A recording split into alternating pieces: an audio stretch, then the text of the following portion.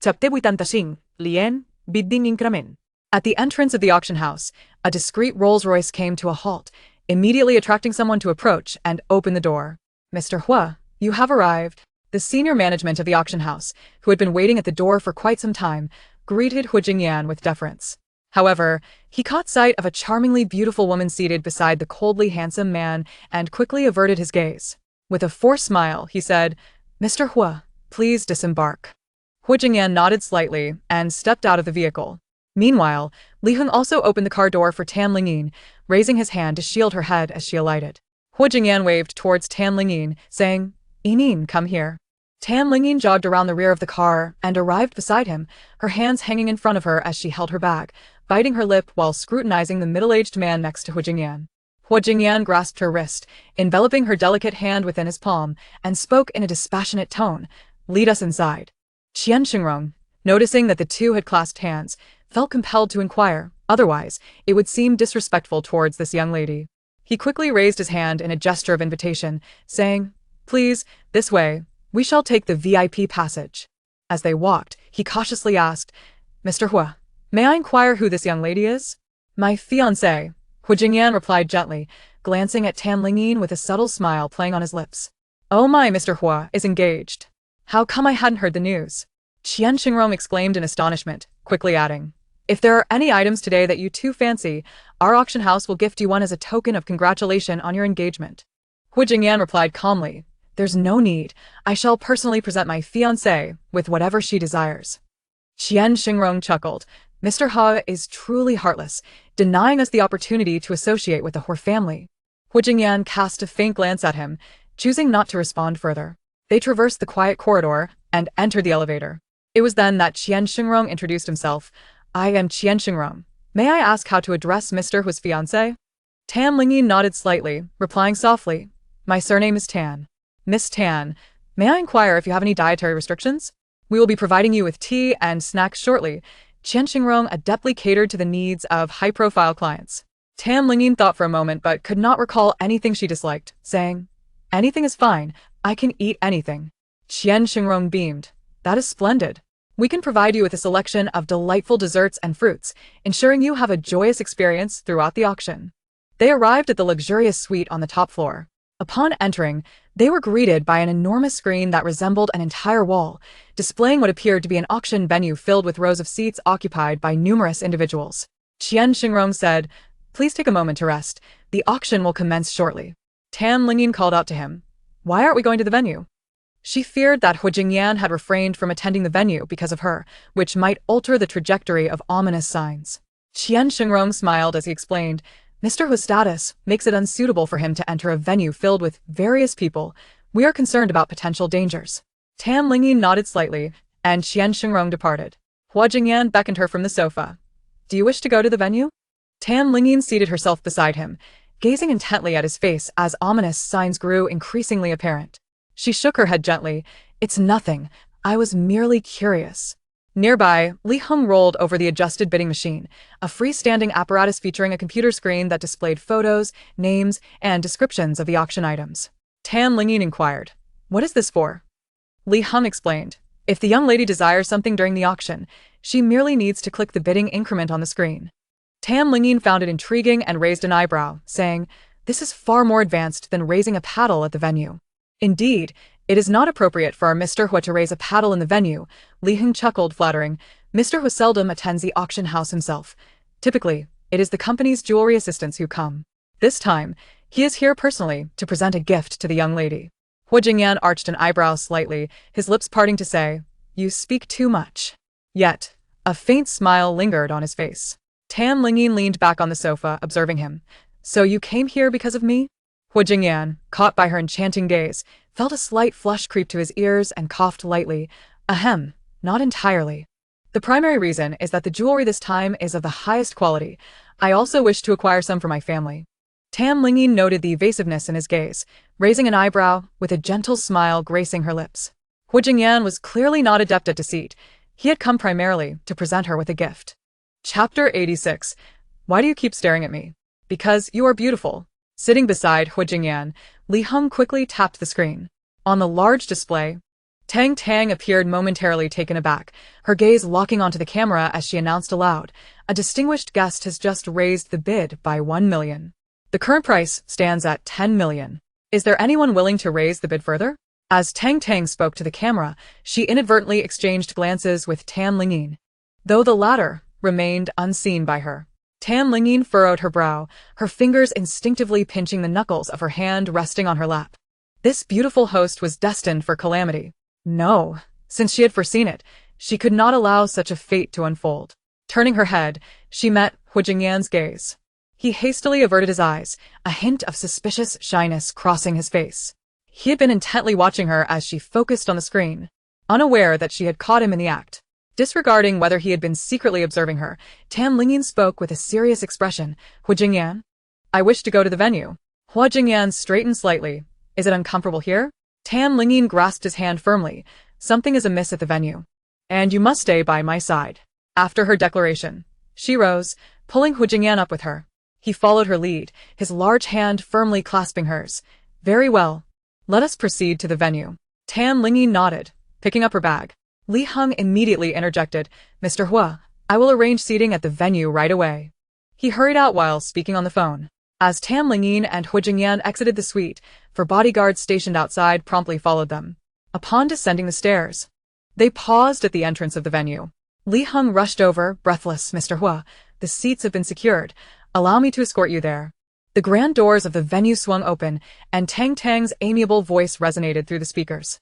The venue was brightly lit, and as Lingyin and Huijingyan finally arrived after the event had commenced, several eyes turned their way. While some did not recognize Lingyin, they were familiar with Huijingyan. Upon seeing his striking and aloof features, several individuals bowed slightly, greeting him, head of the Hua family. Mr. Hua is indeed present at the venue. Even a few approached the steps, reaching out to shake hands with Huijingyan, only to be halted by the bodyguards behind him. Huijingyan scanned the crowd indifferently, extending his arms to shield Lingyin, whispering, "Be cautious on the steps." He had been attentive to her high heels. Witnessing the intimate dynamics between Huijingyan and Lingyin left the onlookers astonished. Those unfamiliar with Lingyin merely noted her exquisite beauty, her face a blend of charming allure and pristine innocence. Meanwhile, those acquainted with her speculated whether the Tang family was forming an alliance with the Hua family.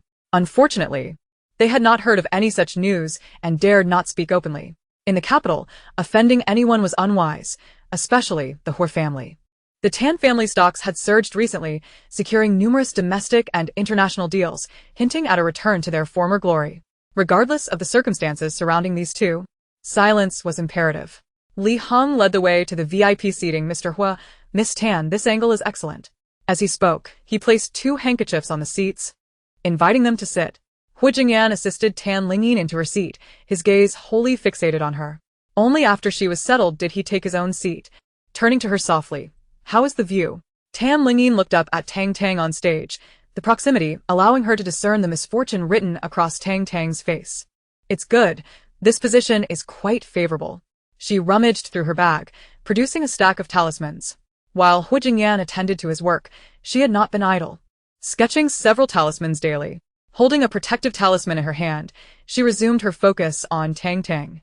At that moment, Tang appeared flustered on stage, having forgotten to assist the bidder with the price increase, even misreporting the amount.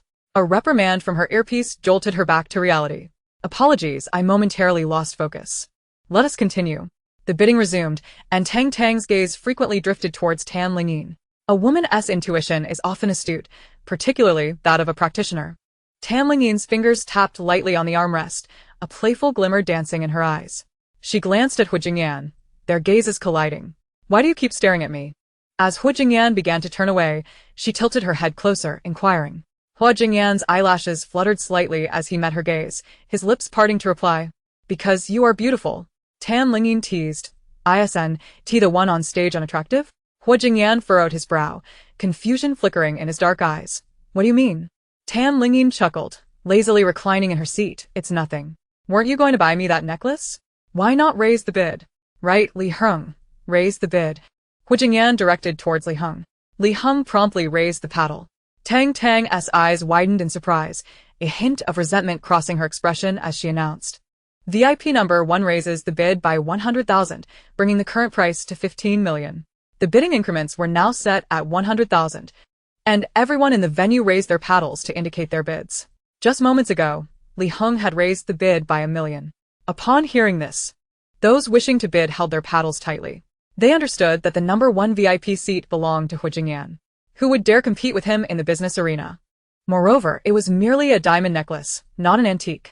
Ahem, were it truly an antique, they would stand no chance against Hu Jingyan. 15 million once. 15 million twice. 15 million thrice sold. Tang gestured towards Hu Jingyan, announcing, "Congratulations to our number 1 VIP for securing this exquisite diamond necklace named Crystal Love." A beautiful woman in a cheongsam descended the stage, delivering the diamond necklace to Hu Jingyan. A card machine was also placed on the tray, and Li Heng swiftly produced a card to process the payment of 15 million, retrieving the necklace box. Hu Jingyan accepted the box from him. Lifting the diamond necklace with care, he turned, leaning closer to Tan Lingyin, softly instructing, "Come a little closer." With a subtle smile playing on her lips, Tan Lingyin leaned in. "Are you going to help me wear it?" "Why else?" Hu Jingyan chuckled lightly, reaching out to tuck away the strands of hair at her neck. Chapter 87. Don't sulk, all right? Tan Lingyin slightly turned to expose the nape of her neck, facilitating Hu Jingyan in unfastening the clasp of her original necklace. Meanwhile, she could observe Tang on stage. Tang's hands gripped the table, her knuckles turning pale from exertion, a flicker of jealousy flashing across her face. Her eyes glinting with malice directed at Tan Lingyin. Tan Lingyin remained composed, her lips pressed together as she gazed unabashedly at Tang, seemingly oblivious to the jealousy and hostility in Tang's eyes. Tang stood rigidly, her expression stiff. Unable to begin the introduction of the next item as a reprimand from her earpiece echoed in her ears. Tang. What are you daydreaming about? Can you handle this hosting gig, or should you step aside? There are plenty of people eager to take your place.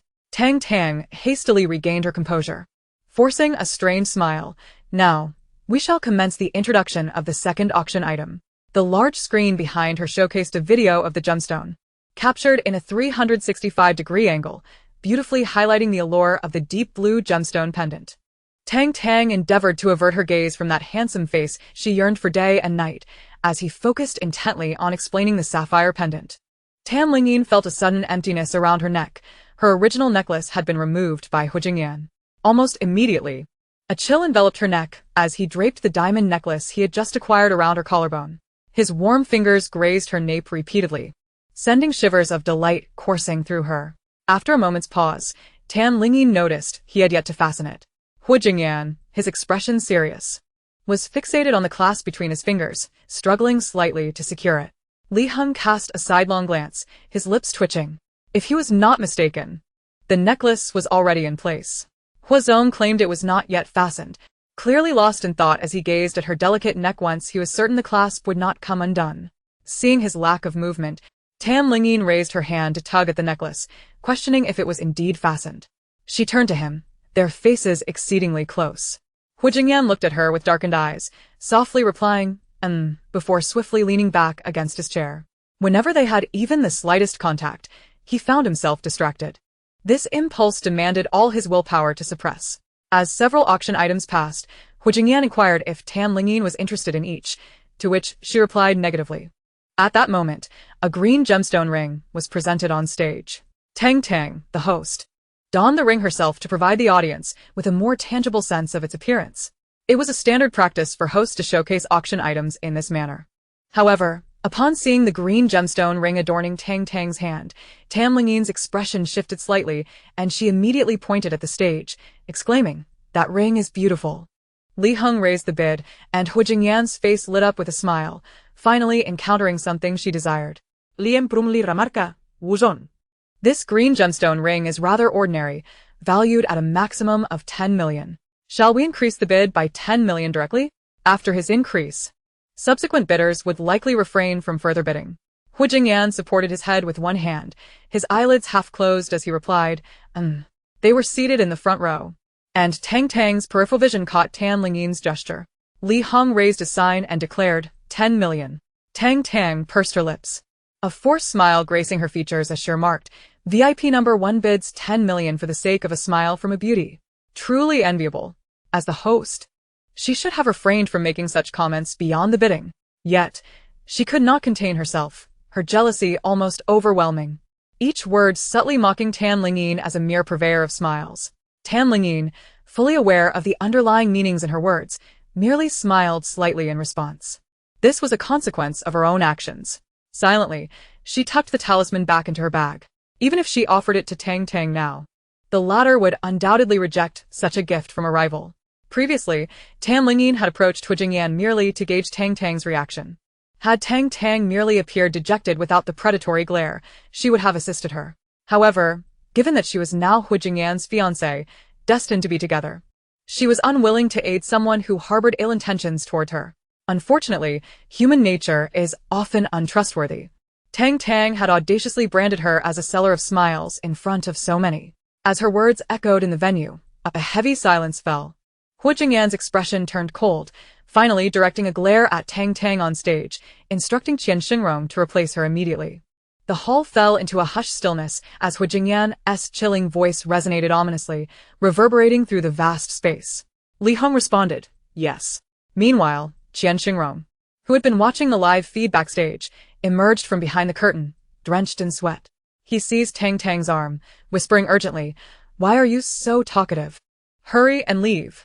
With tears welling in her eyes, Tang cast a pleading glance at Huijingyan before hastily wiping her tears and preparing to exit. Wait, the ring. A young man stepped out from behind the curtain, gripping Tang's wrist and removing the ring from her hand. He then took her place as the host. Qian Xingrong descended the stage, holding a tray containing the ring, his face betraying visible panic and dread. Stammering, he said, Huazong, this ring is for you. The previous incident was due to inadequate training of our staff. Please forgive us. She has already been dismissed. She will never appear here again. Qian Xingrong bowed deeply, offering the tray to Huijingyan. Huijingyan's eyes glinted with frost, his voice laced with unmistakable ire, commanding that if it could not be handled properly, they should close the venue. Qian Xingrong nodded vigorously. Yes, we will certainly address this seriously.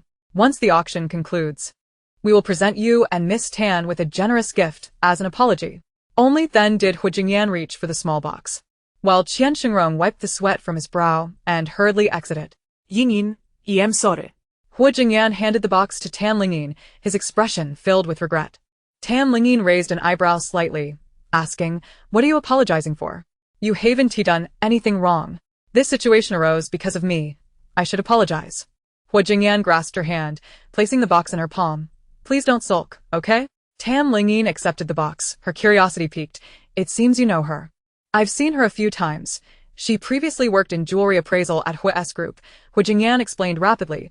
"She represented me at an auction once, so I have some recollection of her." Tan Lingyin chose not to delve further, her attention wholly consumed by the ring in her hands. The small spirit hidden within had vanished. Chapter 88. You are not qualified yet. It had vanished, naturally finding its way onto another. Who else could it be but Tang? However, Tan Lingyin currently had no inclination to assist her. She needed to let her experience some hardship. The auction continued, with Tan Lingyin fixated on the items on stage, her gaze occasionally drifting towards Huijingyan beside her. The ominous premonition lingered, indicating that the venue was still tainted.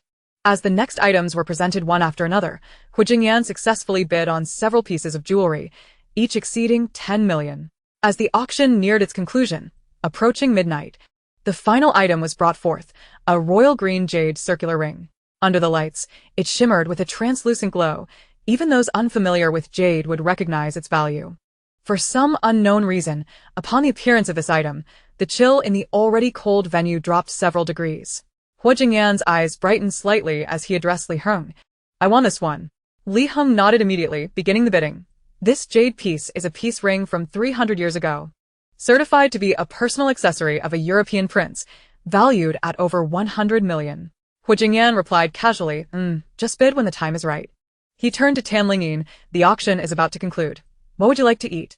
Tan Lingyin's gaze was fixed on the host, specifically on the box containing the jade ring. A thick, malevolent aura enveloped the ring, revealing the ferocity of the object within. Anyone who dared to touch this ring would suffer ailments for weeks or even face fatal accidents and ruin. Noticing her serious expression, Huijingyan observed her fingers gripping the armrest, knuckles white with excitement. "What's wrong?" He leaned closer, his warm breath brushing against Tan Lingyin's ear.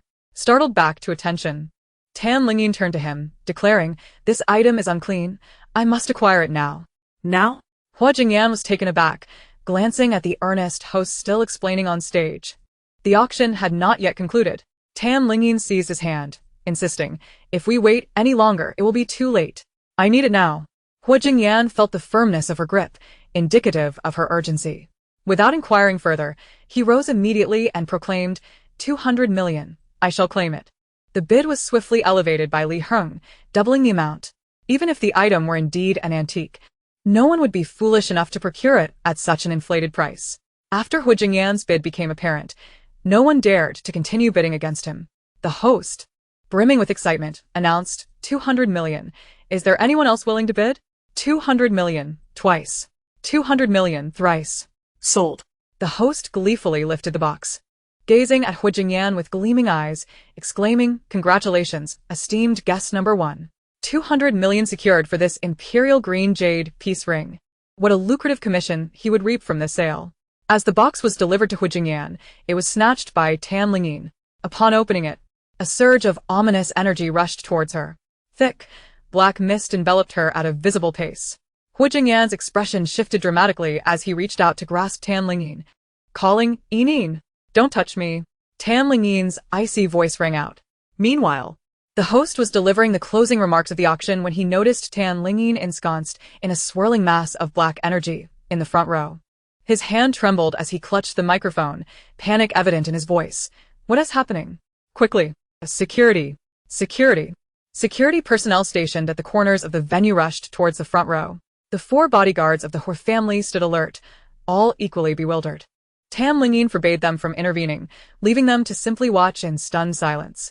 At that moment, a shadowy figure emerged from the jade peace ring in Tan Lingyin's hand. Concurrently, the malevolent energy that had enveloped her retreated back to the figure.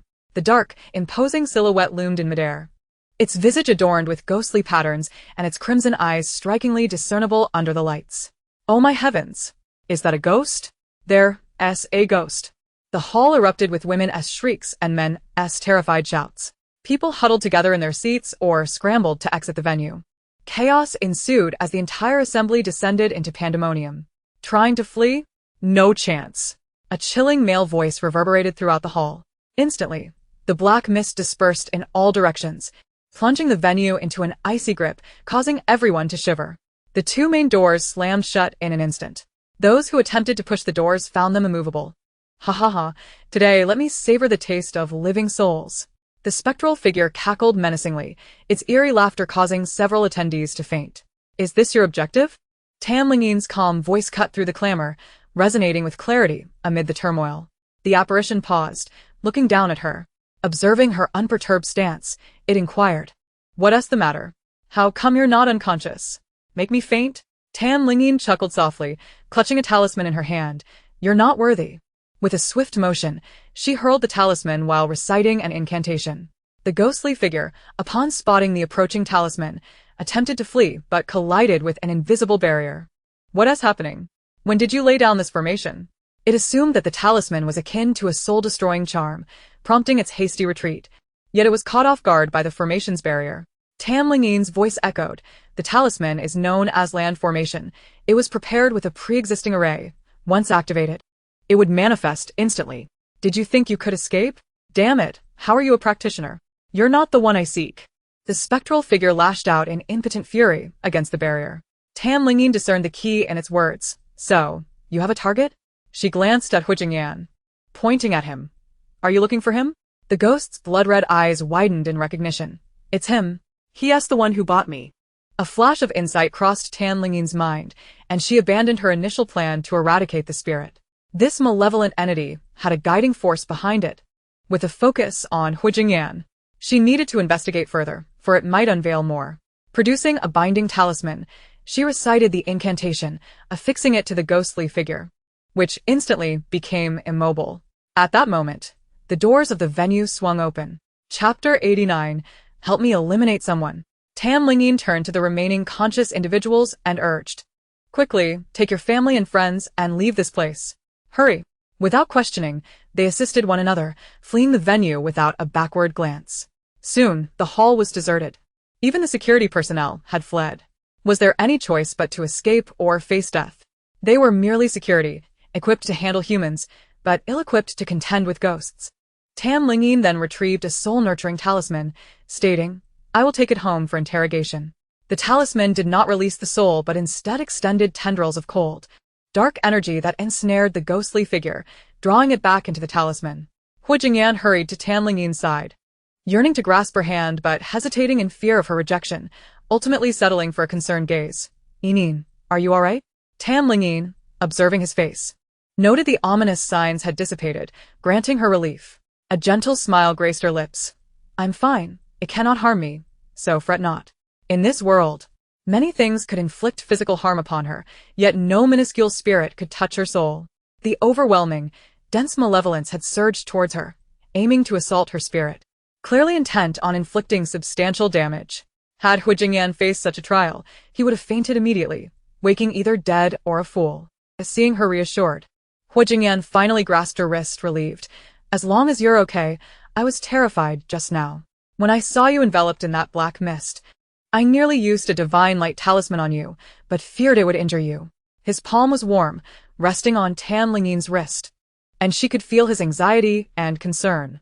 Gently, she clasped his large hand, speaking softly, "It's over now, don't be afraid." Her tone was tender, akin to soothing a child. Hu Jingyan inexplicably found solace in her words, feeling considerably reassured. At that moment, Qian Xingrong cautiously emerged from behind the curtain, asking Mr. Hua, "Are you both unharmed?" He had been watching the live broadcast from backstage when the ghostly figure appeared, nearly fainting from fear. However, prioritizing his own safety, he had refrained from rushing to the venue, merely peeking at the live feed. Tam Lingyin cast a cold glance at him, inquiring, "You were with Tang just now?" Qian Xingrong nodded. "Yes, I was discussing the breach compensation with her for quite some time." "You're finished. Misfortune awaits you," Tam Lingyin cryptically warned. Qian Xingrong was perplexed. But having witnessed Tam Lingyin confine the ghostly figure with her talisman and subsequently contain it, he quickly sought clarification. "Miss Tan, or rather, Master Tan. Why would I be unlucky? Tang harbors a jinx.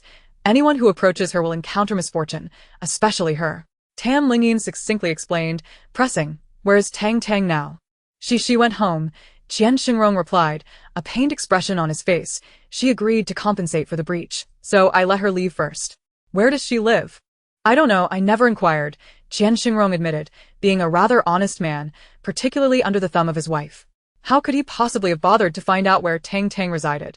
Tam Lingyin insisted, "Immediately call her and ask where she is." Qian Xingrong hastily retrieved his phone and swiftly dialed Tang. Inside the bar, a melodious ringtone echoed through the air. Engrossed in a close dance with two men, Tang reached for her vibrating phone nestled against her chest. Upon seeing Qian Xingrong's name flashing on the screen, she stepped away from the dance floor. "What's the matter? Where are you?" she inquired. "I'm at the bar, looking to borrow some money from friends to cover a breach of contract fee," Tang replied. "Which bar?" Qian Xingrong pressed, his curiosity piqued. "Why are you asking so many questions, Boss Qian?" Tang Frauen. Qian Xingrong quickly glanced at Tam Lingyin, who spoke into the phone. Tang, I'm Hu Jingyan's girlfriend, and I wish to meet you." At the mention of Hu Jingyan's name, Tang's grip on the phone tightened, her voice icy as she responded, "I will send you the address shortly."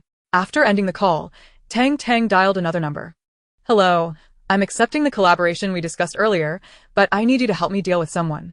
"Not a problem," the voice on the other end replied succinctly. "I need to resolve this immediately. What should I do?" Tang asked. The aged voice chuckled. "You want me to help you eliminate someone right off the bat? Where's your sincerity?" "I'll bring two men with me to see you," Tang stated. After a brief silence, the voice responded, "I've sent you the address. Bring those two men along, and you may also bring the person you wish to deal with." Upon receiving the address, Tang promptly returned to the bar, quickly locating the two men she had just met, both eager to take her home that night. She had recently incurred a breach of contract fee amounting to 1 million at an auction house, which had driven her to seek solace in the bar. Initially, she intended to toy with these two men for some money, but her focus had now shifted entirely. She was determined to make Tam Lingyin pay the price. "Brothers, are you interested in a little fun?" Tang whispered enticingly into their ears as she danced closely with them. The two men widened their eyes, casting lewd glances at her. Beautiful lady, you're quite the temptress. Don't worry, I'll ensure the payment is ready before we play. Tang lao get sopti. Concealing the coldness in her eyes, she hooked her arms around the collars of both men, pulling them out of the bar. After spending half an hour at the auction house, Qian Xingrong's phone finally chimed. He quickly opened it to find a message from Tang. The address was 508 in the urban village. In a city where every inch is precious, urban villages still exist. As some locals cannot afford the exorbitant housing prices and have been relegated to living in the tiny homes passed down through generations. Over time, these areas evolved into urban villages. Having obtained the address, Lingyin turned to Hu Jingyan and said, I'll go by myself, you all head home. Hu Jingyan immediately frowned, firmly gripping her hand. No, I can't let you go alone. Who knows if that woman might harm you? Seeing his concern, Lingyin relented. All right, let us go together. An hour later, a low-profile yet luxurious Rolls-Royce came to a stop in the midst of the incongruous urban village. By now, it was past 1 a.m, and the village was shrouded in darkness, illuminated only by the flickering and worn-out streetlights. Unfortunately, their light barely penetrated the narrow, winding paths. Lingyin gazed at the dilapidated small houses, the tallest no more than 2 or 3 stories, starkly contrasting with the illuminated skyscrapers in the distance. She felt a pang of melancholy at the visible wealth disparity even in the capital city. Qian Xingrong used his phone's flashlight to illuminate the house number, announcing, We need to head further into 508. He had hesitated to come here, but the thought of Lingyin's ominous prediction compelled him to confront Tang. The bodyguards switched on their portable flashlights, casting a bright light around them. Soon, they discovered a narrow alley leading to 508. The alley was cramped and ultimately a dead end. At this hour, a defenseless young girl venturing here to find someone would likely not return. Qian Xingrong glanced at the number on the door and whispered, We've arrived. Lingyin turned to Hu Jingyan, softly saying, I'll knock, you all hide. Standing before the iron gate, she gently rapped on it. Knock, knock. The sound resounded in the stillness of the night, sharp and clear, quickening everyone's heartbeats as they remained vigilant. Who is it? Came a frail, elderly voice from within. I'm here to see Tang. Lingyin called out. Oh. It's you. The voice grew closer. Soon, the sound of metal scraping echoed as the gate creaked open with a chilling squeal, piercing Lingyin's eardrums like a death knell. A kindly old woman with gray hair appeared at the threshold. Lingyin quickly scanned her surroundings before focusing on the woman, scrutinizing her, particularly her seemingly benevolent face. A keen observer might catch the shrewd glint in her eyes. Lingyin lowered her gaze slightly, noticing the old woman's fingers trembling subtly in a discreet calculation. Trying to read me? She thought, forcing a sweet smile as she asked, Grandma, is Tang at home? Yes. The old woman's smile faltered for a brief moment. Then she eyed Lingyin's feet with suspicion. Satisfied to see her shadow, she stepped aside, saying, Come in. As Lingyin entered, a figure suddenly darted out from the side. It was Qian Xingrong. The old woman frowned. Why is there someone else? I'm Tang's boss. She owes me $1 million. Qian Xingrong asserted confidently. The old woman's expression soured, yet she said nothing more, gesturing for them to enter. Unexpectedly, several burly men in black rushed in behind them, wielding flashlights that swiftly scanned the yard, eventually illuminating the old woman. What are you doing? The old woman's displeasure was evident, her voice sharpening.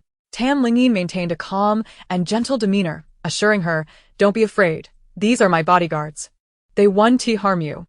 The old woman huffed, but her eyes glimmered with interest as she saw Hu Jingyan enter. Who is this? This is my fiancé. Lingyin introduced with a smile, noting every subtle shift in the old woman's expression. Oh, welcome. The old woman gestured for them to enter. Tang is right inside. Lingyin took Hu Jingyan's hand and followed the old woman into a dimly lit room. Inside, a figure sat in a chair against the wall, her disheveled hair suggesting it was indeed Tang. Tang, your friend is here, the old woman said with a cheerful demeanor. Tang slowly lifted her head, her eyes red and streaked with tears. Upon seeing Lingyin, a flicker of disdain crossed her features, but when her gaze landed on Hu Jingyan, surprise swiftly replaced it. Why are you here? Ignoring her, Hu Jingyan surveyed the room. Lingyin gently inquired, Tang, is this your home?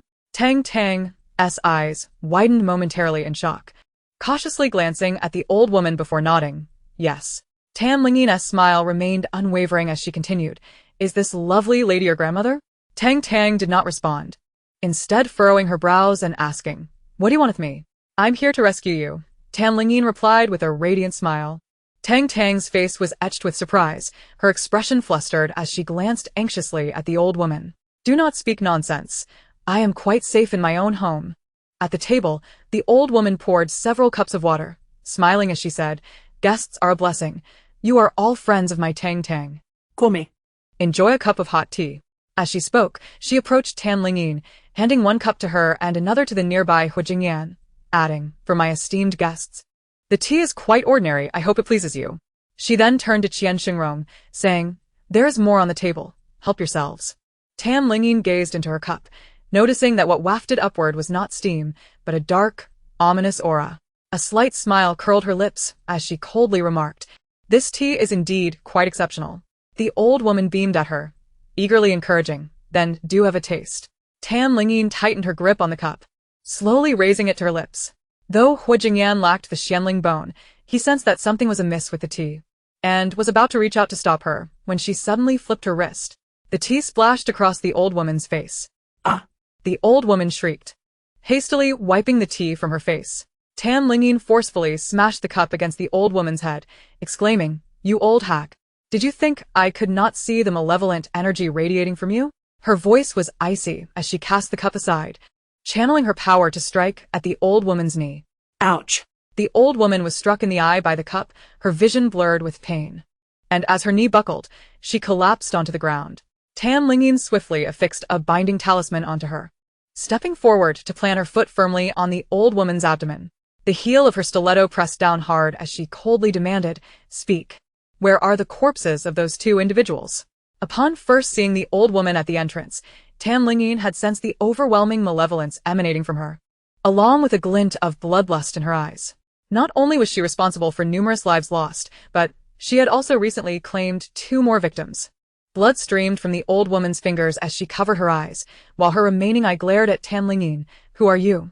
How can a living dead person wield Xianmen magic? Chapter 91. The 100 Ghosts Banner. The old woman's voice was hoarse and shrill, disbelief and terror evident in her gaze. The moment she laid eyes on the girl, she had perceived a visage of impending death. After a prolonged divination based on her features, she was astounded to discover that this girl should have long since passed. So who was this vibrant figure before her now? I am your ancestral master, Tan Lingyin declared, pressing her heel down harder. You, old witch, possessing the Xianling bone, are truly squandering your potential. The old woman howled in agony, feeling as though her abdomen might burst. Quickly, tell me where those 2 corpses are. Tan Lingyin's expression was frigid as she warned, my patience is limited. In the backyard. In the backyard. The old woman cried in despair. Without hesitation, Tan Lingyin lifted her foot and dashed toward the backyard. Jingyan hurriedly followed, reminding Li Heng to guard the area. Tang, seated in a chair, struggled and shouted, Mr. Hua, save me. Her hands were bound to the back of the chair, leaving her to squirm helplessly. Lien Kudli Raplia, Silansa. Qian remained relatively composed. Having worked in an auction house, he had witnessed practitioners casting spells on antiques, as well as individuals being beaten to a pulp for failing to pay. Thus, the scene before him felt somewhat normal. He was merely astonished that Mr. Hua's fiancée was such a fierce young woman, and a practitioner at that. Tan Lingyin and Jingyan arrived in the backyard, followed by 2 bodyguards wielding flashlights. There was a thatched cottage in the backyard with its door tightly shut. Tendrils of dark energy seeped through the cracks, enveloping the entire yard in a chilling aura. She approached the door and kicked it open. The stiletto heel struck the wooden door with a resounding bang, sending it crashing to the ground. Dust swirled in the light as a frigid, ghostly aura surged forth. Tan Lingyin raised her hand, gesturing for the bodyguards to shine their flashlights inside. Upon entering, she immediately spotted 2 bodies lying on the ground. Their upper bodies were bare, clad only in undergarments, and remarkably, there were no visible wounds on their pristine forms. Tan Lingyin rushed forward, checking for breath at their nostrils. As expected, there was none. Jingyan frowned slightly at the sight of their near-nakedness, but chose to remain silent. Tan Lingyin glanced around, noticing that the souls of the 2 were absent. After death, A soul typically remains with the body for 3 days before departing for the underworld. The fact that their souls were missing indicated that someone had captured them. Lingyin raised her hand to divine, her slender fingers quickly calculating the situation. And her expression suddenly turned grave. This was bad. She hastily exited, not sparing a moment to converse with Hu Jingyan, and dashed back to the previous room. The old woman lay on the ground, unable to move, gasping for breath and occasionally lamenting her eyes. Lingyin approached her, delivering a swift kick to her side. Where have the souls of those two gone? The old woman, covering her eye sockets, laughed hoarsely. Aren't you capable? Why not calculate it yourself? Lingyin narrowed her eyes, her beautiful fox-like gaze revealing a murderous intent. You seek death. She gathered her energy at her fingertips, inscribing symbols in the air shimmering with a golden light. The golden runes gradually formed at her fingertips, causing the old woman, lying on the ground, to widen her intact eye, her pupils dilating and contracting in shock. Although she had strayed into the path of evil, she still remembered the words of the Xianmen elders when she first entered the realm. Only the ancient ancestors of the Xianmen can inscribe symbols in the air. Old, her quivering voice stammered. Lingyin flicked her fingers, and the golden runes descended upon the old woman. Ah! The old woman screamed in agony, her pupils narrowing as she stared wide-eyed at the ceiling. Lingyin coldly inquired, where are the souls of those two? I'll tell you. The old woman, racked with pain, cried out, they are in the ancestral hall. Earlier, Lingyin had noticed a dimly lit room to the left of the courtyard. She promptly exited and made her way toward that room. Upon pushing open the door, a rich scent of incense filled the air. This was indeed the ancestral hall. Simultaneously, she felt the cold aura within the room. Turning on the light, she glanced at the offering table. Instead of ancestral tablets, there was a banner. The black banner was covered with intricate ghostly symbols. Approaching closer, she recognized the symbols, and her expression turned to one of shock. Grasping the black banner, her fingers turned pale around the wooden staff as her clear voice echoed like winter's chill. The 100 Ghosts banner. This was a form of dark sorcery. If there exist 5 disciplines of metaphysics in the world, then there will inevitably be those who exploit these disciplines to delve into sinister paths. Among them, the 100 Ghosts banner is one of the most formidable forms of dark sorcery developed by practitioners of evil. Tracing its origins, one must ultimately lay the blame on Lingyin, the ancient ancestor of the Xianmen. Had she not pioneered the 5 disciplines of metaphysics, establishing the Xianling bone as a means to practice Xian magic, the existence of demonic practitioners and dark sorcery would never have arisen. Clutching the 100 Ghosts banner tightly, Lingyin finally grasped why she had suddenly been thrust into the mortal realm to face tribulations. It was revealed that in the human world, a demonic practitioner had developed the formidable dark sorcery of the 100 Ghosts banner. Once the banner collects 100 souls and is refined, it can transform into an exceedingly powerful magical artifact. The demonic practitioner wielding this artifact would not only be able to command the 100 malevolent spirits within it, but could also wreak havoc in the mortal realm for personal gain. In short, if this artifact were successfully refined and fell into the hands of a malevolent practitioner, it would surely incite a bloody storm in the human world. Lingyin grasped the 100 Ghost banner as she stepped into the courtyard, subsequently laying down a formation that ensnared her within. With a firm grip on the banner, she intently recited several incantations, causing the artifact to tremble with a potent energy.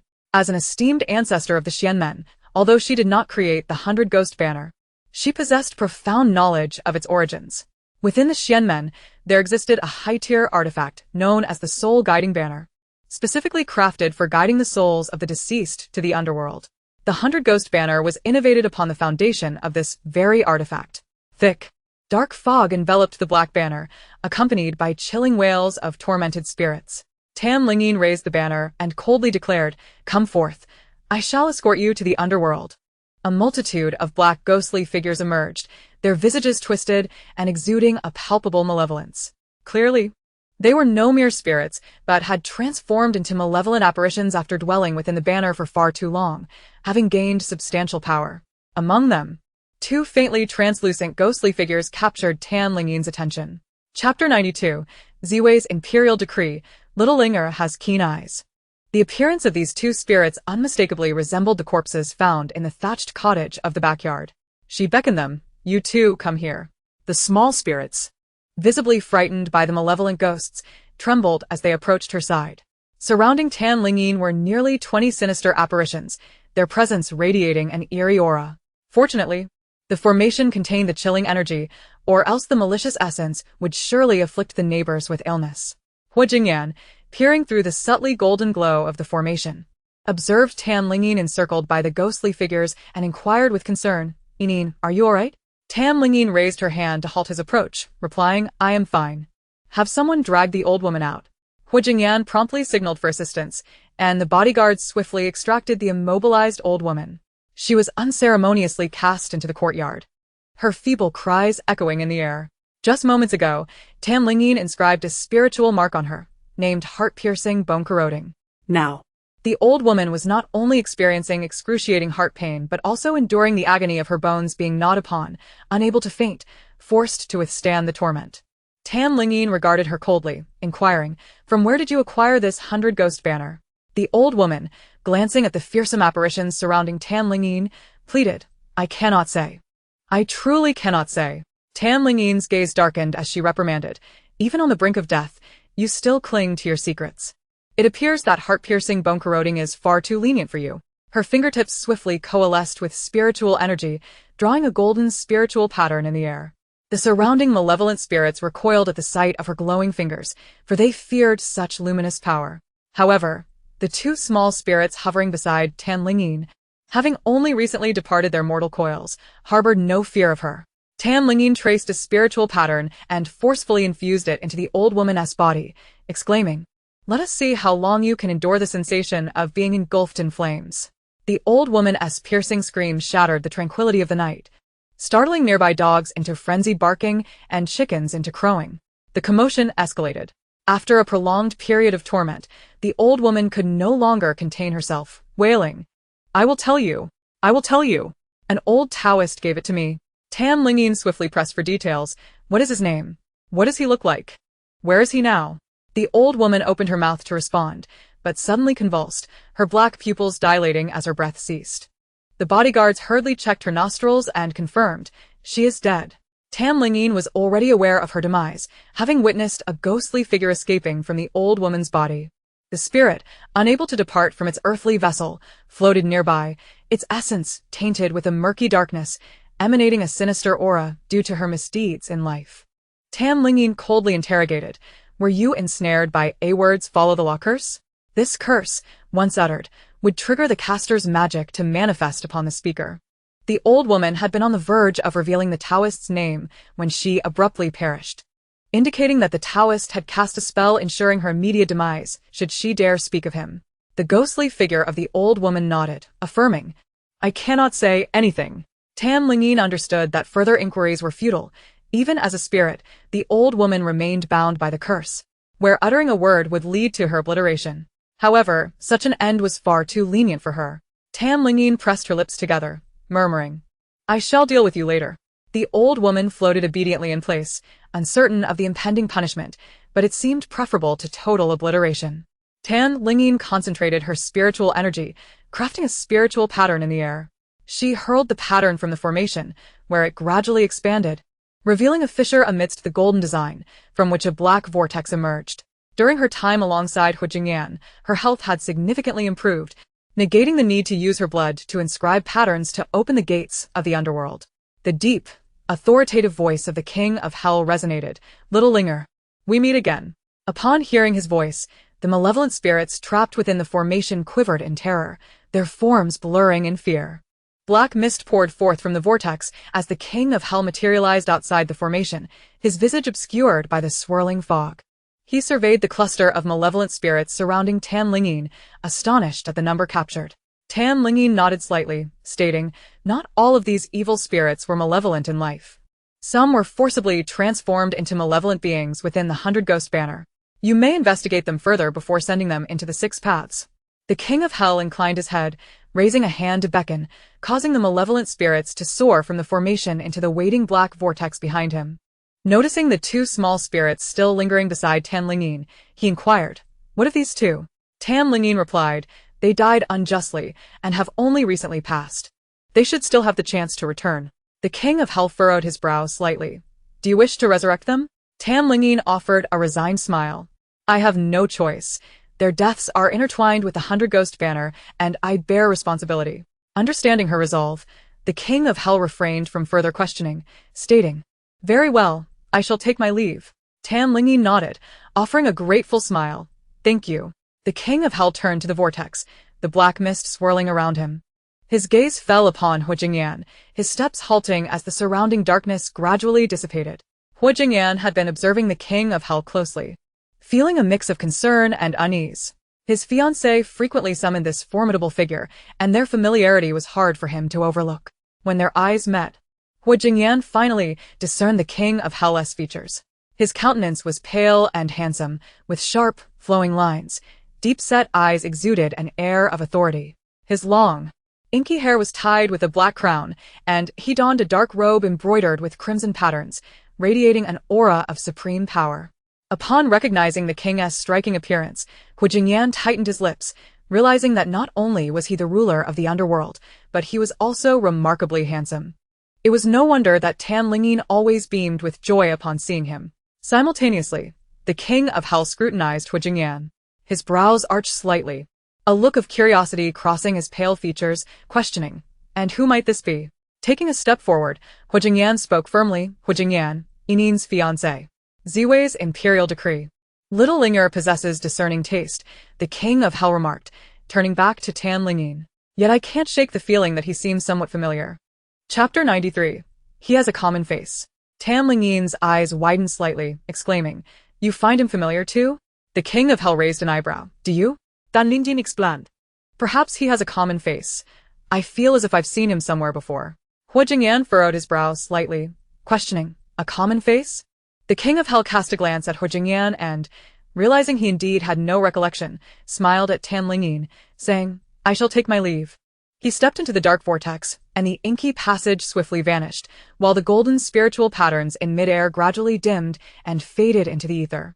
Lingyin turned to the two little spirits beside her. "You too, come with me." Gathering her mystical energy at her fingertips, she shattered the confinement array and led the two spirits out. Hu Jingyan approached her, concern etched on his face. "Are you injured?" Lingyin smiled lightly. "Of course not. I am quite formidable." Hu Jingyan was well aware of her prowess. Otherwise, the King of Hell would not have come to see her personally. Back in the thatched cottage of the backyard, the two little spirits floated beside their bodies. Lingyin addressed them. "You have not yet reached the end of your lifespan. Return home on your own." The two little spirits knelt before her, bowing their heads, before burrowing into their respective bodies. Lingyin approached, placing her hands gently on their foreheads. The joined index and middle fingers emanated a soft golden light, utilizing her mystical energy to facilitate a better fusion of their souls and bodies. After a brief moment, the two awakened languidly. Upon realizing they could feel their bodies and even experience pain, they hastily knelt before Lingyin, exclaiming, "Savior, we bow to you. Master, you are truly remarkable. Thank you for saving our lives." They repeatedly bowed on the ground, tears and snot flowing freely. In just a few short hours, they had witnessed their own corpses and been forced to mingle with numerous spirits. Most importantly, they had encountered the King of Hell. The mere appearance of the king had left them trembling in fear. Now, the prospect of returning to their bodies and living anew felt utterly surreal. Lingyin's voice turned serious. "First, put on your clothes." Only then did the two realize they were clad in nothing but their undergarments. Scrambling out of the thatched cottage in a panic, they rushed into the front yard, catching sight of the disheveled Tang but having no time to converse as they dashed into the inner room to locate their clothing. Previously, they had intended to spend time in the inner room with Tang, but inexplicably, they had lost consciousness. When their souls departed their bodies, they had glimpsed an old woman who had ensnared them within a black banner. Once they were dressed, Lingyin returned to the front yard. "Savior, we are unable to repay your great kindness. I am willing to give you all my savings." One of them declared. "I too am willing." The other echoed. Having just faced death, they were now thoroughly frightened. Lingyin tossed them a card. "Here's my card number. Please transfer the funds." They promptly took out their phones and obediently began the transaction. Not long after, Lingyin received notifications of 3 million and 5 million arriving. She felt neither an excess nor a shortfall. After all, these two had become quite subdued, expressing genuine sentiments, and had emptied their coffers to provide this sum. Observing their countenance, Lingyin cautioned, In the future, steer clear of places of temptation. Otherwise, danger will still lurk. They nodded vigorously, assuring her, "We shall never dare to visit bars again." "Very well, you may leave now." Lingyin waved her hand, dismissing them as she needed to address the matter with Tang. However, the two hesitated to depart, exchanging glances as if they had something to say. Lingyin inquired coolly, "Is there still something you wish to discuss?" One of them pointed tentatively at Tang. "We ended up like this because of this woman. May we have a few words with her?" The other chimed in cautiously, "Indeed, she lured us here." Lingyin crossed her arms, fixing her gaze on Tang, who appeared terrified. Tang was indeed deserving of a lesson, and these two were evidently infuriated. Lingyin smiled. "Very well. This is a matter between the three of you. Resolve it amongst yourselves." The two approached Tang, their faces contorted with rage and a desire for vengeance. Wretch! "I transferred you 50,000, and you dared to gamble with my life?" One of them fumed. "To hell with it. She only asked for 50,000 from you? She extorted me for 100,000. The other retorted angrily, "How dare you deceive not only me but also vary your prices? What is your game?" Tang glanced at his unremarkable face, biting her lip as she replied, "No, it's because I like you so much." "Still lying." The man raised his hand and struck her. "A slap is too lenient. I nearly lost my soul." The other quickly turned to Lingyin. "Master, may we strike her?" Lingyin raised a finger, her expression neutral. "As you wish." It was indeed warranted. Tang would not have brought them here without reason. And she must have struck a deal with the old woman, trading their souls to enter the Black Banner. Long before the auction began, Lingyin had foreseen Tang's misfortune. The term blood calamity indicated that Tang would bring death upon others, while her own life was also in peril. The little spirit attached to Tang was a malevolent spirit of misfortune, its very essence exuding calamity that placed it in constant peril. Thus it sought refuge in the bodies of others to alleviate its suffering. However, ordinary individuals could hardly withstand the misfortune it brought, leading to their demise, after which it would seek a new host. Lingyin had also foreseen that upon leaving the auction house, Tang would encounter someone with whom she would have a vested interest, ultimately costing her life. Thus, regardless of whether Tang was expelled from the auction house, she would inevitably bring death to others, endangering both herself and others. Tang's cries of agony mingled with her pleas for mercy, echoing through the air as the two savagely pummeled her, rendering her face bruised and bloodied. When Lingyin deemed it sufficient, she stated, "Enough. If you strike her again, she will perish." Only then did they cease. "Master, this woman deceived us into this situation, intending to take our lives. You must not let her go." Lingyin waved her hand dismissively, uninterested in elaborating. "You may leave now." The guards escorted the two out of the courtyard, watching as they drove away. Inside, Lingyin turned to Tang, her voice grave. Tang, you could have avoided this calamity." "What do you mean?" Tang, bloodied at the corner of her mouth, looked at Lingyin with a timid gaze. She had shed her earlier arrogance and jealousy, having witnessed the demise of the old woman. She recognized that the Lingyin before her was no ordinary person. Chapter 94. "You are a scourge. I do not accept disciples like you." Lingyin continued. "If only you had not made that deal with the old hag to ensnare me here, none of this would have occurred." Her voice was clear and melodic, her expression devoid of emotion as she stated, "Ultimately, it is your wickedness that has led you to this tribulation." Had Tang not been so malevolent, Lingyin would have overlooked her animosity and helped her rid herself of the malevolent spirit, for it is the duty of a mystical practitioner. Tang's eyes brimmed with tears in an instant, as she wept, pleading, "I truly understand my wrongs. I beseech you, Master, show mercy and spare me." Lingyin ignored her tears, querying, "Why did you strike a deal with that old hag?" "I encountered her right after leaving the auction house. She claimed I was possessed by a little spirit that would bring me misfortune, and that she had a way to help me eliminate it." Tang sobbed. Shaking her head, "I didn't believe her, and ignored her. Who could have known that as soon as I started my car, I almost hit someone?" The old woman appeared out of nowhere, warning me that I was in dire straits, and that everything I did would end in disaster. When I asked her how much it would cost, she said she needed no money, just that I used my misfortune to help her kill a few people. And in return, she would rid me of that little spirit. Tang continued shaking her head. I refused her outright. However, she stubbornly thrust a contact number into my hands, prompting me to head to the bar. Upon hearing this, Lingyin let out a cold laugh. Deep down, You still believed her words, which is why, when I suggested meeting you, you immediately thought of seeking her assistance. Tang remained silent, her face betraying her panic. She indeed took the old woman's words to heart, for she had driven home only to accidentally kill a stray dog and collide with a cyclist, leaving her thoroughly shaken. She ended up compensating the cyclist for a new electric bike on the spot. Upon returning home, she discovered her house keys were missing and, in her quest for a hotel room, found every establishment fully booked. Frustrated by her misfortunes and the stress of breach of contract penalties, she sought solace in a nearby bar. At the bar, her luck worsened as she accidentally knocked over a server's tray, incurring the cost of a bottle of wine worth 100,000. In the restroom, she was groped by a drunken man, and her furious retort nearly resulted in a physical altercation. A series of misfortunes unfolded, all unprecedented for her. Yet they inexplicably converged into a single hour on this very day. This compelled Tang to accept the old woman's words as truth. After spending 2 months at the auction house, she had gained some insight into the prowess of the practitioners of the Mystic Sect, acknowledging their extraordinary capabilities. Thus, when Lingyin called, Tang's pent-up resentment erupted in an instant. She was envious of Lingyin's closeness to Huijingyan and furious that he had expelled her from the auction house for Lingyin's sake, driving her to madness. This prompted her to seek out the old woman to resolve her grievances with Lingyin. Noticing Tang biting her lip in silence, her expression shifting between anger, fear, and regret, Lingyin discerned her thoughts and smiled, saying, "Let me share another piece of information with you. That little ghost actually escaped from this ring." She extended her hand, revealing a green gemstone ring on her ring finger, which shimmered with a rich emerald hue under the light.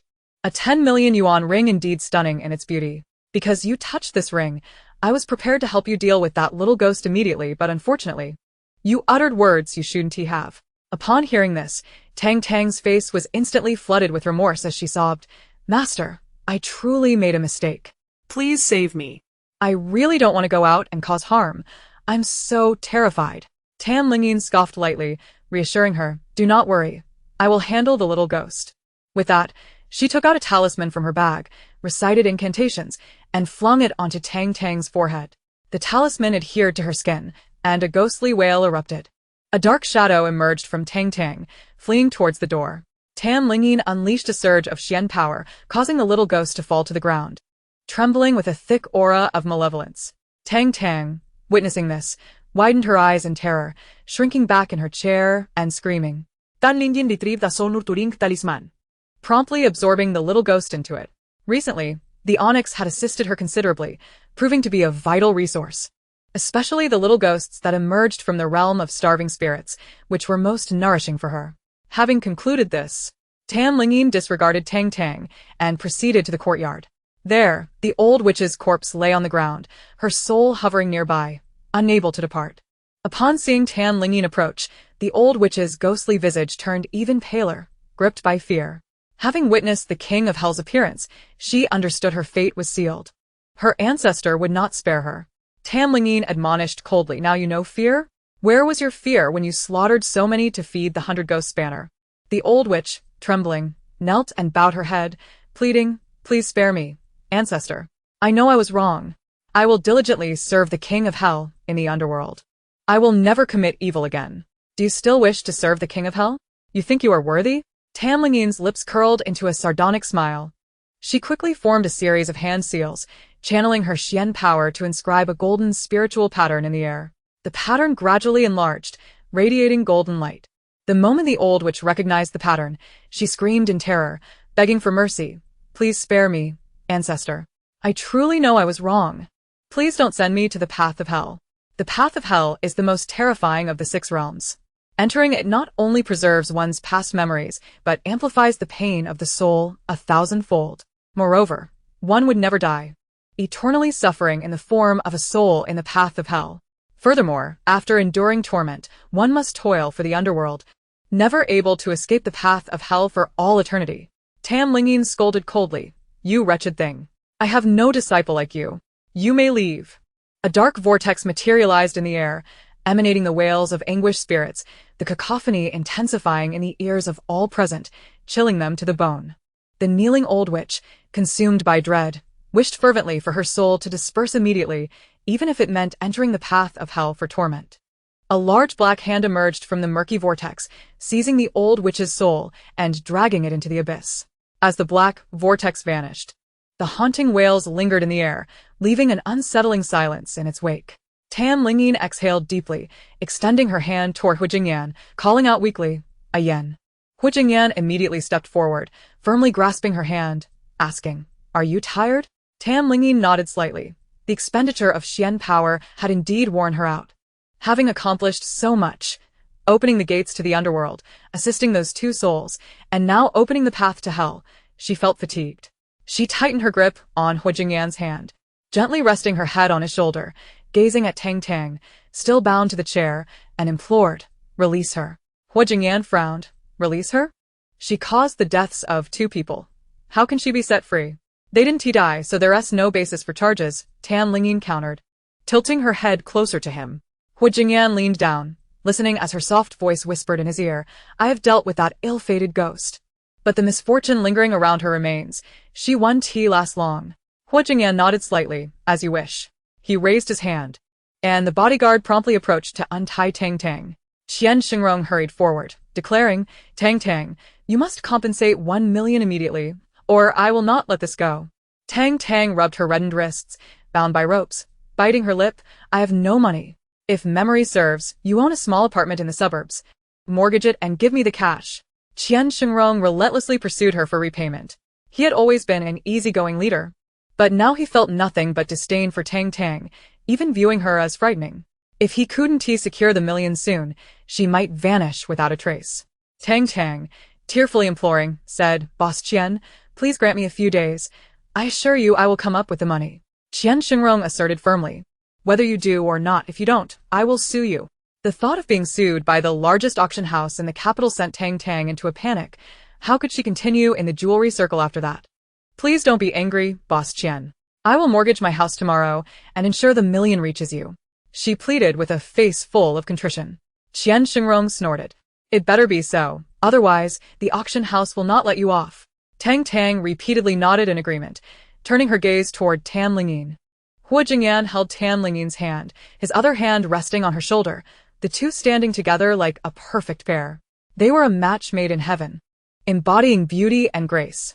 Tang had always believed herself to be quite attractive, a high achiever with considerable knowledge of jewelry appraisal, and she had garnered the admiration of numerous elite men. Upon returning from abroad, she secured a position at Heiress Group, even receiving accolades for representing Hu Jingyan at an auction. Rumor had it that Hu Jingyan was indifferent to women, not even having a female secretary by his side. But what did that matter? She was utterly captivated by his beauty and intellect, placing great importance on him. Tang believed herself akin to the heroines in novels, having encountered a wealthy CEO who was smitten with her at first sight. She thought her destined prince had arrived. Subsequently, Tang often found excuses related to work to knock on Hu Jingyan's office door, subtly boasting about how much he valued her, thus leading her colleagues to perceive her as unique in his eyes. However, after less than 3 months at Hu's group, she was dismissed, accused of spreading rumors about Hu Jingyan and tarnishing the company's reputation. Consequently, witnessing the superficial Tan Lingyin with Hu Jingyan stirred feelings of jealousy within her. Noticing Tang's gaze upon him, Hu Jingyan's expression darkened slightly, a flicker of disdain in his eyes as he coldly commanded, "Tell her to leave." Liana Pruaka. His face stern, stating, "You may go now." Tang wrapped her clothing tighter around herself, lowering her head to shield her face with her hair, and left the courtyard in a dejected manner. Tan Lingyin observed her misfortune, shaking her head with a tiske. "Boss Qian, you must swiftly reclaim that 1 million, otherwise it will truly be lost." Qian Xingrong nodded fervently. "As soon as dawn breaks, I'll gather people to confront her. She must mortgage her house." Offending the head of the Hor family at the auction had resulted in the auction house not only giving away a 10 million gemstone ring to him, but also having to compensate with an additional lavish gift. This loss must be partially reclaimed from Tang. Tan Lingyin turned to Qian Xingrong and remarked, "Now, let's discuss your misfortune, Boss Qian. You have been affected by Tang, and this ill fate will cause you to lose something very important." Qian Xingrong cautiously inquired, "What important thing?" "Guess," she replied. "Is it my wife and child?" Tan Lingyin slightly shook her head. "Try again." Qian Xingrong sighed in relief. "Then I'm at a loss as to what else could be of importance." Tan Lingyin smiled. "As a person who values family, I shall reveal it to you. This misfortune will result in you losing your job. Qian Xingrong's eyes widened. That absolutely cannot happen. Without this job, how will I manage the household expenses? My wife would kill me. Tan Lingyin chuckled. Fear not. I shall assist you in averting it. She rummaged through her bag and handed him the talisman pouch she had prepared for Tang, saying, with this, when misfortune strikes, it will naturally help mitigate it. Qian Xingrong accepted it with both hands, bowing sincerely. Thank you, Master Tan. Thank you. Tan Lingyin raised an eyebrow and teased. Don't just express your gratitude. What about this? She fiddled with her fingers, her fox-like eyes curving into a smile. Hua Jingyan observed her laughter, perceiving her as a covetous little fox. Fortunately, he was adept at making money. If she truly were greedy, he had the means to keep her around. Qian Xingrong hastily retrieved his phone. Master Tan, name your price. I'll pay whatever I can afford as long as I keep my job. Tan Lingyin stated 50,000. Not excessive, is it? Qian Xingrong's anxious heart immediately relaxed. Not at all. That's quite reasonable. Master Tan is indeed being lenient. Tan Lingyin smiled. Since you helped out this time, I've given you a discount. Qian Xingrong's position earned him at least several million annually. Indeed, she was being generous. However, the intricate web of causality meant he was innocently entangled in this situation. 50,000 would suffice. As Tan Lingyin received Qian Xingrong's transfer, she placed her phone into her bag. Li Heng inquired, what shall we do about the corpse outside? Qian Xingrong nodded repeatedly. Yes. What about the corpse? If it leads back to us, will we be arrested? Tan Lingyin replied, let us call the police now. I'll draft a list of the old Haggis victims, and they will make their own judgments. In this world, cases involving practitioners cannot be resolved through conventional means. Thus, there exists an organization that collaborates with practitioners to address bizarre cases. This organization is known as the 01 Group. The 01 Group, phonetically akin to spiritual number, was revealed to her by Xianqing, who was an extramural member of the group. Tan Lingyin had once remarked on the omnipresence of homophonic puns. Often, when the police are at their wits' end, they will transfer cases to the 01 Group, where Xianqing would be invited to assist. Sitting at the table in the room, Li Heng promptly placed his pen and notebook on the surface. As she calculated based on the old woman's appearance, she recalled the visages of the malevolent spirits from the 100 Ghosts banner, her left hand calculating while her right hand recorded. The old woman had been a diligent scholar of metaphysics for the first 40 years of her life, but after a significant life crisis at the age of 40, she seemed to have transformed entirely. Lowering her eyelids, she lost herself in calculation. At 41, she discovered her husband's infidelity and learned that her son had been switched at birth, having unwittingly raised another's child for over a decade. As a practitioner, she failed to foresee her spouse's betrayal and did not discern that her son was not her biological child, leading her to veer onto a dark path overnight. Not everyone possesses a talent for divination. Only those with exceptional spiritual aptitude can discern a person's life or fate through their features. Although the old woman had spent a lifetime as a practitioner, her spiritual aptitude was rather mediocre. Otherwise, with her age and passion for metaphysics, she would likely have reached the level of Master Xianqing. This profound blow propelled her into a malevolent path overnight. The first life she took was her husband's, followed by that of his mistress, who was also the biological mother of her son. The third victim was her own son. Thereafter, the evil aura surrounding her intensified, leading her to encounter the mysterious old Taoist and acquire the 100 Ghosts banner. Now 70 years old, she had claimed the lives of 20 and 30 years, a true demon among mortals. As Tan Lingyin reflected on the visages of those malevolent spirits, she meticulously recorded their geographical locations in life and accurately noted the times and places of the old woman's crimes. Calculating these details was not challenging for her. As long as she had seen the deceased, she could ascertain when and where they had died. Her notebook filled with neatly penned records of each victim's death location and time. At that moment, the sound of police sirens echoed outside. Upon learning that Tan Lingyin was a practitioner, the police recognized the uniqueness of the case and promptly called in the 01 Group. The 01 Group sent only 2 individuals, a middle-aged woman and a youthful lad around 20 years old. After inspecting the courtyard and casting an augury based on the old woman's corpse, they confirmed her affiliation with the metaphysical community. Officially handing the case over to the 01 Group for investigation, Tan Lingyin tore off the paper she had written on and handed it to them, stating, "You may handle the subsequent matters. If you encounter anything you can't resolve, feel free to reach out to me." The middle-aged woman gazed at the list of deceased on the paper, astonished by the precise dates and locations, and looked at Tan Lingyin with disbelief. Did you calculate all of this? Tan Lingyin nodded. Yes, you can send someone to investigate. You will surely obtain the information on the deceased. The young man, however, scrutinized Tan Lingyin with skepticism. Are you also a practitioner? Tan Lingyin raised an eyebrow. Do I not appear so? You don't, he shook his head. You resemble a wealthy young lady. Can you truly comprehend the 5 arts of metaphysics? You Haven T just witnessed a few practitioners at work and assumed you've entered the metaphysical realm, have you? Tan Lingyin's expression darkened, her smile dissipating. You must have stepped in dog feces yesterday. No wonder you reek of it, and your words are equally foul. You. The young boy's eyes widened in disbelief as he hastily tugged at his collar to catch a whiff of himself, exclaiming, impossible. I discarded those shoes. Only after speaking did he belatedly realize, his eyes growing even wider as he inquired, You actually know I stepped in dog feces? Tan Lingyin cast him a cold glance, stating matter-of-factly, Not only am I aware that you stepped in dog excrement, but I also know you have recently suffered a financial loss. The boy, Caught off guard by her words, bit his lip and ceased his brashness. Indeed, he had stepped in dog waste yesterday and lost his wallet the day before, which contained his freshly earned salary, an entire 10,000 yuan. Although Tan Lingyin's deductions were astute, he couldn't shake off his indignation. After all, this young girl appeared even younger than him, yet she dared to speak to him in such a manner. He was a member of Group 01. For goodness sake. Wasn't everyone polite towards him during missions? Now, he was being belittled by a mere girl? His gaze fell upon the corpse on the ground, and he immediately proclaimed with righteous indignation, How did the person on the ground die? I did, Tan Lingyin replied, her expression unperturbed as she confessed to her actions. Even if you are a practitioner, you have no right to kill. Hurry and arrest her. The boy commanded the nearby officers, pointing at Tan Lingyin. Enough. A middle-aged woman turned her stern gaze upon the boy, reprimanding him coldly. Suqing, why are you still so reckless in your actions? I will not take you out again, next time. Suqing quickly protested. And she admitted to killing someone. Why can't we arrest her?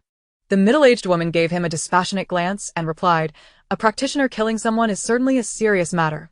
Otherwise, no practitioner would kill without cause. That would be a violation of the 5 defects and 3 shortcomings. Suqing bit his lip, choosing to remain silent. The middle-aged woman approached Tan Lingyin, her demeanor softening as she extended her hand and said, Allow me to introduce myself. I am Bai Ling, a member of Group 01. Tan Lingyin met her smile with one of her own, feeling as though a gentle spring breeze had brushed against her, and replied, I am Tan Lingyin. Our names are quite fateful. A twinkle of amusement danced in Bai Ling's eyes as she remarked, What a coincidence. She then inquired softly, You mentioned that this deceased was an evil cultivator and used the 100 Ghost flag. Is that true? Tan Lingyin nodded and directly hung. There is a small black flag on the table. Please bring it to me. Li Hung retrieved the flag, and Tan Lingyin handed it to Bai Ling, saying, This is the 100 Ghost flag, but the malevolent spirits within have already been sent to the underworld. It can be destroyed immediately. Bai Ling examined the 100 Ghost flag, her expression growing increasingly grave. I have only seen pictures of the 100 Ghost flag. I never expected it to truly exist. It is even more exquisite than in the images, with far more intricate spiritual patterns. This item cannot be retained. It must be destroyed at once. Tan Lingyin can get. Burn it. Li Hung handed her a lighter, and Bai Ling took it, igniting the 100 Ghost flag. At that moment, the flag was merely an ordinary banner. But as flames engulfed it, it quickly transformed into ash. Chapter 97. Li Hung, muzzle him. Until the 100 Ghost flag was entirely reduced to black ash, Bai Ling's seriousness remained unchanged. She declared, This matter involves the 100 Ghost flag and has surpassed my capacity. We must urgently summon Master Suqing. Upon hearing that Master Suqing was to be called, Suqing piped up, Yes, when Master Suqing arrives, he will surely uncover the truth. And the culprits will not escape. He cast a glance toward Tan Lingyin, his implication clear. Tan Lingyin regarded him with a teasing gaze, surveying him from head to toe, and asked with a smirk, I am quite curious. How did you manage to enter Group 01? Because I have talent. Suqing replied earnestly, his face brimming with pride. Bai Ling furrowed her brow slightly, casting a disdainful glance at Suqing, yet she refrained from voicing her thoughts. Tan Lingyin chuckled, her shoulders shaking slightly as she looked at Suqing with derision in her eyes. You have talent? What a joke. Who told you that you possess such talent?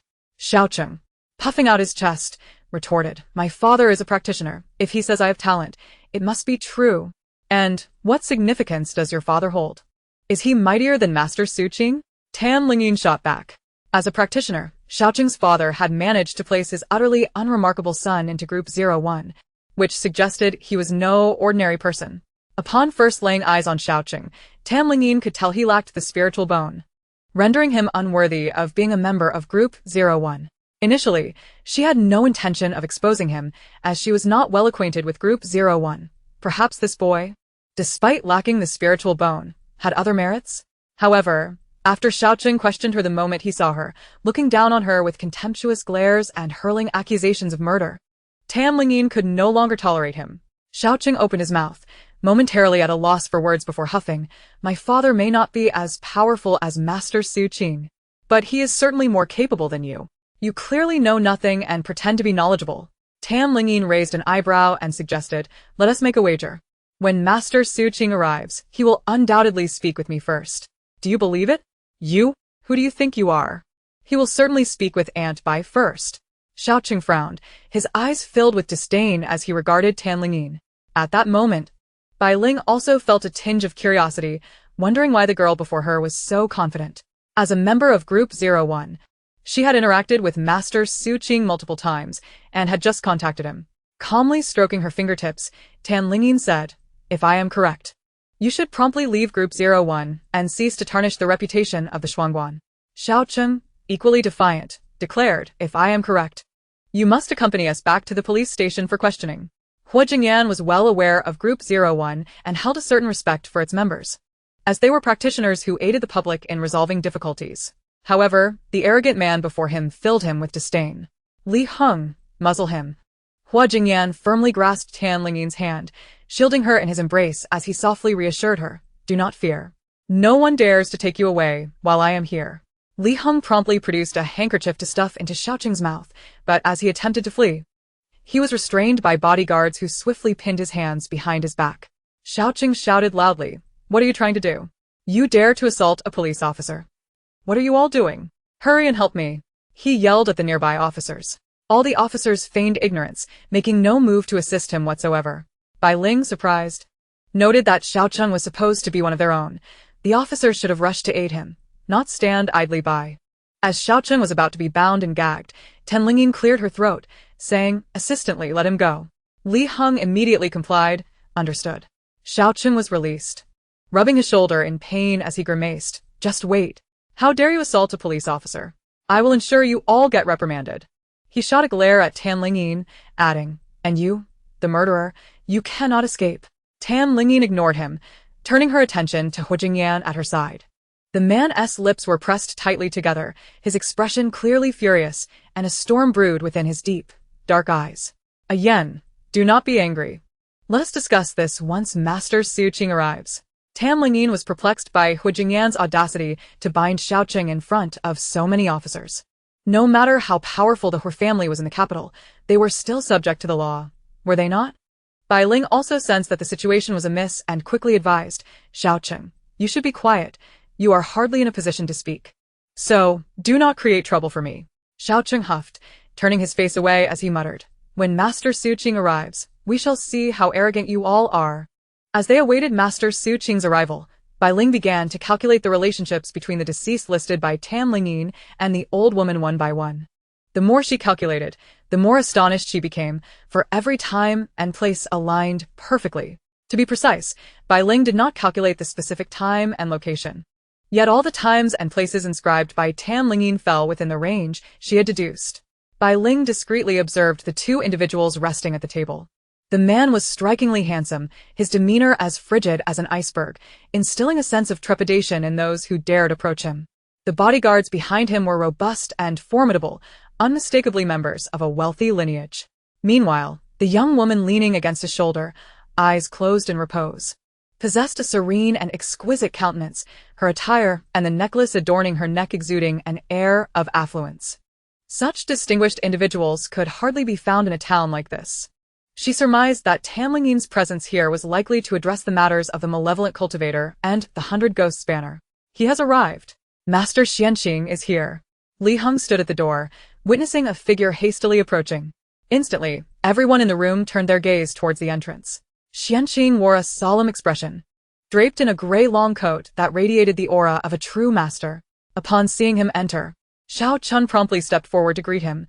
I have the honor of meeting you, Master Xianqing. However, Xuanqing's attention was directed towards the two individuals at the table.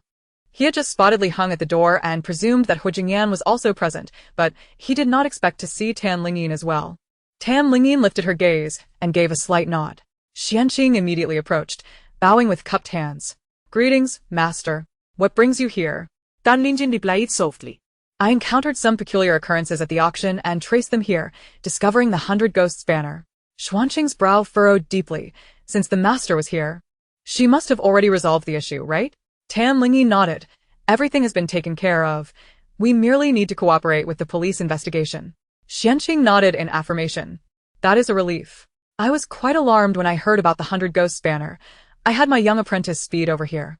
Their brief exchange left Bai Ling and Xiao Chun momentarily stunned. Chapter 98. Master Xianqing, did you call her by the wrong name? Xiao Chun finally regained his voice, incredulously asking, Master Xianqing, did you just refer to her as Master? Are you mistaken? Xianqing turned to him, his expression tinged with displeasure. She is my master. How could I possibly be mistaken? But Xiao Chun attempted to protest, but was abruptly interrupted by Xianqing. Xianqing glowered at him. And what do you know to be following along? If you were to encounter any danger, Bai Ling would have to protect you, which would only complicate matters further. Xiao Chun, chastened by the scolding, lowered his head with a grim expression. Bai Ling spoke softly. Master Xianqing, I initially intended to come alone. But Xiao Hongyuan insisted that if anything were to happen, it would be inconvenient for me to drive alone, so he insisted his son accompany me. Xianqing snorted. Why didn't Xiao Hongyuan come himself? My father has been unwell lately, so he couldn't make it. Xiao Chun quickly defended his father. Xianqing scoffed. Laziness is laziness, and making excuses is futile. Enjoying the benefits of Group 01's resources without contributing, while dreaming of private work. The remuneration from Group 01 was certainly substantial, yet it paled in comparison to what could be earned independently. Hence, many practitioners of the arcane arts looked down upon such work, as fortune-telling and divination yielded greater rewards. Bai Ling nodded in agreement. Indeed, indeed. She had long found Xiao Hongyuan distasteful. After few tasks within the group, he had realized the meager earnings and began to slack off, even bringing his son along to partake in the benefits. However, due to Xiao Hongyuan's modest talents and the weight of his seniority, no one in the group dared speak ill of him and could only endure.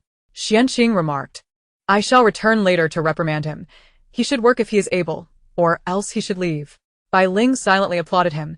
Master Xianqing possessed great resolve. Xiao Chen's face flushed with embarrassment, torn between wanting to defend his father and feeling unqualified to do so. Tan Lingyin lazily interjected, First, let's address the bodies outside. Yen, and I shall head back to rest. Yes, please come to a conclusion quickly. I also wish to return home, Qian Xingrong quickly chimed in. Xianqing stepped outside to inspect the corpse of the old woman, calculated for a moment and coldly stated, in life. She must have caused the deaths of at least 20 individuals, and there remains residual malevolence upon her corpse. Death is too lenient for her. She ought to be subjected to 1,000 cuts. Tan Lingyin emerged from the room, smiling as she remarked, Her soul has been sent to the underworld by me. It is a fate far worse than 1,000 cuts. Xianqing instantly smiled. Indeed, it is befitting of the master. Such punishment is warranted. Tan Lingyin continued. Since you are here, I shall leave the remaining matters for you to investigate. We shall take our leave now. Xianqing nodded earnestly. Thank you for your hard work. Once I handle everything here, I will seek you out to report the findings. Xianqing was eager to learn more details regarding the 100 Ghosts banner. Yet it was too late now, and with many unrelated individuals present, it was inappropriate for him to inquire further. Tan Lingyin took Hu Jingyan and left the small courtyard, dropping Qian Xingrong off at the auction house en route. After disembarking, Qian Xingrong remarked, Mr. Hua, an incident occurred today, and I did not have the opportunity to present the generous gift I had prepared for you. Please arrange for someone to collect it tomorrow. Hu Jingyan nodded slightly, understood. Once the vehicle departed, Qian Xingrong took out the talisman pouch from his pocket, examining it closely. Mr. Hua's fiancée is truly remarkable. Her abilities are extraordinary. It is astonishing that even Master Xianqing is her disciple. The age difference between the two is indeed remarkable. Filled with admiration for Tan Lingyin, Qian Xingrong carefully tucked the talisman pouch into the left pocket of his shirt before finally locating his own car to drive home. On the other side, Tan Lingyin and Hu Jingyan returned to their villa estate. This place actually bore a melodious name, Jingyuan.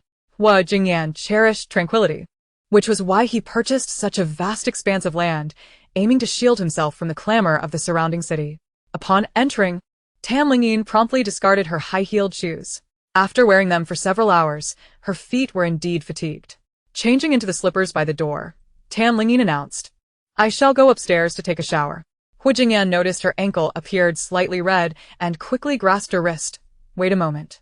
He knelt down to examine her ankle, noticing it seemed to be scraped. Let me see. His hands were large, fingers long, encircling her delicate ankle with ease. The slender, fair ankle was held loosely by his large hand, creating a palpable tension. Tan Lingyin struggled slightly. "It's nothing. I'll just apply some medicine." Upon seeing the wound on her ankle, Hu Jingyan's expression softened with concern. "You should go shower first. I'll help you treat it afterward." Tan Lingyin dismissed his words, thinking she could handle it herself after her shower. The two ascended the elevator, each retreating to their respective rooms. While showering, Tan Lingyin finally noticed the scrape on her ankle was indeed severe. However, after dealing with numerous matters at the courtyard that day, she had paid little attention to the pain on her foot. Now that she saw the wound clearly, it was indeed throbbing, especially after coming into contact with water. Changing into her nightgown, she wrapped a towel around her hair and exited the bathroom. Searching through the drawers in her room yielded no medicine, prompting her to venture into the living room. The lights in the spacious flat were all illuminated, and a figure sat on the sofa. The man was clad in a wine-red bathrobe, the deep V-neck exposing a generous expanse of skin, the defined contours of his muscular chest forming a striking line, leading down to the abs cinched by his belt. He had also just bathed, his dark hair falling neatly over his forehead, the tips still slightly damp. At that moment, he sat with his long legs crossed, his well-defined calves emanating strength, and his long thighs revealing a hint of muscular definition, indicative of regular exercise. Above that, the hem of his bathrobe concealed the rest. Tan Lingyin leaned against the wall to steady herself, swallowing hard. How shameless of him to not wear pants after a shower. Who was he trying to entice? Perhaps her gaze lingered too long, for Hu Jingyan set his phone down and glanced in her direction. Seeing her standing motionless by the wall, her head wrapped in a towel, he promptly rose and approached her. "What's the matter? Is your foot hurting?" He came closer, supporting her arm, and cast a glance at the pink towel atop her head, noticing her hair was still damp. Embarrassed to admit that she had just been lost in admiration for him, Tan Lingyin could only nod and say, "It does hurt a bit." As she spoke, her gait turned into a noticeable limp. After only a couple steps, she felt she had overdone the performance. Which sane person would limp from a mere abrasion on their ankle? In the next moment, someone hooked her leg, and she was lifted effortlessly into the air. Hu Jingyan cradled her in his arms, a glimmer of amusement dancing in his eyes as he looked at her. Chapter 99. Is it still human if you don't touch? He could easily discern her feigned distress, yet he chose not to expose her act. As she was carried, Tan Lingyin instinctively wrapped her arms around his neck. Despite being 1.7 meters tall herself, she felt diminutive in his embrace, inexplicably safe. Hu Jingyan gently set her down on the sofa, cautioning her to be careful. He settled beside her, naturally lifting her legs to rest upon his own. The hem of his robe slipped, revealing his thigh, causing Tan Lingyin's eyes to widen in surprise. Wait, was she about to witness something she shouldn't? To her relief, the next moment, the loose black shorts revealed themselves. Tan Lingyin frowned slightly, realizing he was wearing pajama bottoms underneath. What a letdown for her anticipation. Noticing her gaze fixed on his legs, Hu Jingyan discreetly draped his robe over his thighs. He cleared his throat. "Let me take a look at your injury." Tan Lingyin quickly snapped back to reality, averting her eyes. All right.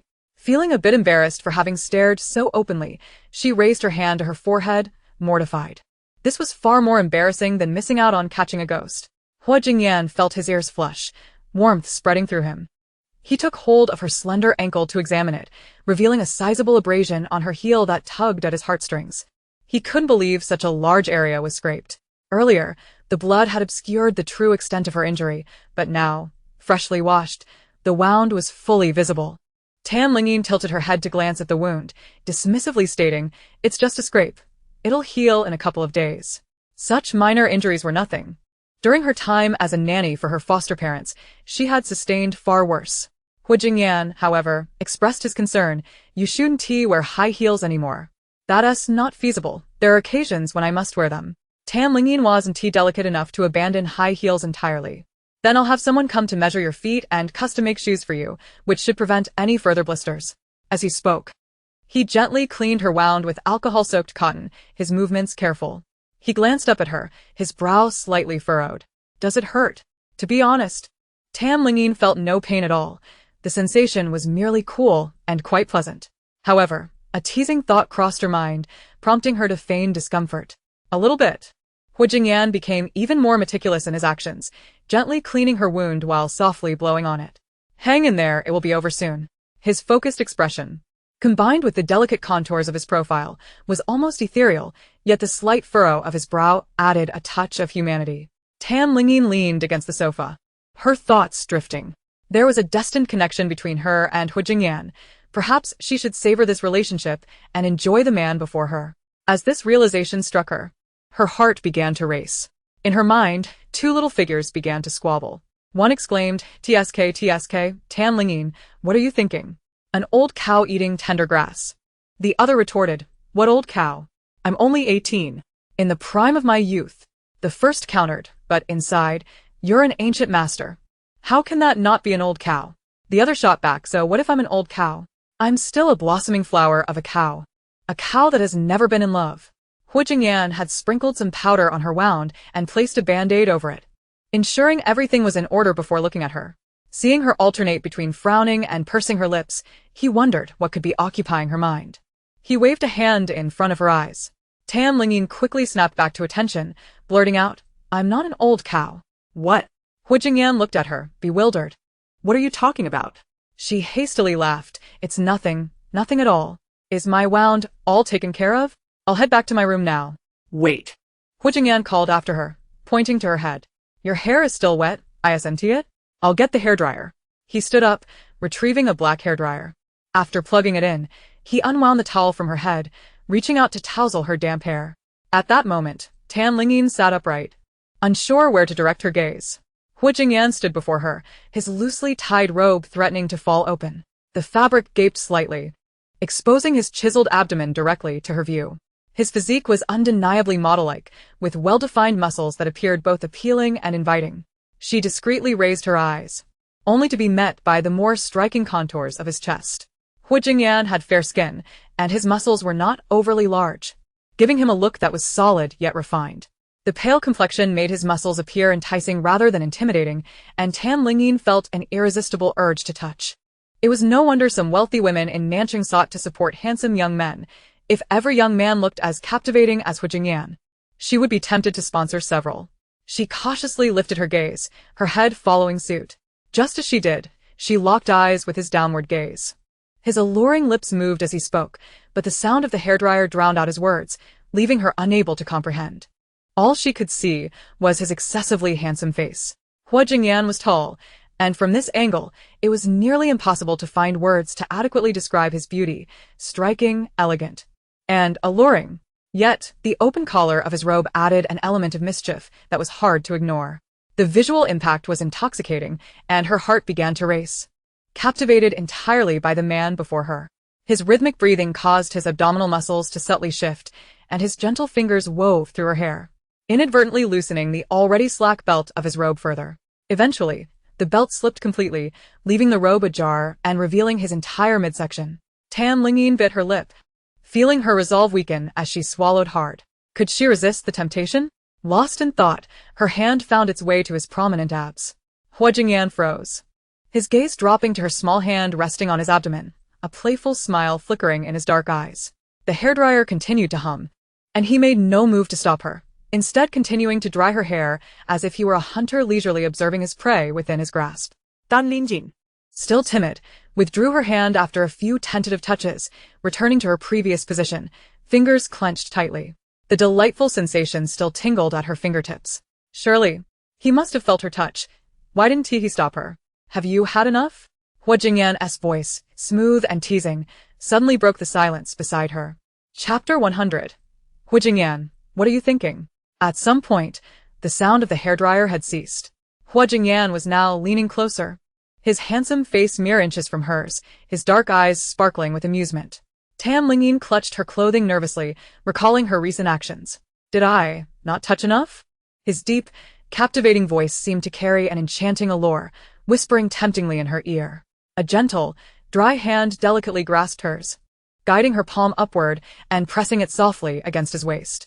He was seated beside her, his large hand tenderly caressing the skin on the back of her hand, a faint blush gracing the corners of his eyes, while his dark gaze remained intently fixed on her.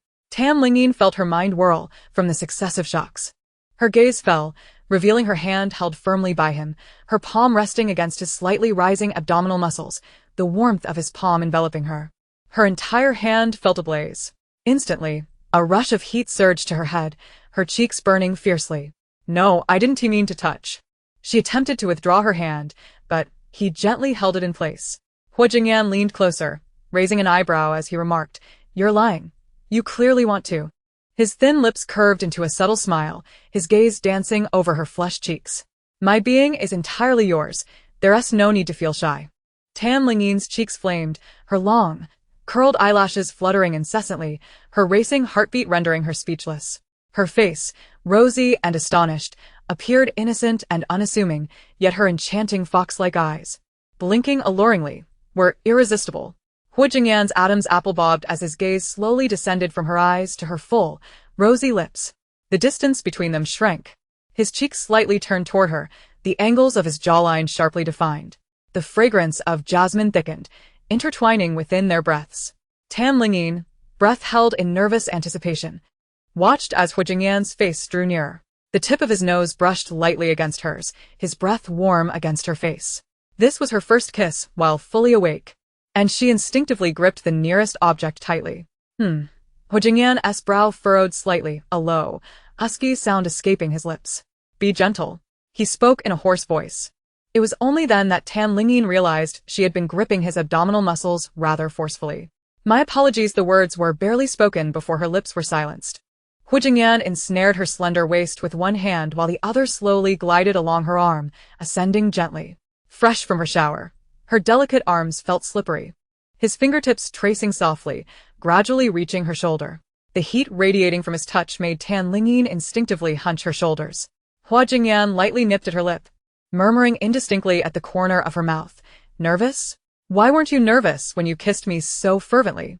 Lingyin, teased by his words, struggled momentarily before he secured his grasp around the back of her neck. A flurry of kisses descended upon her lips, slowly eroding her reason. Unbeknownst to her, her hands had found their way to his chest, her entire being collapsing into his embrace, yielding to his advances. As the kiss concluded, Hua Jingyan felt a lingering desire. Have you fallen asleep? The person in his arms had her eyes tightly shut, her cheeks flushed as if in slumber. Lingyin kept her eyes closed, yet her eyelashes trembled fiercely. He gently held her chin, his fingertips brushing against the corner of her lips, feigning sleep. Do you wish to continue? With that, he leaned in for another kiss. Lingyin quickly opened her eyes and shoved him away, exclaiming, It's already late. In a flustered panic, she fled, leaving behind one of her slippers, her bare foot making an odd escape back to her room, where she hastily shut the door. The sound of the door slamming echoed through the corridor. Hua Jingyan raised a hand to his lips, a low, raspy chuckle escaping his throat.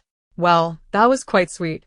In truth, he had no intentions beyond treating her wounds and drying her hair. But who could blame her for initiating the contact? Leaning back on the sofa, he took a deep breath, leisurely adjusting his robe. This appearance indeed proved advantageous. It was not in vain that he had chosen this loose-fitting nightgown. Lingyin returned to her room and buried her face in her pillow. What on earth had just transpired? How had things escalated so unexpectedly? Just moments ago, while showering, she had been preoccupied with the thought of interrogating the malevolent spirit that had emerged from the emerald green ring, yet here she was now, utterly sidetracked. Truly, the allure of handsome men could lead one astray. Yet, she found herself utterly defenseless against Hua Jingyan's visage. If she were an empress, he would undoubtedly be the seductive consort responsible for national calamity. Suddenly, there was a knock at the door, and Lingyin sprang up from her bed. What is it? Yinin, you left your shoe outside, came Hu Jingyan's deep, elegant voice from the other side of the door. Even through the door, his voice stirred the imagination. Truly, he was the epitome of princely charm, possessing not only wealth and power but also stunning looks and a captivating voice. What window had the heavens closed on him? Ah. Indeed, one had been shut. A fatal misfortune. Lingyin approached the door, initially intending to tell him to leave the shoe outside, but reconsidered. Having him present would be beneficial for the impending interrogation of the malevolent spirit. She opened the door to find him smiling, holding a light pink slipper delicately between his long fingers. Walking barefoot is detrimental to your health. Lingyin snatched the slipper from him and tossed it on the floor before putting it on. She stepped aside, saying, "Come in." Hu Jingyan hesitated. At this late hour. "Are you sure you want me in your bedroom?" His gaze wandered down her pale neck, taking in the fullness of her developing figure, which the thin straps of her nightgown could scarcely conceal. "What are you dawdling for? Hurry up so you can leave," Lingyin said, oblivious to the intentions behind his gaze, as she tugged at his belt, pulling him inside. Hu Jingyan felt his ears flush, a wave of heat surging through him. What did she mean by "you can leave after"? Did she mean what he thought she meant? As Lingyin closed the door, she turned to find Hu Jingyan staring intently at her. "Yinin, is this too fast?" Hu Jingyan stroked his fingertips, his voice dropping to a low, husky timbre. "What's too fast? Delaying is a waste of time. After the questioning, I need to send this spirit to Agate for healing." Hu Jingyan swallowed hard, his voice barely above a whisper. "Perhaps we should wait until after marriage. I'm not prepared yet." His ears burned as he spoke, his gaze evasive yet unable to resist glancing at Lingyin, her rounded shoulders, her ample bosom, and the slender waist concealed beneath her nightgown. The more he thought about it, the more his blood surged. "Let us discuss this later. You should rest well," he said, stepping past her to open the door. "Hu Jingyan, what are you thinking?" Lingyin pressed against the door to prevent him from opening it. Chapter 101. Is the He family now in Country M? Hu Jingyan was halted by her, his ears ringing with the sound of his own racing heartbeat. Lingyin tilted her head to examine him, noticing the deep crimson of his ears and the way his gaze darted away. "Hu Jingyan, are you feeling hot? Should I lower the air conditioning?" She reached up to adjust the thermostat on the wall. The beeping sound brought Hu Jingyan back to reality. He realized he had been overthinking things. Just then, Lingyin said, "Come over here. I'm about to interrogate that malevolent spirit." Hu Jingyan turned to see Lingyin already seated on the sofa. He traced his fingertips along his lips, a self-deprecating smile forming. The young girl had no ulterior motives. Thankfully, he had said nothing earlier, otherwise she would have thought him mad. Once Hu Jingyan settled beside her, Lingyin retrieved the agate from the soul-nourishing talisman. The agate pulsed with dark energy, clutching a mass of shadowy substance in its grasp. Lingyin inquired, "What's wrong with it?" "It's defiant. I had to teach it a lesson," the agate replied lazily, tossing the shadowy mass onto the ground. Lingyin pressed further, and then it submitted, the agate said with a smirk. "Master. You should quickly ask it what it's about. I'm quite curious myself." The malevolent spirit, now bound by the agate's dark energy, could hardly move, its blood-red eyes scanning its surroundings in desperation. Lingyin sat upright, her expression serious as she asked, "I demand to know who sent you to harm him." She pointed at Hu Jingyan beside her. The malevolent spirit lifted its gaze to fixate on Hu Jingyan, declaring, "I cannot disclose that. In the current predicament, whether to speak or not is no longer within your control." Lingyin's eyes glimmered with frost as she signaled to Agate. Without hesitation, Agate delivered a punch to the spirit's head, insisting, "Speak now, or else I shall pummel you." The spirit's head tilted at the impact before gradually returning to its original position. "Let me be clear, I agreed to assist him because he promised that upon completion, I would be reborn into a fortunate life. Now that the task remains unfulfilled, I might as well face obliteration." It glanced warily at Agate, adding, "Or perhaps I shall simply be devoured by her. I can accept that." Lingyin lightly tapped her fingers against her thigh, her brows arching in disdain as she retorted, "With your overwhelming aura of malevolence, do you truly believe you could be reborn into a fortunate life? Such foolishness can only be believed by a simpleton like you. Should I refuse to comply, I shall meet my demise.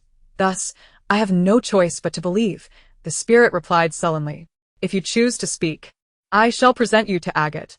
If you remain silent, I will consign you to the abyss," Lingyin stated, her tone as frigid as her gaze. Two paths lie before you, one leading to death, the other to life. However, the road to the abyss is worse than death. The spirit's aura of malevolence surged, indicating its emotional turmoil as it struggled to contain its ghostly energy. Agate, relishing the dark energy radiating from it, pressed her foot down upon it, admonishing, "What right have you to be angry? Restrain your malevolent aura." The spirit nearly lost its wits under her foot, its visage contorting in agony. "My patience is limited," Lingyin warned, her voice cold as frost. "If you choose not to speak, do not waste my time. I shall expedite your journey to the abyss. I will speak." Ultimately, the spirit could not withstand its fear of the abyss and, in a pitiful display, began to divulge, "I was sent here from Country M." Upon hearing this, a flicker of intrigue crossed Lingyin's face. "Country M? What is the name of this individual? Is he a practitioner?" The spirit replied obediently. "He is indeed a practitioner named Yin Xiao. He is the one who promised I would be reborn into a fortunate life." Lingyin turned to Jingyan, inquiring, "Have you crossed paths with Yin Xiao?" Jingyan furrowed his brows in contemplation before concluding, "I do not recognize any practitioner by the surname Yin. I have never even heard of him. Who does Yin Xiao serve?" Lingyin speculated that there might be someone behind this practitioner directing his actions. The spirit pondered briefly before responding, I do not know much. I only know that he refers to a young man as Mr. He." "Mr. He?" Jingyan's frown deepened, as countless thoughts raced through his mind. Lingyin promptly asked, "Have you offended anyone with the surname He?" Jingyan shook his head. "It is not merely an offense. It is a blood feud." He turned to Lingyin, his expression serious as he continued, "If it is indeed the He family I am thinking of, the enmity dates back to my grandfather. The Hua and He families have been locked in a covert rivalry for generations." "A blood feud? That should be easy to investigate." Lingyin leaned back on the sofa, feeling a sense of relief wash over her. "If we can ascertain who they are, it will be manageable." Jingyan picked up his phone and dialed his father's number. After several rings, it connected, and a weary voice emerged from the other end. Son. "Why are you calling so late? Is something amiss?" "Father, do you know where the He family is currently residing?" Upon hearing the mention of the He family, Ting immediately perked up, sitting upright as he inquired, "Has the He family caused you trouble?" Jingyan refrained from mentioning his brush with death, a secret known only to Xianqing and Li Heng. He dared not disclose it to his family. He replied calmly, "Yes, there have been some minor disputes recently, but there has been no news of the He family domestically. I wish to confirm if they are in Country M." When he assumed control of the Hua family, the He family had already faded from the domestic market, and only Ting had previous interactions with them. "Wait a moment, I will call your grandfather," Ting said before hanging up. Jingyan glanced at Lingyin, who was pressing her ear against his hand, inquiring, "What are you doing? You didn't turn on the speaker. I can't hear." Lingyin shot him an annoyed look. Jingyan sheepishly pressed his lips together, replying, "I forgot. It is not a habit of mine." Curiosity piqued, Lingyin asked, "Why didn't your grandfather attend our engagement banquet?" "Grandma is in a rehabilitation facility abroad, and Grandpa is accompanying her, so he cannot return for the time being," Jingyan explained apologetically. "However, they are aware of our engagement and will return by the end of the year." Lingyin was not particularly concerned about this. She had merely assumed that Jingyan's relationship with his grandfather was strained, especially since she had foreseen that Ting's parents were still alive. After a considerable time, Jingyan's phone rang again. This time, he remembered to activate the speaker function, and a frail voice emerged, "Xiaoyan." Jingyan quickly responded, "Grandpa, how is Grandma doing?" "Your grandmother is doing well. She is able to eat solid food now," the old man replied cheerfully. "I am currently enjoying the sun with her. I received a call from your father, and heard that you have had a run-in with the He family?" "Yes, is the He family in Country M?" The old man's tone shifted, growing solemn as he stated, "Indeed, my former associates have been reporting on the He family's activities. They are indeed in Country M." Jingyan spoke in a low voice, "I need to know their exact location. I will send someone to investigate." "They reside in a manor in the capital of Country M. It can be easily discovered," the old man added. "However, I have received concerning news. The He family has a powerful ally, otherwise they could not have established themselves so swiftly in Country M." Jingyan's voice turned cold. "I understand. Please take care of yourselves. I will visit you abroad when I have the chance." All right, the old man replied. "You should get some rest, it is late." As he hung up, Jingyan immediately called Li Heng. Li Heng, having just fallen asleep, groggily rose from his bed.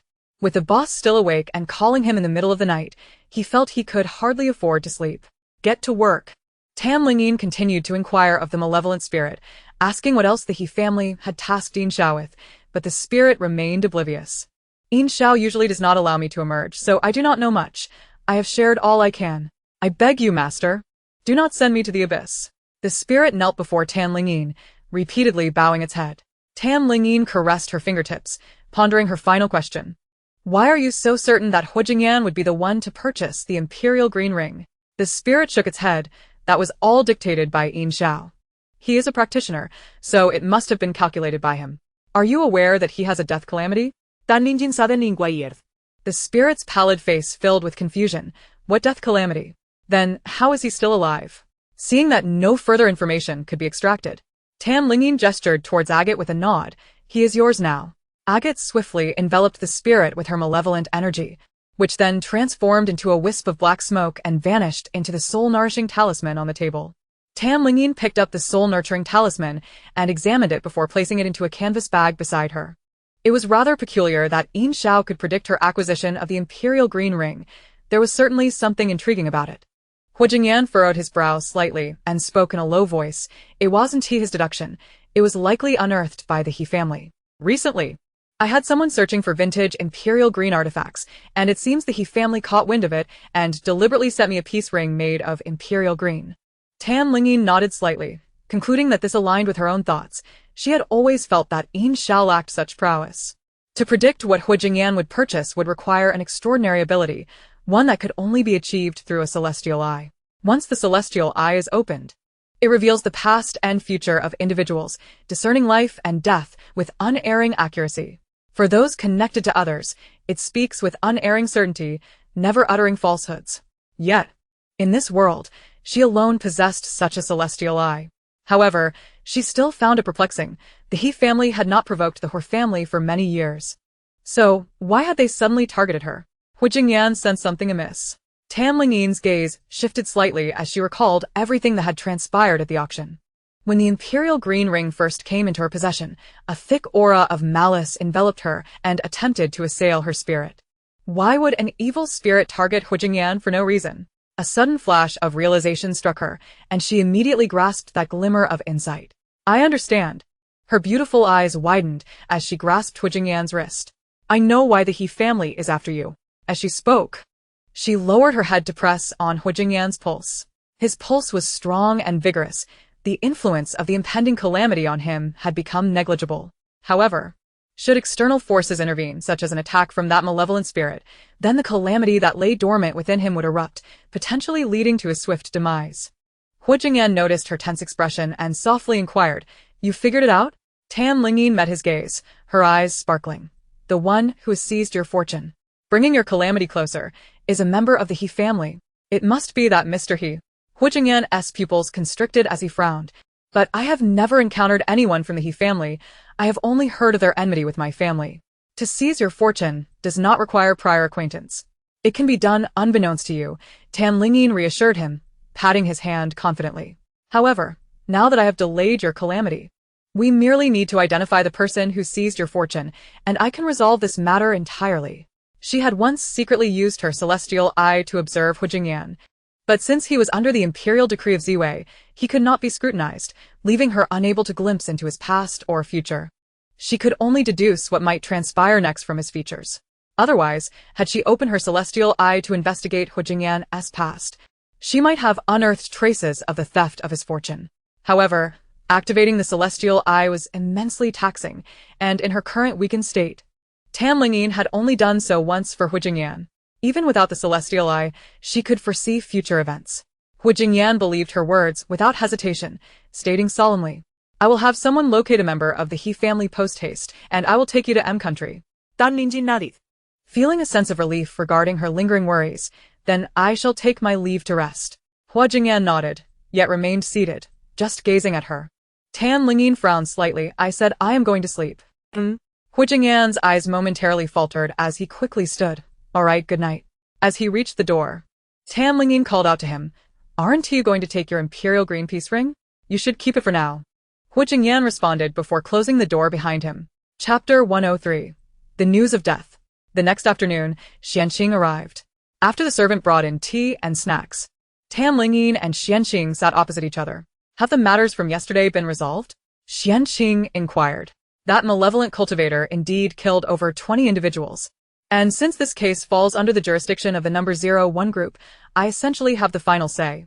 It is already closed. That is good, Tam Lingyin replied lazily, crossing her legs and lightly tapping her fingers on her thigh. By the way, has Xiao Chun withdrawn from the number 01 group? He has been expelled. And I also had his father, Xiao Hongyuan, removed, Xianqing said, his face breaking into a beaming smile. To offend my master. They both had to pack their bags and leave. Tam Lingyin let out a light laugh. There was no need to expel his father. Wouldn't that reduce our numbers? Xianqing snorted. What difference does it make if he stays? He feigns illness every few days and never shows up to assess the situation. Just thinking about him infuriates me. After I took the case details back yesterday, he started to nitpick, even daring to question my master's divination skills, claiming that you were an accomplice of that malevolent cultivator, which is why you were so well informed. It truly made my blood boil. Tam Lingyin raised an eyebrow. Oh? Does anyone believe him? Of course not. I scolded him thoroughly at the time. How dare he question my master's abilities? He doesn't even deserve it. Xuanqing's voice was filled with indignation. I even considered forcing him to bow to you, but then I realized he's simply isn't worthy. Tam Lingyin asked, So you expelled him? Xianqing raised his chin. I stated clearly that if he is present, I will not be. If I am present, he will not be. Let the management of the number 01 group make their own decision. Naturally, they chose me in the end. They're not foolish. Tam Lingyin nodded slightly, indeed. Such a person who does not contribute but merely consumes resources should be dismissed. After all, there are plenty of talented individuals in the Xian family and the No. 01 group will undoubtedly be able to recruit new members. Upon hearing this, Xianqing wore a flattering smile and remarked, Master, I must say, you would be exceptionally suited for the number 01 group. Only you could lead us. Tam Lingyin contemplated for a moment, but ultimately decided against it. Mystical matters unfold daily. She had no desire to involve herself. It was time for her disciples to step up, lest she monopolize all the merits.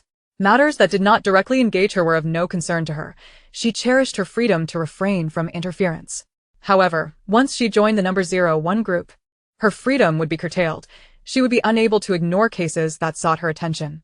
Xianqing quickly clarified, you wouldn't need to stay in the No. 01 group daily. Rather, you would be an invited member like me. They would only seek us out when they are unable to resolve matters, making it easier, right?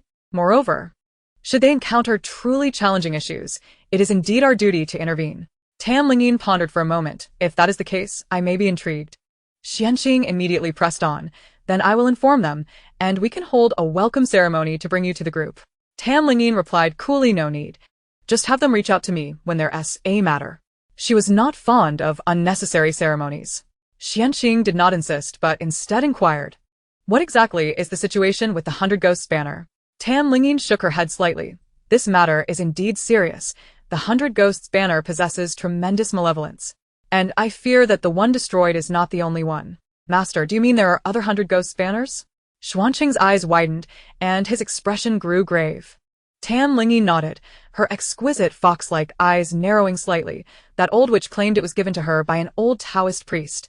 And the priest had placed a curse upon her to ensure her words were law, indicating that he possesses profound abilities and is a significant malevolent cultivator. This situation was indeed dire. Xianqing stroked his beard thoughtfully.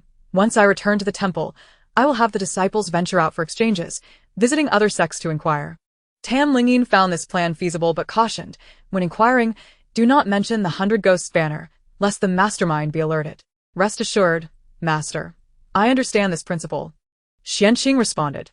After bidding farewell to Xianqing, Tam Lingyin gazed upon the empty villa, where aside from the bustling servants, only Hu Jingyan remained in the study, diligently working. As the sole steward of the vast Hu corporation, Hu Jingyan indeed had much to manage.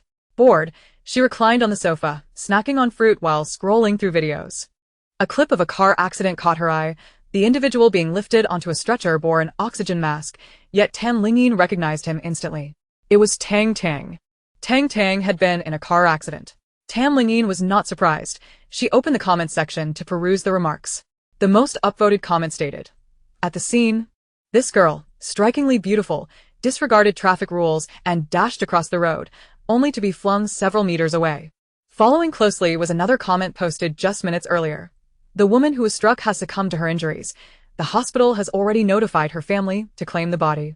As Lingyin scrolled through the comments, she noted that they all lamented the misfortune of the driver, suggesting he would now bear a psychological burden.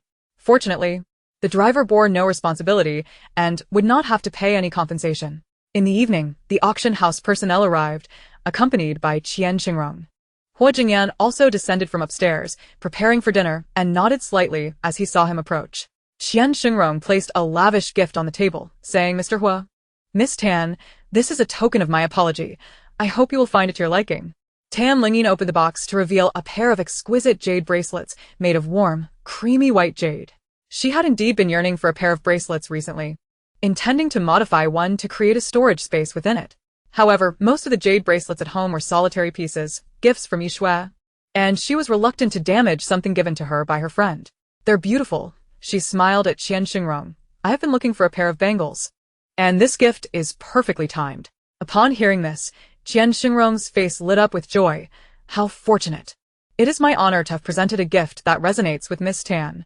Lingyin closed the lid and casually inquired, "Has the 1 million been secured?" Qian Xingrong replied promptly, "It will be in hand by morning." "I must thank you, Miss Tan, for urging me to come quickly.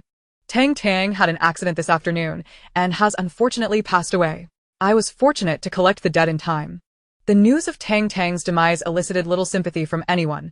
After all, such a person was not deserving of pity. After Qian Xingrong departed, Hua Jingyan noticed Lingyin intently examining the pair of white jade bracelets. He seated himself beside her and picked up one to inspect it, although the quality was commendable. Such a simplistic style of jade bracelet held little value. "I will buy you a pair of superior ones another day," he remarked. Lingyin shook her head. "No need.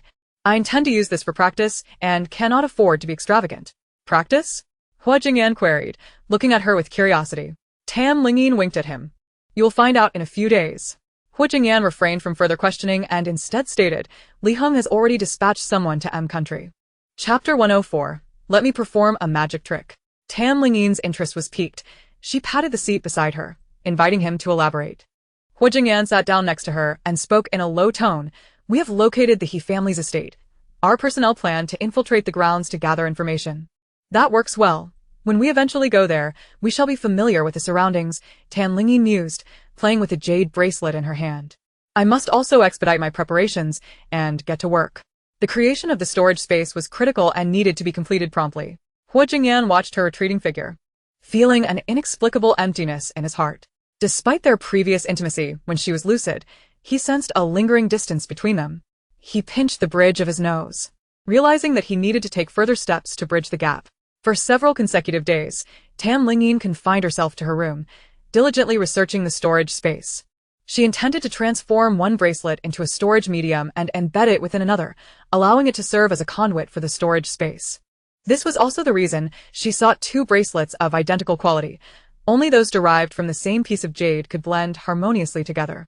Upon first seeing the pair of jade bracelets, Lingyin recognized that they had been carved from a single stone. Hua Jingyan found it increasingly difficult to see her. Every time mealtime arrived and he wished to engage her in conversation, she would hastily finish her meal and retreat upstairs, appearing preoccupied. However, with little pressing matters lately, he had no reason to disturb her. During meals, Lingyin would glance at Hua Jingyan, assessing whether he was in any danger. Thankfully, there were no threats. 10 days later, the storage bracelet was finally completed, yet it required one crucial final step: to recognize its master. It needed to be nourished by a practitioner's energy for 49 days. During this period, Lingyin had to remain in close proximity to the jade bracelet, after which it would transform into a spiritual artifact. The internal space would not only be vast, but also time would stand still within it, allowing her to store anything she desired. At this moment, she longed for her days in the celestial realm. In the heavens, storage artifacts were plentiful, and even crafting them was a matter of ease. There was no need to wait for 49 days. If the jade bracelet were to shatter during this period, all her efforts would be in vain. However, being in the mortal realm had its advantages. She was likely the only one capable of crafting storage artifacts, as other practitioners were entirely oblivious to their existence, relying solely on spatial talismans. One day, as Hua Jingyan returned home from work, he was astonished to find Lingyin lounging on the sofa, engrossed in her phone. A smile spread across his face as he approached her. Finished with your tasks? Tan Lingyin replied, her gaze fixed on the screen. With the school break still in effect, do you have any plans, perhaps to go out and enjoy yourself? Hu Jingyan observed her focused expression, a subtle smile tugging at his lips. The best way to draw closer was by sharing experiences together, whether it be hiking or visiting an amusement park. Without a second thought, Tan Lingyin shook her head. I can't go anywhere. The outside world is fraught with danger. Danger? Hu Jingyan raised an eyebrow. What if I assign 20 bodyguards to protect you? That won't do. No one can safeguard me, she replied, glancing at the bracelet on her wrist. She could not afford to shatter the hard-earned artifact she had crafted. Thankfully, it was still a holiday. Once school resumed, she would certainly refrain from further crafting. The daily hustle and bustle of school could lead to accidents, and if it broke, it would be disastrous.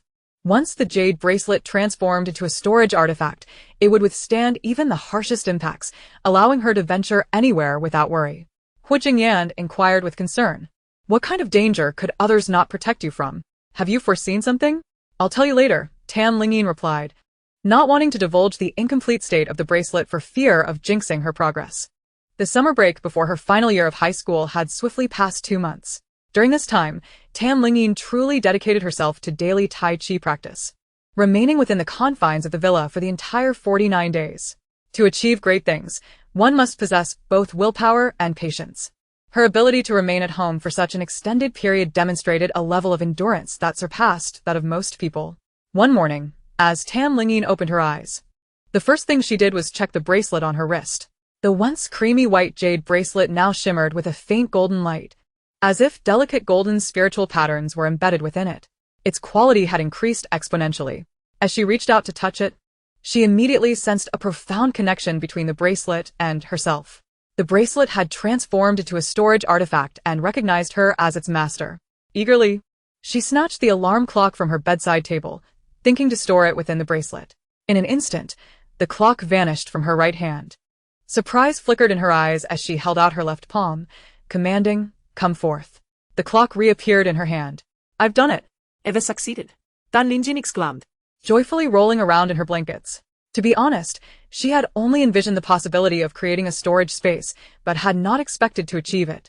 After all, she was currently bound to a mortal form. How could she possibly craft such a sophisticated storage artifact? Yet, the outcome was undeniable. Tan Lingyin kissed the bracelet twice, overwhelmed with happiness. During breakfast, Hu Jingyan noticed her radiating joy and inquired, what is you so elated? Tan Lingyin, with a mischievous glint in her eyes, settled beside him, surveying the busy maids before beckoning him closer with a finger. I have a secret to share. Hu Jingyan leaned slightly closer to her, inclining his ear as he inquired. What secret? You lower your head. Tan Lingyin tugged at his wrist. Hu Jingyan bent down, their faces nearly touching as they peered beneath the tablecloth. As if engaged in secretive whispers, Tan Lingyin picked up a spoon from the table and with a flourish, declared, let me perform a magic trick for you. In an instant, the spoon in her right hand vanished.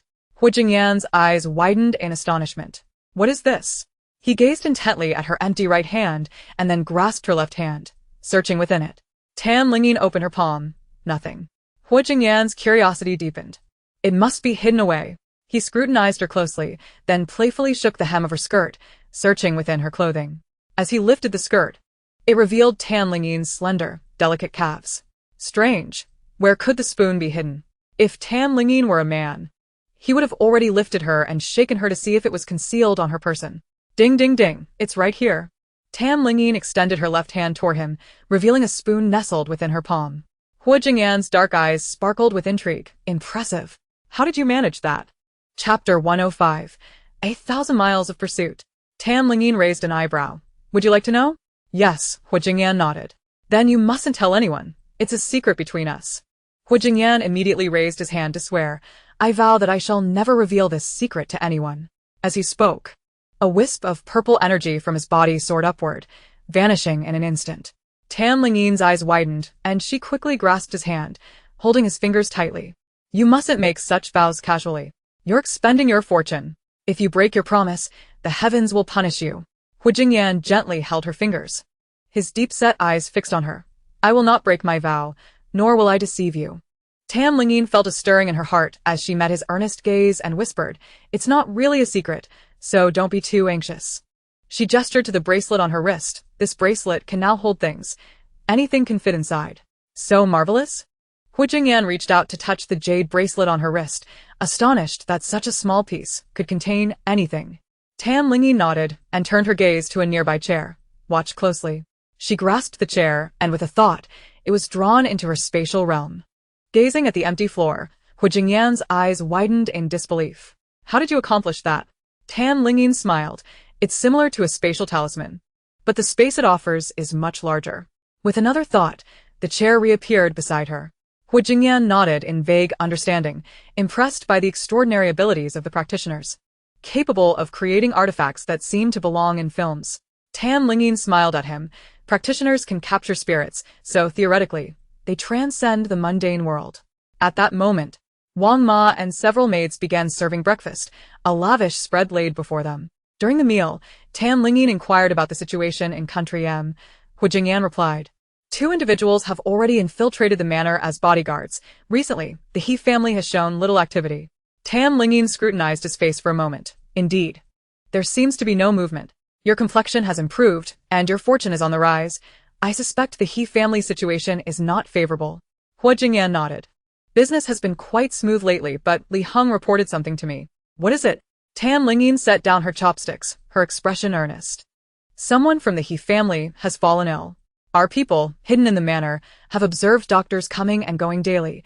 It appears to be quite serious. But they don't know who it is, as they lack the qualifications to enter the master's room." Hu Jingyan inquired softly, "Could it be that my fortune has reversed, causing those who stole it from me to suffer?" Tam Lingyin quickly focused on Hu Jingyan's face, beginning to calculate, her spirits lifting with each calculation. She excitedly grasped his wrist. "This is wonderful. They are indeed facing issues, and I can take this opportunity to strike them hard." Hu Jingyan couldn't help but feel hopeful. Could the calamity be resolved? Tam Lingyi nodded, then shook her head vigorously. "If I act this time, and they can't withstand it and die, then the calamity will naturally be resolved. But if they are resilient and survive, it will only prevent them from stealing your fortune again." She was unable to discern the appearance of the one who had taken his fortune through Hu Jingyan's celestial vision, which troubled her greatly. Thankfully, the enemy had revealed their vulnerabilities, and she must seize this opportunity. After the meal, Tam Lingyin promptly led Hu Jingyan back to the third floor. She pressed him down onto the sofa and said, "Wait here, I need to prepare." Hu Jingyan watched her lively retreating figure, feeling a surge of anxiety. If she could resolve the calamity this time, would she lift their engagement? Initially, it was because his mother insisted on the engagement due to their childhood promise that she had agreed. Though there was also the reason of helping him avert his calamity. Neither of these motives aligned with his desires. In that moment, Hu Jingyan found himself wishing that his calamity could be prolonged, extended just a little longer, until she could be with him for a lifetime. Tam Lingyin retrieved the talisman paper and vermilion ink she had prepared, arranging a 5-element formation on the living room floor. She beckoned Hu Jingyan, "Come here, sit down." Hu Jingyan obediently sat cross-legged in the center of the talisman circle, wondering what she was preparing to do. "A ritual. Through your body, I can inflict a significant blow upon them." Tam Lingyin placed another talisman on his forehead, instructing, "No matter what, you must not move or open your eyes." Hu Jingyan murmured a soft acknowledgement.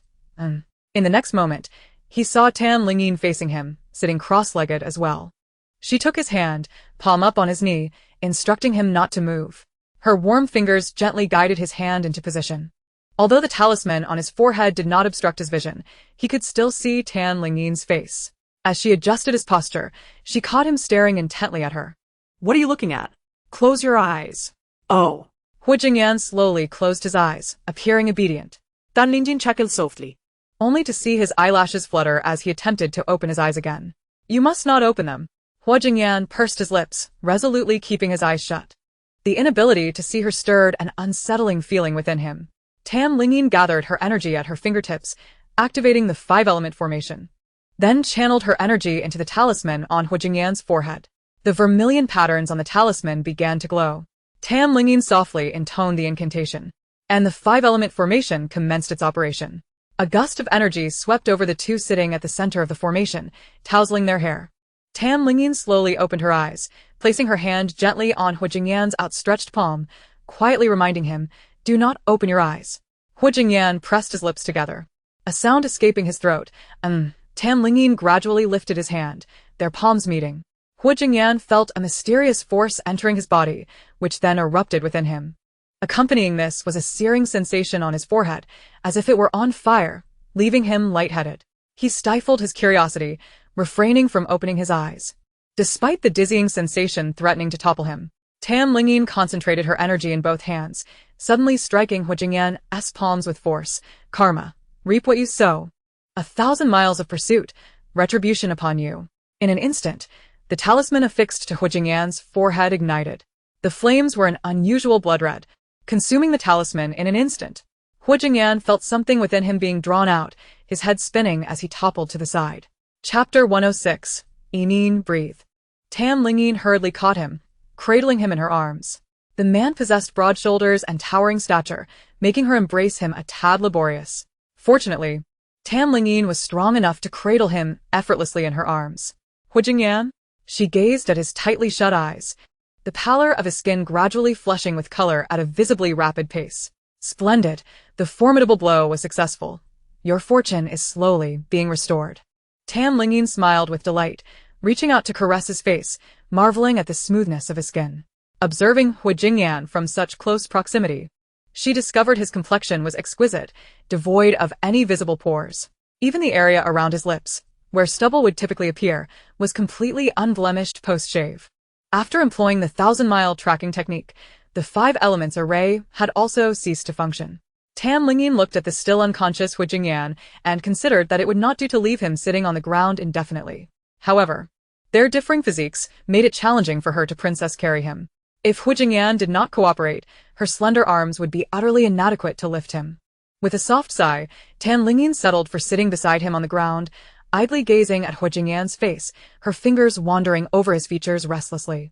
In M country, at the He family manor, a man lying on a hospital bed suddenly coughed up a mouthful of blood. The crimson liquid shot upwards like a fountain, ultimately splattering across his face. His fortune has been reclaimed, he murmured hoarsely, his eyes filled with dread. The man who should have perished long ago, Hu Jingyan, had inexplicably survived until now, only to face a backlash. What on earth is happening? A servant entering with water was horrified by the sight of blood splattered across the bed and screamed, "Doctor! Doctor!" Lingyin was lost in thought as her fingers traced the shape of Hu Jingyan's brows.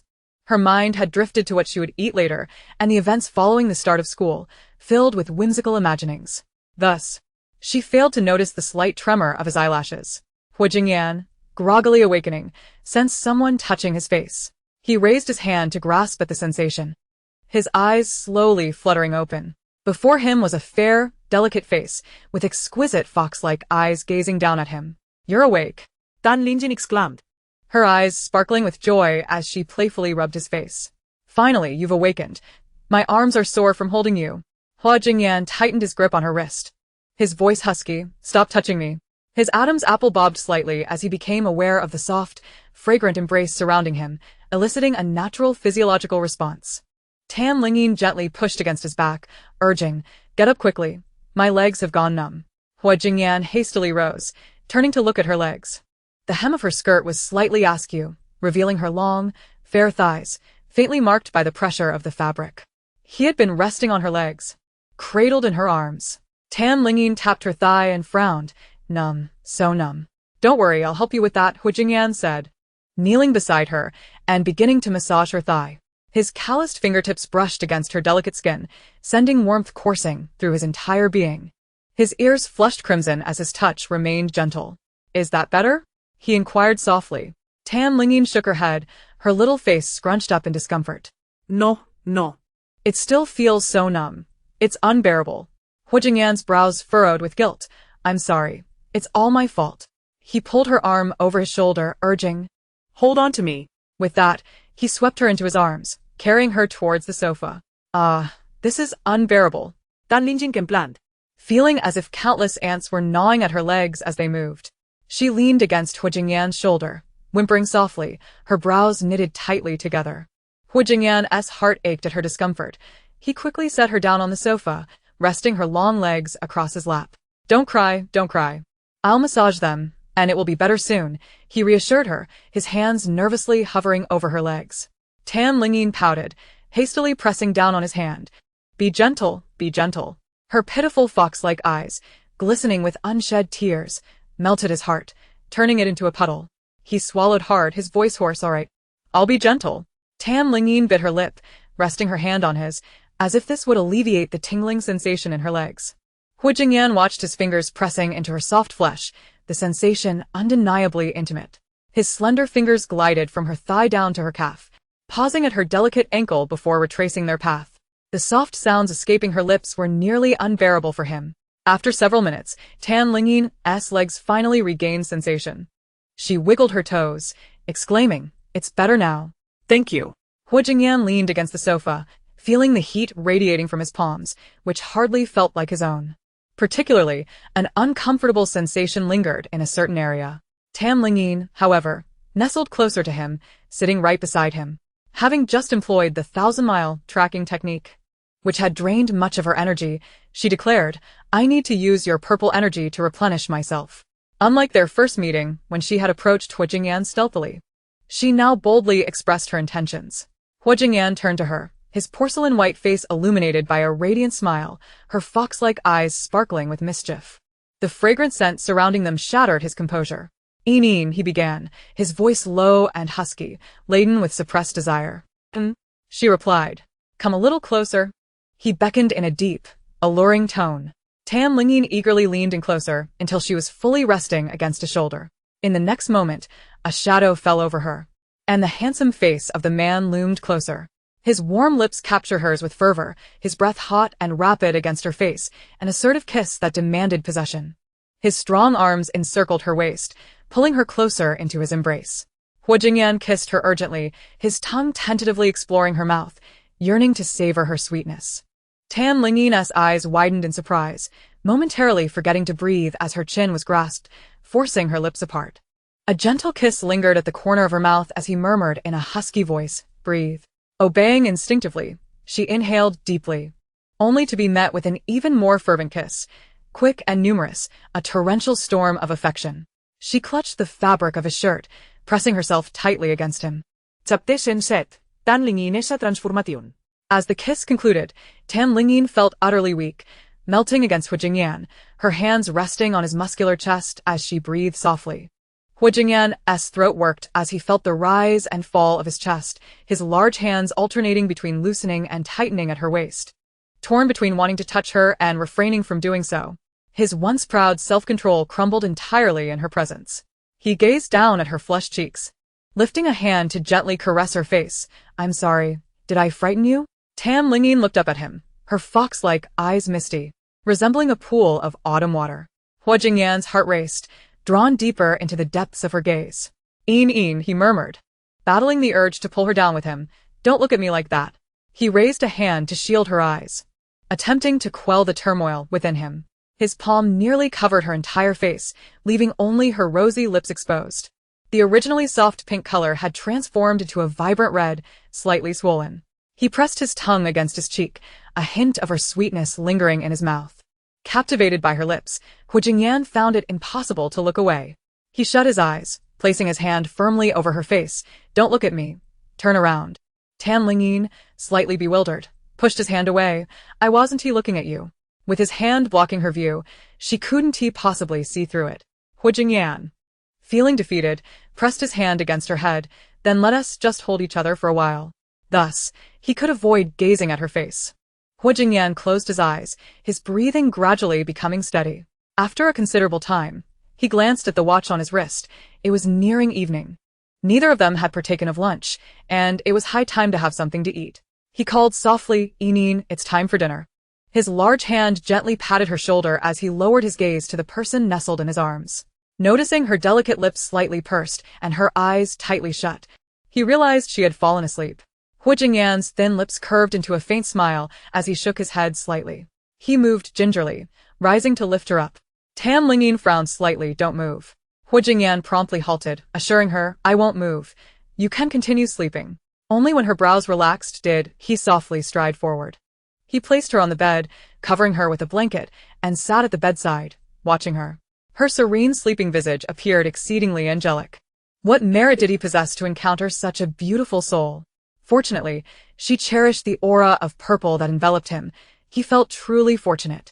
After a brief slumber, Tan Lingyin awoke, driven by hunger. Hu Jingyan, who had been engrossed in his phone beside her, quickly set it down upon noticing her stir. Awake? Tan Lingyin, seeing him, recalled their recent kisses, 2 times already. Excluding the earlier incident when she drunkenly kissed him, he had initiated the kisses twice. She could no longer regard Hu Jingyan merely as a friend. She had genuinely begun to perceive him as her fiancé. Hu Jingyan reached out, gently smoothing her somewhat disheveled hair. Shall we get up for a meal? Tan Lingyin nodded, lifting the blanket to rise. Hu Jingyan bent down to retrieve her shoes, extending a hand toward her. Let's go. Every action felt so natural. Tan Lingyin regarded his outstretched hand and softly placed hers upon it. Hu Jingyan's heart soared with delight as he intertwined his fingers with hers, a smile playing at the corners of his lips that he could not suppress. He fervently wished to hold her hand forever. As the school term approached, the Tan household prepared for a grand occasion, the birthday celebration of the elder Mr. Tan. During this time, Hu Jingyan's health had visibly improved, and the Hor Corporation's overseas projects had become increasingly stable. He knocked on Tan Lingyin's door. Are you ready? It's time to depart. Tan Lingyin opened the door and twirled around. How do I look? She donned a lovely princess gown in a soft yellow hue, paired with white crystal high heels that accentuated her long, fair legs. This time, she had styled her hair with 2 black butterfly clips atop her head, mimicking the appearance of 2 buns, while the rest cascaded down, a hairstyle often referred to as the butterfly princess look online. As she turned, her softly curled hair danced playfully, making her resemble a delicate yellow butterfly, obedient and charming. Hu Jingyan gazed at her tenderly, nodding in approval. You look splendid. It suits you perfectly. Tan Lingyin smiled as she linked her arm with Wang Ma's. Wang Ma helped me choose this outfit. She's so good at selecting clothes and styling hair. Wang Ma beamed at the compliment. Oh, it's nothing. It's just that the young mistress has excellent taste. Any outfit I select looks wonderful on you. She handed Tan Lingyin a bag. Young mistress, everything is packed. Do check if anything is missing. Since Tan Lingyin moved in, the household had accumulated more vermilion talismans. Wang Ma would help her pack by placing 2 boxes of vermilion and a stack of talismans along with 2 brushes in her bag, ensuring she wouldn't misplace them or accidentally damage them when needed. Tan Lingyin accepted the bag, hanging it on her wrist. Thank you, Wang Ma. A yen. We can go now. However, Hu Jingyan inquired, do you have the imperial green peace ring I gave you last time? I want to present it to your grandfather today. Tan Lingyin was taken aback. So you bought that to give to my grandfather? Hu Jingyan nodded, quickly adding, don't overthink it. What happened last time has nothing to do with you. Even if I hadn't purchased it, it would have happened eventually. He worried that Tan Lingyin might attribute the danger from the auction to herself. Tan Lingyin scoffed. I wouldn't take on responsibility for no reason. It was your fate. And it would have occurred regardless. She turned back to her room, retrieving the carefully stored imperial green peace ring box and placing it in her bag. Now we can leave. The Tan household radiated joy today. A red carpet adorned the entrance, surrounded by scattered bits of red firecracker paper. Lately, Tan Lingyin had occasionally returned home for meals, and her relationship with her family had grown less distant. However, Tan Mufeng had been away, having returned abroad for some matters. Today marked her grandfather's 65th birthday, and she anticipated seeing that intriguing brother again. As Hu Jingyan and Tan Lingyin alighted from the car, the bodyguards at the entrance promptly saluted them. Young miss, young master. Hu Jingyan raised an eyebrow, clearly pleased with the title.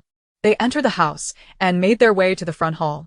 Many familiar faces had already gathered in the courtyard, all acquaintances from Tan Lingyin's previous recognition banquet. Upon spotting Hu Jingyan, they greeted him with nods, then turned their astonished gazes to Tan Lingyin, marveling at her beauty. Truly, they were a match made in heaven. Miss Tan was no ordinary person. She was the disciple of Master Xianqing. The union of the Tan and Hu families was undoubtedly a solid alliance. Rong Wanshu emerged from the front hall, her face beaming as she approached Tan Lingyin. My dear, come here. Tan Lingyin immediately released Hu Jingyan's hand and ran toward her. Following behind Rong Wanshu was Tan Mufeng, sister. Upon seeing him, Tan Lingyin's expression shifted instantly. Chapter 108. How shall I address this handsome gentleman? Rong Wanshu smiled as she held Tan Lingyin's hand. I haven't seen you for a few days. My darling has become even more beautiful. Tan Mufeng added with a grin. Sister has always been beautiful. Tan Lingyin returned his gaze with a smile.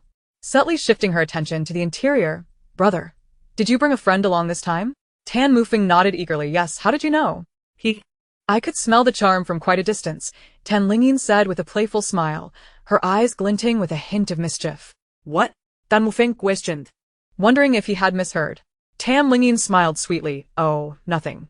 Aren't you going to introduce me? Tan Mufeng chuckled. Come, my friend is quite easygoing. Hua Jingyan approached at this moment. Aunt, where is Grandfather Tan? He.s inside. Come, let us head in together. Rong Wanshu found herself increasingly fond of this prospective son-in-law. He was a perfect match for her daughter. As they entered the house, Elder Tan was engaged in lively conversation with several older gentlemen. The moment Tan Lingyin stepped in, Elder Tan waved at her. Come here, Lingyin. Grandfather, Tan Lingyin replied obediently as she walked over. This is my granddaughter Lingyin, who will soon be attending Jing University. Elder Tan introduced her with pride, beaming at the mention of the university. Elder Rong chuckled. I saw her photo in the news. She's the top scorer in the college entrance examination. I didn't realize she was your granddaughter. You're truly fortunate. Elder Tan chuckled. Of course. With my granddaughter around, my future fortunes are bound to flourish. Elder Tan, if I recall correctly, your granddaughter is a practitioner of the mystical arts, is she not? I recognized her from the auction, an older gentleman commented. Elder Tan nodded vigorously. Yes, yes. Besides being a new student at Jing University, she is indeed a practitioner. Such good fortune for you, Elder. How enviable to have a granddaughter so beautiful and accomplished. And to be allied with the Hor family, it's truly a stroke of good fortune. Everyone in the room praised Tan Lingyin, their words filled with admiration. Elder Tan beamed with pride. Hua Jingyan stepped forward, addressing Tan Lingyin. Yinin, please present the gift. Tan Lingyin promptly retrieved the box from her bag. Grandfather. This is a gift from a yen. He purchased it over a month ago. She handed it over while praising Hua Jingyan. Old Master Tan was indeed in high spirits as he received the box and looked towards Hua Jingyan. Little yen, how thoughtful of you. Let us see what this is, he said. Upon opening the box, he discovered a piece of exquisite imperial green piece ring lying serenely within. What a splendid treasure. Old Master Tan joyfully held it in his hands, displaying it to those around him. Look at this, my granddaughter's husband has gifted me this, he exclaimed. It truly is a remarkable item. If I recall correctly, this peace ring was purchased by Mr. Hua for 200 million. Its symbolism is profound. With a beaming smile, he measured the sizable ring against his waist, declaring, I shall have someone weave a tassel for me to hang from it tomorrow. The ring was too large to be worn around the neck and was better suited as a waist accessory. Hua Jingyan gently remarked, I'm glad you like it. Grandpa Tan. Just call me Grandpa directly.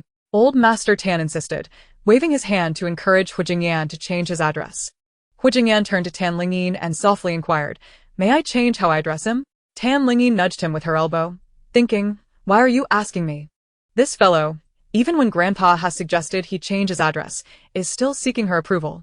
Hua Jingyan replied quietly, but it must be with your consent. Old Master Tan's eyes sparkled with intrigue as he teased, Little yen, are you under the thumb of your wife? No. Tan Lingyin quickly waved her hands. He simply enjoys asking questions.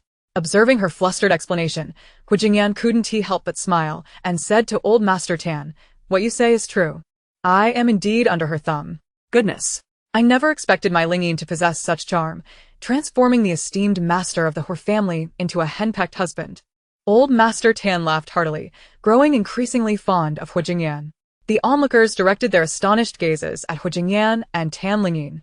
Hua Jingyan's formidable reputation was well known among the elite families of the capital, yet here was Tan Lingyin, the granddaughter they had recently reclaimed. Effortlessly rendering the master of the Hor family into a henpecked husband? Tan Lingyin shot a glare at Hua Jingyan, thinking, What henpecked husband? We aren't even married yet. She pouted and hurriedly distanced herself from him, feeling uncomfortable being the center of attention in such a public setting. Tan Mufeng draped an arm around Tan Lingyin's shoulders, casting a pointed look at Hua Jingyan. Exactly. You're only engaged. Don't go around claiming he has henpecked. Hua Jingyan regarded him with a gentle expression, responding, What you say is true, I was too eager. Hey. The term brother-in-law swiftly put Tan Mufeng in a bind. At a loss for words, he pulled Tan Lingyin aside. Sister, let me introduce you to my friends. Meanwhile, having presented his gift, Hua Jingyan made his way to familiar faces. Look who we have here, the henpecked husband. Rong Yen quipped, raising an eyebrow at him. Hu Jingyan calmly sipped his tea, arching an eyebrow in response. Are you envious? Envious of you? Not at all. Rong-yen scoffed, reclining with his legs crossed. I have no desire to be henpecked so soon. Marriage is a grave, and I'm not ready to die. Hu Jingyan's gaze darkened, and he replied solemnly, if you curse me and Lingyin, we want to collaborate with the Rong family in the latter half of the year. Rong-yen immediately donned a smile. Mr. Hua, I was merely jesting. Please, be magnanimous and don't hold it against me. Hu Jingyan regarded him with displeasure. His eyes inscrutable. Mr. Hua and Miss Tan are a match made in heaven. Truly a fine pairing. Rong-yen flattered. Indeed, quite satisfactory, Hu Jingyan conceded, lazily leaning back in his chair. There's a project next month. Would you be interested in investing? Of course. Investing with Mr. Hua guarantees immense profits. Meanwhile, Tan Lingyin and Tan Mufeng approached a table where two young men were engaged in a game of Go. Tan Mufeng pulled Tan Lingyin closer. Hold on. Let me introduce you. This is my sister, Tan Lingyin. She is the treasure of our family. The two young men promptly stood and greeted her. Hello, Miss Tan. Tan Mufeng introduced the taller, muscular man. Sister, this is my good friend, Yen Lang. Tan Lingyin nodded obligingly. Hello, Brother Yen. Please, just call me by my name. Yen Lang said, somewhat bashfully. You're the fiancé of the Hor family's master. I cannot accept being called brother. Tan Lingyin chuckled softly, not disputing him. Turning her attention to the handsome, androgynous young man beside Yen Lang, she asked, and what do I call this charming gentleman? His name is Bai He. Tan Mufeng interjected quickly. What do you think, sister? Isn't he more handsome than Hu Jingyan? Bai He nodded slightly towards Tan Lingyin, extending his hand. Hello, Miss Tan. Mufeng often speaks of you. Tan Lingyin regarded his outstretched hand, his fair, slender fingers and delicately blushing knuckles, perhaps even more delicate than her own. Jingyan, look. Your wife is about to shake hands with another man. Rong-yen exclaimed, shaking Hu Jingyan's arm.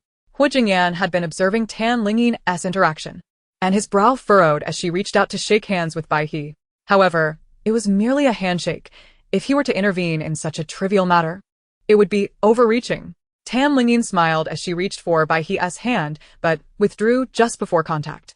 I'm sorry, my fiancé is watching, she said, glancing towards Hu Jingyan and tilting her head playfully. Hu Jingyan felt a wave of joy wash over him, his expression softening into a smile.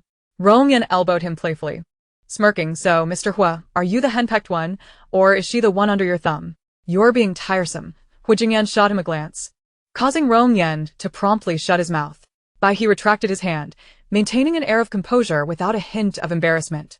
Tan Lingyin scrutinized Bai He from head to toe, noting his extraordinary looks. Mr. Bai, may I ask how my brother, this fool, managed to befriend someone like you? Sister, why are you putting me down? Tan Mufeng protested, pulling at her wrist. Do you think I'm a fool? He recalled the time he had narrowly escaped death at the hands of a monstrous creature, realizing he may have acted foolishly. Tan Lingyin chuckled softly and sighed. I'm not criticizing you. I simply find Mr. Bai's demeanor remarkable and wish to know how you two became acquainted. Tan Mufeng laughed heartily, urging her to sit at the table. Let us sit and talk. The four of them gathered around the Go board, with Tan Lingyin and Bai He sitting opposite each other. I met Bai He on the mountain, Tan Mufeng began to recount. I hadn't been home long when I received an invitation for a showcase abroad, so I traveled overseas. The theme was landscapes, and I sought inspiration in the mountains. Unexpectedly, a thick fog enveloped the area, making it nearly impossible to see the path, and I even encountered some wild animals. It was then that I came across a python, and that's when I met Bai He. He chased away the python and guided me down the mountain through the fog. Tan Mufeng patted Bai He on the shoulder, continuing, later, I learned he was a model. And since I hadn't finalized my model selection, I decided to use him. Eventually, Bai He won an award wearing my design. Bai He smiled brightly at Tan Mufeng, his elongated fox-like eyes shimmering with a hint of mischief. Tan Lingyin raised an eyebrow, sensing an odd dynamic between Bai He and her brother. Meanwhile, Tan Mufeng playfully slapped Bai He's back. You. Don't you dare look at me with those eyes. It gives me an odd feeling. Bai He chuckled. What is so strange about it? You're just overthinking. Tan Mufeng quickly turned away, focusing on Tan Lingyin's sister. What do you think of Bai He? He is quite handsome, Tan Lingyin replied honestly. Tan Mufeng glanced at Hu Jingyan before leaning close to Tan Lingyin, whispering, let me be frank. This arranged engagement nonsense is outdated. If you're not fond of Hu Jingyan, break off the engagement early. I know many exceptional young men and can introduce you to them. You can choose anyone you like. Lingyin gazed at him in confusion. Why do you think I'm unwilling? You undoubtedly are. Tan Mufeng replied. You've just returned home, and not only have you not been taken care of, but you're also being pressured into a marriage. If it were me, I wouldn't want that either. I might even feel it better not to return home at all. Tan Mufeng spoke the truth, as he had always felt that this marriage proposal was somewhat unfair to Tan Lingyin. Although Hu Jingyan was exceptionally handsome, came from a prestigious family, and possessed remarkable abilities, Tan Mufeng couldn't find any faults with him. Nonetheless, he believed that Hu Jingyan likely did not harbor any affection for his sister and was probably succumbing to familial pressure. He wished for his sister to find someone she genuinely loved. Tan Lingyin scrutinized Tan Mufeng's expression and detected profound concern in his eyes. He had genuinely considered the matter of the marriage from her perspective. He truly cared for his sister. The Tan family was indeed concerned about her, and the marriage proposal had come about because she had consented. Brother, I am indeed willing. I think Hu Jingyan is quite a decent person. Tan Lingyin grasped Tan Mufeng's hand and applied a gentle pressure. Tan Mufeng frowned. If you are truly willing, does that mean he is as well? Tan Lingyin recalled the time spent living with Hu Jingyan, their daily interactions, and the intimate moments they shared. All signs indicated that Hu Jingyan indeed had feelings for her. He must genuinely be willing as well. Tan Mufeng turned to glance at Hu Jingyan, their eyes locking in a silent standoff. Seeing Tan Mufeng turn, Rongyan leaned in. Lowering his voice, Jingyan, why do I get the feeling that Tan Mufeng has ulterior motives? Is he introducing a boyfriend to your fiancé? Hua Jingyan pressed his lips together, darkness shadowing his gaze. Tan Lingyin smiled at Bai He, shifting the topic back. Mr. Bai, you're not afraid of pythons? That's quite impressive. Bai He smiled and shook his head. Miss Tan, you flatter me. I've lived in the mountains since childhood, so I'm not afraid of such things. Wow. Living in the mountains since childhood and still maintaining such delicate skin. Mr. Bai, you truly have a natural gift for good looks, Tan Lingyin complimented candidly. Bai He, however, appeared somewhat bashful, attributing it to good fortune. A chill flickered in Tan Lingyin's eyes. Fortune, was it? As they chatted and laughed, the scene was particularly glaring in Hu Jingyan's eyes. Rong Yan chimed in, TSK, your wife seems to be getting a new boyfriend. Hu Jingyan shot him a cold glance, prompting him to promptly shut his mouth. Unable to contain his irritation, Hu Jingyan stood and walked toward Tan Lingyin. He approached her from behind, wrapping his arms around her waist possessively. Inin, what are you discussing? Tan Lingyin quickly pressed down on his hands. What are you doing? What's wrong? It's not like we haven't embraced before. Hu Jingyan chuckled lightly, leaning closer to her ear. Tan Lingyin's ears flushed red, and she hastily stood, saying, Brother, you all continue your conversation. Bai He also rose, his gaze fixed on Hu Jingyan.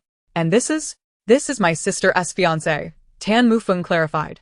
So this is how your sister's fiancé looks, Bai He remarked, his lips pursed as his eyes sparkled with interest. Why are you so surprised? Tan Mufeng tugged at Bai He's arm, displeased. Bai He looked at him innocently. Didn't you say your sister's husband had a terrible personality and looked like an ice block? Now, seeing him in person, he's completely different from what you described. Tan Mufeng cleared his throat, awkwardly glancing at Hu Jingyan. Well, I suppose I wasn't wrong. You do have an ice-cold face. Hu Jingyan smiled wryly, resting his chin on Tan Lingyin's shoulder. What my brother-in-law said is accurate, but that only applies to you. However, I want to have a cold face towards Inin. Tan Mufeng scoffed, noting the double standard, yet he felt happy for his sister.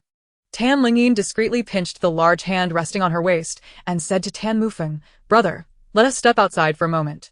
Go on. I'll be right here for a game later, Tan Mufeng replied. Okay, Tan Lingyin nodded. Hua Jingyan withdrew his hand from her waist and took her by the hand, leading her away from the main hall. In the courtyard, many tea tables were set up, where people were either drinking or playing cards. Tan Yu was mingling amidst the crowd, laughing heartily. Upon seeing his daughter emerge, he raised his glass toward her. Father, don't drink too much. The banquet hasn't even started yet, Tan Lingyin called out. All right, Tan Yu exclaimed, immediately setting down his glass. Mr. Tan, who would have thought you're such a softie for your daughter? They laughed. Indeed, Miss Tan says one word, and you put down your glass. When Miss Tan says something, you don't listen as obediently, they teased. Tan Yu proudly declared, if you had such a beautiful daughter, you'd surely listen to her too. Tan Lingyin led Huijingyan to a covered corridor, where a grove of bamboo nearby shielded them from the courtyard's view. Leaning against a pillar, she crossed her arms and regarded him. Speak.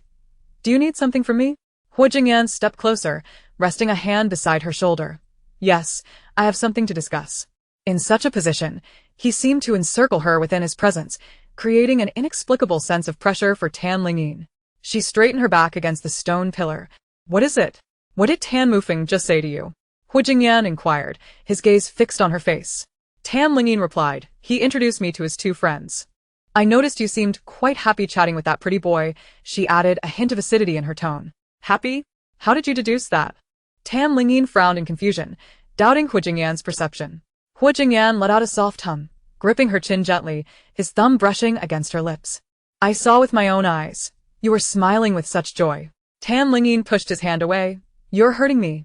Sorry, let me see, Huijingyan said quickly, cupping her face in his hands, examining it closely.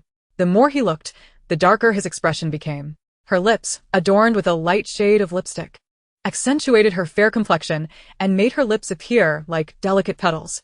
He hadn't paid attention earlier when he was in a foul mood, but now, scrutinizing her closely, he felt an itch in his heart. A dryness in his throat made him swallow hard. Tan Lingyin pushed his hands away and leaned closer on her toes. Just as she was about to speak, Huijingyan abruptly closed his eyes. Why are you closing your eyes? Tan Lingyin asked in bewilderment. Huijingyan quickly opened them. I thought you didn't think I was going to. Tan Lingyin's beautiful eyes widened slightly, her expression incredulous. Huijingyan awkwardly turned his head, his ears flushed crimson. He wanted to slap himself for closing his eyes so quickly. Tan Lingyin chuckled softly, leaning in to whisper in his ear. All right, let us get back to the point. I've noticed my brother seems to be entangled with a troublesome entity. Huijingyan was taken aback, turning to her. Who is it? They were so close that their breaths intertwined. Huijingyan's gaze softened, lingering on her eyes. His gaze traveled downward, then back to her eyes, back and forth, creating an ambience thick with intimacy. Tan Lingyin clenched her fingers, thinking he might lean in to kiss her, hesitating over whether to retreat. Miss Dan. She abruptly pushed Huijingyan away and turned to see who had spoken. It was Bai He. He wore a smile, though his eyes lacked sparkle, and he asked in a nonchalant tone, What are you two up to? Huijingyan stumbled back a couple of steps, fury boiling within him. He coldly seized Tan Lingyin's hand, turning to Bai He with an icy voice. What I do with my fiancé is none of your business. Were it not for the fact that they were in the Tan residence and that this man was a friend of Tan Mufeng, Huijingyan would have thrown him out on the spot. Bai He quickly donned a smile. Mr. Hua, you've misunderstood. I merely happened to pass by. How coincidental. Just in time to interrupt us, Huijingyan retorted. Huijingyan's dark, brooding eyes scrutinized him, a palpable disdain etched upon his face. The moment this man appeared, Enin had pushed him away.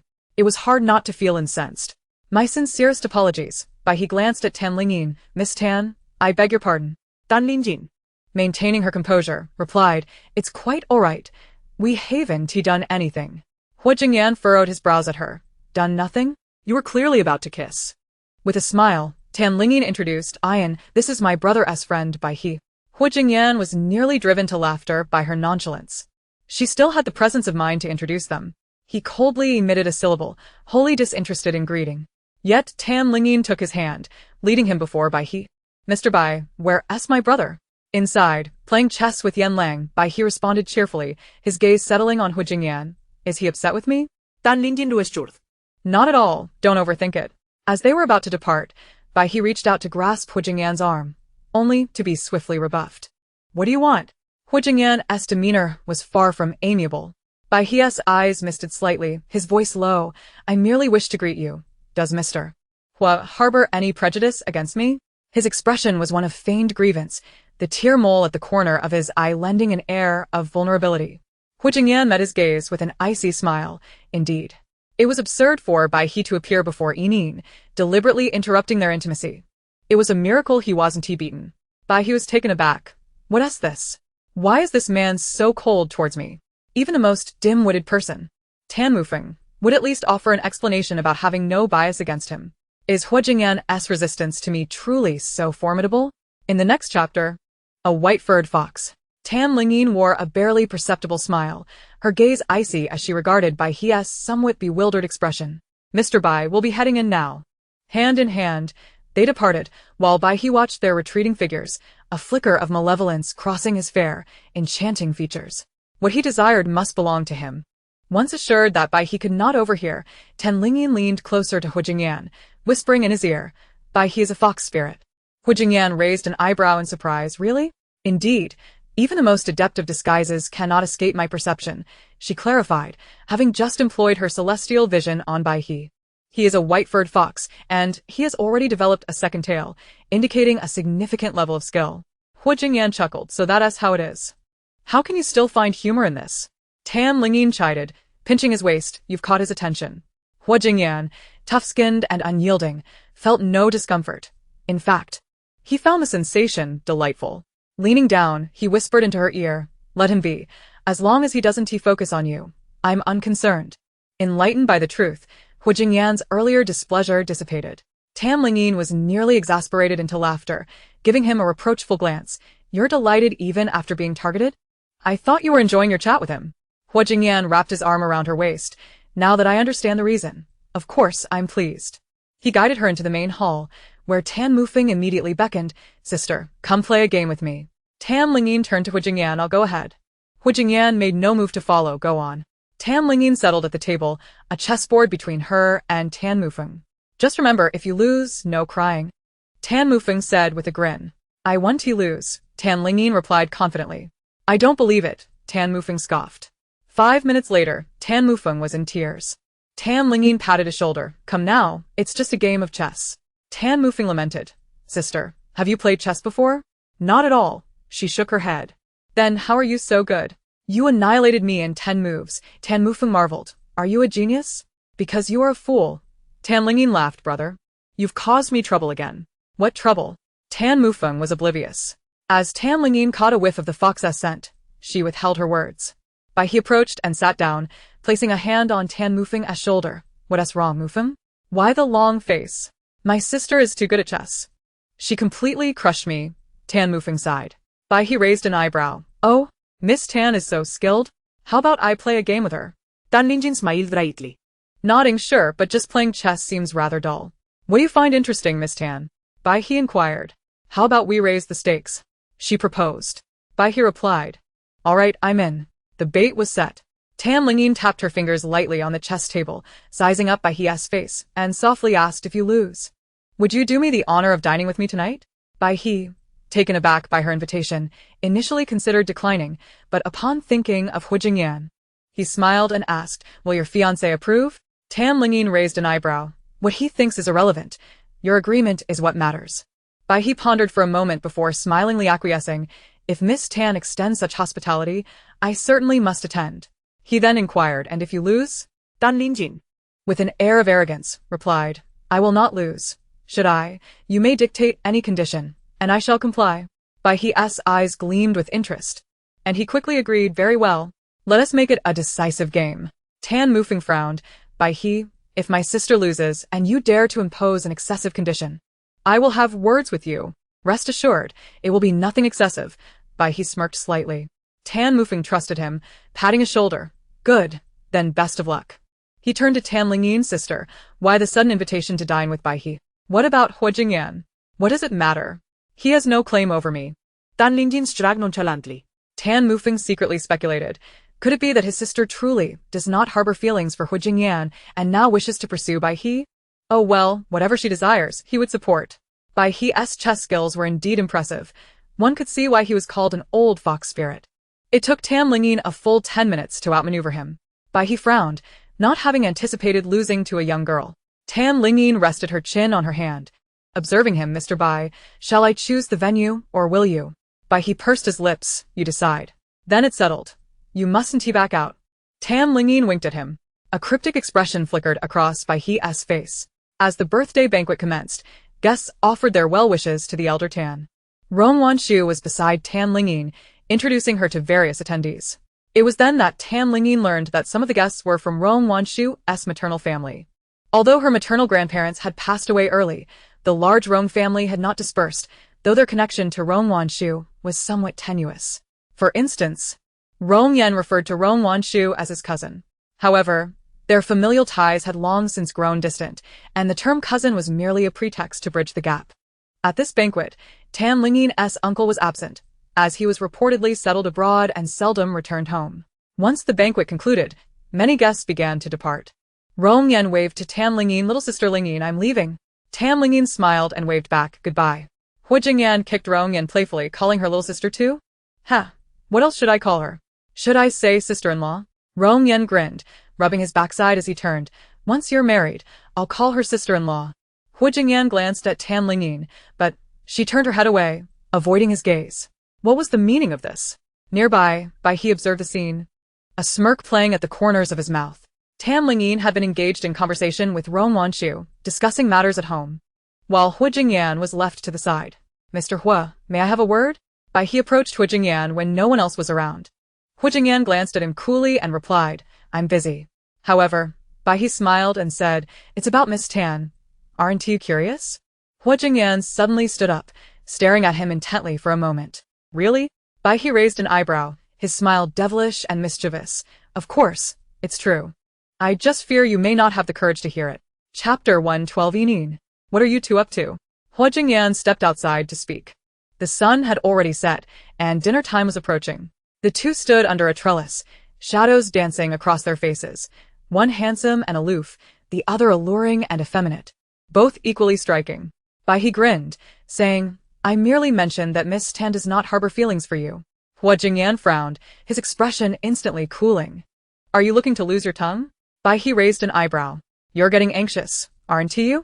Taking a step closer, he added, "What I'm about to say will make you even more anxious." Hu Jingyan stepped back. "Keep your distance." He chuckled leisurely. "You're worried I might steal Miss Tan away, aren't you? I must admit, your intuition is correct. She has invited me to dinner, and soon I shall dine here. She will surely ask me out afterward." Hu Jingyan narrowed his eyes, already suspecting Tan Lingyin intended to accept this fox spirit, though he did not reveal his thoughts. "If you don't believe me, just follow her when she leaves." As he spoke, he reached for Hu Jingyan's tie.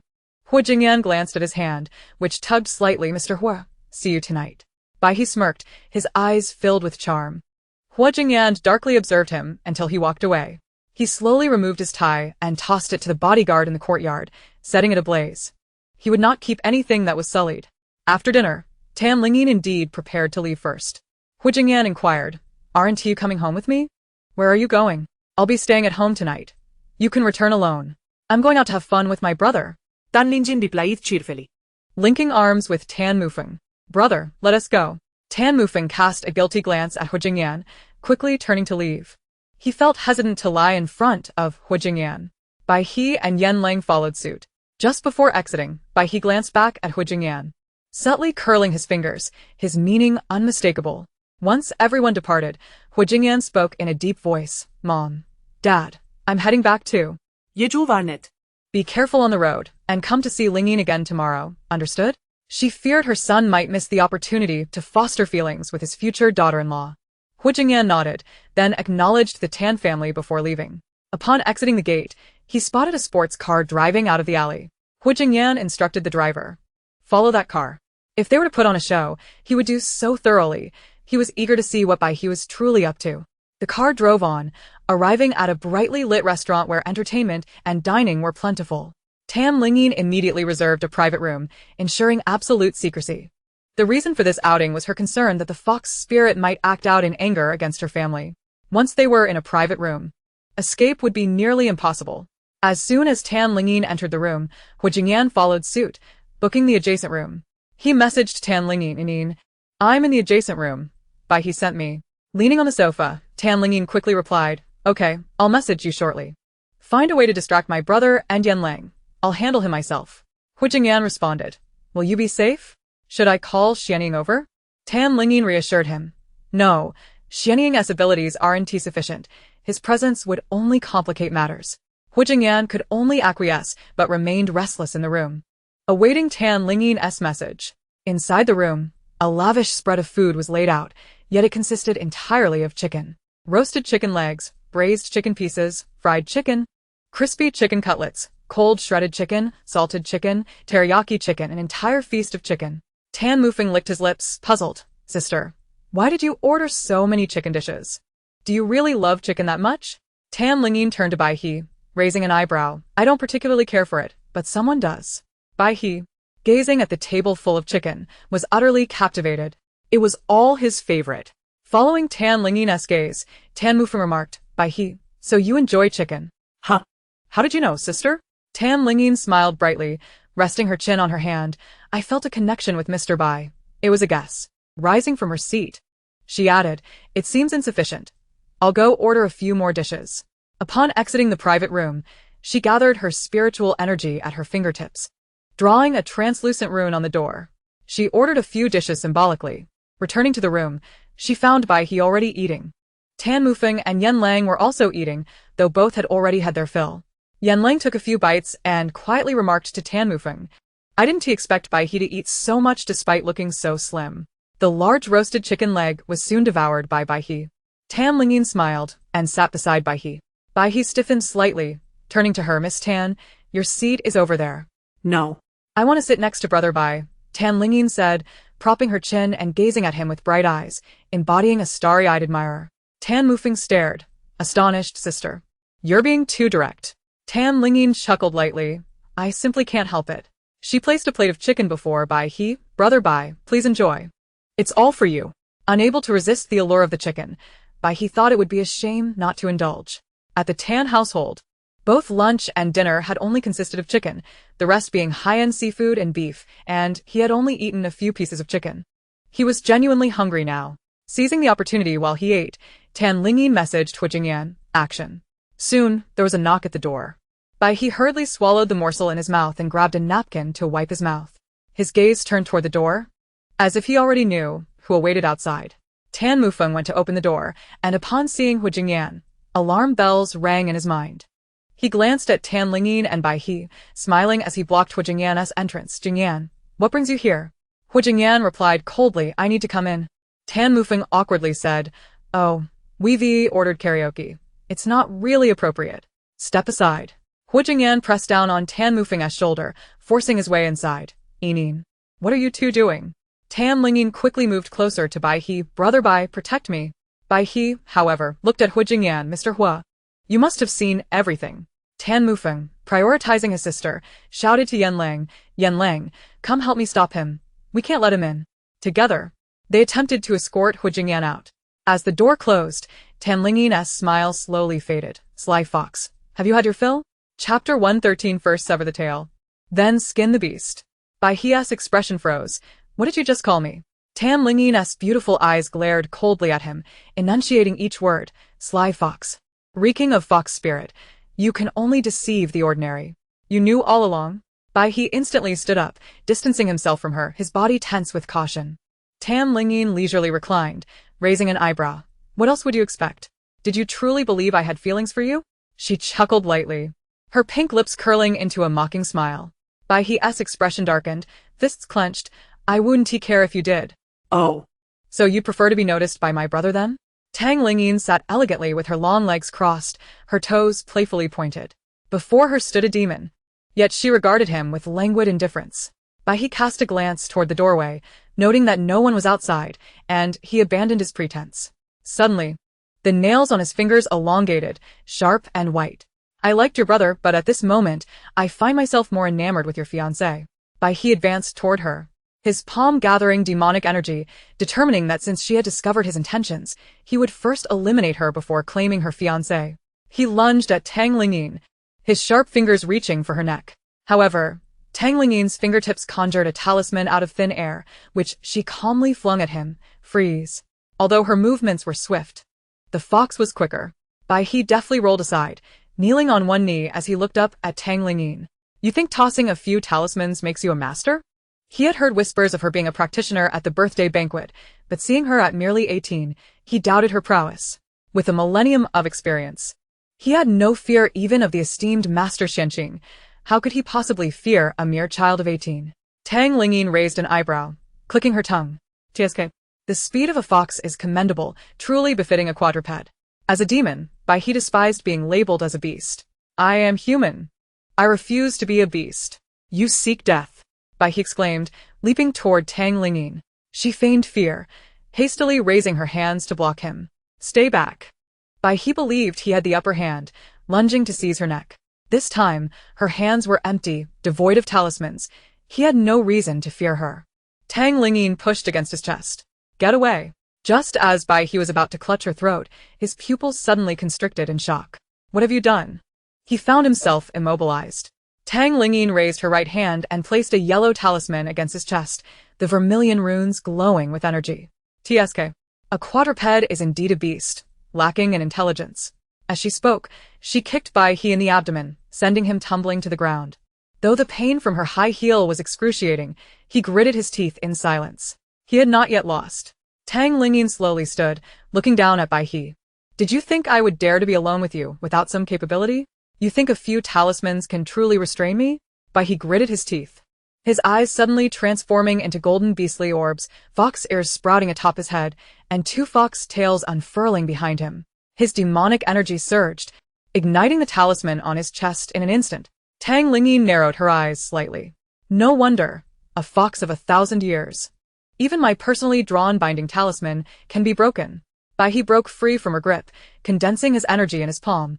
He struck out at Tang Lingyin.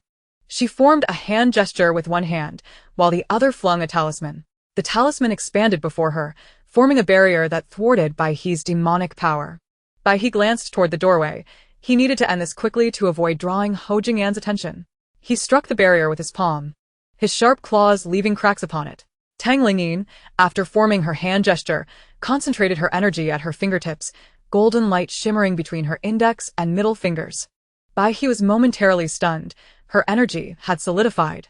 You truly know the arcane arts. Tang Lingyin pursed her lips, swiftly drawing runes in the air. Golden runes materialized, exuding a divine power. Bai He widened his eyes in shock, halting his assault on the barrier. Who exactly are you? Tang Lingyin lifted her gaze to him, her lips rapidly reciting incantations. Break. The runes surged toward Bai He, causing him to dodge in fright. Unfortunately, the golden runes pursued him relentlessly. Where could he hide within the room? Ah! The golden runes struck Bai He's back, and he let out a pained scream. The runes glimmered on his back, pinning him to the floor. Trembling, he curled up on the ground, his two tails motionless. Spare me, he pleaded with Tang Lingyin. She regarded him coldly. Let me see your true form. Bai He's pale face flickered with the visage of a white fox, on the verge of revealing his true nature. Tang Lingyin had employed a transformation-breaking talisman. Any shape-shifting demon would immediately revert to their original form. Bai He, terrified, gazed at Tang Lingyin. You are not a master. Who are you? As he spoke, a flash of white light enveloped him, shrinking him into a white fox. He scurried from his shirt and trousers, bolting for the door without a backward glance. He had to run. This woman was too formidable, with his true form exposed. It would take him countless years to regain his human shape. What bad luck. Had he known, he would never have approached the Tang family. Yet, to win Tang Mufing's affection, he had to remain by his side, cherishing every moment together. Thinking of escaping? Tang Lingyin's gaze darkened as she raised her hand, releasing a surge of arcane energy. Golden light enveloped the door, and intricate golden runes materialized upon it. The white fox collided with the door, rebounding violently. It fell to the ground, yelping in distress. Tang Lingyin's voice was cold. Did you think you could return to the mountains? Dream on. The white fox looked up at her, its golden eyes filled with murderous intent. It propelled itself forward, launching an attack. Tang Lingyin flung a demon-sealing talisman. Fool. The talisman struck, and the white fox plummeted from the air, firmly pinned to the ground. Tang Lingyin approached, stepping on its two fox tails. You foolish fox. Your millennium of cultivation was not earned through hard work. Should I skin you alive, or would you prefer I sever your tails and keep them as playthings? Her high heel pressed firmly against the soft fox tails, eliciting a piercing wail from the creature. The golden-eyed beast's eyes brimmed with tears, adorably pleading for mercy. Tang Lingyin Skop? I have no fondness for fox spirits. First, I shall sever your tail, then skin you. Chapter 114. Yen, gag him. The white fox opened its mouth, emitting muffled whimpers, its tear-filled eyes pleading with Tang Lingyin. She chuckled softly, lifting her foot to release its tail. What? Do you have something to say? The white fox nodded, its gaze directed toward the doorway. Do you wish to see Ho Jingyan? Tang Lingyin raised an eyebrow, her expression indifferent as she scrutinized it. The white fox shook its head. Do you wish to see my brother? The white fox nodded, its eyes filled with desperation. Very well, I shall grant you that wish. I also wish to give him a reminder to refrain from being so foolish in the future. Tang Lingyin sauntered to the door and effortlessly opened it, knocking on the adjoining room's door. In fact, Tang Mufeng had been next door, attempting to calm Ho Jingyan. When the door was knocked upon, Tang Mufeng hurried to answer. Sister, where is Bai He? He feared Ho Jingyan might lose control and harm Bai He in a rage. Tang Lingyin frowned slightly. Still concerned for Bai He? You don't truly have feelings for him, do you? Tang Mufeng quickly denied it. On my honor. I prefer women. Besides. He lowered his voice. If I had feelings for him, I would never allow you to be alone with him. Tang Lingyin poked his chest playfully. Now that's more like it. Yinin, is it resolved? Ho Jingyan's voice called from behind. Tang Mufeng quickly signaled to Tang Lingyin. Hurry, go. I'll hold him back. Tang Lingyin grasped his collar, pulling him aside to face Ho Jingyan, who was seated on the sofa. It's all taken care of. I'm taking my brother to see you. Would you like to join us? Yan Lang inquired. Join for what? To witness my brother's folly, Tang Lingyin replied, raising an eyebrow. What folly? Tang Mufeng question. Ho Jingyan was already rising. Let's go, I'm curious. Yan Lang quickly followed, chuckling. Since it's your brother's joke, I must see it. Tang Mufeng, bewildered, was seized by Tang Lingyin and taken to the adjacent private room.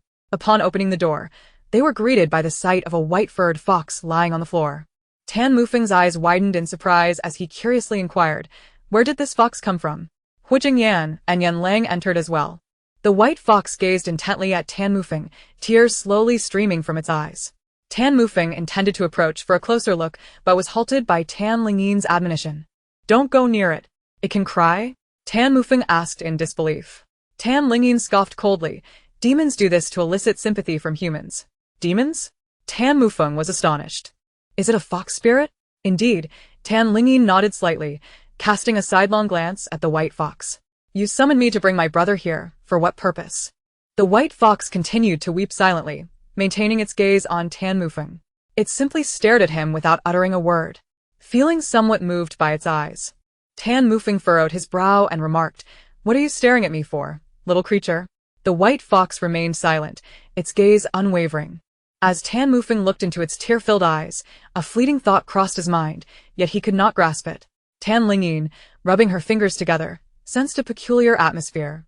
Tang Mufeng opened his mouth to speak, but then closed it, feeling that his thoughts were too absurd. Suddenly, Tang Lingyin seized Tang Mufeng's wrist, her voice cold and commanding. Brother, look at me. Tang Mufeng promptly turned to her, asking, What is it? Tang Lingyin activated her celestial eye, instantly perceiving Tang Mufeng's future. Her eyes darkened with a chilling glint as she directed her icy gaze at the white fox. So this is your true intention for wanting to meet my brother. You have bound him with the red thread of fate. The white fox's eyes widened in shock. How do you know this? As it spoke, its voice unmistakably belonged to Bai He.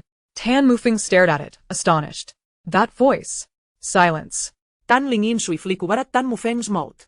From this moment forth, you are to utter not a single word without my permission. Yan, seal his lips. Hu Jingyan immediately stepped forward, placing a hand over Tang Mufeng's mouth. Tang Mufeng emitted muffled sounds, straining against Hu Jingyan's grip. Hu Jingyan glanced down at him, adjusting his hold slightly. Apologies, I inadvertently covered your nose as well. Tang Mufeng shot him an exasperated look, but refrained from further protest. He merely regarded the white fox, never anticipating it to be Bai He. Bai He? A white-furred fox spirit. The thought filled him with trepidation. Tang Lingyin retrieved a dagger from her bracelet and approached the white fox, plunging the blade into one of its tails. I had hoped to let my brother witness your true form to alert him, yet you have your own ulterior motives. You are indeed a cunning 1,000-year-old fox. I underestimated you. The fox yelped in pain, its mouth opening wide as it cried out. Ah! Spare me! Do not kill me! The sounds shifted between the cries of a fox and the pleas of Bai He. Tang Lingyin pressed down harder, severing one of its tails. Holding the bloodied tail aloft, she coldly interrogated, What else have you done to him besides binding him with the red thread of fate? Had I not sensed something amiss? Tang Mufeng would have surely met his demise today. If he were to call out Bai He's name, the red thread would instantly activate.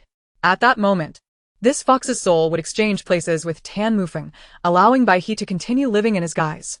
The white fox's chest heaved violently as it gasped. If you let me go, I will tell you. You lack the standing to bargain with me, Tan Lingyin retorted, driving the dagger into its second tail. She applied pressure gradually, savoring its torment. The white fox whimpered, casting a pleading glance at Tan Mufeng. Tan Mufeng's eyes flickered with conflict, yet fear overshadowed any bond of friendship. This fox spirit clearly intended to harm him, had it not been for his formidable sister. He would likely have met a swift end. Tan Mufeng closed his eyes, refusing to look at it any longer.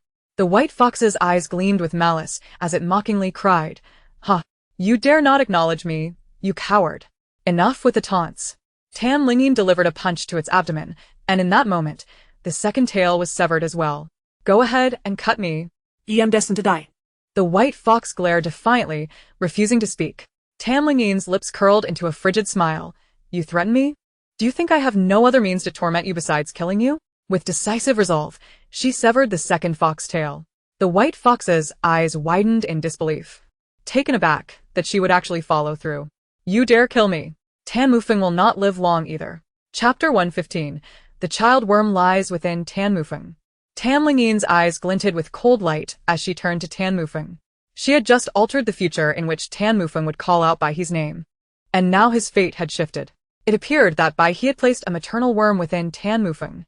The white fox harbored a maternal worm, and if the host were to die, the offspring worm would immediately absorb the host's vitality, leading to its own demise. The offspring worm resided within Tan Mufeng. What a devious 1,000-year-old fox spirit, capable of employing such insidious tactics.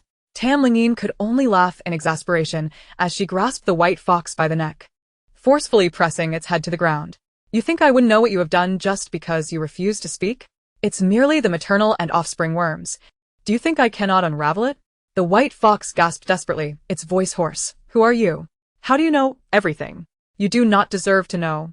Tan Lingyin replied, lifting it effortlessly from the ground by its scruff. Despite its considerable size, comparable to a Samoyed, Tan Lingyin easily hoisted it, demonstrating her extraordinary strength. She returned the dagger to her space and addressed Hu Jingyan. "Yen, I need to take it away from here. I cannot let anyone see, lest they think I am mistreating a small animal." Hu Jingyan turned to Zheng Han, who had accompanied them, and instructed, "Clear the area and bring the car to the back entrance." Zheng Han nodded promptly. "I will arrange it immediately." Hu Jingyan surveyed the bloodstains on the ground. "First, Clean this up." the remaining bodyguards quickly sprang into action. Within minutes, the place was tidied up. The bodyguards wrapped the two severed fox tails, and one of them asked, "Madam, how should we handle these?" "You keep them for now. Later, have someone make them into 2 fur collars. They will be warm in winter." She glanced at the white fox she was carrying. "What do you think, little fox?" He could no longer utter a word, wishing only for a swift end. However, with the demon suppressing talisman upon it, it was trapped in a state of neither life nor death. Descending through the special passage arranged by Zheng Han, they reached the back door of the tavern, which had also been cleared of all presence. Tan Lingyin hurriedly lifted the white fox into the car, its tail hastily bandaged to prevent excessive bleeding. Hu Jingyan sat beside Tan Mufeng, still covering his mouth without relent. Tan Mufeng typed on his phone. "You can let me go now." Hu Jingyan shook his head slightly. "No, I cannot release you until Lingyin permits it." Yan Lang, driving the car, nodded in agreement. "Indeed, I believe he is right. We should heed your sister's wishes." Witnessing the white-furred fox speak and then seeing Tan Lingyin personally sever its tail had utterly upended Yan Lang's worldview. To him, Tan Lingyin had become a godlike figure, truly deserving of the reverence given to someone capable of earning Master Xuanqing's mentorship. Upon returning to Hu Jingyan's estate, Tan Lingyin brought the fox into the villa, where Aunt Wang, still awake, awaited their return to see if they desired a late-night snack. "Oh my, where did this little fox come from?" Curiosity piqued. Wang Ma hurriedly approached for a closer look at the fox, its fur glistening and smooth, exhibiting a commendable quality. Tan Lingyin chuckled softly. "Indeed. I plan to strip its hide and fashion a carpet." Wang Ma's taken aback. "Huh? The young mistress intending to keep this little fox." Tan Lingyin pointed at the talisman affixed to the fox's back. "It is a spirit. Wang Ma, you should take your leave and rest, lest you be frightened." Upon realizing it was a spirit, Wang Ma recoiled in fright, exclaiming, "I shall take my leave then." She turned to look at Hu Jingyan, only to find him firmly covering a man's mouth. "Huh? Is this person also a spirit?" Tan Mufeng's eyes widened in alarm. Wu Wang Ma, noticing his astonished gaze, quickly exited the room.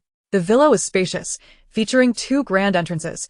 The other door led to accommodations for the servants and bodyguards. Traded. Should we also take our leave?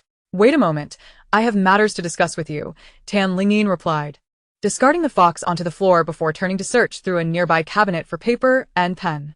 She penned a prescription and handed it to Zheng Han, Brother Han. Please visit the hospital and procure 10 doses based on this prescription.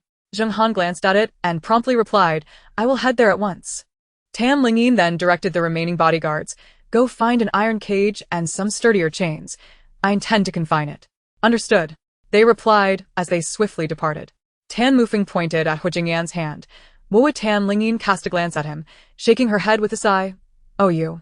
It's fortunate that you are my brother, otherwise, with your affinity for spirits, your life would truly be at risk this time.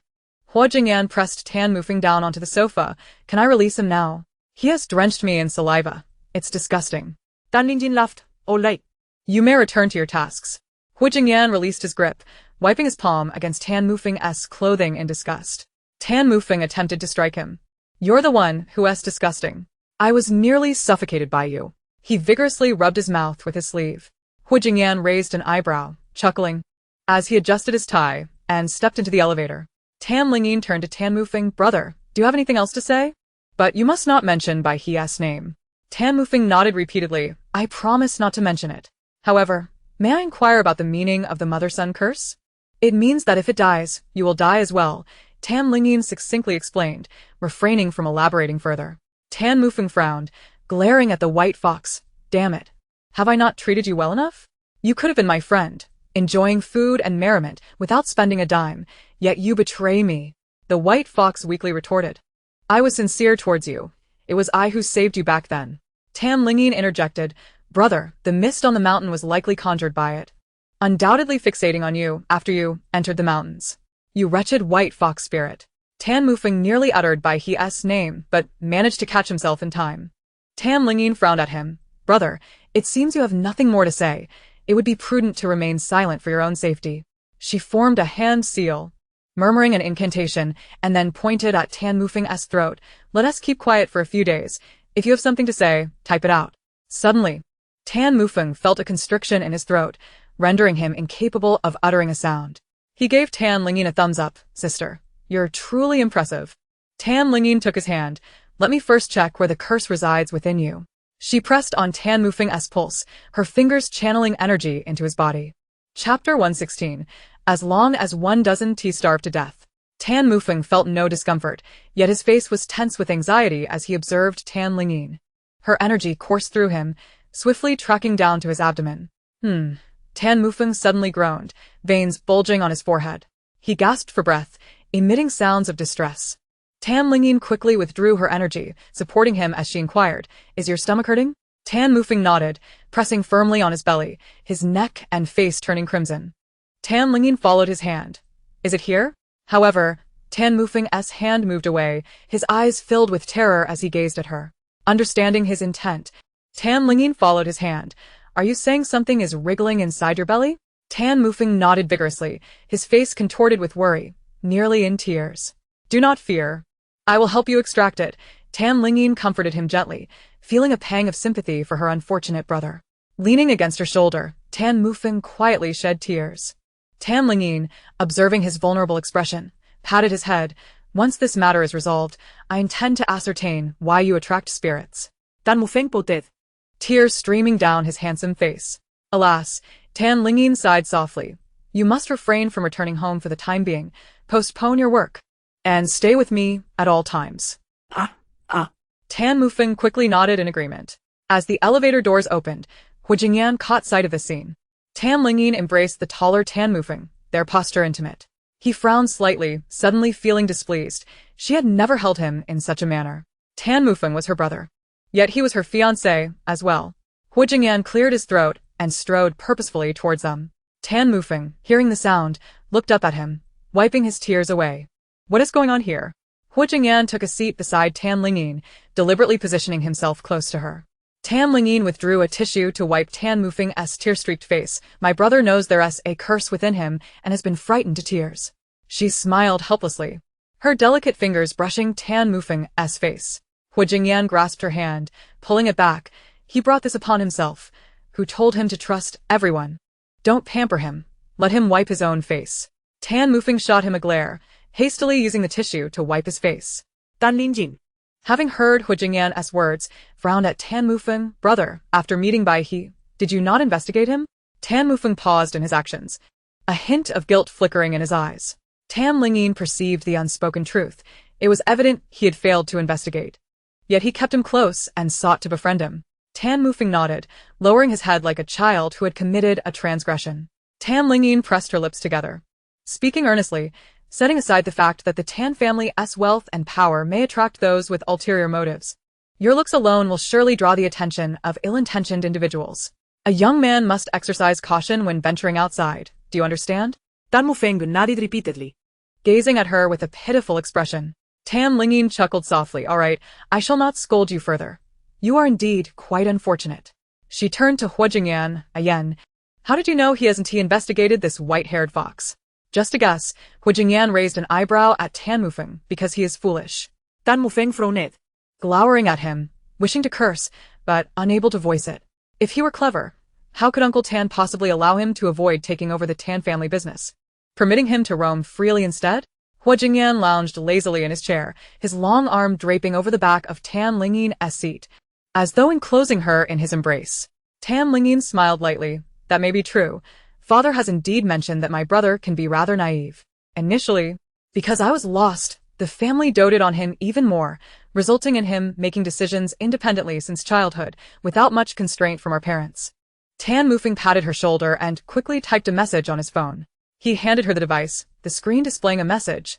Sister, I promise I will grow up and take on the responsibilities of an elder brother, protecting you and our parents, while also helping out at the company to relieve their burdens.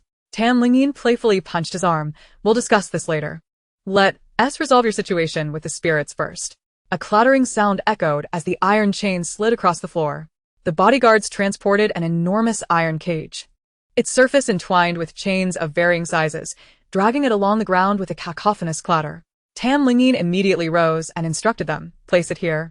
She lifted the nearly lifeless white fox from the ground and positioned it inside the cage. Swiftly, Tan Lingyin secured its forelimbs with thin iron chains, then bound its body with heavier chains, leaving only its head free to move. The white fox dangled within the cage, suspended much like a criminal interrogated upon a cross. Stepping away from the cage, Tan Lingyin formed a hand gesture, her fingertips emanating a golden light as she directed it towards the chains encircling the white fox. The golden luminescence traversed the chains, inscribing fleeting golden runes upon their surface. With a cold tone, she declared, listen carefully. From this moment forth, should you dare to move recklessly, these chains will constrict ever tighter until they sever your limbs. The demon subduing talisman would inevitably lose its efficacy. She had to be prepared for contingencies. After closing the cage door, Tan Lingyin placed a seal upon it to prevent anyone from opening it in her absence. Having completed these tasks, she instructed, prepare a chicken for it daily. A bodyguard inquired, one per day? Alive or dead? Tan Lingyin gazed at the feeble white fox and raised an eyebrow. Dead will suffice. 1 a day is adequate to ensure it does not perish. With only 2 days remaining until school commenced, she could not risk extracting the subgerm from Tan Mufeng's body just yet, so she would tend to the white fox for the time being, move it to the 3rd floor, and place it in the living room. Yes, the bodyguards promptly complied, transporting the cage into the elevator. Tan Lingyin did not follow but instead inquired of Hu Jingyan, are there any rooms available on the 3rd floor? Let my brother stay here temporarily. Hu Jingyan frowned slightly. No, there are only our 2 rooms on the 3rd floor. Tan Lingyin suggested. Then let him sleep in the living room of my room. Her room featured a small living area before leading to her bedroom, which could also be locked. Hu Jingyan immediately objected. No, let him sleep in my room. Thus, Tan Mufeng found himself living in the same room as Hu Jingyan. Before long, Zheng Han returned, carrying several large bags of medicinal herbs. Young madam, I have procured everything according to your prescription. Chapter 117. Did you know other mystics before? Dan Lingyin replied, just set them down. You all may go rest now. Zheng Han nodded and departed with the bodyguards. Tan Lingyin unwrapped one of the bags to examine the freshness of the herbs and verify there were no mistakes in the procurement. Satisfied, she instructed Tan Mufeng, carry all of these and follow me upstairs. Tan Mufeng hurriedly gathered the herbs and accompanied her into the elevator. Upon reaching the 3rd floor, Hu Jingyan remarked. He could actually stay on the 5th floor, there are plenty of rooms available. The villa had 6 floors, and many rooms remained unoccupied. Tan Lingyin shook her head. No. He must live under my watchful eye for now. The 5th floor is too distant. After placing the bags of herbs in the living room, the white fox, bound within the cage, squinted at the herbs on the table. Tan Lingyin tapped the cage, saying, "You wretched fox. Just wait and see how I will break the mother-child curse." The white fox retorted in a muted voice, "Isn't it just some herbs? I don't believe it." "Believe what you will. Just remain obedient," Tan Lingyin replied before heading to the tea room to boil water for the medicine. She admonished Tan Mufeng, "Brother, go to Hu Jingyan's room and fill the bathtub with water. It must be hot, then undress and soak in it while you wait." Tan Mufeng looked around, unsure of where Hu Jingyan's room was. Hu Jingyan said, "Come, I'll take you there." He personally assisted Tan Mufeng in filling the bathtub with hot water, saying, "Next time, do it yourself." Tan Mufeng pouted, wanting to express his lack of need for help, but only managed to emit a sound of confusion. Hu Jingyan chuckled, patting him on the shoulder. "You've had it rough." Tan Mufeng stripped and immersed himself in the bathtub, uncertain of what Tan Lingyin was having him wait for. 10 minutes later, Tan Lingyin observed the water in the basin had taken on the color of the herbs and carried it toward Hu Jingyan's room. Noticing her emergence, Hu Jingyan quickly followed, asking, "What is this?" "It's a medicinal bath for him. This combination of herbs produces a scent most abhorrent to the parasitic insects." Tan Lingyin softly explained. Hu Jingyan extended his hand to take it. "Let me handle it." Tan Lingyin passed it to him, stating, "It's a bit heavy." Hu Jingyan held it with ease. "It's not heavy." The pair entered Hu Jingyan's room, and as Tan Lingyin pushed open the bathroom door to enter, Hu Jingyan called out, "Wait. Are you going in?" "I need to observe his reaction to the medicinal bath," Tan Lingyin replied earnestly. Hu Jingyan frowned. He's not wearing any clothes. Realizing the impropriety, Tan Lingyin adjusted her request. "Then you help me pour the water from the basin into the bathtub and cover it afterward. I need to stay by his side." Hu Jingyan considered this and nodded. "All right, wait for me." He stepped into the bathroom, where the air was thick with steam. The entire basin of herbs and water was poured into the bathtub, causing the temperature to rise sharply. Tan Mufeng emitted a strange cry, floundering in the bathtub like a fish. Hu Jingyan admonished, "Stay still. This is a medicinal bath prepared by Ying for you." Instantly, Tan Mufeng complied. Hu Jingyan felt around the bathtub and pulled out a folding board that perfectly covered the entire tub, leaving only Tan Mufeng's head exposed. "Ying, you can come in now." He called out to the doorway. Tan Lingyin entered, waving her hand through the mist before saying, "Brother, you may feel uncomfortable shortly. Bear with it." Tan Mufeng nodded. Tan Lingyin pulled a nearby stool to sit beside the bathtub, looking up at Hu Jingyan. "You should rest. I'll keep him company. I'll stay with you." Hu Jingyan insisted, pulling up a stool to sit beside her. Tan Mufeng relaxed against the bathtub, his eyes half closed, reveling in the luxury of having company while bathing. However, 10 minutes later, the enjoyment faded. He squirmed in the bathtub, a pained expression crossing his face.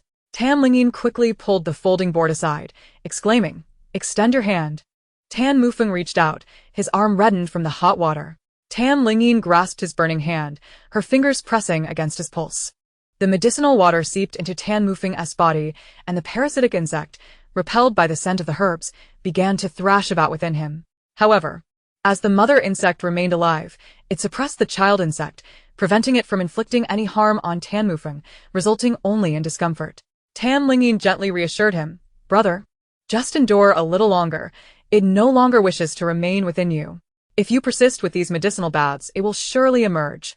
Tan Mufeng, his face contorted with pain, nodded, his temples throbbing. After a while, Tan Mufeng's expression returned to normal, and he looked at Tan Lingyin, shaking his head. "Is it no longer painful?" she inquired. Tan Mufeng eagerly nodded, touching his chest and abdomen, shaking his head repeatedly. "It's completely gone." Tan Lingyin checked his pulse, sensing the insect still lingered within him. "Don't celebrate too soon. The child insect has merely fainted from discomfort. It will awaken shortly." Tan Mufeng sighed in dejection. Tan Lingyin instructed, "Get dressed. Today's medicinal bath is over." Rising, she prepared to leave, while Hu Jingyan turned to Tan Mufeng, "I'll fetch you a set of pajamas." Back in the living room, the white fox perked up at the sound of footsteps, its eyes wide open. "What were you just doing?" It fixed its gaze intently on Tan Lingyin. Tan Lingyin smiled and replied, "Well, is the mother insect within you restless?" The white fox narrowed its golden beastly eyes. You possess medical knowledge? Of course. In the realm of mysticism, there is nothing I cannot master, Lingyin proclaimed confidently. Lingyin leisurely picked up the medicinal herbs from the table and placed them into the refrigerator's chill compartment. At such a tender age, how could you possibly master the 5 esoteric arts of mountains, medicine, fate, divination, and physiognomy? The white fox queried in a muted voice, its tone laced with skepticism. While organizing the herbs, Lingyin turned to glance at it. You seem quite knowledgeable. Did you know other practitioners of the arcane arts in the past? The white fox fell silent, withholding further commentary. After closing the refrigerator, Lingyin approached the cage, scrutinizing it closely. Though you've lived for a millennium, your awareness of the threads of fate and maternal curses suggests you've been privy to far too much information. Were you perhaps taught by a practitioner? The white fox met her gaze. What of it? Whether true or false, does it matter? Is that practitioner still alive? Lingyin's eyes darkened as she regarded it sharply. The white fox's gaze flickered, turning away in silence. If you refuse to speak, shall I not deduce the truth? Lingyin's fingers tapped rhythmically against the iron bars, the sound echoing like a death knell. He is alive, isn't he? Did he send you to seek my brother? Chapter 118, Kindred Spirits. I cannot comprehend your words. The white fox averted its head, stubbornly remaining tight-lipped. Lingyin leaned against the cage's railing, observing it with an air of calm. Speak. And I may grant you a more merciful fate. Refuse, and I shall not hesitate to employ harsher measures. You have the audacity to threaten me with death. The white fox retorted defiantly. What has that practitioner given you that you would remain loyal to him, even in the face of death? Lingyin chuckled in disbelief. I never expected to encounter such an honorable demon. He is my savior, the white fox replied, closing its eyes as if unwilling to engage further. Lingyin chuckled lightly, dismissing the need to press it further. A practitioner who had evaded death for a millennium must surely be virtuous, unlikely to be a malevolent being. 2 days later, Lingyin commenced her studies. Early that morning, Tan Yu and Rong Wanshu arrived at the estate, insisting on escorting Lingyin to school. Inin, this is a backpack prepared by your mother, filled with vermilion talisman paper and stationery. Do check if anything is missing. Rong Wanshu presented an exquisitely charming pink and white handbag. Lingyin softly replied, Mother, I am off to university. Everything I need can be purchased there. How can it be the same? This was personally chosen by your father and me during our shopping. Rong Wanshu insisted, handing her the bag. Then, she picked up her camera and began snapping photos. My daughter is truly beautiful. This little dress, these exquisite shoes, this lovely hairstyle. Simply stunning. With each click, she showered Lingyin with praise, her eyes brimming with affection. Tan Mufeng stood silently to the side, feeling a sense of discomfort. When he went abroad for college, no one came to see him off. Of course, he was not envious of his sister. He simply wondered if he was truly her biological brother, for he adored her nonetheless. On the first day of school, an array of luxury cars lined the gates of Peking University. The Tan family's vehicle could not approach the entrance, forced to stop at the roadside. Lingyin, dressed elegantly and clutching her handbag, stepped out and said, Mom and Dad, you need not accompany me further. I can manage on my own. Rong Wanshu opened the car door. Let me accompany you for your registration. I wouldn't want you to fumble about alone. Lingyin pressed the car door shut with a smile. I am 18 now. I can handle these matters. With all these luxury cars around, many acquaintances might recognize you, which could draw unwanted attention. I shall enter alone. Rong Wanshu nodded, her expression tinged with grievance. Oh, how difficult it is as our daughter grows. You no longer allow your mother to accompany you. I will inform a Yen. Lingyin said cheerfully as she walked towards the car behind.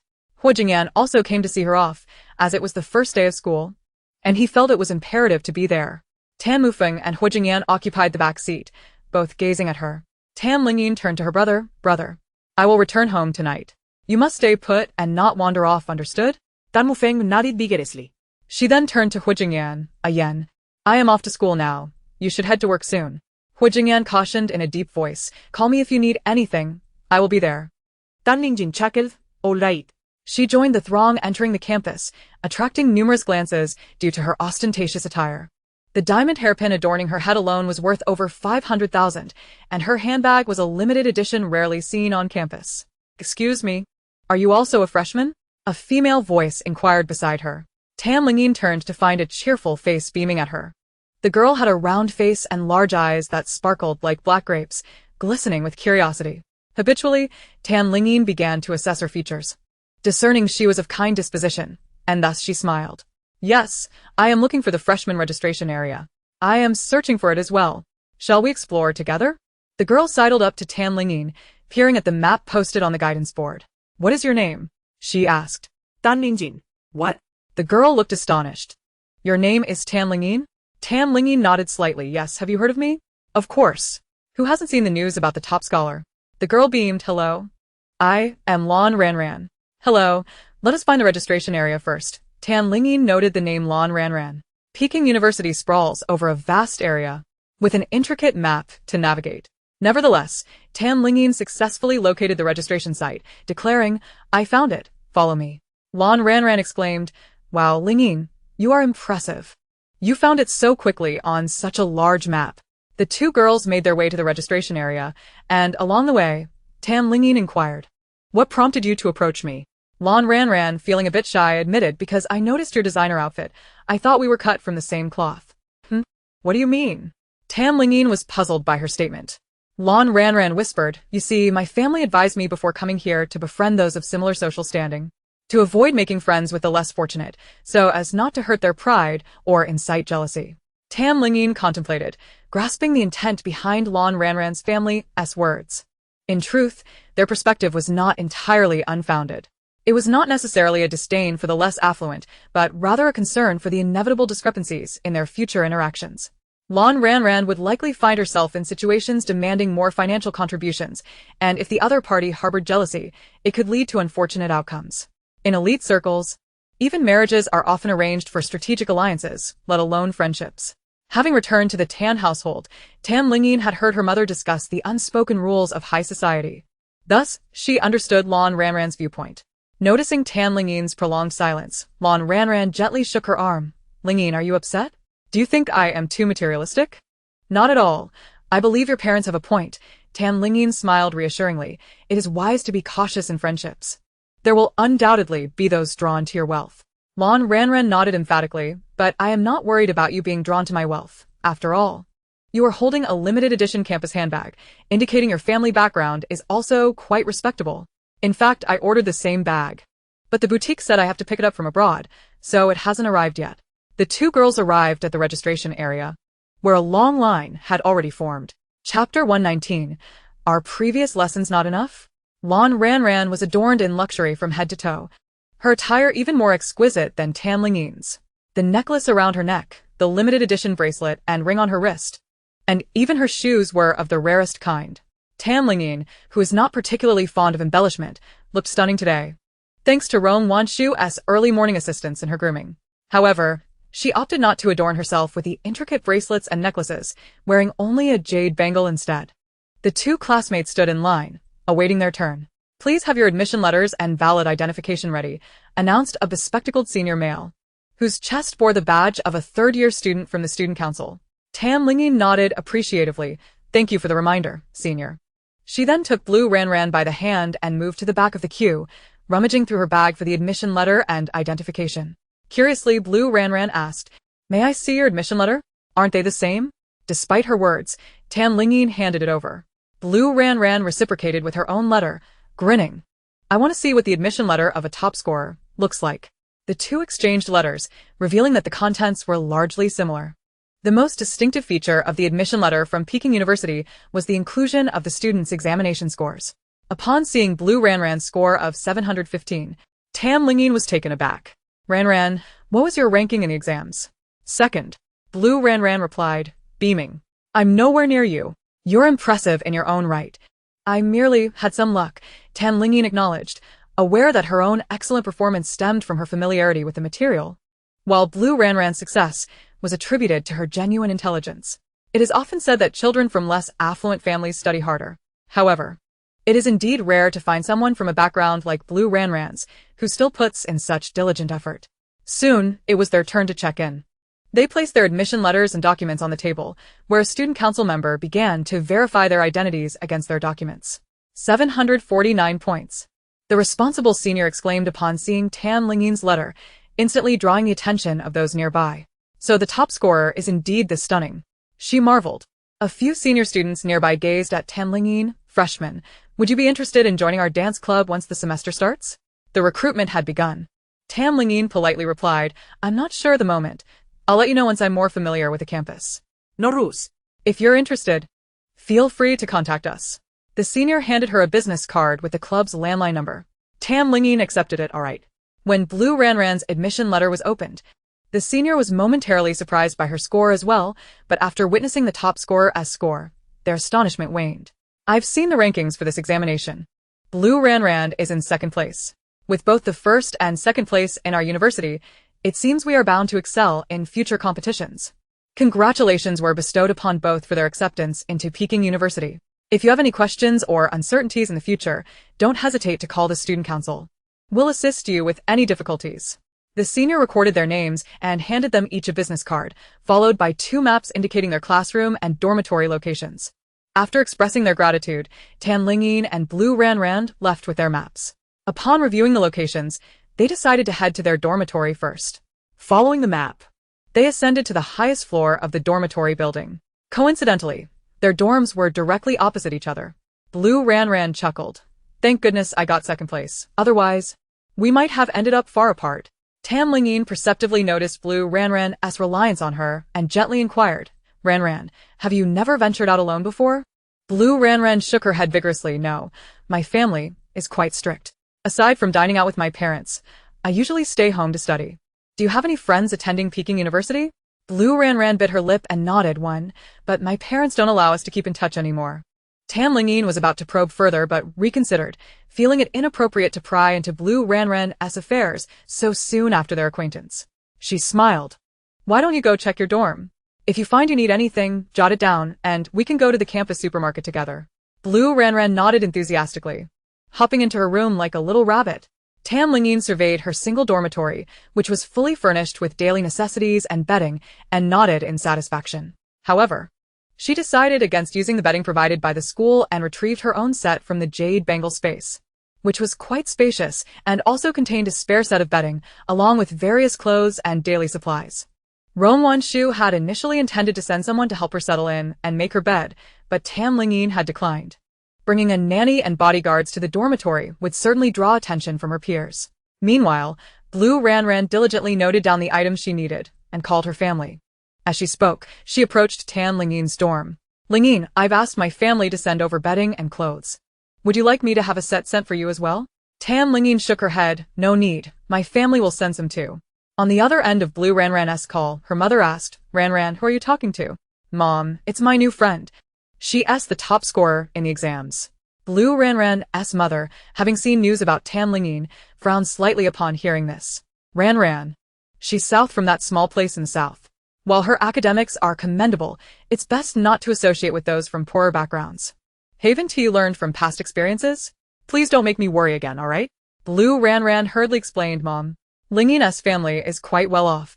I'll talk to you later. Goodbye. Lingyin, who had been nearby, could keenly hear Blue Ranran's mother's voice. Blue Ranran, feeling embarrassed, said, I'm sorry. My mom always restricts my friendships. I just don't want to hear her say that. It's alright, listening to your family isn't wrong, after all. Parents don't wish to harm you, Lingyin reassured her. Blue Ranran bit her lip, looking at her with innocent eyes. But I thought you were really nice the moment I saw you. Lingyin took her hand and sat her down on the small sofa, softly asking Ranran. I actually heard your mother's voice just now. What did she mean by past experiences? Chapter 120. Who were you just talking to on the phone? Blue Ranran appeared slightly uneasy as she sat, her long eyelashes fluttering. Lingyin spoke gently. It's fine if you don't want to share. I merely wanted to see if I meet your mother's standards for friends. You absolutely do. Blue Ranran shook her head fervently, yet still showed no intention of revealing more. Lingyin decided to change the subject. When will your family bring your things? Should we wait for them or explore downstairs first? They'll be here soon. I need to tidy up my dorm. Lingyin nodded. Alright. Then you go ahead and organize, I'll do the same. After Blue Ranran left, Lingyin closed her door. She replaced the bedding and laid out her own, also placing a rug by the bedside. Tidying up the room and organizing her belongings was something she excelled at, having previously worked as a maid in her foster parents' home. Before long, She finished her arrangement and initiated a video call with Rong Wanshu. Rong Wanshu's cheerful face appeared on the screen. Yinin, is this your dorm? Tan Lingyin nodded, holding her phone to capture a view of the room. I've tidied everything up. It's quite comfortable. In truth, she planned to return home to sleep at night. The dormitory was merely a place for midday rest. As Rong Wanshu observed, her eyes began to glisten with tears. My precious baby can actually do housework and organize so neatly. It makes me so proud. The daughters of the wealthy women she knew would never possess such skills. Tan Lingyin softly reassured, Mother, you should be pleased that I possess these skills. It signifies my ability to thrive. Well, You always have a reason to make your mother smile. Rong Wanshu replied affectionately, I'll come to pick you up for dinner at the old residence tonight. Your grandfather is eager to know how you are faring in school. all right, Tan Lingyin nodded. After ending the video call, she prepared to contact Hu Jingyan, only to realize he had already initiated a voice call.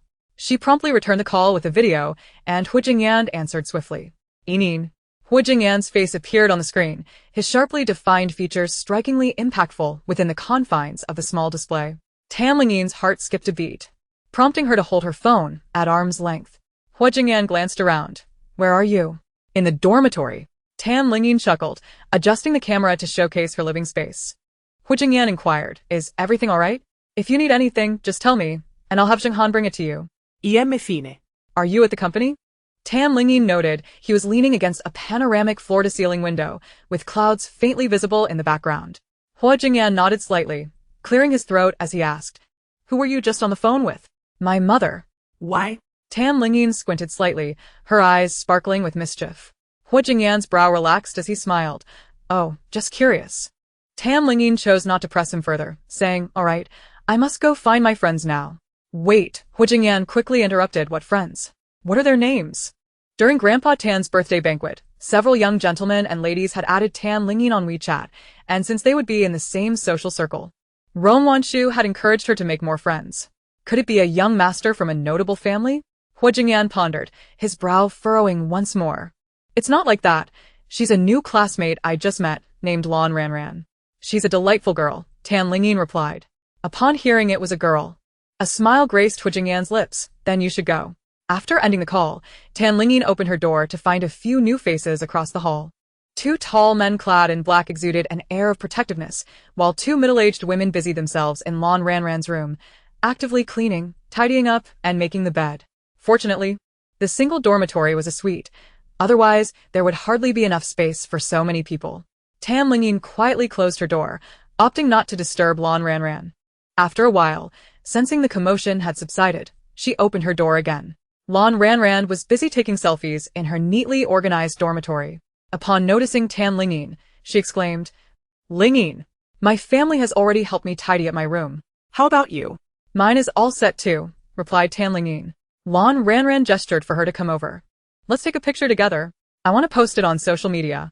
Tan Lingyin sat beside her, and the two appeared together on the screen. Lan Ranran leaned her head against Tan Lingyin's shoulder. You're so beautiful. I need to cover my face a bit. Tan Lingyin chuckled lightly. You are also quite lovely. Our beauty is of a different kind. Is that so? Then I want to cover up, Lan Ranran declared. After taking several group photos, she showcased her photo editing skills to Tan Lingyin. Tan Lingyin marveled slightly. How did you do that? The makeup looks stunning. Practice makes perfect. Lan Ranran revealed her WeChat QR code. Skin me, and we can be friends. Don't forget to like my post later. The two added each other as friends. And Lan Ranran quickly posted on social media, at Jingda, with new friends in the new dormitory. The centerpiece of her 9-square grid post featured her and Tan Lingyin's photo. Tan Lingyin liked it and commented, beautiful. Curious, Lan Ranran browsed through Tan Lingyin's social media, noticing it was quite empty. You don't post anything? Tan Lingyin shook her head. I've never posted before. Lan Ranran urged, but it's the first day of school, especially at Jingda. You must post something. Quick. Take a few selfies, and I'll like them. Infected by her enthusiasm, Tan Lingyin felt her social media could indeed use some life. She snapped a selfie and said, Send me our group photo, and I'll post a couple. Sure. Lan Zanzan be met. Tan Lingyin uploaded 2 pictures with the caption, School has started. Shortly after, Her post received a like. it was from Hu Jingyan. Hu Jingyan, study hard. Tan Lingyin chuckled softly upon reading his comment. realizing he never missed an opportunity to remind her to focus on her studies. As time passed, more people began to like and comment on Tan Lingyin's post. Miss Tan is so beautiful. Where's Miss Tan studying? Two beauties. The hairpin on her head is stunning. Not recognizing any of them, Tan Lingyin chose not to respond. She tucked away her phone, saying, let's head downstairs for a stroll. I want to buy something to drink. Sure. I'd love some milk tea as well. Lan Ranran immediately pulled her to her feet.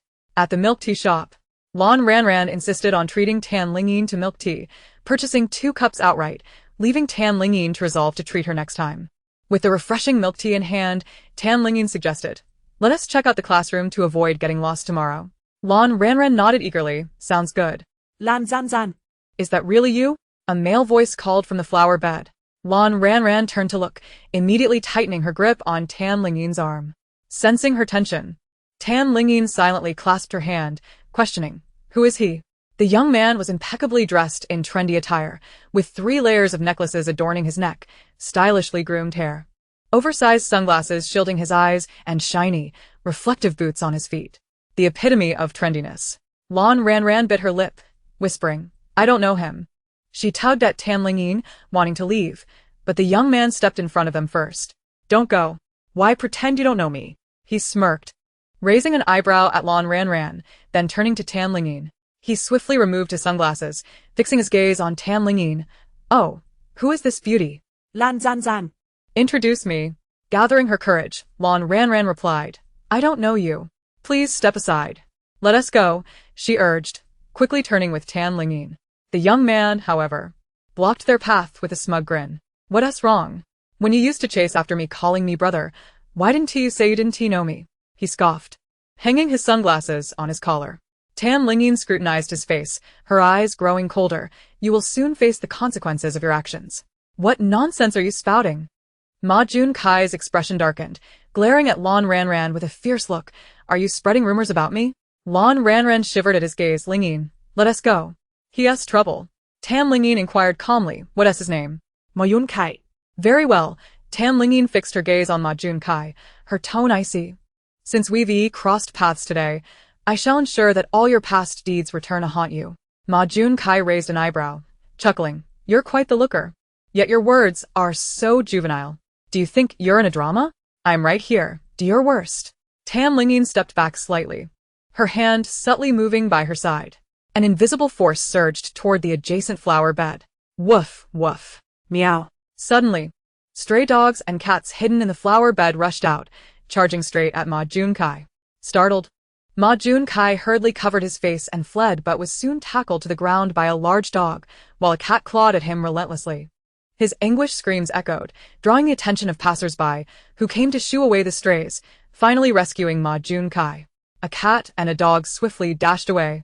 And given the vastness of the Kyoto University campus, it would be exceedingly difficult to locate them again. Meanwhile, Ma Junkai lay sprawled on the ground, his t-shirt torn to shreds, and his upper body bore scratch marks from his arms and chest to his neck, including his face. Not to mention, his backside had been bitten twice by the dog, with his snug black pants stained with blood, suggesting the wounds were quite severe. As he howled in agony, he was carried off to the infirmary. Tan Lingyin pursed her lips, contemplating Ma Junkai's contenance. He had 3 lives in his hands, 2 belonging to his children, and 1 to a person who perished because of him. Such a heinous individual should have faced retribution long ago. Why then did it fall upon her to administer punishment? Lan Ranran, who had just recovered from her shock, finally responded, Lingyin, let us return to the classroom. Tan Lingyin grasped her hand, gazing at her with a serene expression. Ranran, I have several questions to pose, and you must answer me truthfully. All right. Lan Ranran nodded. Tan Lingyin led her to a distant bench, her gaze softening as she inquired, what was your relationship with Ma Junkai in the past? I had a crush on him, Lan Ranran admitted, her fingers nervously fiddling with the charms on her bag, her voice barely above a whisper. I'm not sure if it counts as liking him, though. I didn't want you to know because it feels so embarrassing. Tan Lingyin, perplexed, asked, how could you possibly like someone like him? With a furrowed brow, Lan Ranran fell into a long silence before finally mustering the courage to reveal her story. Her eyes glistened with unshed tears as she recounted, I had a good friend in high school named Ma Wenwen. He is her brother. Ma Wenwen was also diligent in her studies, and we shared a close bond. However, at some point, She always insisted that Ma Junkai join us for meals and outings, subtly hinting that he liked me. I knew that early romance was inappropriate, so I never considered being with him. Since Ma Wenwen was such a wonderful person, I assumed her brother must be decent as well. And I thought I would date him after the college entrance examinations. But to my shock, Ma Junkai and Ma Wenwen ended up kidnapping me. At this point, Lan Ran could no longer hold back her tears, wiping her eyes as she looked at Tan Lingyin. Ma Junkai threatened me parents, saying that if they didn't give them 100 million, he would force himself on me. Ma Wenwen was right there beside him, and no amount of pleading could sway her. She continued, eventually they received the money, and only then did they release me. My parents decided against reporting it to the police, as there was no evidence, and they were concerned about my reputation, so the matter was left unresolved. Tan Lingyin furrowed her brow as she listened, pulling out a tissue to help her dry her tears. No wonder I sense that you have faced a calamity in your life. She discerned Lan Ran had endured a painful experience, one that was fated to occur. Yet she refrained from directly unearthing Lan Ran's scars, and chose not to pry further. Lan Ran, puzzled, asked, "You can see that?" Tan Lingyin smiled gently. "Indeed, I am a practitioner of divination." "How remarkable!" Lan Ran exclaimed, her tear-streaked face lighting up with starry eyes as she gazed at her. Tan Lingyin tenderly wiped away the remnants of her tears, speaking softly. "Earlier, you mentioned a friend who was admitted to Kyoto University. Is that Ma Wenwen?"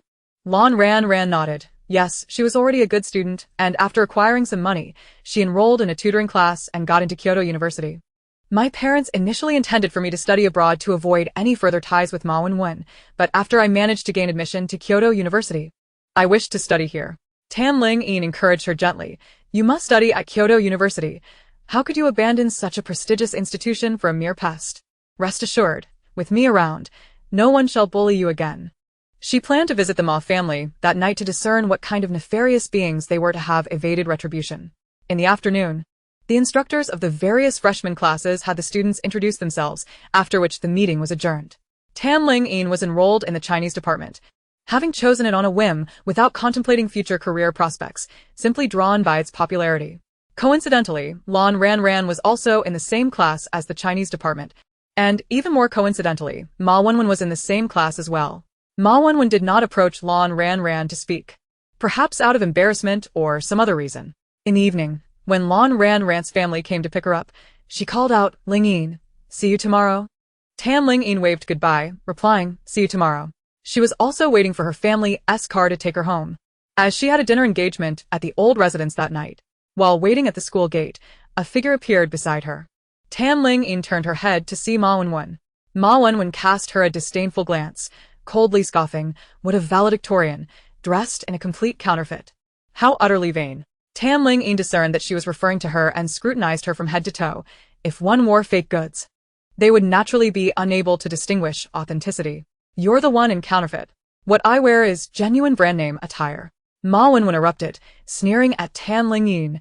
"You, a pauper from South City, an orphan abandoned by your adoptive parents, how could you possibly afford the real thing?"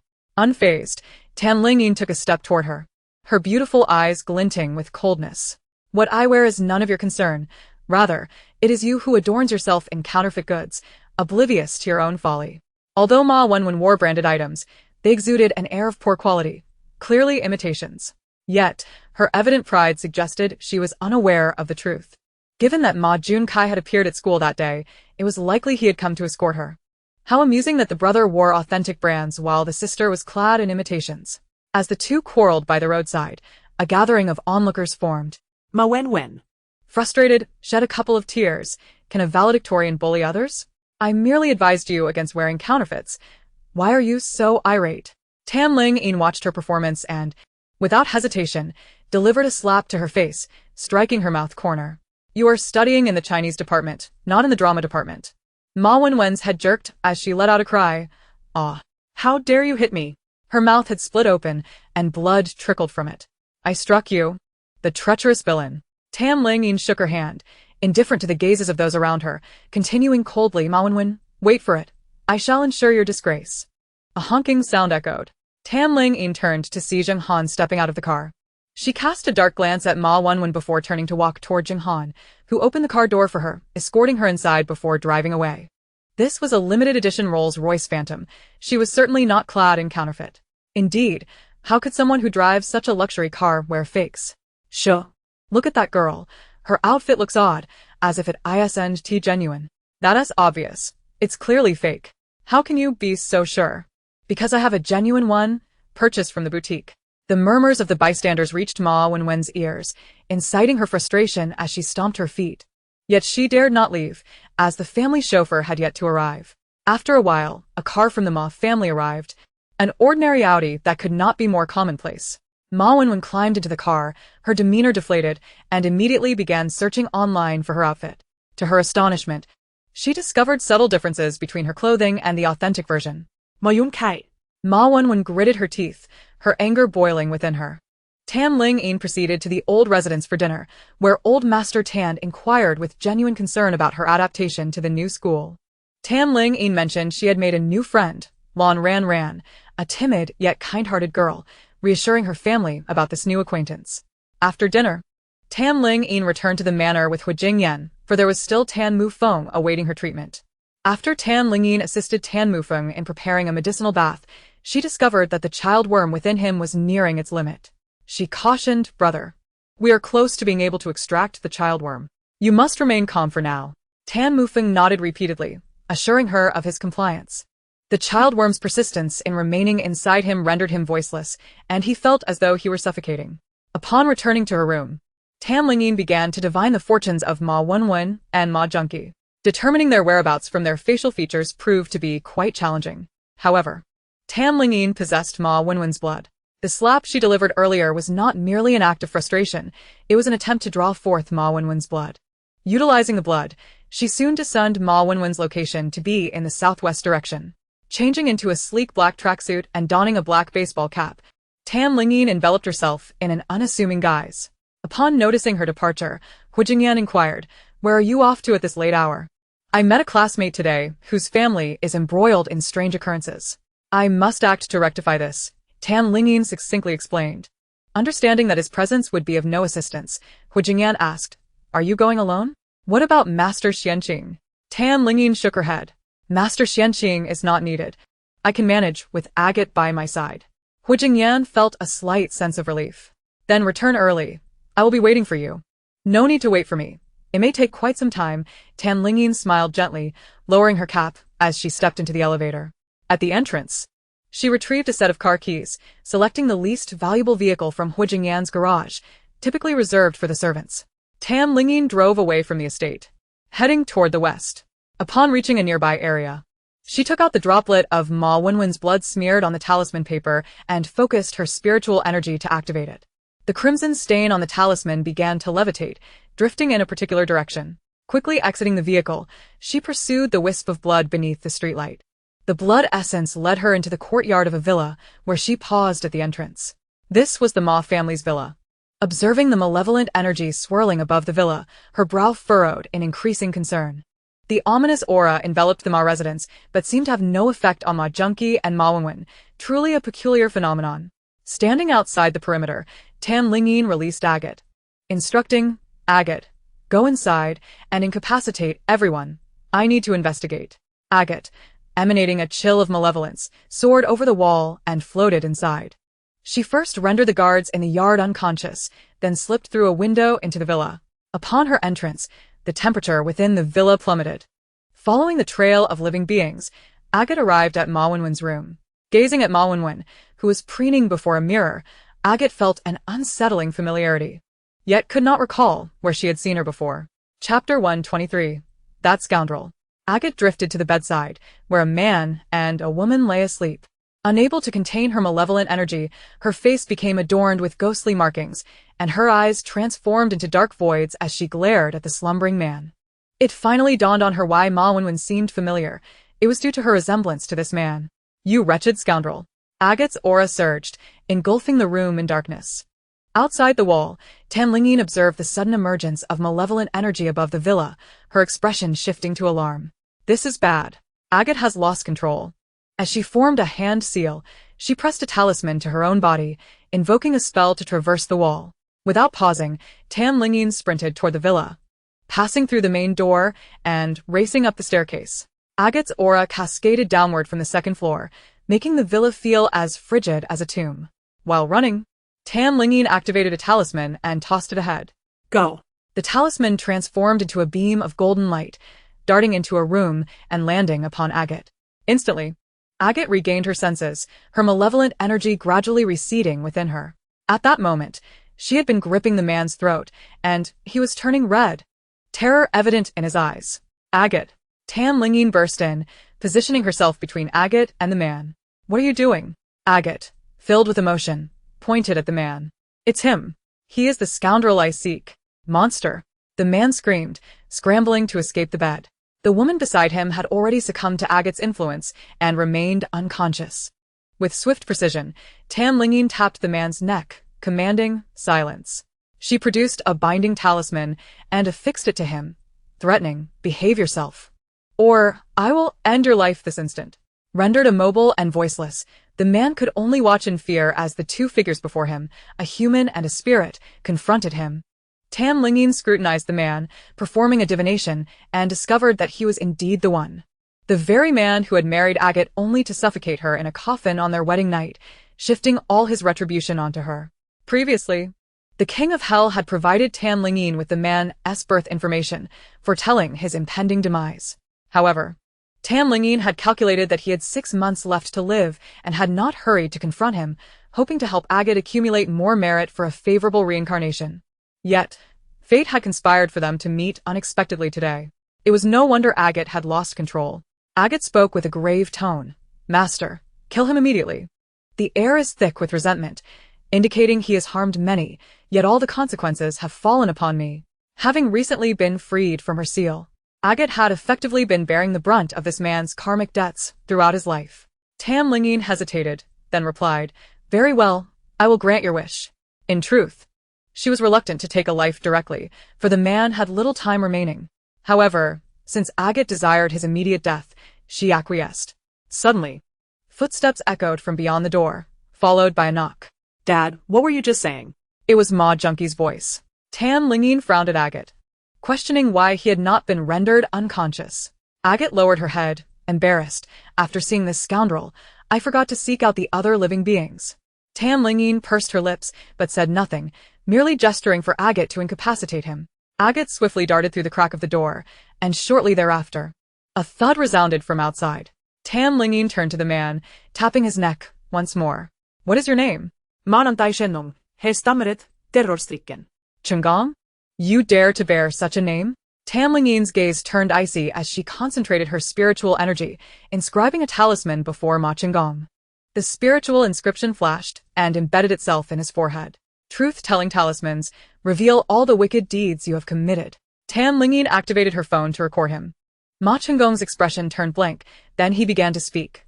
30 years ago, I was envious of a classmate who excelled in studies, so I pushed him into the water. And he drowned. 20 years ago, to vie for my family's inheritance, I rendered my brother a vegetable. 15 years ago, to secure a project bid, I framed a rival company, leading to its bankruptcy, and the owner, unable to repay debts, committed suicide by jumping off a building.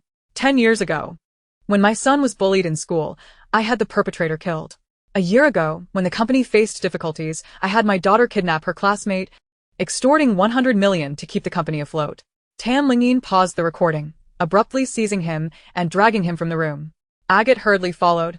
Master, where are we taking him? To his demise, Lingyin replied with a smirk.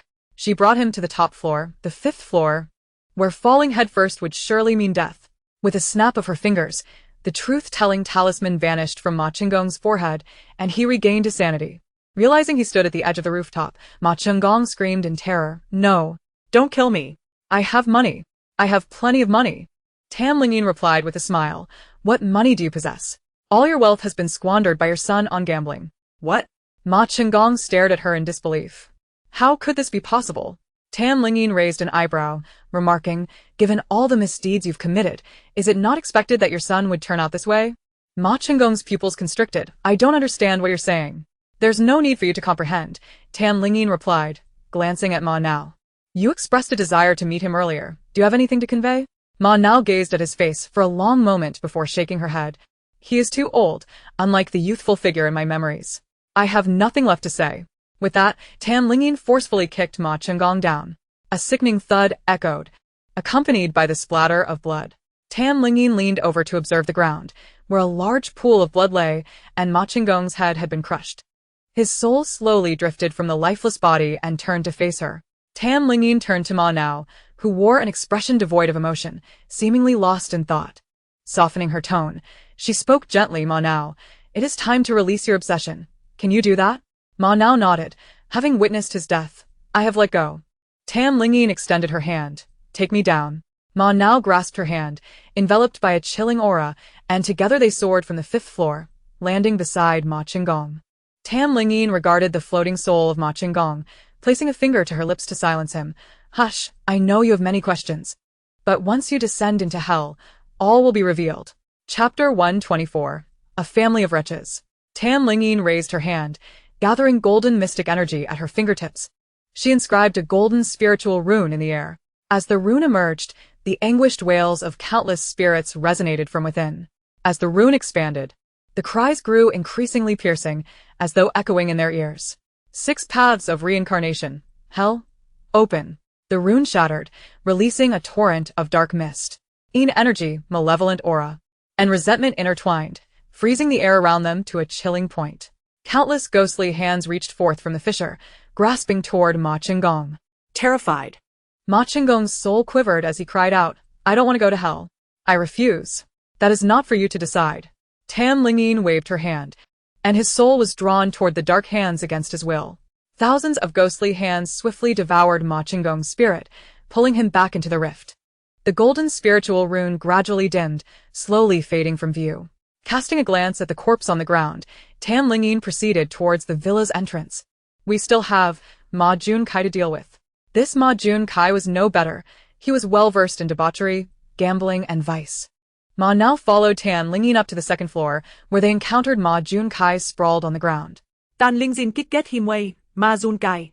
Startled, Ma Junkai awoke to the sight of a frostbitten visage. You. What are you doing in my house? Upon noticing the ghostly figure behind Tan Lingyin, he exclaimed in horror, a ghost. Ma Nao, her hair cascading and her red attire flowing, loomed behind Tan Lingyin, a sight that struck fear into any onlooker. Tan Lingyin placed her foot upon Ma Junkai's abdomen, coldly declaring, another word from you, and I will end you. The cowardly Ma Junkai promptly covered his mouth, shaking his head urgently. I won't say anything more. Tan Lingyin pressed down harder, raising an eyebrow. Do you remember the sensation of personally choking the life out of your own flesh and blood?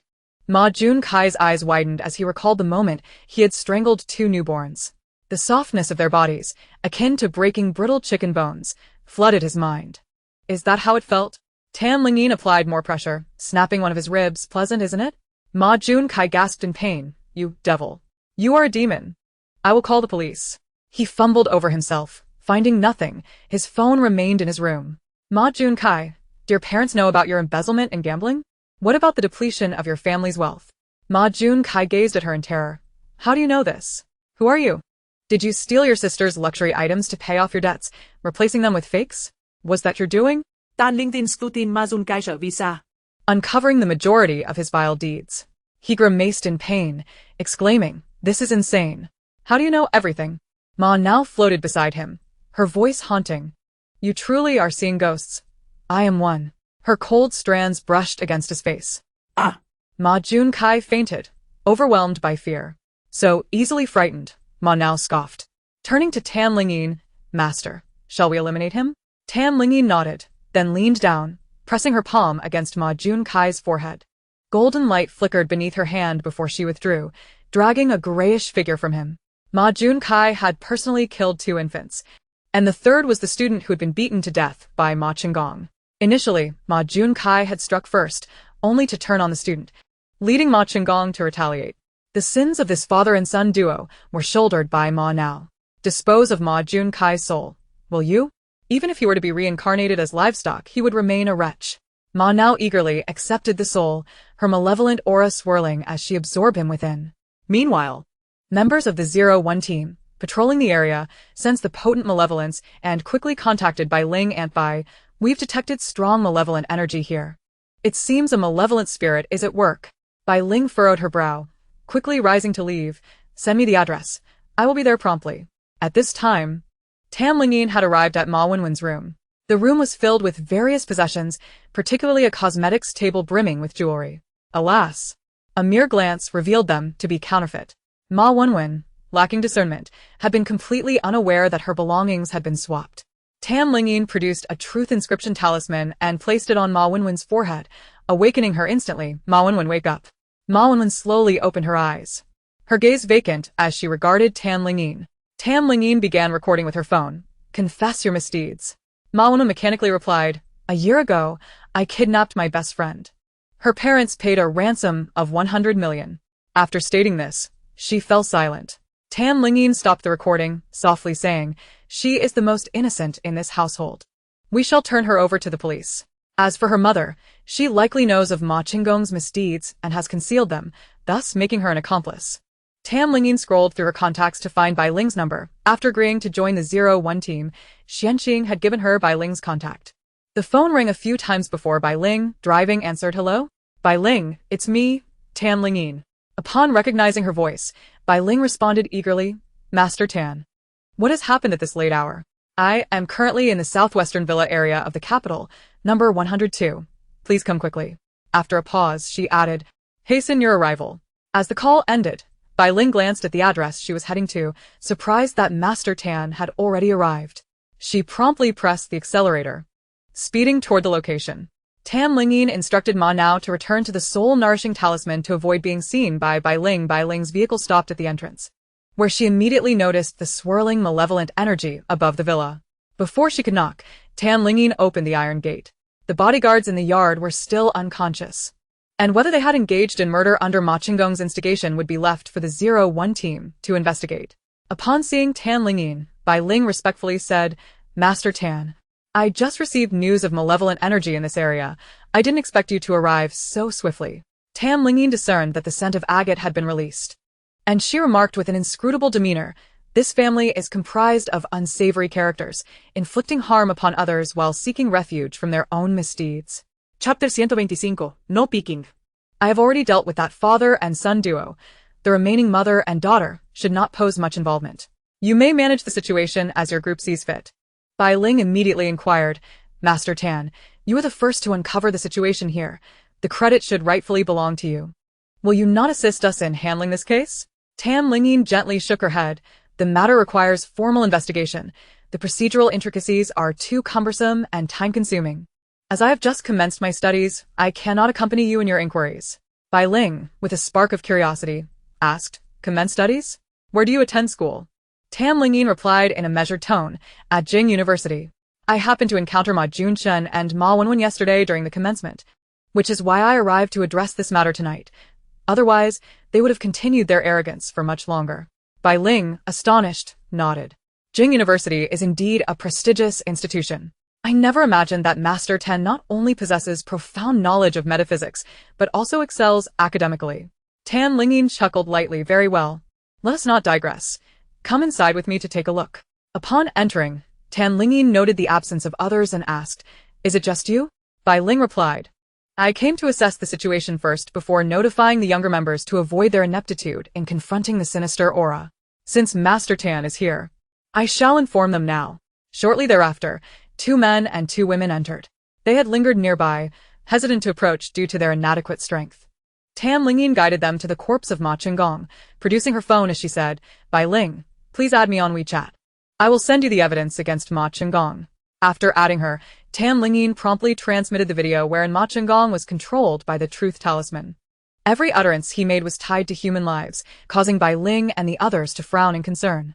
Tam Lingyin stated, I compelled him to speak the truth with the truth talisman. It is absolutely authentic. You may verify this upon your return. Bai Ling nodded repeatedly, inquiring, what of his soul?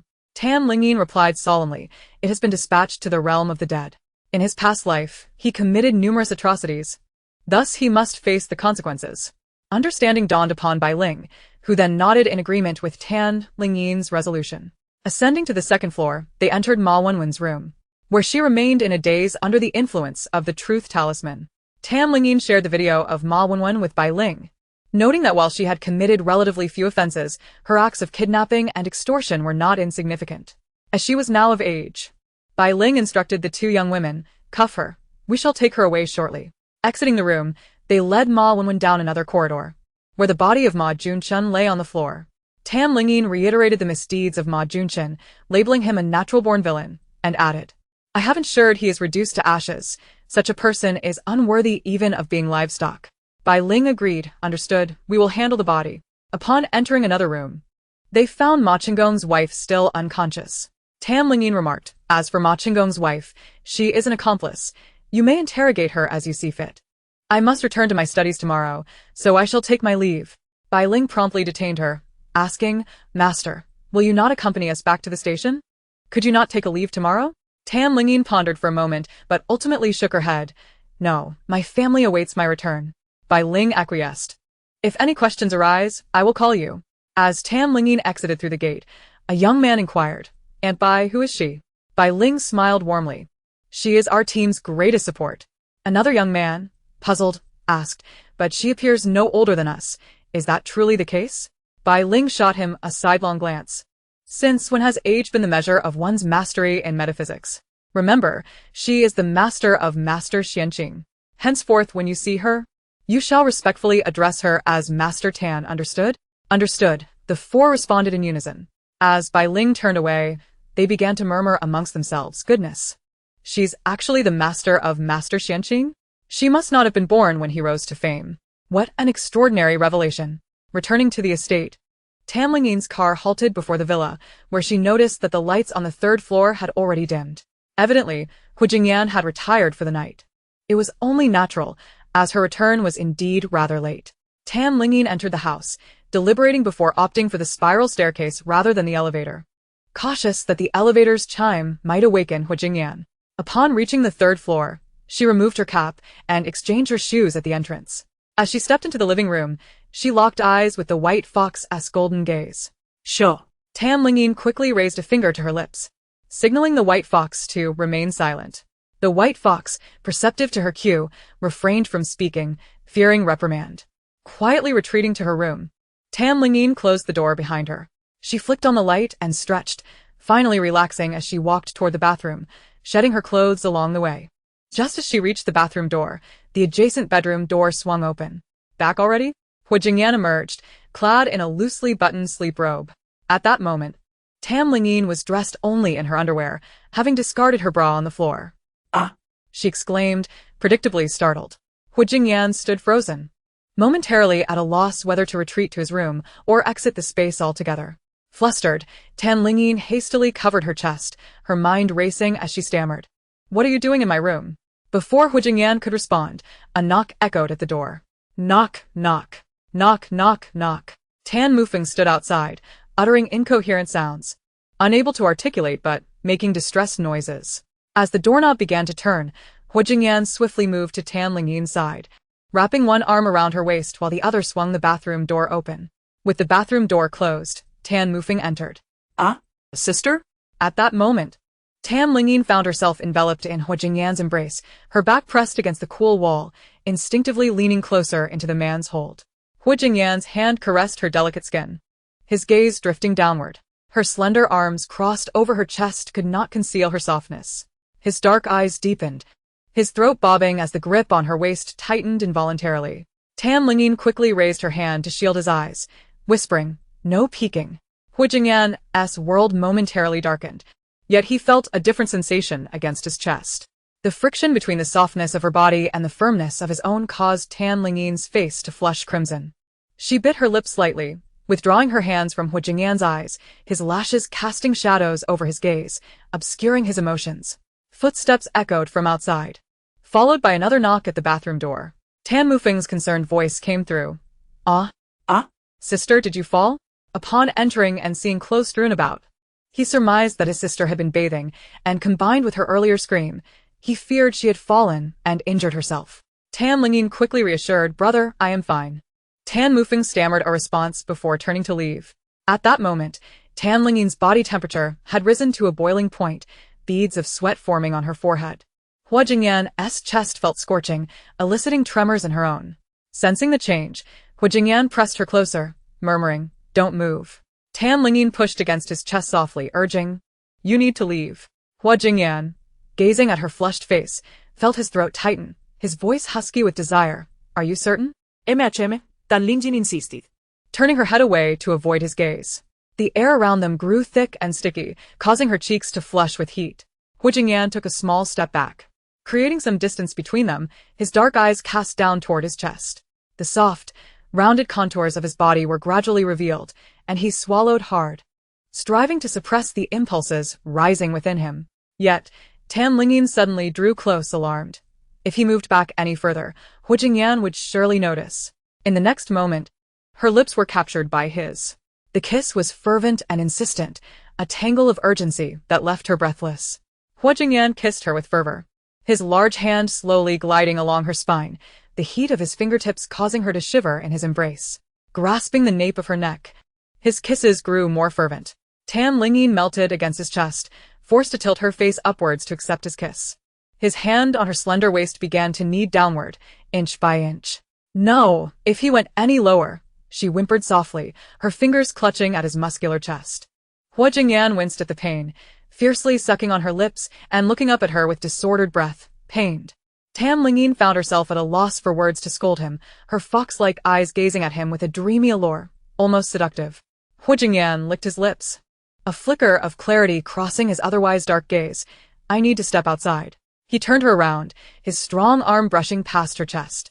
Tan Lingyin couldn't help but let out a low whimper. Hu Jingyan gritted his teeth, the veins on his forehead bulging, retracting his arm as he turned to leave. Outside the door, he pinched the bridge of his nose, glancing down at his abdomen. He had nearly been discovered by her. He truly feared frightening her. Inside, Tan Lingyin stood with her back to the wall, only hugging herself tightly once the door had closed. The Hu Jingyan from moments ago was a stark contrast to his usual refined and gentle demeanor. He resembled a hunter, and she was his prey, forcefully claiming her as his own. Tan Lingyin rested her forehead against the cool wall, gradually withdrawing from the throes of desire she had just experienced. Reflecting on what had transpired, she firmly shut her eyes. She vowed never to disrobe upon entering a room again. Swiftly, she took a shower and donned a bathrobe, wrapping herself tightly before stepping outside. On the sofa, Hu Jingyan was engrossed in his phone. His shirt remained unbuttoned, revealing several small scratches, reminiscent of feline claws. Tan Lingyin, Her head wrapped in a towel, averted her gaze. "Why are you still here?" Hu Jingyan set down his phone and, noticing her bare feet, extended his hand toward her. "Come here." Tan Lingyin quickly clutched her robe. "What do you want?" why? Hu Jingyan chuckled lightly, rising to approach her. Tan Lingyin retreated, her toes gripping the floor. "Don't come any closer." Hu Jingyan raised an eyebrow, mischief dancing in his eyes as he strode forward and seized her wrist. "I'm coming over." "What are you going to do about it?" "I'm claiming you." Tan Lingyin brought her fingertips together, as if to cast a spell. Hu Jingyan grasped both her hands, pulling her close. He pressed her onto the sofa, observing her damp feet. "Why aren't you wearing shoes?" "I forgot." Tan Lingyin glanced down, noticing her toes were still wet. Hu Jingyan knelt on one knee, using the hem of his robe to dry her feet. "It's cold tonight. Let me dry them." His large hand gently cradled her foot, which seemed diminutive in his grasp. The tenderness of his touch made Tan Lingyin flush again. After drying her feet, he placed them on the sofa. "Wait for me." He stood and left, returning from the bathroom with a hairdryer and a pair of slippers. "I can dry my hair myself." Tan Lingyin reached for the dryer, but Hu Jingyan deftly evaded her grasp. He regarded her with a serious expression. "I will help you." He unraveled the towel from her head, gently drying her damp strands. Tan Lingyin found herself at a loss where to direct her gaze at the man before her. Just like last time, his shirt was open, revealing his sculpted chest and abdomen. She closed her eyes, silently reciting a calming mantra, while Hu Jingyan dried her hair. He observed her reactions, noticing her closed eyes and the movement of her soft lips. He teased, "What are you murmuring about?" Tan Lingyin continued her incantation, unwilling to respond. "Form is emptiness. Emptiness is form." She was only 18.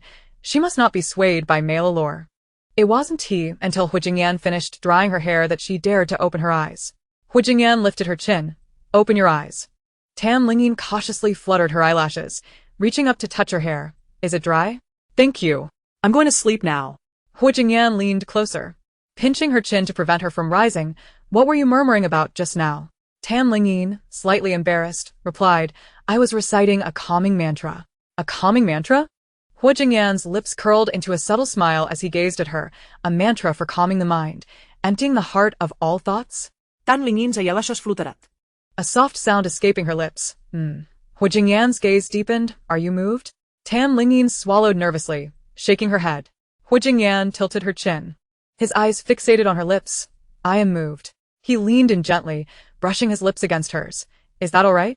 Tan Lingyin pressed her lips together, his slightly restrained dark eyes revealing a hint of expectation.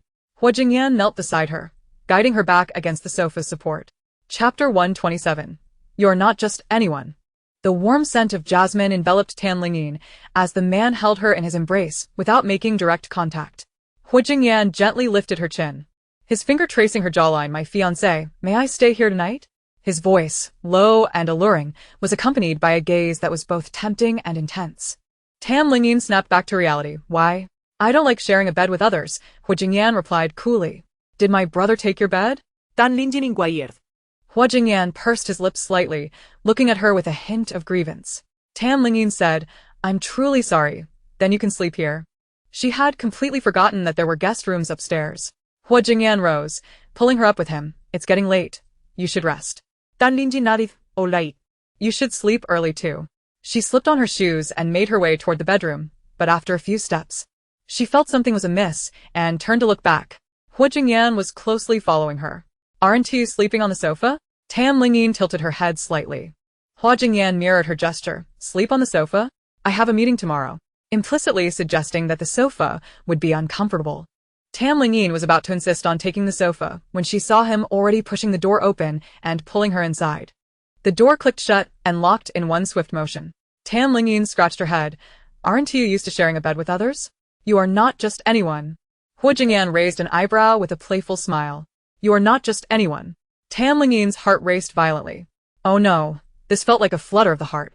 Hua Jingyan guided her to sit on the edge of the bed, lie down and sleep. Tan Lingyin mechanically lay down, rolling over to the inner side. The room plunged into darkness, save for a dim, yellow nightlight.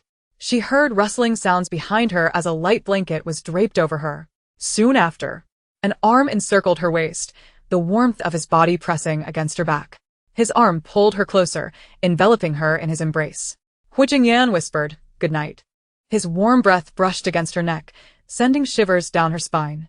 Tan Lingyin, cocooned in the thin blanket, clutched the sheets tightly, forcing her eyes shut. This was her first time sleeping beside someone else, especially a man. Closing her eyes, every sound around her seemed amplified. With heightened senses, Tan Lingyin listened to Hua Jingyan's breathing behind her, fluctuating in pace and intensity.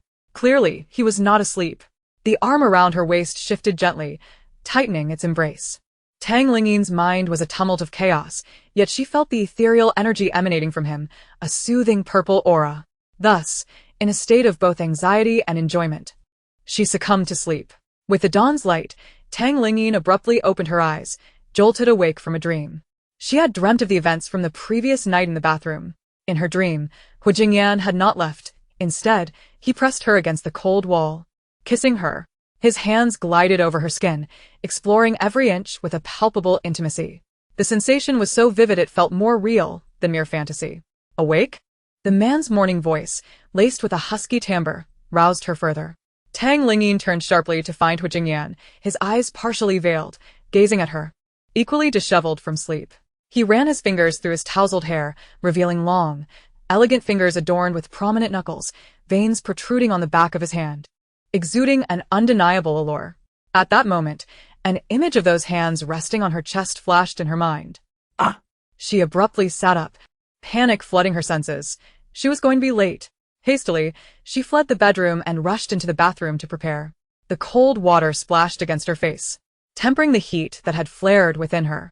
What on earth had she been daydreaming about so early in the morning? Meanwhile, Hua Jingyan lay back on the bed, one leg bent, a thin blanket draped over his waist. He had no particular intentions toward her. After all, she had classes to attend, and he had to go to the office. After lounging for a while to fully shake off the remnants of sleep, he eventually rose to leave. Just as he stepped out, he encountered Tang Mufeng approaching from the opposite direction. Upon seeing Hu Jingyan, his hair tousled and clad in a bathrobe as he emerged from Tang Lingyin's room, Tang Mufeng's mouth dropped open in astonishment. Ah! A short gasp escaped him, quickly followed by silence. He strode up to Hu Jingyan, gripping his collar tightly, exclaiming, "What are you doing in my sister's room?" Hu Jingyan seized Tang Mufeng's wrist, his tone calm, yet firm. "Let go." Ah!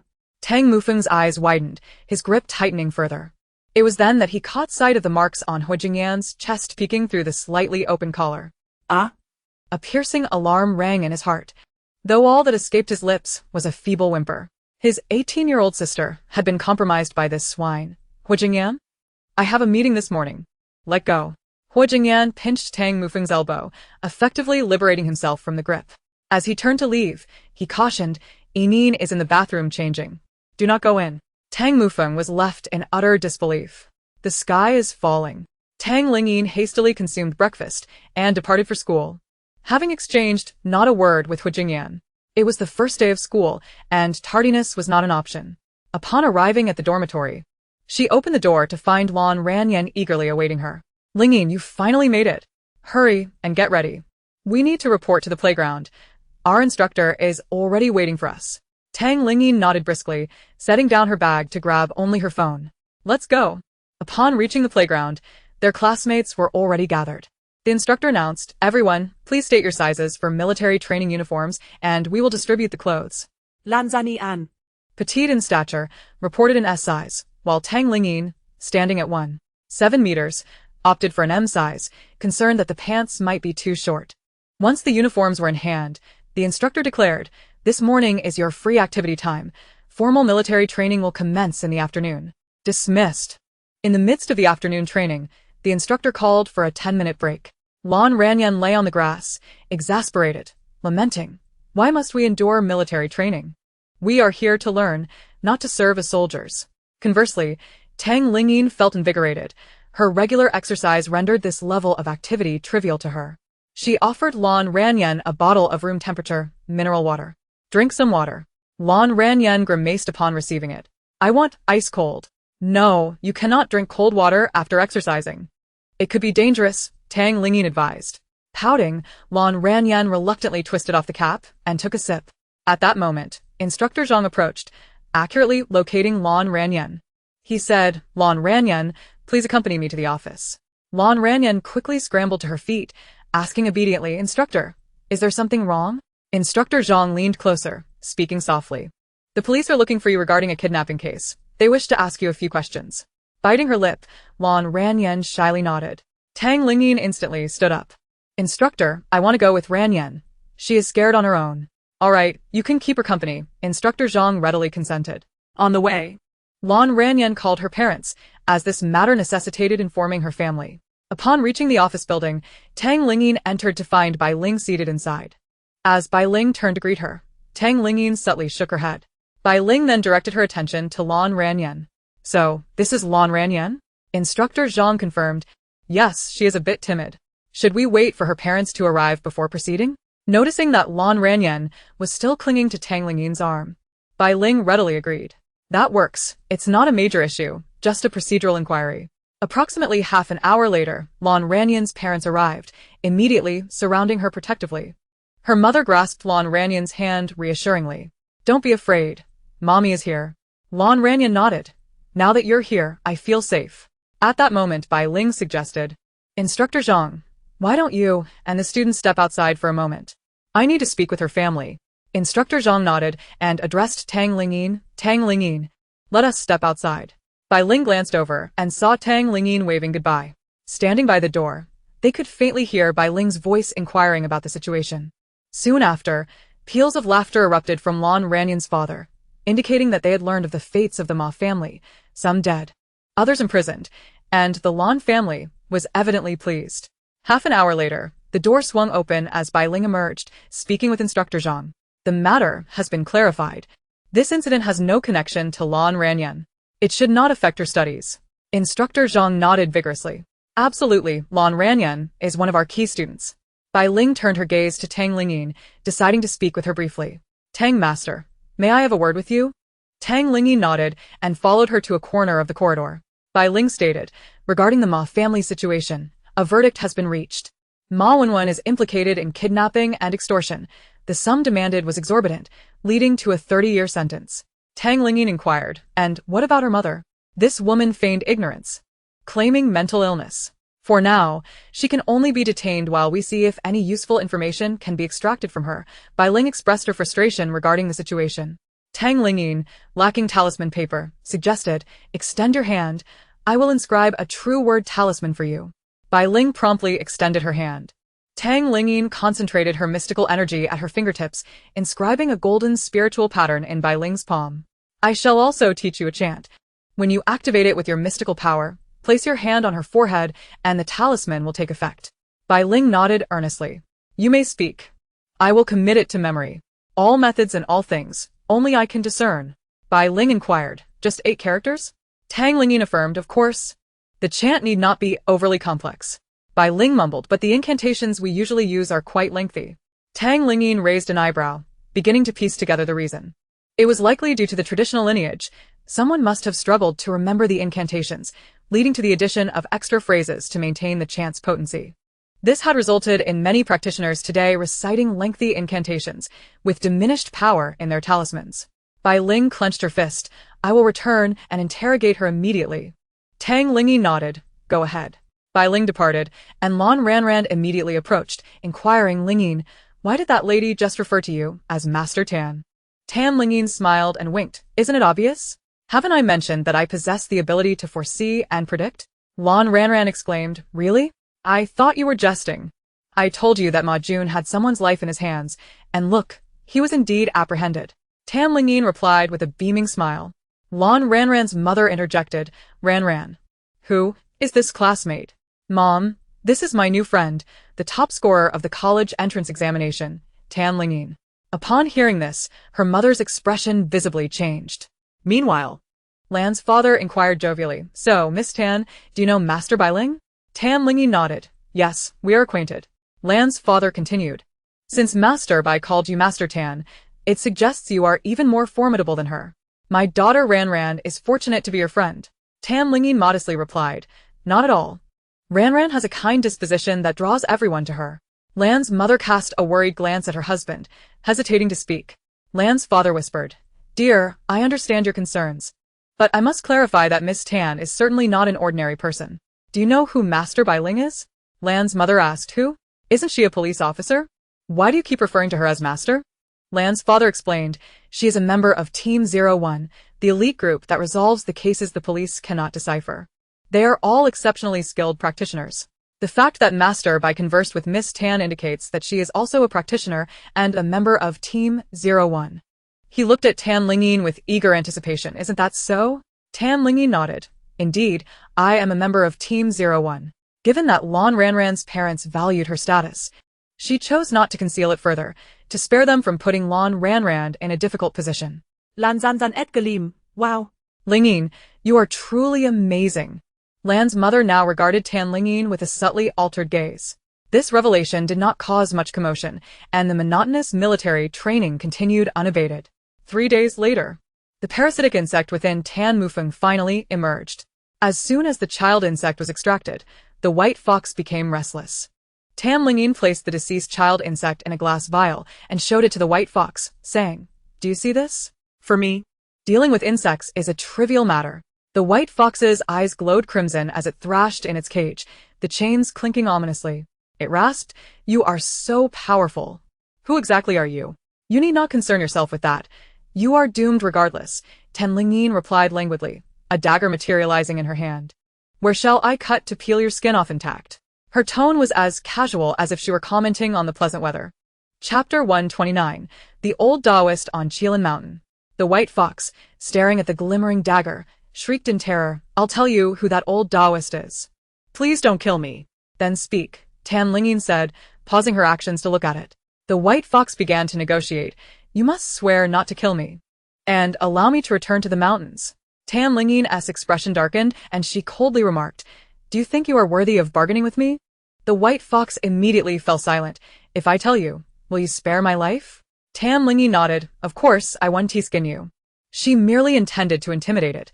Even if she were to skin it, she would not do so herself. The white fox confessed that old Taoist resides on Qilin Mountain. I even met him after I returned to the country. So, approaching my brother was his directive? The white fox shook its head. No. I was drawn to your brother's good looks and wished to make him fall in love with me, so he would offer his flesh and blood to me, allowing me to become more beautiful. Lingyin tapped her fingers lightly on the iron cage. So, you mean to say that only those who love you can offer you their flesh and blood, enabling you to become more alluring and ensnare more individuals to elevate your cultivation? The white fox nodded. Exactly. Lingyin suddenly became curious. What do you look like when you transform? Aren't foxes always beautiful in their transformed state? The white fox shook its head. Not at all. When I transform, my hair turns white, my skin becomes pale. I do not resemble a human and look quite unattractive. Indeed, you must have harmed many to achieve your current form. Dan Lingyin scoffed. What is that old Taoist name? He is called Mingda, nearly 1,000 years old. Lingyin mused for a moment. I shall visit Qilin Mountain soon. If this person does not exist, you shall meet your end. The white fox hurriedly exclaimed, I would never dare to deceive you. You are far more powerful than him. Lingyin replied coolly. Now, untie the red thread of life exchange. Otherwise, my brother will remain mute. And I fear he may truly become a mute. The white fox nodded. No problem. Lingyin summoned Tan Mufeng and supervised the white fox as it untied the red thread of life exchange. The white fox instructed Tan Mufeng to draw a drop of blood, and it produced a drop of its own blood as well. It then recited a spell, severing the red thread between them. Lingyin observed closely, ensuring that Tan Mufeng was no longer bound to the white fox before she tapped his neck, allowing him to speak. Tan Mufeng let out a long sigh. Ah, finally, I can speak. Sister, do you know how torturous it has been for me during this time? He suddenly embraced Lingyin, his mouth incessantly babbling. I was on the verge of depression. Several times, I struggled to remember how to type. I almost forgot my pinyin. Boo-hoo, sister. Lingyin patted his back helplessly. It's all right, it's all right. Tan Mufeng released her, turned and kicked the iron cage. Damn fox spirit. What have you made me endure? Was I not good to you? The white fox timidly replied. It was precisely because you were good to me that I thought you would fall in love with me. Pa. Pa pa pa. Tan Mufeng spat several times, clearly repulsed. Lingyin chuckled. Brother, be cautious when making friends in the future. Do not bring home any more spirits. You truly attract them. The previously silent Hua Jingyan curiously asked, what does it mean to attract spirits? Lingyin explained. My brother possesses a precious fate, but among his attributes, the element of love is the strongest. Such a fate is rare and deeply emotional, making him particularly appealing to spirits. Tan Mufeng raised an eyebrow, proudly declaring, does this mean I am loyal and devoted, a good man? Lingyin nodded. Indeed, a person like you, once in love, will be entirely devoted, thus attracting supernatural beings. Because spirits perceive humans as generally fickle and unfaithful, they seek individuals like you as friends or partners. Tan Mufeng shivered at the thought. This makes me hesitant to make friends in the future. Lingyin lifted her chin. Fear not, I will give you a talisman shortly. From now on, if spirits approach you, you will be aware. Tan Mufeng nodded eagerly. That would be splendid. However, Lingyin pondered for a moment, gazing at Tan Mufeng. By the way, brother, do you have someone you fancy? Tan Mufeng's face flushed, and he quickly replied, impossible. I am free-spirited and love my freedom. How could I have someone I like? Lingyin merely smiled, choosing not to expose him. Individuals like Tan Mufeng, who possess precious fates yet are deeply emotional, are easily swayed by spirits. However, he has resisted the allure of spirits on 2 occasions without developing feelings for them, indicating that someone already occupies his heart. After scolding the white fox once more, he said, all right, little sister, I must take my leave now. I have not been to the studio lately, and they are pressuring me. Lingyin waved her hand. Let Zheng Heng see you off. Be careful on your way. As Tan Mufeng turned to leave, he pulled Lingyin aside and whispered, sister, after I go, please be cautious of Hua Jingyan. Lingyin looked puzzled. Why? He harbors ulterior motives towards you. At the tender age of 18, he dared to enter your room. Exercise caution. My dear, Tan Mufeng asserted with righteous fervor. Lingyin couldn't help but recall the events of that fateful night with Hua Jingyan, hastily coughing to mask her embarrassment. Ahem. Brother, fret not. My studies are my priority now. Very well then, he replied. If anything arises, do not hesitate to call me, even if I am abroad. I shall purchase a plane ticket and return post-haste. After saying this, Tan Mufeng embraced her tightly. Once I depart this time, I shall likely be occupied for a while. Be sure to visit Grandpa often, all right? Tam Lingyin softly replied, I understand, brother. Do take care of yourself while you are away. Once Tan Mufeng had taken his leave, Tam Lingyin retreated to the bathroom for a soothing bath. Upon emerging, she released the agate from her soul-nurturing talisman. Agate, regarding the matter of the Ma family, the verdict has been rendered. Do you not intend to seek reincarnation? Agate shyly fiddled with her fingers. Master, I overheard your conversation with the White Fox. I wish to accompany you to Qilin Mountain to protect you. The soul-nurturing talisman resided in Tan Lingyin's room, and Agate occasionally emerged to stretch her confines. A fact Tan Lingyin tacitly accepted. That sounds fine. The old Taoist assisting the monsters must indeed be a wicked sorcerer. Once we deal with him, you shall have accomplished a great deed and surely be reborn into a fortunate life. Chapter 130. A Confession. The dreary military training lasted a fortnight and finally drew to a close. Lan Ranran eagerly grasped Tan Lingyin's hand, exclaiming, Lingyin, let us indulge in a feast tomorrow.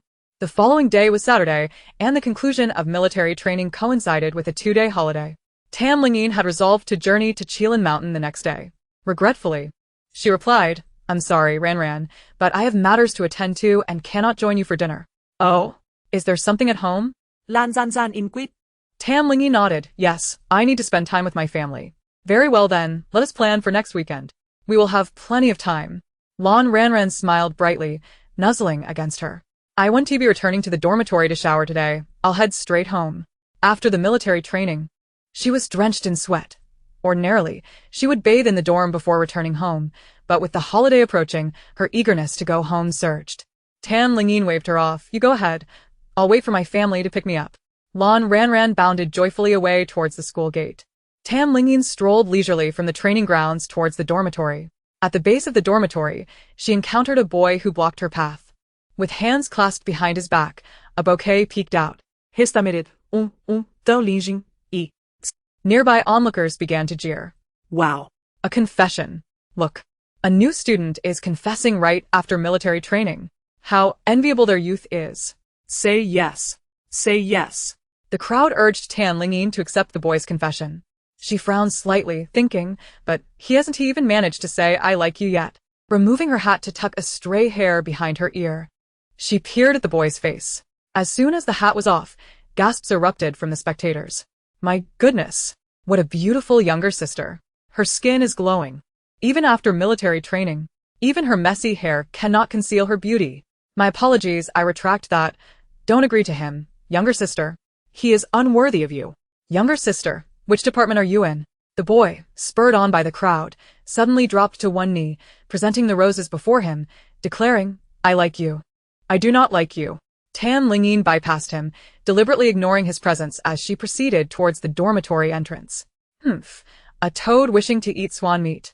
Does he even look at himself, so short and awkward, daring to confess to such a beautiful girl? The boy's expression darkened as he stood, anger igniting within him.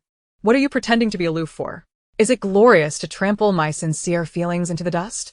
He hurled the roses to the ground and blocked Tan Lingyin's path with outstretched arms. Clarify yourself. Why do you not like me? Tan Lingyin's eyes darkened, revealing her growing impatience. At that moment, several figures emerged from the dormitory. The foremost, a tall man clad in a sharp suit, exuded an intimidating presence. Hu Jingyan's handsome visage bore an icy demeanor, reminiscent of snow atop a mountain peak. He spoke in a cool tone. She has already expressed her lack of interest. Do you not hear her? The boy turned, meeting Hu Jingyan's piercing gaze, which sent shivers down his spine, yet he defiantly retorted, What is it to you? Who are you? And why are you in the female dormitory? Tan Lingyin hastily approached Hu Jingyan's side. Yen, what brings you here? Hu Jingyan lowered his gaze to her, gently brushing aside the strands of hair stuck to her forehead. Knowing you have a day off tomorrow, I came to take you out for dinner. Tan Lingyin nodded. Have you been waiting long? It was evident that Hu Jingyan had used some means to be present in the dormitory, leaving no need for further inquiry. Not long, just arrived, he responded, wrapping an arm around her shoulder and glancing at the boy across from them. I happened to witness someone confessing to you. Tan Lingyin lightly coughed. I didn't expect it either. Just moments before, her hat had been pulled low, her hair disheveled like a ghost, and yet someone had still dared to confess. The boy's face flushed with embarrassment as he observed the intimacy between Hu Jingyan and Tan Lingyin, their beauty complementing one another. He quickly pointed at Hu Jingyan, accusing, Tan Lingyin, is this the person who is supporting you? He doesn't look like a student, and he's in the female dormitory. Does he stay here at night too? Tan Lingyin's expression turned cold, her tone frigid as she retorted, what nonsense are you spouting? Just because I rejected your confession, you resort to slander? Is it urgent that I exposed your true nature? The boy laughed maniacally, his expression deranged as he spat. You are nothing but a gold-digging harlot. Slap, slap, slap. A series of resounding slaps struck the boy's face, executed with such swiftness that the surrounding crowd was caught off guard. The boy, taken by surprise, received 4 solid slaps, leaving him seeing stars and blood trickling from his mouth. Tan Lingyin declared with a steady voice, You dare to defame me and my fiancé. A lawyer's letter will be delivered to you by tomorrow. She clasped Hu Jingyan's hand, saying, Ayan, let us go. The crowd was vast, particularly with many girls stealing glances at Hu Jingyan, and Tan Lingyin felt a tinge of annoyance.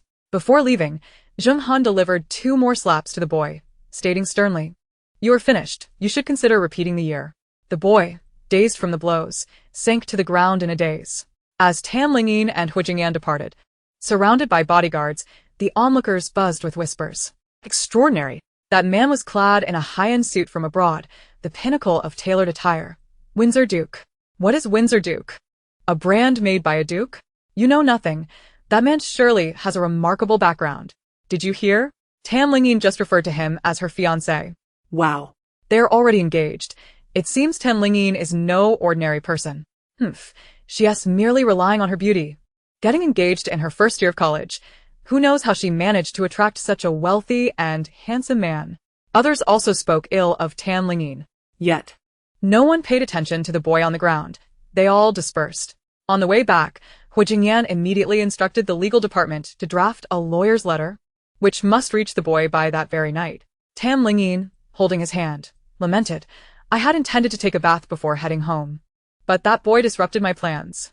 No matter, we can wash at home, Hu Jingyan replied, gently caressing her fingers, his dark eyes fixed upon her. Noticing his unwavering gaze, Tan Lingyin touched her face, asking, Is there something on my face? Chapter 131. 2 mystics arrive. Hu Jingyan leaned closer, stating earnestly, You look quite lovely. Tantalizing astonishment flickered in Tan Lingyin's eyes as she exclaimed, Hu Jingyan, where on earth did you acquire such a cliché? To think you would employ it upon me. Hu Jingyan chuckled softly, You've caught me. Yet, this particular quip does not quite suit you. With a slight narrowing of her eyes, Tan Lingyin retorted, What do you mean? Are you implying I am unattractive? Not merely somewhat attractive, but rather exceedingly so. Even in the aftermath of military training, you remain stunningly beautiful. No wonder suitors are drawn to you. As he spoke, he took her hand and pressed a kiss upon it. Tan Lingyin swiftly withdrew her hand, startled. What are you doing? She cast a glance at the rearview mirror, noting that Zheng Han was intently focused on driving. Her ears subtly flushed with warmth, turning crimson. Hu Jingyan raised an eyebrow, perplexed as to why she still felt shy. Had not their relationship been clearly defined long ago? The following day, when Tan Lingyin expressed her intention to visit Qilin Mountain, Hu Jingyan, fully aware of her purpose, refrained from accompanying her, stating that he would feel more at ease if Xianqing joined her. Tan Lingyin indeed planned to invite Xianqing along, as he would serve as a helpful companion. She drove herself to the foot of Ziyun Temple, where Xianqing soon approached, jogging over. Upon seeing Tan Lingyin at the wheel, he quickly exclaimed, Master, let me drive instead. You drive? Aren't you 68 this year? Tan Lingyin leaned against the car window, observing him. Xianqing nodded earnestly. Yes, so what? I am quite skilled at driving. Nevertheless, I shall take the wheel. The mountain roads are treacherous, and I would hate for you to suffer a heart attack, Tan Lingyin teased, beckoning him to enter the car. Xianqing took a seat in the passenger side, somewhat aggrieved. I may be older, but as a disciple of the Xianmen, my vitality surpasses that of my peers by at least 20 years.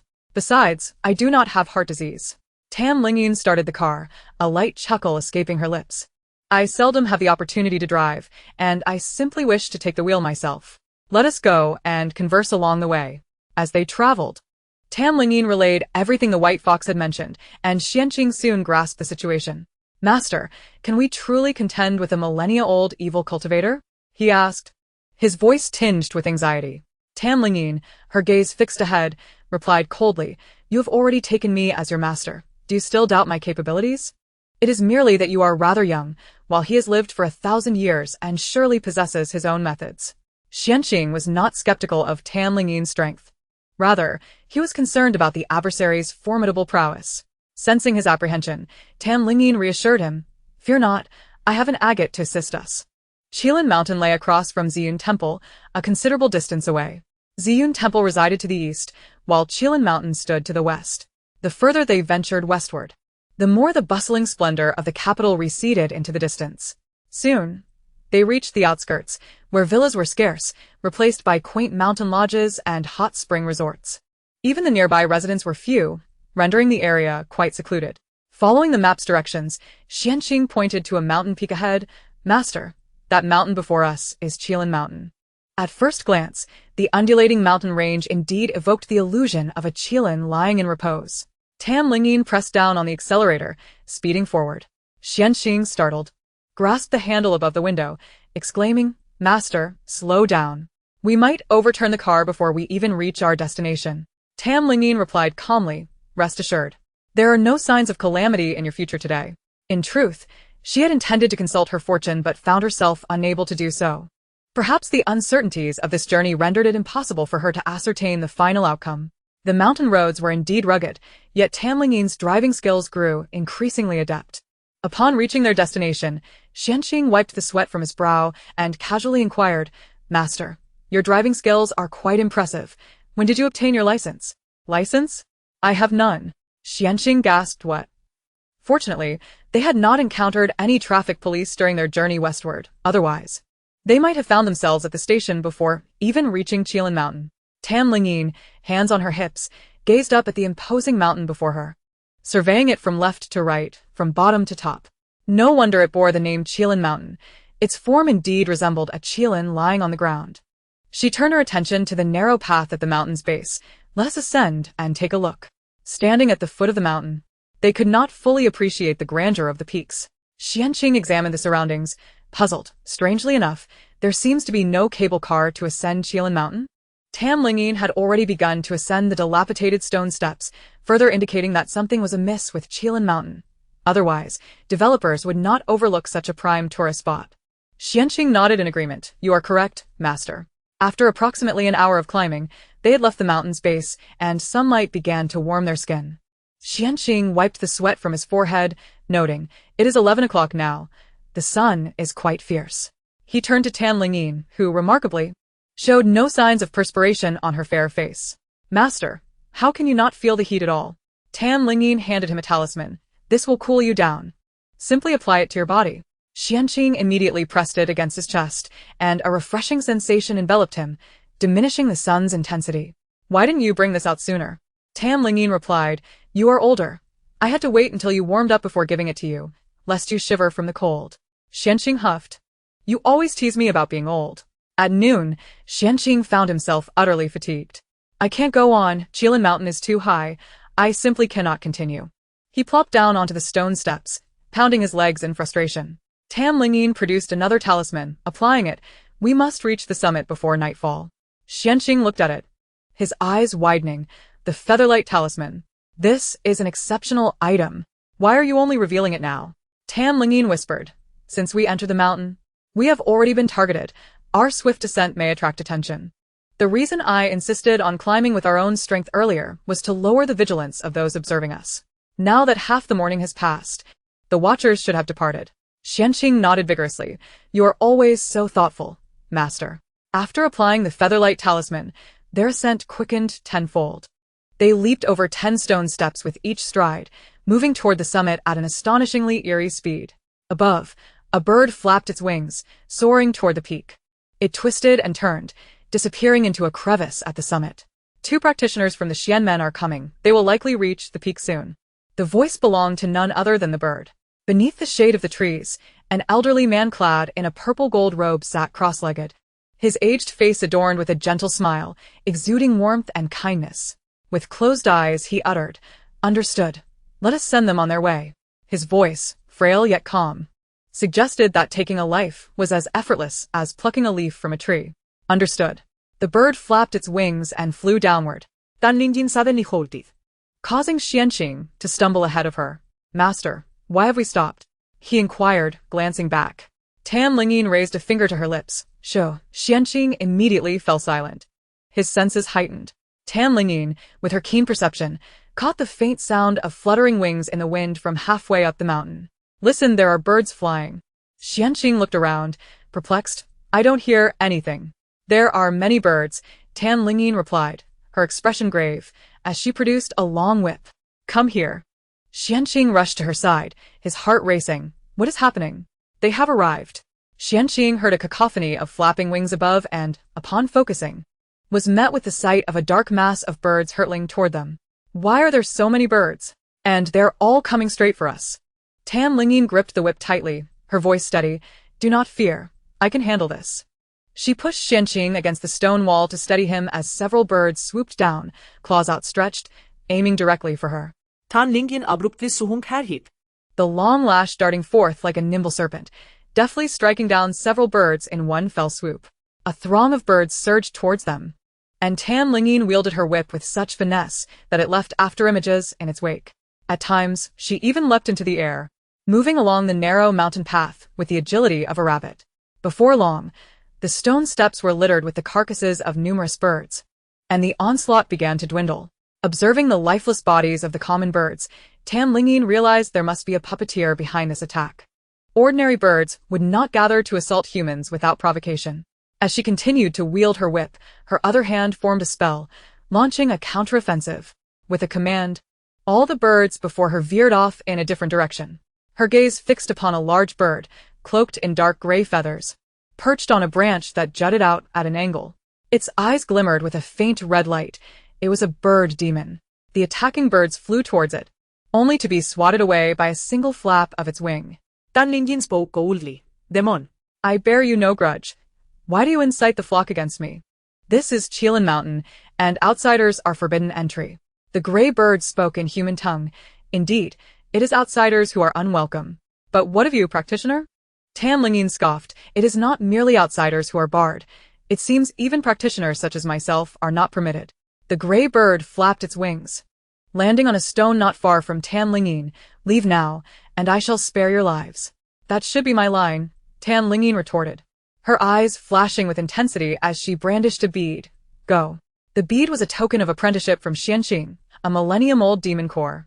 Even after extraction, this core retained the power to subdue lower-tier demons. Tan Lingyin propelled the demon core towards the gray bird, which attempted to flee but fell from the air. Its wings rendered immobile. It landed stiffly upon the azure stone steps, the white demon core hovering above it, the residual power of the ancient demon binding it tightly. Tan Lingyin approached, gripping its wings. Speak. Do you wish to die, or do you wish to live? The gray bird glared with its round, crimson eyes. Is this a choice? Are you implying you desire to live? Of course I do. Tan Lingyin tightened her grasp on its wings, affixing a demon-suppressing talisman to its body, then stowing the demon core back into her jade bracelet. If you wish to survive, then we shall meet that old Taoist. Rendered immobile, the gray bird gritted its beak. I will not betray him. Why not? Just because I cannot. Tan Lingyin clicked her tongue, a dagger appearing in her hand as she chuckled lightly. Then you are of no further use to me. You may as well perish. The gray bird closed its eyes, resigned to its fate. Without hesitation, Tan Lingyin extracted its demon core. A mere century-old demon, dealt with using a millennium core, truly a case of overkill. She incinerated the gray bird's corpse and continued her ascent with Xianqing. At the summit, the old Taoist beneath the shade of the trees slowly opened his eyes. Useless trash. His aged voice dripped with cold disdain.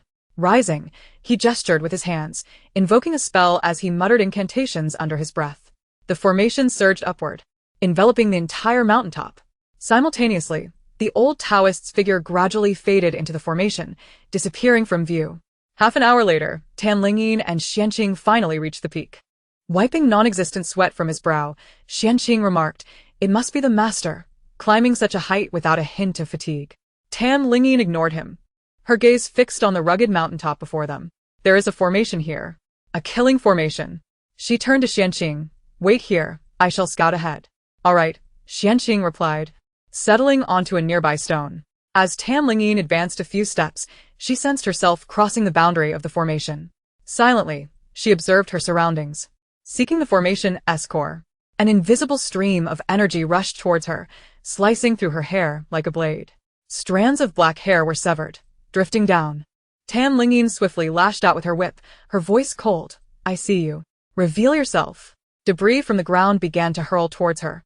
The relentless barrage forcing Tan Lingyin to remain taut, only able to catch her breath in fleeting moments. Xianqing sprang to his feet, but recalling Tan Lingyin's admonition not to enter, he steadied himself. He was not particularly nimble, and with the intensity of the attacks within, Tan Lingyin would inevitably need to divert her attention to protect him. Thus, he could only watch anxiously, praying for her safety. The hidden old Taoist, unconvinced by Tan Lingyin's declaration of having seen him, remained still under the tree. An impudent little girl, emboldened by her modest abilities, dares to trespass upon Qilin Mountain. Today, I shall ensure she does not return. As Tan Lingyin defended against the surrounding onslaught, she pressed towards the location she sensed. There was indeed a figure within the formation. She could discern his position. The old Taoist grew uneasy, witnessing Tan Lingyin steadily approach despite the multitude of assaults directed at her. Just one more step, Tan Lingyin murmured.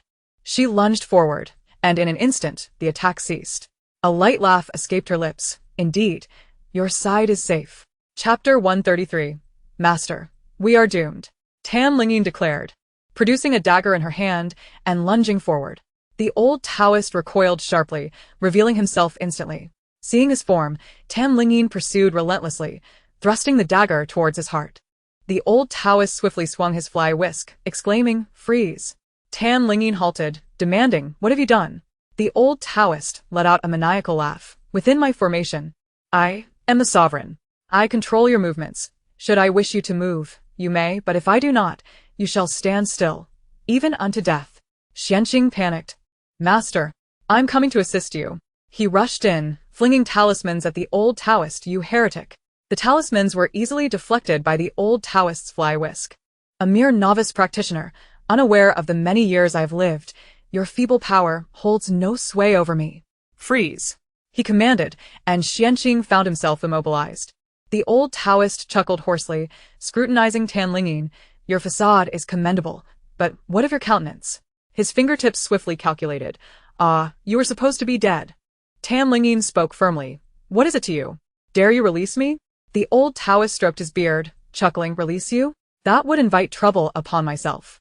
He took a few steps forward, arms outstretched to embrace the mountain's view. "This grand Qilin Mountain will surely attract more visitors in the future. Therefore, both of you must perish today." Xuanqing's face clouded with worry. "Master, what shall we do? I cannot move." "There is nothing to be done. We can only await our demise." Tan Lingyin ground her teeth in frustration. "I underestimated you. I did not foresee your prowess." The old Taoist chuckled lightly, then calmly settled into a rocking chair beneath the tree. "I shall pose a few questions to you. Should you answer correctly, perhaps your end may be a tad gentler." Tan Lingyin regarded his nonchalance with disdain. "Ask away. I have already conceded."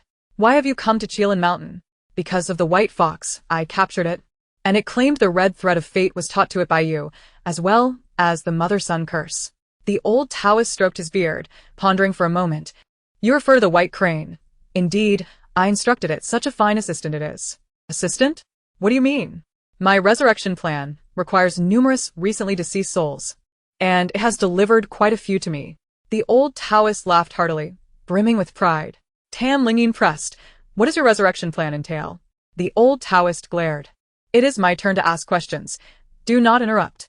He slightly raised his chin and gestured toward the direction of Xianqing, whose reputation I had heard whispers of.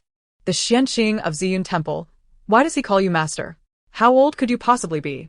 Tan Lingyin replied in a soft voice. "Naturally. It is because I possess a greater mastery of the mystical arts than he does. Xianqing is merely a name without substance. Encountering an old Taoist like you is utterly futile." Indeed, her words delighted the old Taoist, who reclined lazily in his rocking chair and chuckled. Xianqing dared not utter a word, for in comparison to Tan Lingyin and the old Taoist before him, he was truly a figure of mere pretense. The old Taoist inquired, "And what of you? A person who should have perished. Why do you still draw breath?" Tan Lingyin replied with an expressionless demeanor. "I have already stated that I am exceptionally gifted. I have reversed my own fatal calamity. Is that not plausible? The old Taoist pondered for a moment before responding. You possess a measure of truth in your words. Your ability to see through my position indicates you indeed have a talent for the mystical arts. However, mere talent is insufficient. Your youth renders you unfit to challenge me. He clicked his tongue in regret, lamenting, "It seems that today, my resurrection array will require the addition of 2 more souls, ha ha ha." His boisterous laughter drifted away with the wind, echoing through the mountains. Tan Lingyin asked, "Since we are to perish, may I inquire about your resurrection array? Whom do you wish to revive? It matters not, after all. It has been ages since anyone engaged in conversation with this old man." The Taoist raised a small teapot beside him and took a sip. "I wish to resurrect my wife." Tan Lingyin inquired, "You have lived for 1,000 years. How long has it been since your wife passed?" The old Taoist's expression shifted, and he coldly retorted, "She is not dead. Do not speak of her in such a manner." The sudden fury nearly caused Tan Lingyin to lose her balance. She quickly steadied herself and asked, "Very well, how old is your wife now?" "My beloved is 952 years old." The old Taoist's face softened with tenderness as he spoke of his wife. "I have prepared this resurrection array for a millennium. I only need to gather 10,000 souls to activate it and bring my wife back to my side." Tan Lingyin's eyes darkened, and she asked in a grave tone, "Gathering 10,000 souls is no simple feat. Those monsters alone cannot assist you much, can they?" The old Taoist shot her a glance. Pride evident on his face as he replied, "I have countless disciples. They are all willing to assist me." "Are you referring to the 100-ghost banner?" Tan Lingyin suddenly interjected. The old Taoist's gaze turned cold. "Little girl, you know far too much. Fortunately, you have walked into my trap. Otherwise, my plans might have been jeopardized by you. That fox spirit, by he, has indeed done a good deed by deliberately leading you into my grasp." Xianqing exclaimed, "Master. So that fox was intentional. It tricked us into delivering ourselves to our doom."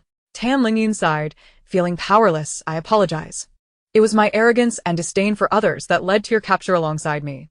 Xianqing stated, "If I must die, so be it. I have lived long enough. But your life is only just beginning."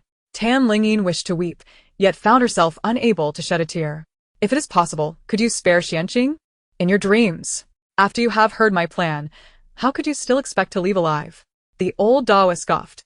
Rising from his rocking chair, he declared, "There is nothing more to discuss. I shall send you both on your way now." He turned toward the concealed cave, his back rife with vulnerabilities. Tan Lingyin turned to face him, her fingertips swiftly tracing spiritual patterns in the air, her lips moving silently as she chanted incantations. Perhaps her aura of profound energy was too potent, causing the old Taoist to suddenly halt in his tracks. He swiftly turned to face Tan Lingyin, only to see a golden spiritual pattern descending upon him. "Freeze!" Tan Lingyin commanded, flinging her dagger forward. Chapter 134. Let him be reduced to ashes. What? The old Taoist exclaimed in shock, just as the spiritual pattern bore down upon him. In an instant, a weight akin to 1,000 pounds rendered him immobile, draining the strength from his fingers. Tan Lingyin slowly retracted her hand, tossing her dagger into the air and catching it again. "Tsk, your power is rather lacking, isn't it? After 1,000 years, you have accomplished nothing." The old Taoist, astonished, questioned, "How is this possible? I am supposed to be the master of my own array. Could it be that you were never truly immobilized?" Tan Lingyin raised an eyebrow and approached him. "What else could it be? I know your position all too well. Did you think you could bind me? I merely exerted a slight maneuver, and you revealed your entire plan. How foolish." Humiliated, the old Taoist's face flushed as he cursed. "Ignorant child, release me at once, or you shall suffer the consequences. You are already under my control. What threat do you pose?" Tan Lingyin remained unfazed, pressing her dagger against his neck. "Do you not wish to be reunited with your wife? I can send you on your way now, so you may be together. How does that sound?" The cold sensation against his neck caused the old Taoist to feel a sharp pang of pain. He hastily implored, "Stop. Blades are merciless. Do not harm yourself. Now, tell me, how many 100-ghost banners have you dispatched?" Tan Lingyin pressed, applying pressure with her dagger. The crimson line of blood deepened as it flowed freely.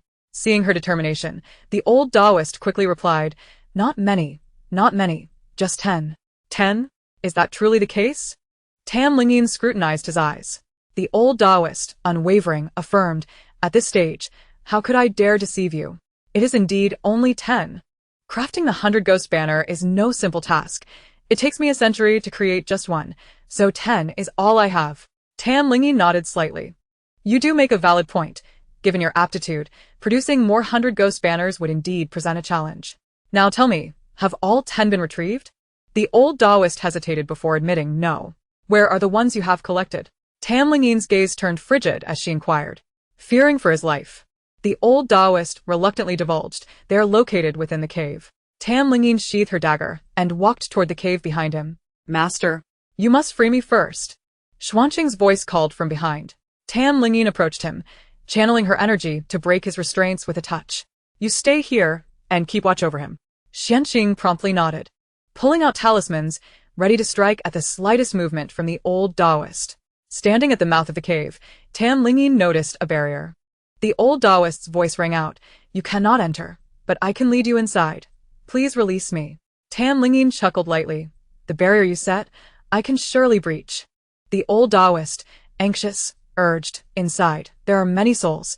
Do not disrupt the barrier or let them escape. Ignoring him, Lingyin located the flaw in the barrier, altering its operational patterns. The old Taoist's barrier transformed into her own. She effortlessly passed through the barrier and entered the cave. Upon entry, she was immediately met with a chilling atmosphere. It was not the cold of winter, but the eerie chill of gathered ghostly energy.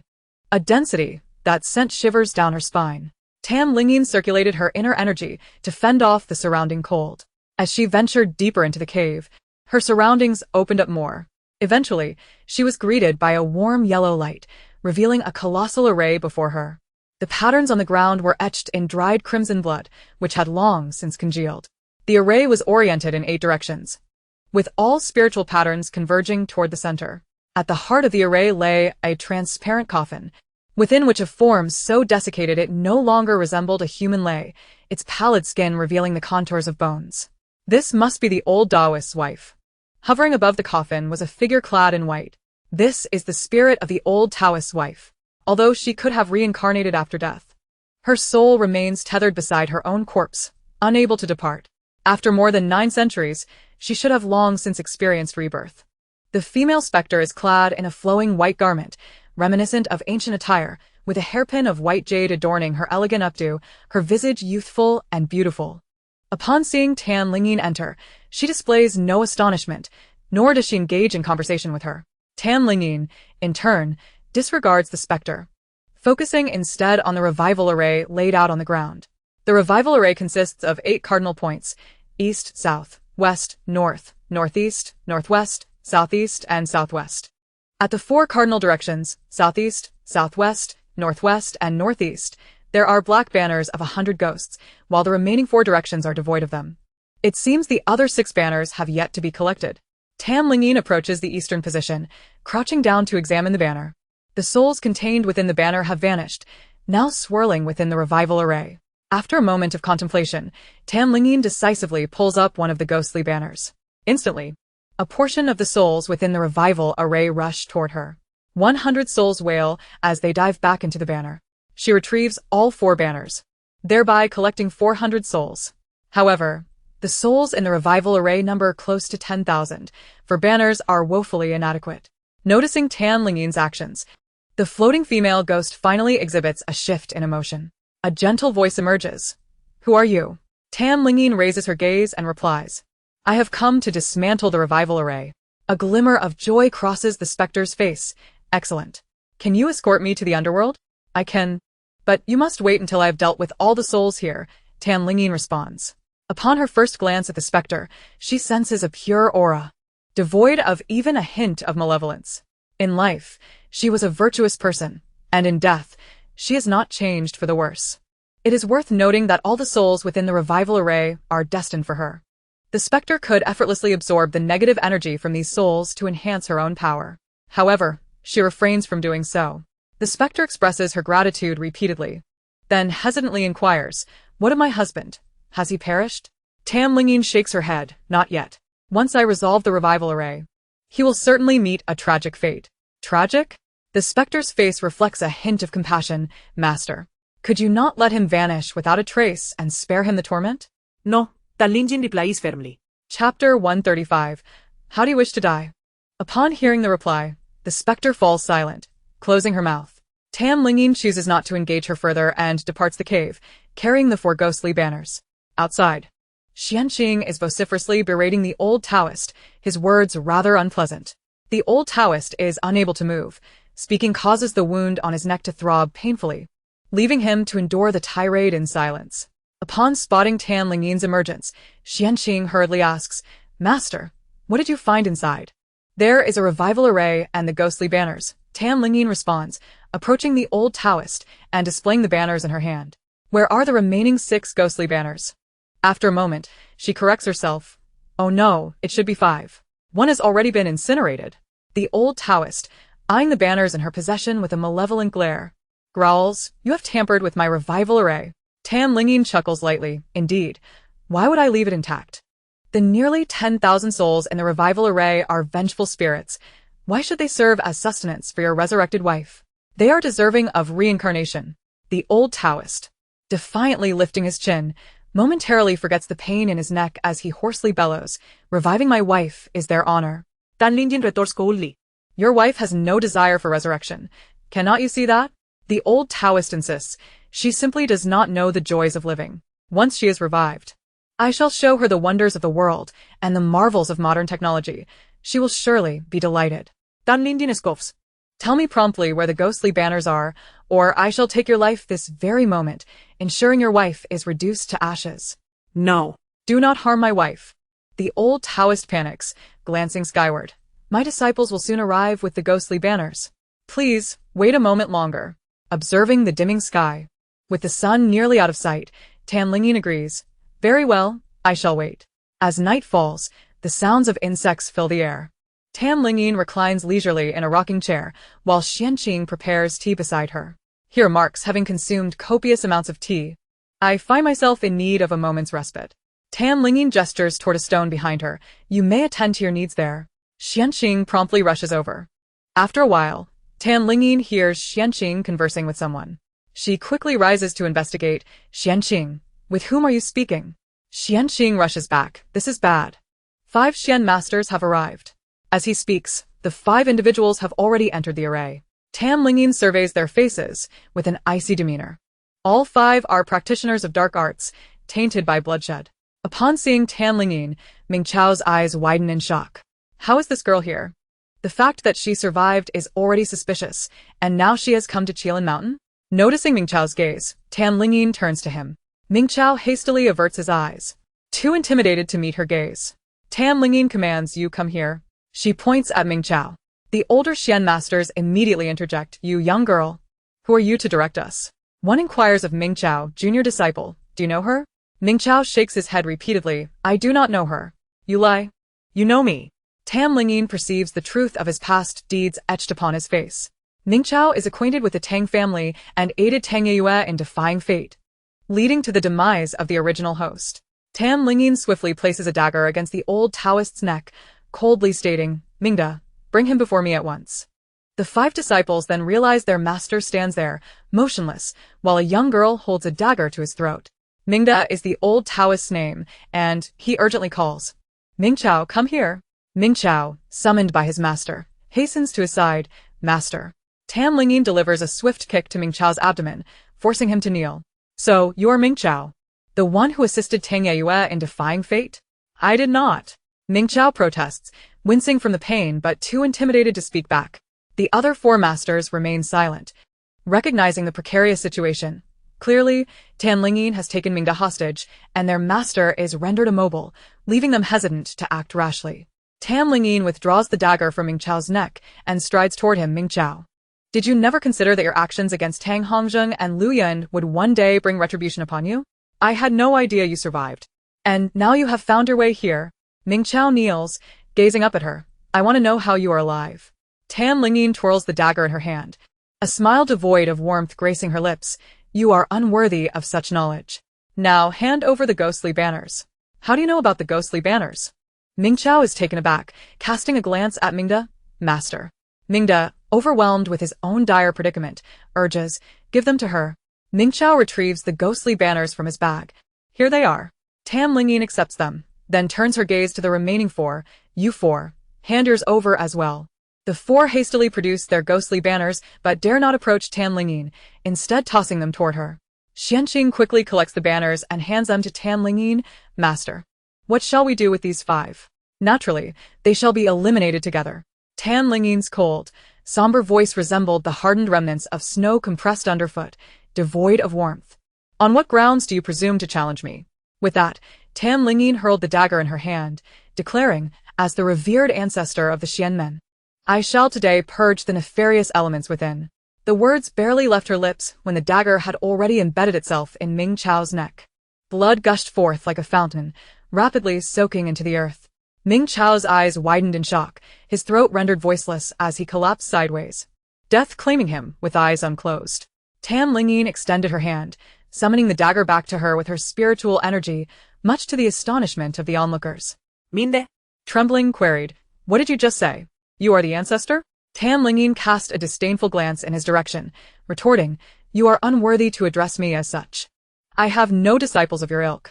Xianqing nodded in agreement. Indeed, the ancestor would never count you among her disciples. With measured deliberation, Tan Lingyin wiped the dagger clean on Ming Chao's sleeve and turned her gaze to the 4 individuals before her. How do you wish to meet your demise? The 4 knelt in terror, weeping and pleading for mercy. Ancestor, spare us. We were coerced by Mingda. In a fit of rage, Mingda rebuked, you wretches. This was entirely your own choice. Chapter 136. Little Linger, has the red Luan star stirred? No matter how fervently the 4 implored for mercy, Tan Lingyin offered them no reprieve. 10 minutes later, 5 lifeless bodies lay upon the ground, engulfed in flames. Their souls were bound, unable to depart. Tan Lingyin turned to Mingda, declaring, I shall make you witness the destruction of the resurrection array, and watch as your wife descends into the netherworld. Mingda's eyes bulged with despair as he pleaded, I beg you, ancestor. The resurrection array is nearly complete. If you will revive my wife, I would gladly meet my end. Tan Lingyin delivered a swift kick to him, sending him sprawling to the ground. Knowing me as your ancestor should remind you of the Shuaman's rules. The resurrection array is a forbidden technique. Her anger, tinged with a hint of exasperation, was palpable. Mingda indeed possessed considerable talent. It was no wonder he had lived for a millennium. Such potential squandered on a misguided path. What a pity. While she did not know the origin of the resurrection array, now that she had discovered it, she would ensure it would never be activated. 1,000 souls, many of whom had been wronged, were meant to enter reincarnation, yet you sought to obliterate them entirely, erasing their chance for rebirth. Are you even human? You are less than a beast. Tan Lingyin's fury manifested as she kicked Mingda's waist, instructing Xianqing, drag him into the cave. Xianqing promptly seized Mingda by the feet, following Tan Lingyin closely. The chilling atmosphere within the cave startled Xianqing. It's so cold. Tan Lingyin reassured him. Fear not. They are trapped within the resurrection array and cannot harm you. Upon reaching the resurrection array, a female ghost gazed at Mingda's prostrate form. Her eyes filled with a mix of longing and resentment, love and hate intertwined. Mingda implored her, my dear wife, we were so close. I have wronged you. The female ghost responded, her voice heavy with sorrow, you indeed owe me an apology. Your actions have condemned me to more than 900 years in this cave, away from the light of day. Do you know how I have yearned for my soul to be set free? Daily. I wished to evade reincarnation rather than continue existing in this spectral form. Mingda, incredulous, replied, how can you think this way? I am saving you. I do not need it. I refuse to sacrifice others for my revival. The female ghost cried out in anguish. Tan Lingyin, pained by their quarrel, commanded silence. She turned to Mingda, stating, before you depart this world, I shall allow you one last glimpse of your wife. In the presence of the female ghost, she dispatched Mingda, blood splattering onto the ground. Tan Lingyin spread Mingda's blood across the resurrection array, shattering its formation. Instantly, the spirits within the array began to move freely, desperate to escape the cave. However, the barrier Tan Lingyin had set at the cave's entrance prevented their escape. Without pause, Tan Lingyin opened a portal to the netherworld, exclaiming, brother, I bring you a grand gift. Dark mist billowed forth as the king of hell emerged from its depths. Little Linger, what gift do you bring? Tan Lingyin raised her chin slightly. See for yourself. She released the souls contained within 9 ghostly banners, all for him. Upon seeing the countless souls gathered, the king of hell furrowed his brow, realizing that the ghostly messengers of the netherworld had become too lax, allowing so many souls to slip through. Hurry, gather them before they escape, Lingyin urged. Nodding, the king of hell waved his sleeve, whisking all the souls away to the netherworld, including the female ghost. Lingyin did not feel the need to offer further instructions.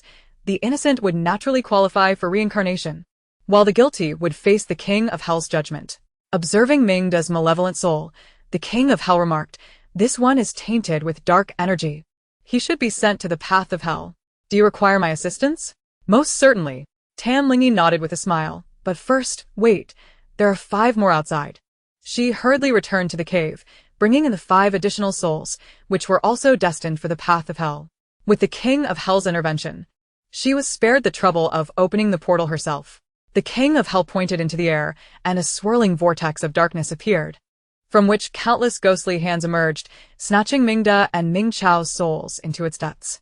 Once the entrance to the path of hell vanished, the cave's temperature began to rise.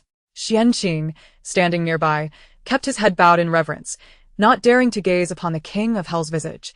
Such a countenance was beyond the comprehension of mere mortals. "Little Linger, I sense a change in you of late," the king of hell remarked, scrutinizing Lingyin.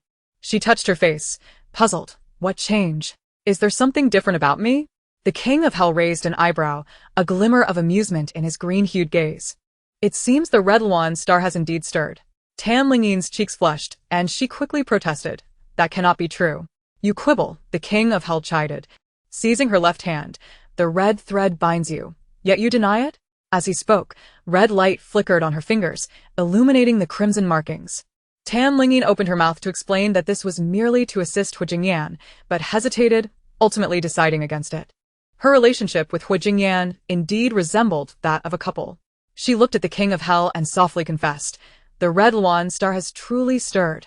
Huijingyan and I are fated partners." The king of hell chuckled softly. "He is indeed a commendable choice. When next the opportunity arises, I wish to meet him. He seems strangely familiar." Lingyin nodded. "Very well. When the chance presents itself, I shall introduce you. Now I must take my leave." The king of hell waved his hand, vanishing amidst the swirling darkness. The cave returned to tranquility. Lingyin surveyed the blood-stained resurrection array and instructed Qianqing, quickly, "Assist me in cleansing this array. It must not be visible to anyone." At the mountaintop, a spring bubbled forth, and as Mingda had resided there, various household items were available. The two made repeated trips to fetch water, mopping the ground several times until the bloodstains were thoroughly washed away. In the meantime, Lingyin took the opportunity to incinerate Mingda's corpse. Qianqing inquired, "Master, shall we descend the mountain now? However, the night is dark. Might it not be unsafe?" Lingyin replied, "Let us rest here for the night. I still need to gather a few items." She entered Mingda's dwelling within the cave and rummaged through it, finally discovering an ancient tome bound in yellowed leather. Upon opening it, she was astounded to find her own handwriting within. Chapter 137. "Surely, you do not intend to stand her up?"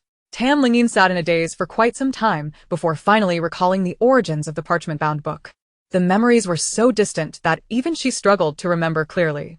The resurrection array had been drawn in a fit of inspiration following a night of intoxication. After sobering up, she completely forgot about it, leading to the book being misplaced without a trace. Even now, Lingyin could not fathom how she had created the resurrection array with such clarity, as it had been executed flawlessly, even inebriated. One couldn't help but admire her professional competence. Whenever she picked up a pen to inscribe symbols, her hand remained steady. Initially, Lingyin intended to store the ancient tome within her jade bracelet space, but reconsidered the potential risk if the bracelet were lost and the space accessed by others. Thus, she opted for caution, incinerating the parchment book to ashes. After thoroughly searching the room to ensure no malevolent objects remained, she set fire to Mingda's chamber. Lingyin did not return that night, and with no signal atop the mountain, Huijingyan grew anxious waiting for her. As dawn broke, Lingyin and Qianqing descended the mountain to find Huijingyan and his companions preparing to ascend. Huijingyan hurried towards her. "Inin, are you alright?" He grasped her shoulders, scrutinizing her closely. Lingyin softly reassured him, "I'm fine, don't worry." Huijingyan sighed in relief. "That's good. I was so worried when I couldn't reach you all night." Qianqing, standing nearby, inquired, "Didn't you worry about me?" Huijingyan glanced at him and silently shook his head. Xianqing hissed, "Oh, you child." Tan Lingyin stifled a smile, stepping forward to wrap her arms around Hu Jingyan's waist. "I'm sorry, there was no signal on the mountain. I couldn't let you know I was safe." Hu Jingyan gently encircled her waist, holding her tenderly.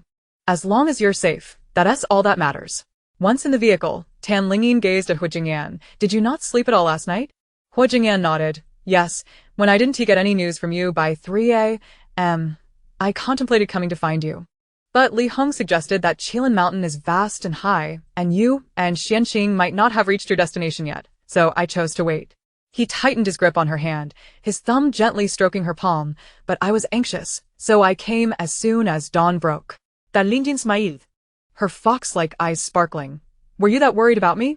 Hu Jingyan appeared momentarily taken aback, then nodded fervently. "Of course, you are my fiancé. The one I wish to spend my life with. Is that why you're concerned for me?"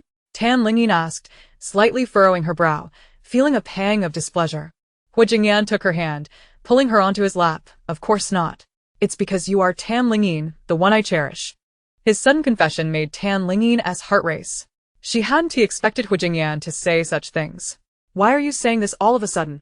Hu Jingyan rested his chin on her shoulder, looking at her, his low, husky laughter reverberating in her ear. "I've wanted to say this for a long time, but I feared it might startle you. But how can one confess like that? Just a simple statement without anything else?" Tan Lingyin shot him a playful glare. "I've heard that confessions should begin with a bouquet of flowers." Hu Jingyan frowned slightly. "I was inconsiderate. I'll prepare something for you when we get back." "Oh dear, if you say it now, it won't be a surprise." Tan Lingyin found herself exasperated. Was Hu Jingyan, aside from his exceptional work abilities, truly oblivious in other aspects? Hu Jingyan, feeling rejected by her playful push, found himself suddenly empty, without her in his arms. He discreetly observed Tan Lingyin as she busied herself with her phone, noticing her growing annoyance at his silence. Hu Jingyan suddenly spoke up. "You must have been exhausted yesterday. How about a lavish dinner tonight?" Tan Lingyin scoffed. "I have no appetite." Hu Jingyan reached out, grasping her wrist gently. "Come on, it's your favorite seafood. And there's delightful champagne." His melodious voice carried a hint of coaxing. Tan Lingyin turned to him, surprised to see a genuinely pleading expression on his face. She lifted her chin, feigning arrogance. "All right, let us go then." Hu Jingyan promptly replied, "I'll make the reservation right away." Upon returning home, Tan Lingyin noticed the white fox confined in its cage, listless and hanging limply from the chain. "You're back." The white fox, sensing her presence, instantly perked up. Tan Lingyin spoke. "I've dealt with the old Taoist. You are indeed truthful. Consider it your great accomplishment." The white fox eagerly asked, "Can you release me now?" Tan Lingyin nodded. "Of course. However, I must retain your cultivation." The white fox's eyes widened. "You're breaking your promise." Tan Lingyin chuckled softly. "I keep my word. I promised you a life, but I never said I would return your demon core." She entered the cage, brandishing a dagger as she approached the white fox. The white fox struggled, but the golden spirit patterns on the chains glimmered, tightening their grip. Tan Lingyin plunged the knife into the white fox's abdomen, extracting a white demon core. With the core severed, the white fox's entire cultivation dissipated, causing it to faint from pain.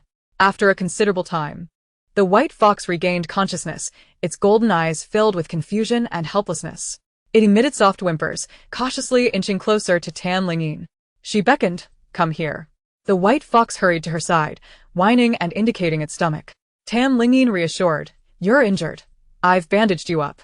Once you recover, I'll set you free." The white fox, having lost its millennia of memories, was now merely a simple creature. Furthermore, after the extraction of its demon core, it could no longer cultivate, destined to live its life as an ordinary fox. As the sun set, Tan Lingyin sat on the sofa beneath the floor-to-ceiling window, with the white fox curled up beside her.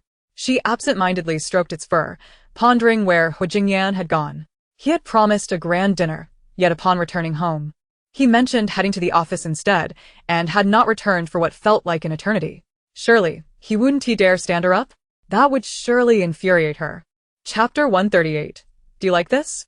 It was only when darkness enveloped the world that Hu Jingyan hurriedly returned. Tan Lingyin, already changed into her pajamas and engrossed in a mobile game, did not lift her gaze when she heard the elevator ding. Hu Jingyan approached her, placing a large box on the sofa. "Yinin, change your clothes. We're going out for dinner." Only then did Tan Lingyin glance up, responding with a hint of pride. I'm already full from snacks. You're only now taking me out to eat? Apologies, unforeseen circumstances delayed me, Hu Jingyan replied, taking her hand and placing a gentle kiss on her knuckles. Be good and go change. Lingyin handed him her phone. Finish this round for me. Don't let me disconnect. Of course, Hu Jingyan readily agreed, lowering his gaze to the screen. It was a 5v5 competitive game developed by his company, and he was surprised to find that she enjoyed playing it. Upon glancing at the stats, he noted that Lingyin had achieved an impressive 20 kills with no deaths. However, due to the incompetence of the other 4 team members, despite her remarkable performance, they had lost. Lingyin returned to her room and opened the box, revealing a stunning misty blue evening gown adorned with silver accents. Nestled within was a small box containing a sapphire necklace that perfectly matched the dress. With a soft chuckle, she lifted the gown and held it up before the mirror, assessing how it would look on her. To her surprise, Hu Jingyan had quite a good memory. She had casually mentioned that the haze blue was rather appealing, and he had actually prepared it. However, was it really necessary to dress so extravagantly just for a meal? It was probably one of those upscale establishments. Lingyin quickly changed into a dress, adorned her neck with a necklace, and simply tidied her hair. Upon emerging from the cloakroom, she found Hu Jingyan already in her room. Are you ready? Hu Jingyan stood and approached her, twirling her around. You look stunning. This color truly suits you. Lingyin grasped his hand, urging, let us go. I'm really hungry. Wait, there's something missing, Hu Jingyan said, pulling her back toward the cloakroom. On the vanity, various pieces of jewelry were displayed, and Hu Jingyan began to sift through them, selecting a pair of silver tassel earrings. Let me help you put these on. He gently pressed her down into a chair. Lingyin swept her hair aside and tilted her head slightly. Be gentle. I haven't worn earrings in a long time. The last time she had worn earrings was back in high school. As it was a prestigious private school, the dress code was relatively lax, with even shops selling assorted jewelry. She had seen other girls getting their ears pierced, and decided to get a pair herself. After all, while jewelry could be optional, ear piercings were essential. What if she wanted to wear earrings in the future? Little did she know that they would indeed come in handy now. Hu Jingyan's touch was light as his fingertips grazed her earlobe. Does it hurt? His gentle voice trembled with tender concern. No, it's fine, you can go ahead. Lingyin reassured him. If it hurts, I'll let you know. It was also Hu Jingyan's first time helping someone with earrings, and he struggled to insert the tiny ear post. I'm too clumsy, he admitted. Lingyin took the earring from him, stating, let me do it myself. With a swift motion, she managed to put it in, leaving Hu Jingyan awestruck. Is it really that simple? He exclaimed. Lingyin nodded, encouraging him to try the other earring. After a lengthy struggle, he finally succeeded in fastening it. Perfect. Now I can help you with earrings from now on, he said, placing his hands on her shoulders as they gazed at their reflections in the mirror. Lingyin, beaming with joy, tilted her head to admire her new earrings. The car came to a halt in front of the tallest building in the capital, known as the Eye of Kyoto. The top floor offered breathtaking panoramic views of the city. The restaurant at the pinnacle was exclusive to the affluent. Standing before the expansive floor-to-ceiling windows, Lingyin marveled at the nightscape. It's truly beautiful, she sighed. Hu Jingyan stood beside her, admiring her profile, his hand subconsciously reaching into his pocket to touch a small box. I'm not referring to the night view, he confessed. I'm talking about you. Lingyin turned to him, her enchanting eyes reflecting a mix of shyness and astonishment. It was quite a departure from the usually stoic her family patriarch, who now found himself learning to utter sweet words. Your ability to learn is quite impressive, she complimented. What do you mean? Hu Jingyan tilted his head, his dark eyes mirroring the dazzling night outside. Lingyin mumbled softly, the ability to speak sweet nothings. Hu Jingyan took her hand, urging her to look at him. It's not that I've learned. It's just that when I'm with you, I can't help but express these feelings. They are all sincere. The light in her eyes flickered, and upon seeing his earnest expression, her heart raced uncontrollably. All right, I'll concede you're impressive, she said, turning away to head toward the dining table. Fortunately, she was quick on her feet, otherwise, she might have been swayed by his charm. Hu Jingyan observed her slightly flustered retreat and followed closely behind.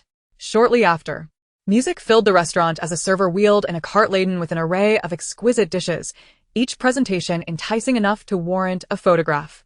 As for the taste, that remained to be discovered.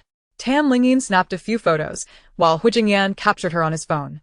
It looks quite delicious, she exclaimed. eagerly picking up her chopsticks to sample a morsel. The restaurant offered a fusion of Western and Asian cuisines, equipped with all manners of cutlery. After a few bites, she gave a thumbs up. It's quite delightful. You should try it. Hu Jingyan nodded with a smile, mirroring her selection. The music from the piano and violin began to soften, and the courses on their table were soon refreshed, for the portions were rather modest. After a while, Hu Jingyan suddenly inquired, "Are you full?" Leaning back in her chair, Tam Lingyin swirled the champagne in her glass, almost. Just then, fireworks erupted outside. She turned her head, wondering if there was a celebration. "Shall we go out to the balcony for a better view?" Hua Jingyan offered, as he had reserved the entire restaurant, including the balcony. As they stepped outside, a gentle breeze tousled Tan Lingyin's hair. "How beautiful!" she exclaimed, leaning against the railing to gaze at the night sky. Hu Jingyan reached out, carefully tucking a stray strand behind her ear. "Do you enjoy fireworks?" he asked. "Very much so," Tan Lingyin nodded, her porcelain face illuminated by the vibrant bursts of color, her fox-like eyes sparkling with delight. Hua Jingyan gestured toward the side. "Then do you like this?" Following his gaze, she was taken aback to find a multitude of bouquets piled on the ground, arranged in the shape of a heart. The colorful flowers formed a wall of fresh blooms. Amidst the lingering sounds of fireworks, she had been oblivious to the commotion behind her. "Why don't you go see if there are any flowers you like?" Hu Jingyan suggested. Tam Lingyin approached, reaching out to touch the blossoms, inhaling their fragrance. "They're all lovely. I like them all. I could bring them home to brighten the place up." As she turned, she was taken aback to find Hu Jingyan kneeling on one knee, holding a small box aloft. "Enin," he began, "this proposal was prepared in a rush, but I didn't want you to wait too long. Since you mentioned it, I wanted to act immediately. I fear disappointing you." He raised the box higher. "Enin, I like you. Would you be willing to officially be with me?" Tam Lingyin gazed at the sapphire ring within the box, then back at Hu Jingyan's earnest face. She stepped forward to assist him. "I would. Please get up." Suddenly, cheers and applause erupted around them. However, Hu Jingyan did not rise but instead took her hand and slipped the ring onto her index finger. Tam Lingyin was about to question why it was on her index finger instead of her middle finger when a loud bang echoed. Fireworks exploded behind her, creating a massive heart shape in the sky, which then burst into countless smaller red hearts. Standing together, they were enveloped in a warm glow. Quiche, quiche. Li Heng's voice broke through the moment. "Quick, kiss her." Zheng Han's deep voice joined in. The crowd cheered, and even Wang Ma was present. Hu Jingyan wrapped his arm around Tan Lingyin's waist, lowering his gaze to her. "May I?" Tan Lingyin smiled, biting her lip, and gave a slight nod. The handsome face before her drew closer, and she slowly closed her eyes. Their lips met in a gentle touch, brief yet electrifying. Hu Jingyan embraced her, whispering, "I will cherish you for a lifetime. Whatever you desire, I will find a way to give it to you." Tan Lingyin giggled softly, replying, They arranged for the flowers to be delivered back to the estate before lingering a while longer to admire the night view before departing. The entire proposal was captured on video and sent to the Tan family. After watching the video, Rome Wanshu couldn't help but praise Tan Lingyin's beauty, exclaiming, "This marriage is certainly not a mistake." Elder Ten also remarked, "Indeed, at first I thought the two were mismatched. I considered that if they truly weren't compatible after spending some time together, we could call off the engagement without causing any embarrassment to the Hu family, nor allowing Lingyin to suffer any grievances. Unexpectedly, they have truly managed to get along." However, Tan Yu remained silent, wearing a solemn expression. Rome Wanshu nudged him. "Darling, what's the matter?" Tan Yu covered his face with his hand, lamenting, "My daughter has just returned, and she is about to belong to someone else. As her father, my heart aches." "What are you lamenting about?" "That young Yen is a remarkable talent. You wouldn't find anyone superior to him in the entire capital." Rome Wanshu shot him a glare. Tan Yu pouted. "I recall your elder brother once saying that you wouldn't find a man as good as me even with a lantern." Rome Wanshu scoffed lightly. "At that time, you indeed held a high rank, but now you have aged and cannot compare to the new generation." Elder Tan chuckled. "You two, stop bickering. Quickly inform Lingyin to bring my granddaughter-in-law over for dinner when they have the time." Upon returning to school, Tam Lingyin noticed the peculiar glances cast upon her by her peers. It seemed the incident of her being forcefully confessed had circulated, leading to heightened attention on her. With military training no longer required, and without Rome Wanshu urging her to dress up, Tan Lingyin reverted to a more simplistic style. However, some of her accessories were of such high value that those with discerning eyes could recognize them as treasures worth hundreds of thousands. For instance, the sapphire ring on her finger immediately caught the eye of Lan Ranran. Lingyin, that ring is stunning. Is it a new release from a particular brand? I haven't seen it before. Lan Ranran exclaimed, tugging at her hand, her gaze fixated on the ring. In dim light, the ring appeared a deep blue. But under the sunlight, it shimmered with a misty blue hue, truly exquisite. Tam Lingyin replied, this was a gift from my boyfriend. I don't know what brand it is. Your boyfriend? Lan Ranran frowned slightly. Is he the wealthy second-generation fellow everyone is talking about? Tam Lingyin nodded, yes. It was unclear how Hu Jingyan managed to prevent his photo from circulating that day despite the multitude present. Lan Ranran expressed her concern, Lingyin. Do you know what kind of person he is? Rest assured, I know him quite well, Tam Lingyin assured. Understanding that Lan Ranran was merely worried about her being deceived by a man. Lan Ranran nodded, that's good, but you mustn't let it affect your studies. You're still worried about my studies? Tam Lingyin couldn't help but chuckle. Lan Ranran adopted a serious expression, stating, of course. Getting into university is no joke. We must strive hard and pursue further studies. Tam Lingyin playfully tapped her on the head. You really do love studying. Lan Ranran affirmed, I must study diligently. After all, I'm my parents' only daughter, and I'll need to manage the family business in the future. If I'm not clever, I'll surely squander the family fortune. The days of studying and attending classes gradually passed. A month later, the white fox had grown agile and lively. Tam Lingyin arranged for it to be taken to a wildlife conservation base for care. Although it was a base, it operated in a wild manner, free from the disturbances of tourists, with personnel constantly observing the animals' movements and monitoring their health. One weekend afternoon, Hu Jingyan returned early and said to Tam Lingyin, Inin, accompany me to a soiree tonight. A soirée? My tolerance for alcohol is poor. I think I'll skip it, Tam Lingyin replied, reluctant to embarrass herself in a social setting. Hu Jingyan sat beside her, gently reassuring, no worries, with me around, no one will dare pressure you into drinking. He explained that since the clients were from abroad and preferred to bring a female companion, he simply wanted her to accompany him. Besides, didn't you say you found studying dull lately? This will be a nice change of pace. Tam Lingyin finally agreed. All right, going out for a bit sounds good. Hu Jingyan nodded. I'll take a shower and change, then we'll go pick out your outfit. As he walked away, Tam Lingyin gazed at his retreating figure, lost in thought. A dark cloud loomed overhead. How had Hu Jingyan's impending calamity resurfaced? Chapter 140. Beauty, my name is Norton. When Hu Jingyan emerged, Tam Lingyin assessed his appearance and discreetly calculated something. After arriving at a conclusion, her heart immediately raced with anxiety. This soiree could put Hu Jingyan's life in jeopardy. Tam Lingyin inquired, is it absolutely necessary to attend this soiree? Hu Jingyan affirmed, yes, this event is crucial for securing important foreign clients, representing a significant opportunity for the Hu family's business to establish a foothold abroad. The Hu family had limited overseas ventures, thus lacking substantial standing internationally. However, since Hu Jingyan took over, he had been diligently focusing on overseas investments as the Hu family had already dominated the capital market, and their future efforts should be directed towards foreign markets. Understanding the weight Hu Jingyan placed on the Hu family's endeavors, Tam Lingyin nodded. All right, let's set off. At the Kyoto Pavilion, the attendees were predominantly foreigners, each holding considerable status abroad.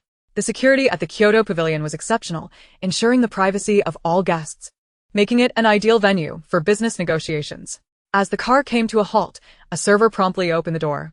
Hu Jingyan stepped out and then reached across to take Tam Lingyin's hand, guiding her onward. Tam Lingyin lifted the hem of her black gown, adorned with a starry fabric that made it shimmer as if she were draped in the entire night sky. She looked up at the Kyoto Pavilion, her eyes revealing no surprise. Although the building appeared grand and imposing, resembling an ancient Greek royal structure, it seemed rather ordinary to her. The celestial palaces were far more magnificent. Navigating past a grand fountain, they ascended the red carpet laid before the entrance. Upon entering the pavilion, the decor immediately captivated Tam Lingyin's attention. The intricate Western embellishments were creatively intertwined with elements of Chinese design, resulting in a delightful fusion. Particularly striking were the numerous green potted plants, which infused the otherwise formal space with vitality. Hu Jingyan led Tam Lingyin inside, where they were promptly greeted by others. They conversed in French, and Tam Lingyin quietly listened, for as a venerable figure of the Xianmen sect, she not only dealt with supernatural matters but also sought to understand diverse cultures, including witchcraft and magic. Mastery of these subjects required proficiency in the local languages, which she possessed in abundance. As she listened attentively, she surveyed the crowd.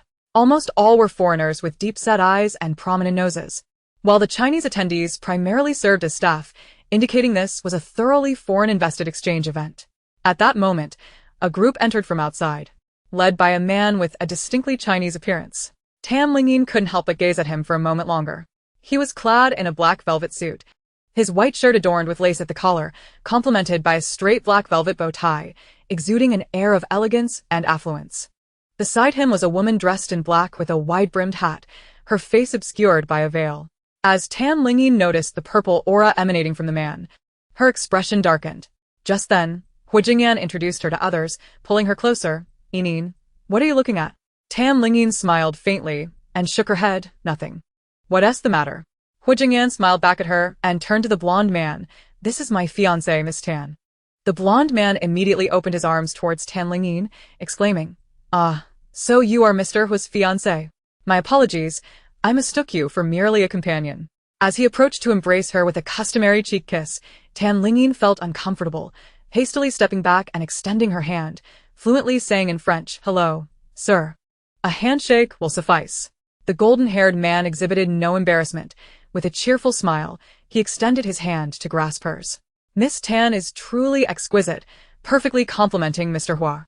Jingyan wore an unbroken smile, his lips curving in delight. At that moment, Li Heng approached. "Mr. Hua, an esteemed foreign guest wishes to meet with you regarding a potential collaboration," he announced, gesturing toward a certain direction.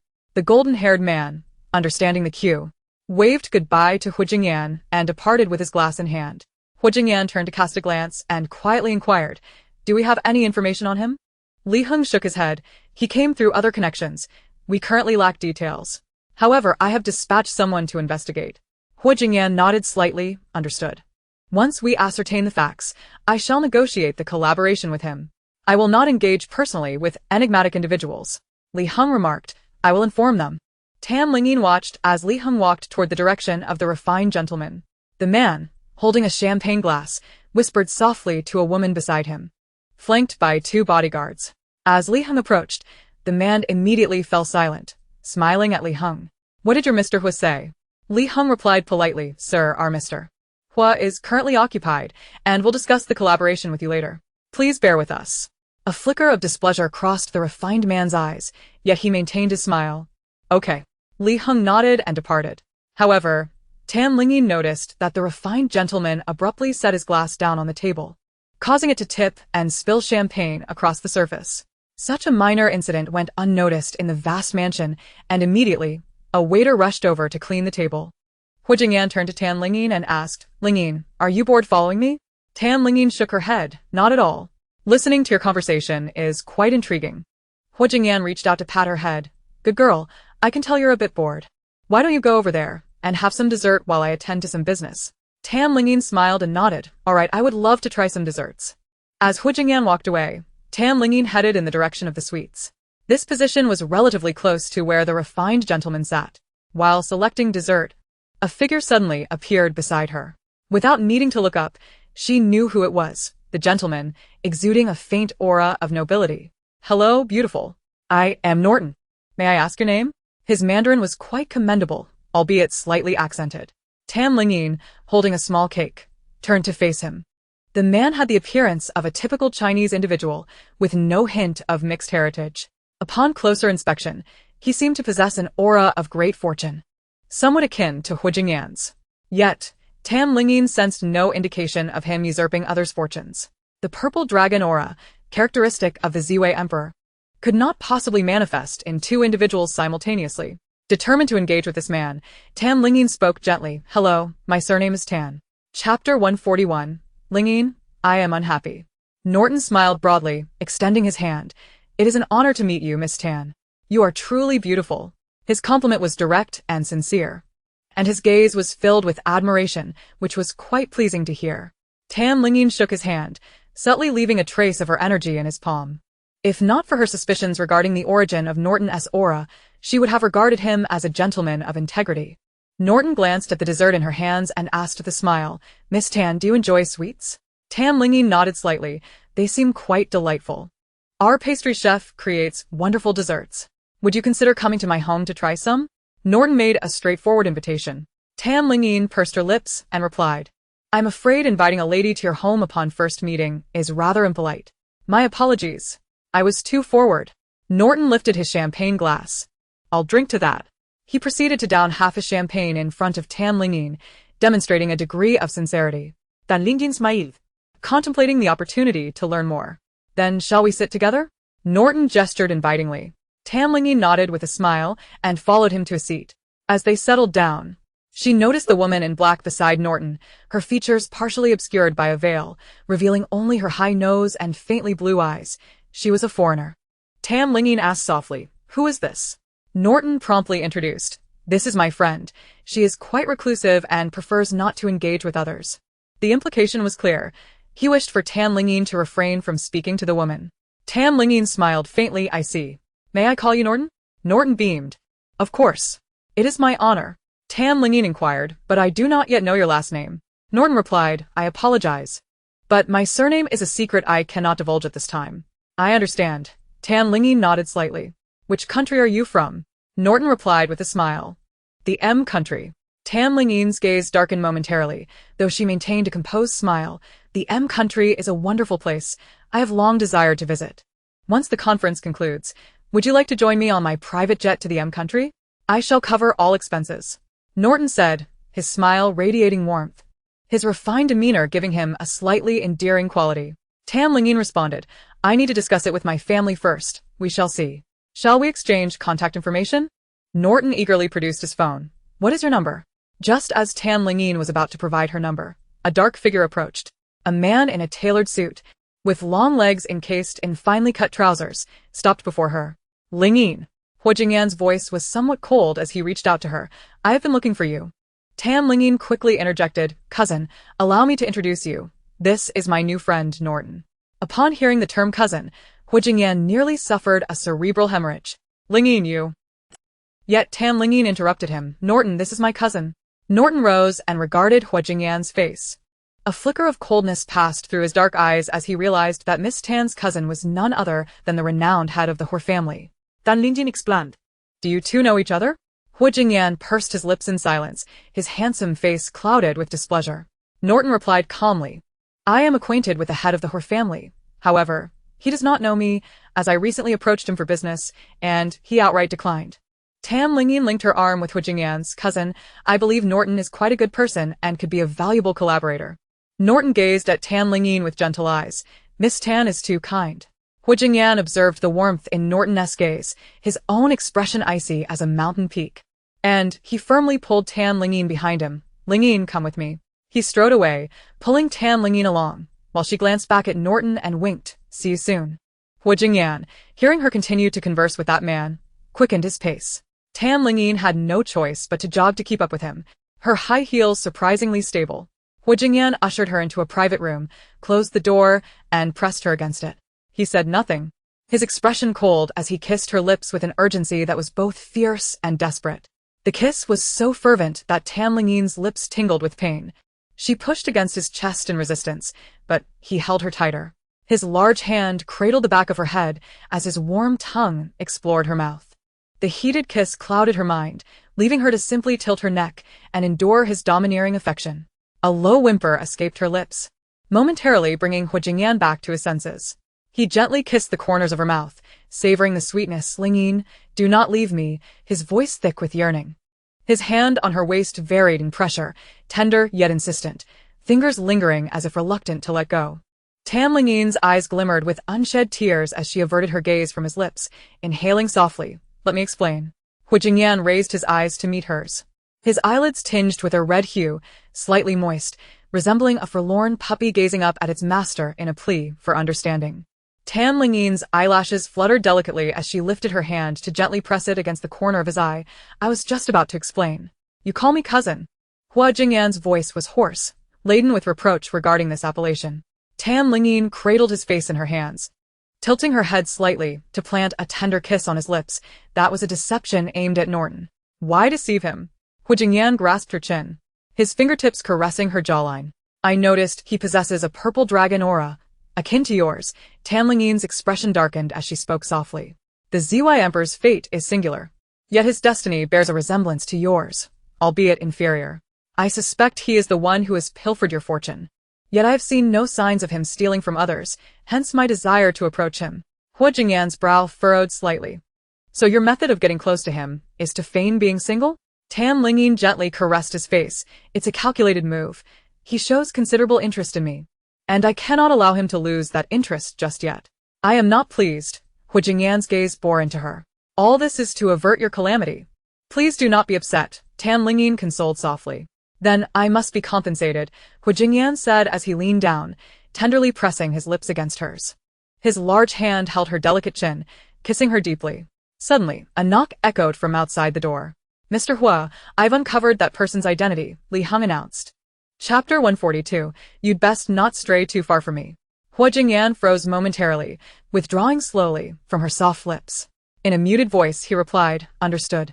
I will be out momentarily. Sitting up, he gently wiped the lipstick smudged at the corners of Tan Lingyin's mouth. Do you have a mirror? Tan Lingyin hastily retrieved a mirror from her bracelet space, revealing her slightly swollen lips, reddened eyes, and a flushed face, unmistakably the aftermath of a fervent kiss. Hua Jingyan held the mirror for her, a faint smile gracing his lips. Take your time. There's no rush. Tan Lingyin shot him a playful glare before touching up her lipstick and the makeup around her eyes. Only then did Hua Jingyan allow Li Heng to enter. Li Heng presented a tablet to Hua Jingyan. Mr. Hua, this is the information just sent by my subordinate. Norton hails from Country M, and coincidentally, the young master of the He family recently departed from Country M, accompanied by a mysterious woman, as witnessed by our informant embedded in the He family estate. The young master, the mysterious woman, and Norton align perfectly. Hua Jingyan's expression turned grave. It seems the He family, seeing that I have not perished, wishes to resolve matters personally. However, Tan Lingyin interjected, yet I have found no signs of Norton stealing fortunes from others. We must not act rashly. Let me approach him and investigate further. Hua Jingyan studied her for a moment. Will he trust you? Certainly, for I appear harmless, do I not? Tan Lingyin blinked innocently. Shaking his hand playfully, rest assured, I will protect myself. Hua Jingyan sighed in resignation, gripping her hand tightly. I never anticipated that the enemy would be so close. Yet I can only hide behind you. I feel utterly useless. It is not your inadequacy. The opponent is simply too treacherous.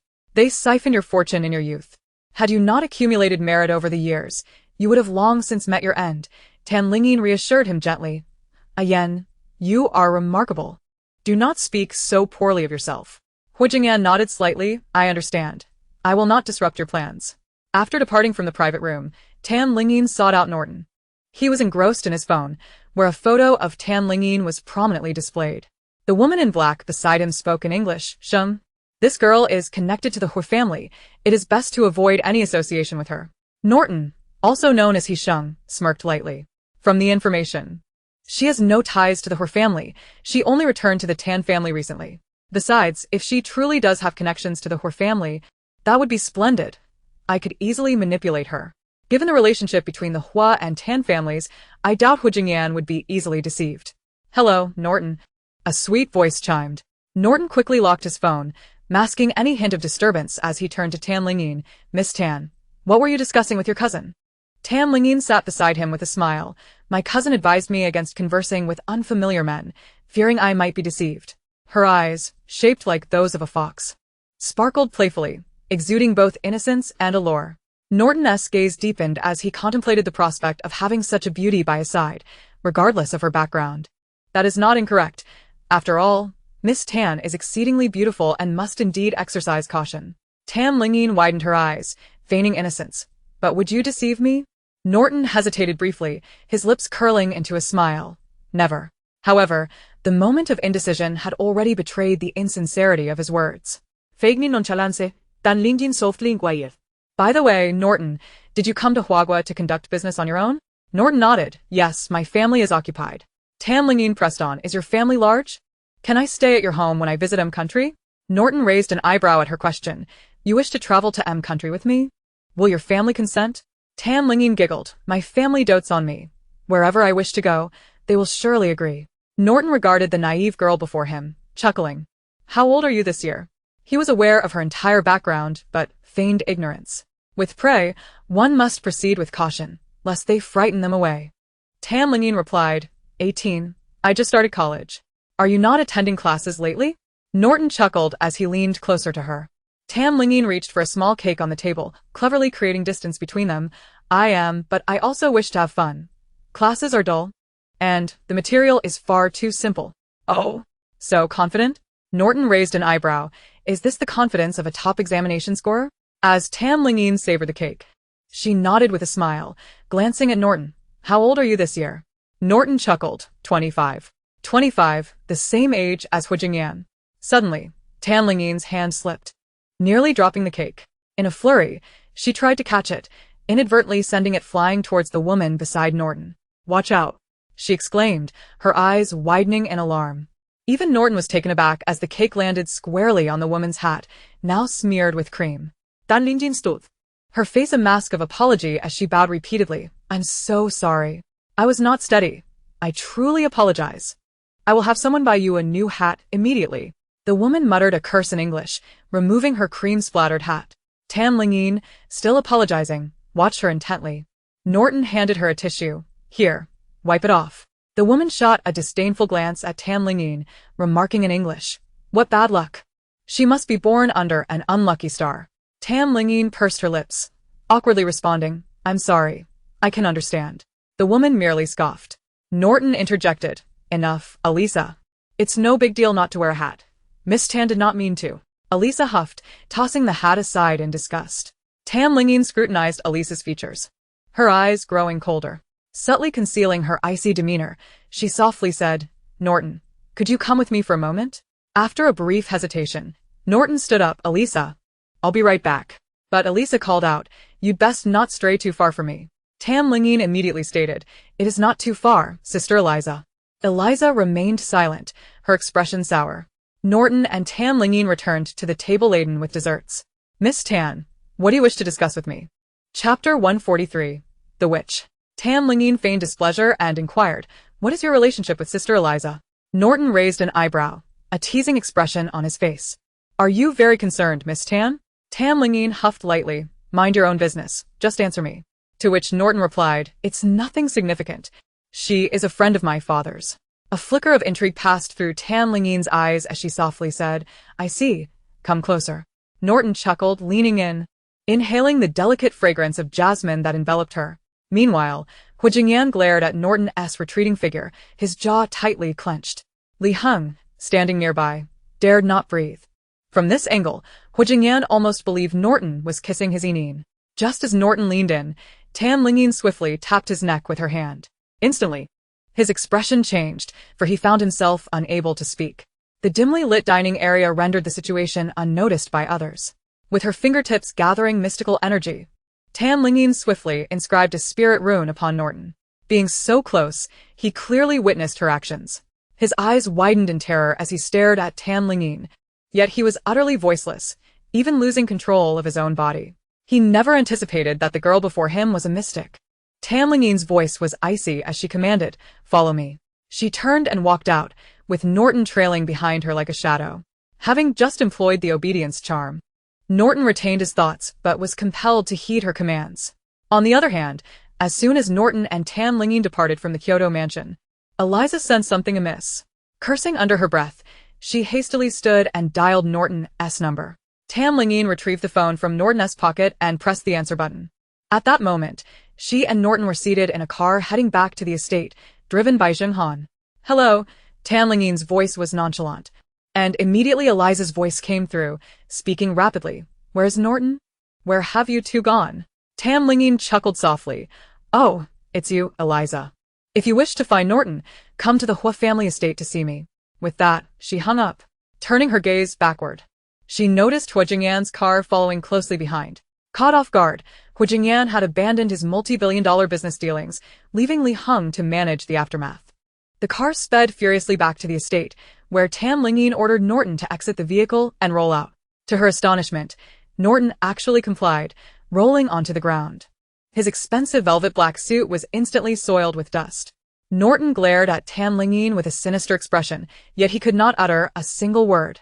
Tam Lingyin commanded the bodyguards to bind him with ropes and stripped him of his clothing, leaving him clad only in his trousers, devoid of any other possessions. Hu Jingyan snapped a photo of Norton, and soon a subordinate sent a message back. Yin, we have uncovered his identity. He is Sheng, the very person who bears animosity towards the Hu family. Tam Lingyin nodded slightly. Regardless of who he is, I would have captured him today. For the woman beside him is decidedly peculiar. What makes her so peculiar? Hu Jingyan mused, having only glanced at Alisa, without scrutinizing her further. Tam Lingyin regarded the bound and kneeling Sheng and remarked with a subtle smile, Sheng, do you not fear having a witch by your side every day? Sheng widened his eyes in astonishment, attempting to speak yet finding himself mute. Tam Lingyin tapped his neck, urging, speak. Sheng gasped twice, venomously stating, you approached me deliberately. Is that not so? Tam Lingyin, with a mocking smile, retorted, you are rather dim-witted. Only now do you grasp it? Do you truly believe your looks could rival that of my Yin? Why would I ever be interested in you? You. Sheng was incensed, his eyes nearly bulging. You dare to capture me? When Alisa arrives, none of you will fare well. Tam Lingyin remained unfazed. A mere witch, you say? If she comes, that is fortuitous. I would have had to expend extra effort to capture her otherwise. Sheng gritted his teeth. You dare treat me this way? When Alisa arrives, you are doomed. He glared at Hu Jingyan with a menacing intensity. Tam Lingyin calmly replied, though I am uncertain why my Yin's fortune has shifted to you. When that witch arrives, the truth will be unveiled. Upon seeing Alisa, Tam Lingyin understood that there existed an inseparable connection between her and Sheng, with yet another individual entwined in their relationship. Who that individual might be, Tam Lingyin could not ascertain at this moment. Previously, she had severely crippled the opponent through a long-distance tracking spell. Yet no signs of that spell remained on either Sheng or Alisa. It appeared that a third person still lingered in the United States. The reason Sheng and Alisa had come to Beijing was likely because that individual was nearing their end, prompting them to resolve matters with Hu Jingyan sooner rather than later. Moreover, Alisa possessed a terrifying gaze that could ensnare souls. Unlike mystics, who leaned towards righteousness, witches predominantly wield dark magical powers, remaining shadows in society. Among witchcraft, soul-snatching was a highly advanced form of magic. Alisa's strength should not be underestimated. Tam Lingyin addressed Hu Jingyan. Yin, I must prepare. I will set up a formation here, as Alisa possesses considerable power. Hu Jingyan nodded. Very well. I shall not disturb you. Alone in the courtyard, Tam Lingyin paced back and forth, arranging a 5-elements dragon trap formation in the open space. Just as the formation was completed, a bodyguard rushed over. Mr. Hua, there is a woman outside who wishes to enter. She claims to be looking for Norton. Tam Lingyin replied, I will personally go to greet her. Given the considerable distance from the gate to their location, she was wary of Alisa attempting any foul play. She instructed Hu Jingyan, Yin, wait for me here. Tam Lingyin hurried with the bodyguard to the gate, where Alisa stood with an expression of fury. Her eyes glowing faintly green in the night, a reflection of her natural emerald irises. However, paired with her grim countenance, it appeared exceedingly eerie. Tam Lingyin ordered the gate to be opened, smiling as she said, You arrived quite swiftly. Please come in. Alisa pursed her lips and stepped slowly through the entrance. Yet in the next moment, she unleashed an attack. A mass of black mist shimmering with green light surged towards Tam Lingyin. Unhurriedly, Tam Lingyin raised her hand, erecting a barrier between them. Chapter 144. Break. The black mist was halted by the barrier, akin to a fist striking cotton. Alisa advanced step by step towards Tam Lingyin. Her words seethed through clenched teeth. Hand over young Master Norton. The bodyguards attempted to intervene, but Tam Lingyin stopped them. Step back. I will take her to find Norton.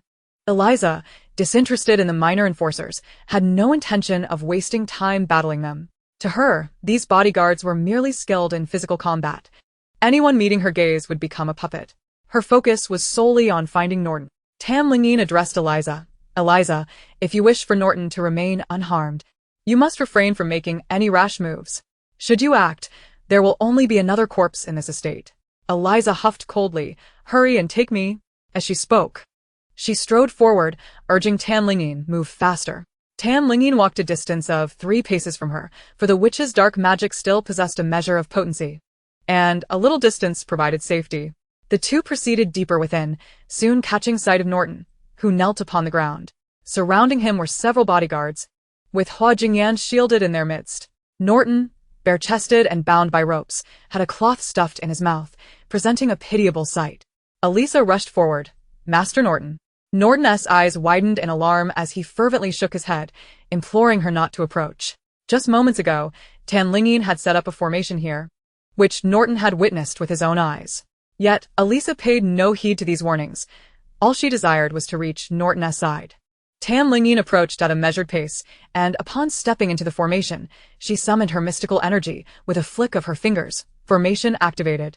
With a resounding boom, a barrier rose from the ground, instantly enveloping everyone within. Alisa's eyes widened in disbelief as she beheld the sudden emergence of the formation.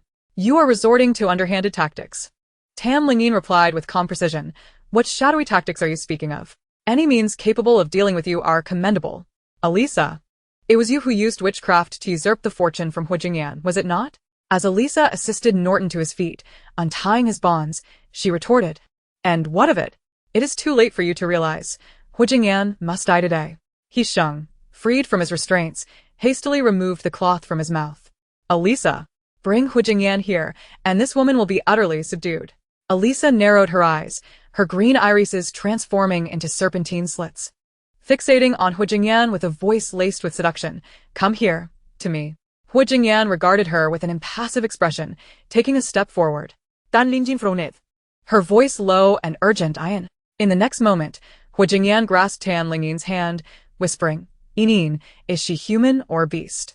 Alisa's countenance froze in shock as she exclaimed in desperation, "How can this be? Why are you not under my control?" Dan Lingyin scoffed lightly. "The bearer of the grand fortune of the ZY Emperor cannot be ensnared by your soul-binding techniques." Alisa shook her head in disbelief, shouting, "This is impossible.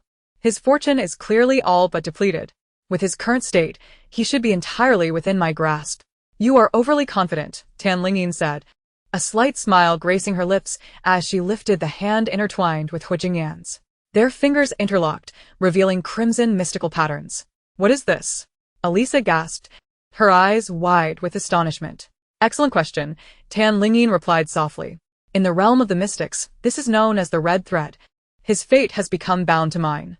Even if his fortune is scarce, as long as I draw breath, he shall not meet with misfortune." Alisa's eyes glinted with a ghostly green light as her voice grew hoarse, a commendable mystic practice. But alas, it is merely a trivial trick before the might of our witchcraft. After all these years, his fortune has yet to be reclaimed, which only proves that your sect is utterly inept. Lingyin's gaze turned steely. "I concede that you possess some skill. But that is only because I have not been by Ion's side. Had I been present, you would not have been able to lay a finger on him." With deft movements, she formed intricate gestures, her fingers weaving mystical energy to swiftly inscribe a spell in the air, the speed nearly instantaneous. The mystical pattern surged towards Alisa, who erupted with black energy, flipping her palm to push the dark mist toward the spell. Lingyin shielded Huijingyan behind her, one hand crafting gestures while she softly chanted an incantation. The mystical pattern split violently before the black fog, breaking through and striking at Alisa. Alisa's eyes widened in shock as she was forced back repeatedly. "Boo!" She coughed up a mouthful of blood, her complexion paling. "You! How can you be this powerful?" Alisa rasped, "Those mystics of the past were no match for me. Why are you so formidable? This girl so young. How could she wield such strength?" Lingyin raised an eyebrow, her expression one of relaxed mockery. "I thought you possessed great prowess. It turns out you are merely a display of flashy techniques. It seems the mystic arts have indeed fallen into decline, if they can be outmatched by witchcraft." Having concluded her thoughts, she resolved to gather a group of mystics to study and revive the mystic arts. Shung supported Alisa, his voice tinged with urgency. "Alisa, you cannot possibly be losing to her. Use your most formidable technique. You cannot lose." Alisa wiped the blood from her lips, rising with his aid. "Do not belittle witchcraft. I was merely careless. Soon, you shall see that in the face of any technique, witchcraft reigns supreme." She formed gestures with her hands, the black mist swirling with specks of green light, her eyes transforming into serpentine slits. Dust from the ground swirled into the air as a sudden whirlwind materialized, spinning ever faster. Alisa shouted, "Confound!" The black whirlwind, shimmering with greenish light, surged toward Lingyin. The fierce winds whipped her skirt and tousled her hair. With a serene expression, Lingyin raised her hand, slicing her fingertip to unleash a crimson line of blood. The slender red thread spiraled into the whirlwind, her fingers intertwining in a gesture as she murmured, "Illusions of the world are but phantoms. With me as the eye, I shall pierce through all." Her once black eyes transformed into gold as she parted her lips. Break. The black whirlwind that had approached her vanished in an instant, as if it had never existed. Tu. Alisa expelled another mouthful of blood. Chapter 145. The one who ties the bell must untie it. Alisa, bloodied and incredulous, fell backward, her voice rasping in a final, desperate cry. "You!" Heisheng hurried over to support her, panic-stricken. "Alisa, what is wrong? You cannot die." Alisa, her face ashen, gazed at him. "Master Norton." Upon hearing his name, Heisheng leaned closer. "What do you wish to say?" Run. What? The words were too faint, prompting Heisheng to lean in closer. Alisa, blood trickling from her lips, shouted hoarsely, "Run." Heisheng furrowed his brow. "Where do I run to? This place is ensnared by her formation. I cannot escape." "You, the most renowned witch of M country, trained under the high priestess, how can you be bested by an 18-year-old girl?" In a fit of rage, Heisheng cast Alisa aside. "Useless." He turned to Tan Lingyin and Hu Jingyan. "You two had best release me at once, or you shall meet your demise." What bold words! Tan Lingyin narrowed her eyes, her fingers coalescing with mystical energy. "On our territory, you have no right to be so arrogant." With a flick of her wrist, she unleashed a surge of energy that struck Heisheng's knee. Ah! Heisheng fell to one knee, pain coursing through him. He shook Alisa beside him, gritting his teeth. "Alisa, think of a way. Do you wish for my death?" Alisa, summoning her strength, sat up to face Tan Lingyin. "If you wish to keep the man behind you alive, you must release us quickly, otherwise he is doomed." Tan Lingyin chuckled lightly, her voice steady. "With me present, he shall not perish." She produced 2 talismans, affixing one to Alisa and the other to Heisheng. Alisa, gravely injured, could no longer wield her witchcraft. After binding them with the immobilization talismans, Tan Lingyin personally searched Alisa, uncovering several minor witchcraft trinkets, none of significant use. However, one item caught her attention, a gnarled twig resembling a hairpin, which Alisa had worn atop her head, previously concealed by a hat, thus evading Tan Lingyin's notice. Twisting a branch playfully in her hand, Tan Lingyin noticed intricate engravings upon it, ancient English resembling cryptic symbols. Alisa, seeing it had fallen into her possession, exclaimed anxiously, "Give it back. That belongs to me." "What has the hurry? What seems to be the matter?" Tan Lingyin raised an eyebrow slightly, chuckling as she shook the branch in her grasp. "I believe I might have an inkling of what this is." "You cannot possibly know." Alisa's eyes widened, her gaze almost willing the branch back into her hands. Tan Lingyin, holding the branch, bent down and pressed it directly against Alisa's arm, suggesting, "Drawing blood should yield a different effect, don't you think?" Alisa gasped in pain. "Ah, wretched sorceress." She found herself immobilized by a binding charm, unable to move. As blood began to stain the engravings on the branch, it radiated a dark crimson glow. Alisa hurriedly began to chant an incantation, hoping to seize the initiative. "Silence." Tan Lingyin interjected, placing her finger on Alisa's throat, sealing her voice. "You dare to cast spells before me? Do you think I am ignorant of sorcery?" Holding the bloodied branch, Tan Lingyin murmured an obscure incantation, and suddenly, 3 crimson threads sprouted from it. One thread stretched toward Heisheng, the second toward Hu Jingyan, and the third, rather than reaching Alisa, extended into the distance. Tan Lingyin observed the third thread growing increasingly distant, until it vanished from her sight. "That direction. Is it M country?" she inquired coldly. Hu Jingyan nodded. "Indeed. It appears the third individual is the key." Alisa, her voice hoarse, warned, "Do not attempt to unravel my sorcery. If anything goes awry, he will undoubtedly perish." Her gaze flicked toward Hu Jingyan, revealing a glimmer of satisfaction beneath her fear. Tan Lingyin understood the gravity of Alisa's words. Should anything go amiss, it was likely all 3 would meet their demise. With blood on her hands, her gaze fell upon Alisa. To untie the bell, one must find the bell ringer. The solution lay within Alisa herself. Alisa, under Tan Lingyin's scrutinizing gaze, felt a chill run down her spine but was rendered voiceless, her eyes wide with terror. Tan Lingyin turned to Heisheng, speaking softly. "Alisa, what do you think would happen if I were to kill Heisheng?" "You wouldn't dare." Heisheng cried out in panic. "Alisa, think of something quickly. I don't want to die." Alisa glared at Tan Lingyin, her breath quickening, clearly distressed. Tan Lingyin lunged the branch toward Heisheng, declaring, "Alisa, I find your sorcery rather mundane. If Heisheng were to die, no one could steal the auspicious energy of my ion. Heisheng wailed in despair. Alisa, think of something.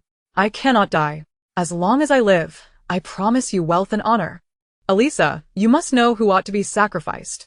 Alisa's expression grew complex as she glanced between Heisheng and the distant Hu Jingyan. Lingyin loosened her grip on Alisa's voice, demanding, speak. Do you wish to see Heisheng die, or would you prefer to meet your own end? I want him dead, she murmured, her gaze locked onto the crimson thread. Her eyes glowing with a green light as they met Lingyin's. Lingyin was momentarily blinded by a flash of green, her spirit struck. Alisa's voice, hoarse yet beguiling, commanded softly, insert the branch into his heart. Her gaze fixed upon Hu Jingyan.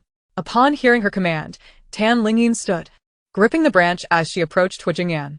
He frowned slightly, asking in a low voice, Inin, are you under her control? Yet, she appeared anything but. Of course not.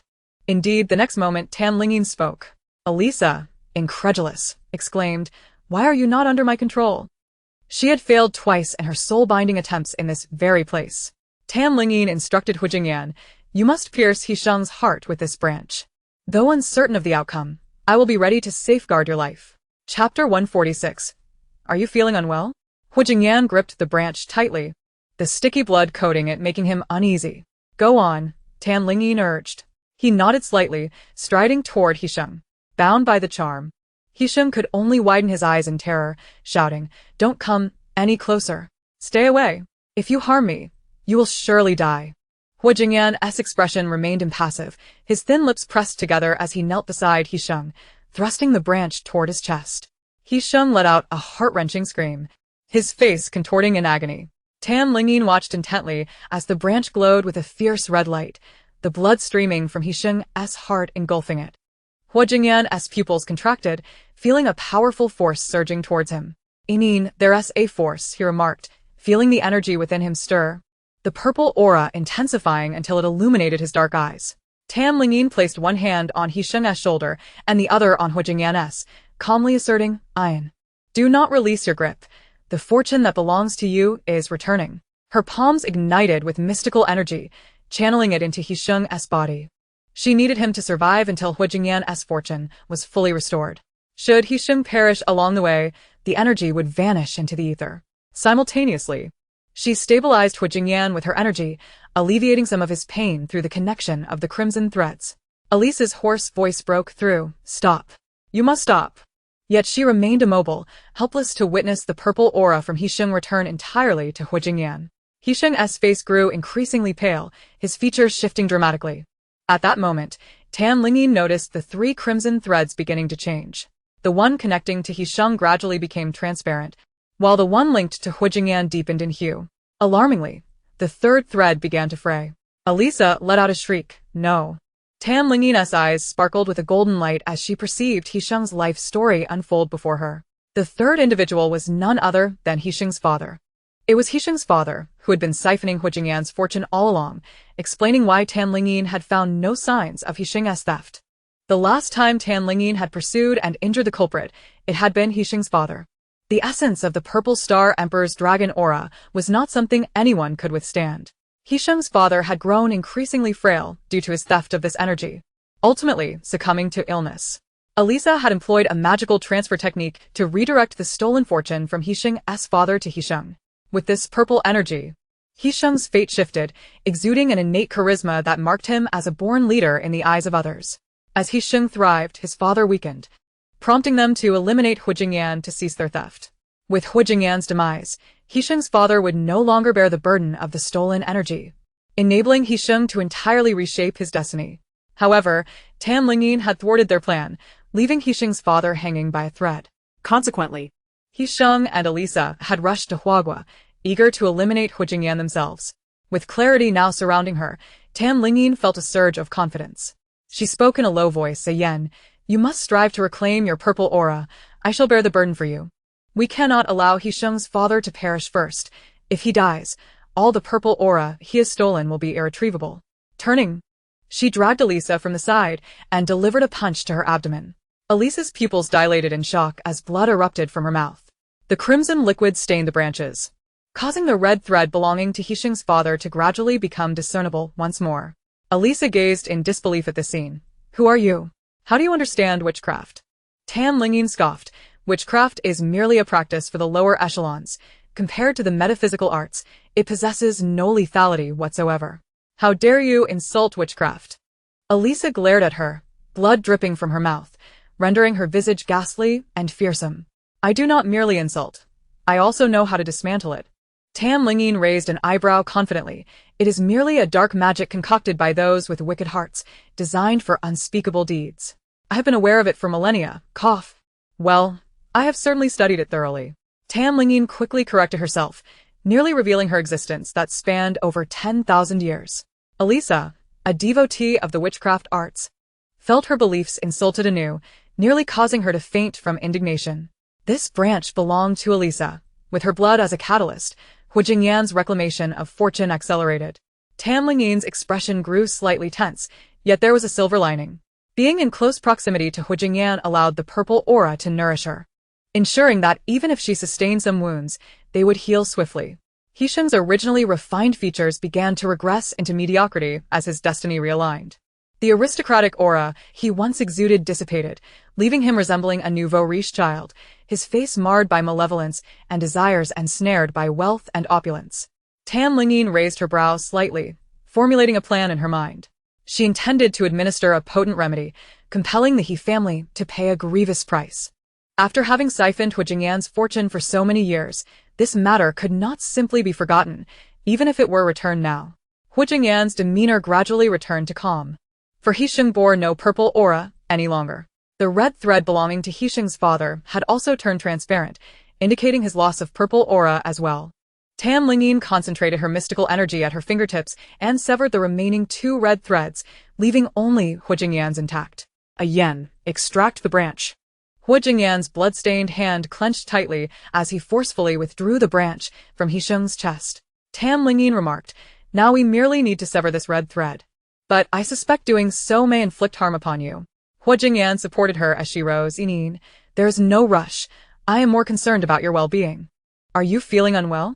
Lingyin gazed at him with gentle eyes, her expression radiant. As long as I am by your side, I shall feel no discomfort. Do not worry. Chapter 147. I am so happy. Are you happy? Lingyin instructed him to rest aside, while she turned her attention to Alisa. Alisa, if I am not mistaken, Hisheng's father should have perished by now, correct? She crouched beside Alisa, delicately wiping the blood from her lips with a tissue. Alisa, taken aback by this unexpected tenderness, found herself unable to evade it. In a hushed voice, she asked, how do you know everything? Do not concern yourself with how I know. You must listen to me now. Lingyin discarded the bloodied tissue and gently grasped Alisa's chin. He is dead. Do you believe you can survive this? Alisa's eyes revealed panic and fear, yet she feigned composure. What exactly are you trying to convey?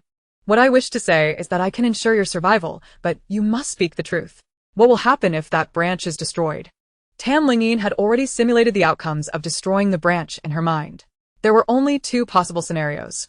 1, Huijingyan would return to a normal life, his fortune growing stronger. The other, the destruction of the branch would leave him with lingering repercussions, albeit without damaging his fortune. Lingyin could remedy this aftermath.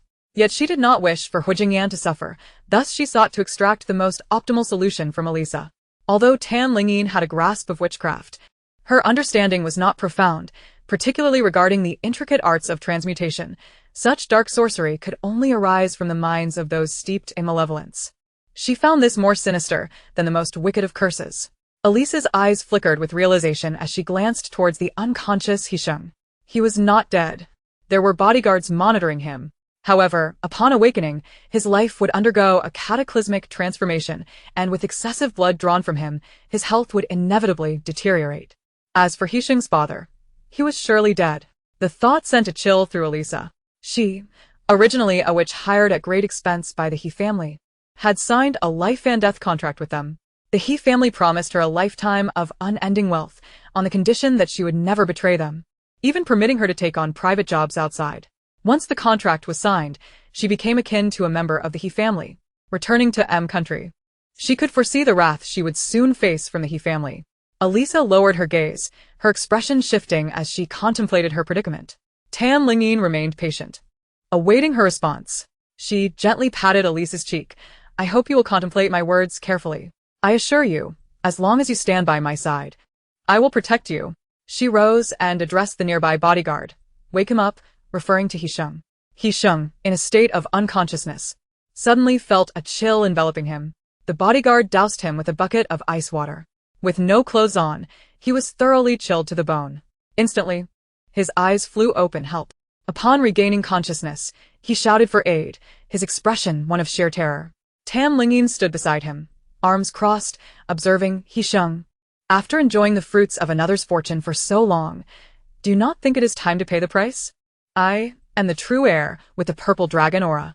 If you dare to harm me, the laws of this world will not spare you. Heisheng howled in a hoarse voice, clinging to his last shred of defiance for courage. Lingyin's lips curled into a smirk, her expression indifferent as she began to inscribe runes in the air. Her fingertips coalesced mystical energy, swiftly sketching a golden spiritual pattern in the atmosphere. Your fate was destined for grandeur, yet your father, in his greed, sought to bestow upon you the most exalted status. What folly! Today, I shall not only reclaim your fortune but also alter your destiny, so that the He family may comprehend the gravity of their transgressions. The spiritual pattern struck Heisheng's forehead, causing him to tremble violently. From this day forth, you shall live in perpetual poverty, forever estranged from wealth. Misfortune shall be your constant companion, and as for the He family, they will be dragged down by your ill fate, losing everything overnight. Heisheng's eyes widened in horror as he cried out, No. No, please. Lingyin raised an eyebrow, reveling in his helplessness. Having tormented Huijingyan for so long, she was determined to let him experience the despair of having his fortune altered, a fate worse than death. Meanwhile, upon hearing Lingyin's words, Alisa quickly deduced the outcome. I can reveal how to unravel the witchcraft, but you must ensure my survival. Alisa fixed her gaze on Lingyin, wary of any hint of deceit on her face. Lingyin smiled gently. Rest assured, as long as you stand with me, I will undoubtedly safeguard your life. Alisa cast a glance at Huijingyan, noticing that he still held the branch in his hand. In a hushed tone, she stated, We cannot sever the red thread directly. We merely need to infuse it with his fortune.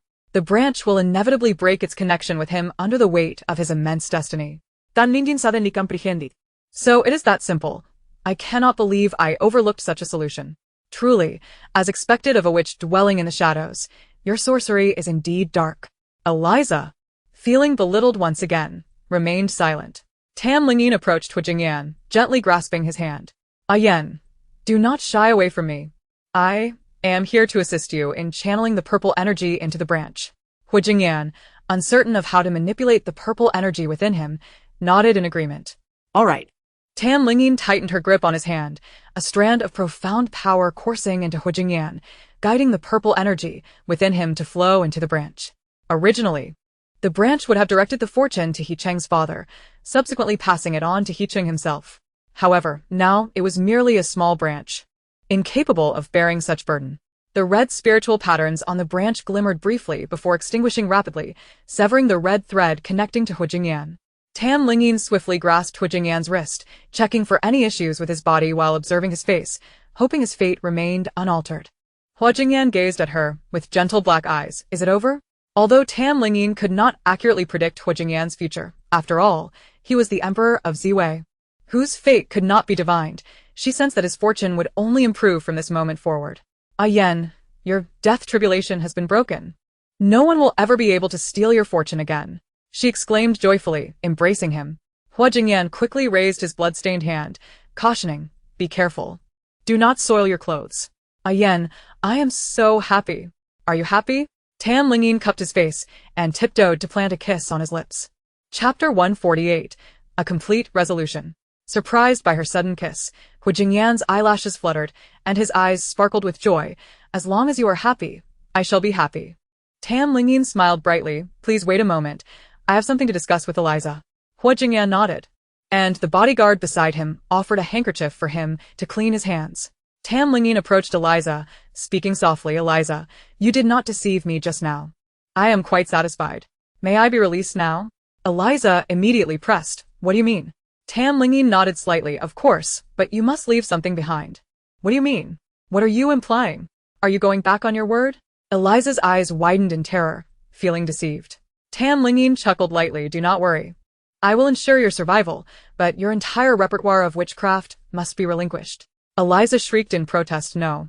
Without my witchcraft, the He family will surely kill me. Without my powers, how will I survive?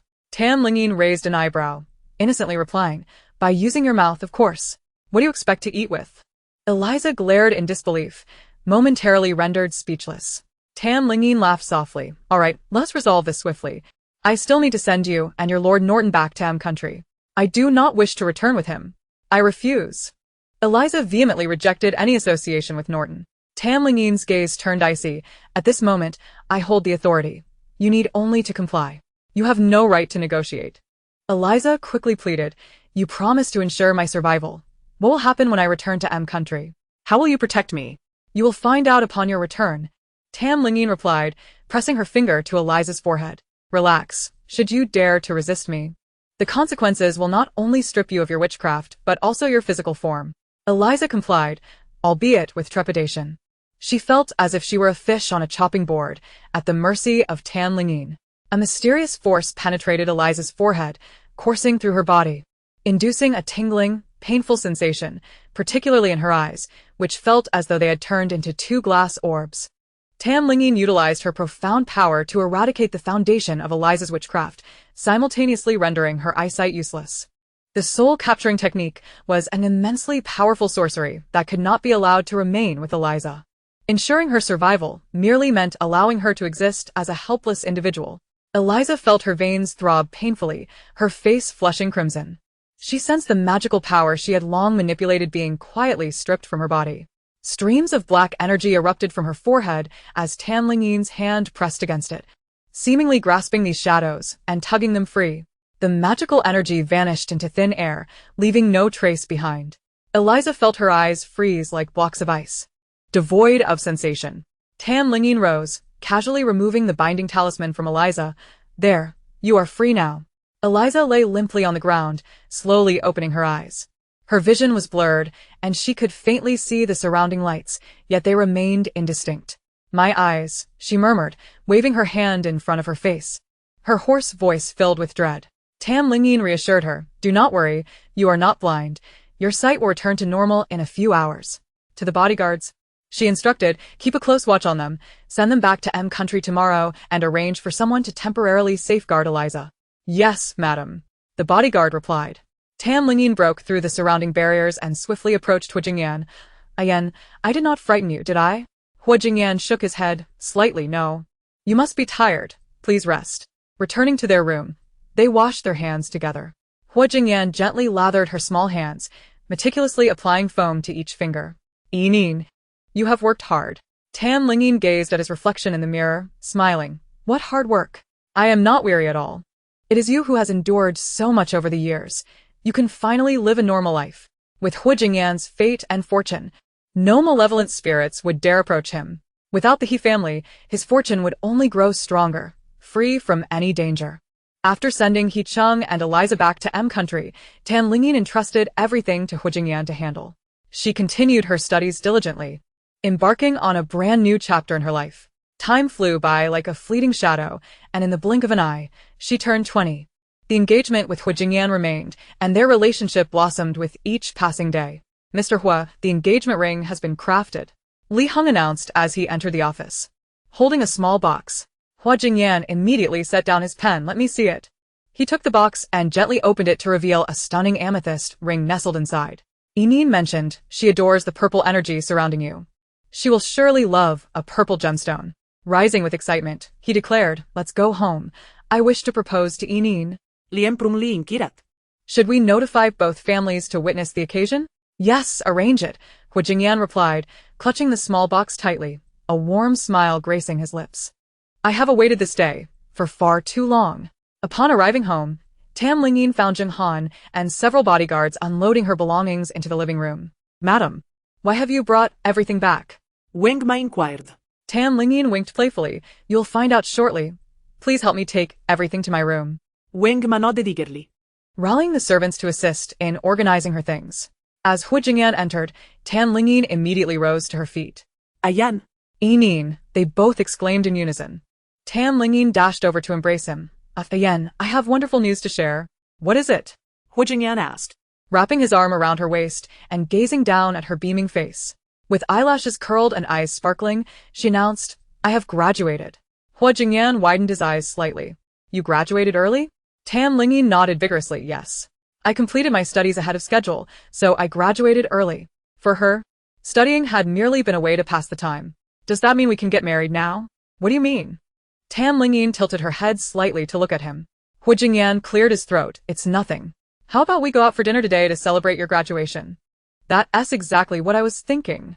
Tan Lingyin turned to head upstairs. I'm going to change into a new outfit. Chapter 149, Ayan. Are you hiding something from me? Hu Jingyan called over Wang Ma, instructing her to give Tan Lingyin a proper makeover, as he intended to propose today. Wang Ma's eyes widened in surprise, and she nodded repeatedly. Young master, don't worry. I will ensure to style the young madam beautifully, employing my top-notch skills from my years as a stylist. Wang Ma was not merely an ordinary housekeeper. She had previously been a stylist on film sets before becoming Hu Jingyan's mother's personal stylist. As Hu Jingyan's mother aged and lost interest in elaborate grooming, Wang Ma transitioned to caring for Hu Jingyan. Tan Lingyin had initially planned to change into a formal dress and casually accessorize. However, Wang Ma insisted that she was not satisfied and forcibly removed the dress Tan Lingyin had already put on. After rummaging through the wardrobe, Wang Ma finally found a gown that she deemed more suitable. She held the dress against Tan Lingyin, nodding to herself. Wearing this gown during the proposal would surely make her feel like a princess. Wang Ma, this dress is too heavy. I worry it might be inconvenient for dining out. Tan Lingyin frowned slightly, feeling that the voluminous feathered hem would hinder her movement. It's not heavy at all. These feathers are incredibly light. The long train flows beautifully, akin to a lovely swan. Wang Ma replied with a smile, urging her to change quickly so she could select some jewelry to complement the outfit. All right, Tan Lingyin conceded. As she had no strong preferences regarding her attire, since Wang Ma wanted her to look splendid, she decided to comply.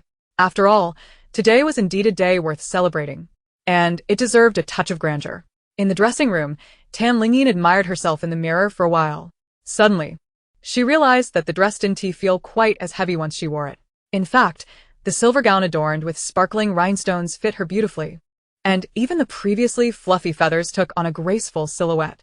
The long train shimmered at her feet, the feathers glistening like silver, resembling a beautiful swan's tail. Emerging from the inner room, Tan Lingyin smiled and said, Wang Ma, you really know how to choose. It looks great. Wang Ma nodded approvingly. Indeed, young madam. Even without makeup, you are stunning. However, she insisted, but today, we must apply makeup to enhance your appearance in photographs. Tan Lingyin was pulled to the makeup table. What do you mean by looking good in photos? Taking pictures, of course. Wang Ma, being quite experienced, replied, a graduation celebration must be documented. Tan Lingyin agreed, remembering that Ayan mentioned celebrating her graduation, which meant they would need photographs together. Let us get started on the makeup then, she said cheerfully, looking at her reflection in the mirror, filled with anticipation. Half an hour later, Tan Lingyin gazed at her reflection, her beautiful fox-like eyes wide in disbelief. Is this really me? Wang Ma, supporting her shoulders as they both admired her in the mirror, exclaimed, Young madam, you are truly breathtaking. Your bone structure is exquisite, and your complexion is absolutely stunning. I was afraid my skills might overshadow your natural beauty. What are you talking about? I really do look beautiful. Tan Lingyin leaned closer to the mirror. You put in a lot of effort. I've never seen myself look so lovely, like a princess. You are a princess. Wang Ma praised with a smile. She picked up the carefully chosen jewelry. Let me adorn you, and then we can fluff your hair before we head out. The necklace complemented her gown perfectly, the light pink diamonds harmonizing beautifully with the white feathers. The bracelet was equally stunning, with delicate diamond tassels cascading down her wrist, accentuating its slenderness. Wang Ma opted for a simple hairstyle, as this gown suited a more demure look. Her long hair was slightly curled, cascading over her bare shoulders, while she wore a silver tiara resembling feathers. A pink crystal dangled at her forehead, giving her the ethereal appearance of a celestial being, breathtakingly beautiful. Tan Lingyin gazed at her reflection, incredulous as she touched the pink diamond on her forehead. So beautiful. Wang Ma grinned. Young master will surely be mesmerized. Tam Lingyin pressed her lips together, her cheeks slightly flushed from the pink blush. As they descended the stairs, Wang Ma adjusted her gown from behind. Hu Jingyan looked up, his dark eyes lighting up with unrestrained surprise and admiration. "Yimin, you look stunning," he said, his voice trembling slightly. Tam Lingyin bit her lip, smiling softly, nodding in acknowledgement, without words. Hu Jingyan hurried forward and took her hand, leaning in slightly. "My princess, may I invite you to dinner?" Yes. Tam Lingyin replied with a gentle smile, tightening her grip on his hand. "Of course, my prince." Hu Jingyan guided her forward, inquiring with concern, "With such elaborate attire, are you comfortable?" "Of course not. I feel so beautiful. I am absolutely delighted." Tam Lingyin replied with a beaming smile, glancing back at Wang Ma, who was helping to lift her train. "It's just that the dress is a bit long, so someone has to help." "I'll take care of it," Wang Ma assured. "Are you joining us for dinner too?" Tam Lingyin asked, puzzled, as Wang Ma generally did not leave the estate. Wang Ma cleared her throat. "With such a beautiful gown, I wouldn't feel secure letting anyone else carry it." "Then let us dine together," Tam Lingyin suggested with a smile. Once in the car, Wang Ma ensured the gown was arranged properly before closing the door. The dining venue was a place which Jingyan had envisioned countless times. The most suitable setting for a proposal. It was a private villa featuring vast meadows and serene lakes, perfect for constructing a romantic backdrop for the proposal. Furthermore, this villa was owned by the Hu family, and it had ceased accepting guests for a month in preparation for the proposal. As Tam Lingyin stepped out of the car, looking like a princess with Hu Jingyan by her side, Rong Wanshu and Yi Shui, who were secretly watching from a distance, were both taken aback. Yi Shui couldn't help but exclaim, "My daughter-in-law is so beautiful. She's even more princess-like, simply a fairy." Rong Wanshu smiled and remarked, "Xiaoyan looks great too. Impeccably dressed, a perfect match for Yimin." Yi Shui whispered, "I wonder what the decorations inside look like. They won't even let us peek." "Yes. They said we could only see it when the proposal happens," Rong Wanshu said, linking her arm with Yi Shui. "Let us go have some tea and relax until it's time." The villa was adorned with exquisite rock formations, especially enchanting in the evening with colorful lights. As Tam Lingyin walked through, she felt a sense of joy merely from the scenery. Hu Jingyan held her hand gently, asking softly, "It might be windy where we're dining. Will you be cold in such attire?" Tam Lingyin shook her head. "It's summer. I'm not cold." Upon reaching the dining area, they found a long table set with candles. Tam Lingyin raised an eyebrow. "A candlelit dinner? Yen, are you hiding something from me?" Chapter 150. I surrender to you alone. Hu Jingyan hadn't anticipated her keen perception and quickly replied, "This was arranged by the villa, not by me." Tam Lingyin believed him. It must be their specialty. She didn't dwell on it further, and sat down in the chair Hu Jingyan had pulled out for her. Hu Jingyan took a seat beside her. Tam Lingyin turned to him. "Aren't you supposed to sit across from me?"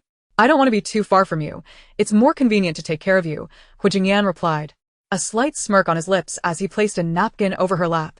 "Sitting together allows me to serve you better." Tan Lingyin smiled softly, her gaze towards him growing gentler. It seemed that whenever she was present, all the formalities Hu Jingyan typically adhered to became irrelevant.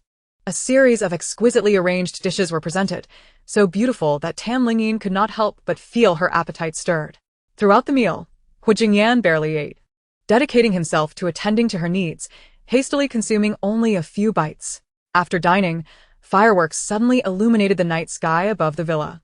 "Was the fireworks display arranged by you?" Tam Lingyin inquired, standing by the lakeside, with Hu Jingyan closely behind her. His strong arm gently encircled her slender waist as he gazed down at her. "Though fleeting, if you enjoy it, I shall arrange it for you every day." Tam Lingyin truly appreciated such ephemeral beauty as it lingered more vividly in one's memory. Leaning her weight against his embrace, she whispered, "Yen, you are so thoughtful. You remember my preferences." She had only mentioned once how splendid the fireworks were. Ever since his confession 2 years ago, on every holiday, Hu Jingyan had taken her to lavish dinners followed by fireworks displays. Hu Jingyan gently lifted her hand, turning it towards him. "Yimin, I place special importance on everything related to you." With a soft chuckle, Tam Lingyin tightened her grip on his hand.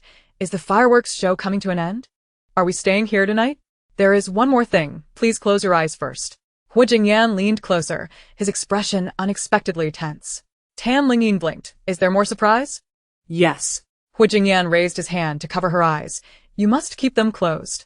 As she shut her eyes, her long, Curled lashes brushed against his palm. Hua Jingyan lightly placed his hand over her eyes and gestured with his other hand. Soon, the sounds of rustling surrounded them. Although they stood on the lawn, footsteps still made a sound. Tang Lingyin keenly sensed the presence of many people nearby. Yen, what is the surprise? Why do I hear so many people approaching? Hua Jingyan's gentle voice resonated softly. Be good. You may only open your eyes when I say so. Tang Lingyin nodded, feeling the large hand before her gradually withdraw. Hua Jingyan glanced towards the lakeside, ensuring the scene was nearly arranged, and quickly retrieved a ring box. The surrounding friends and family held their breath, silence enveloping them. Yinin, you may open your eyes now.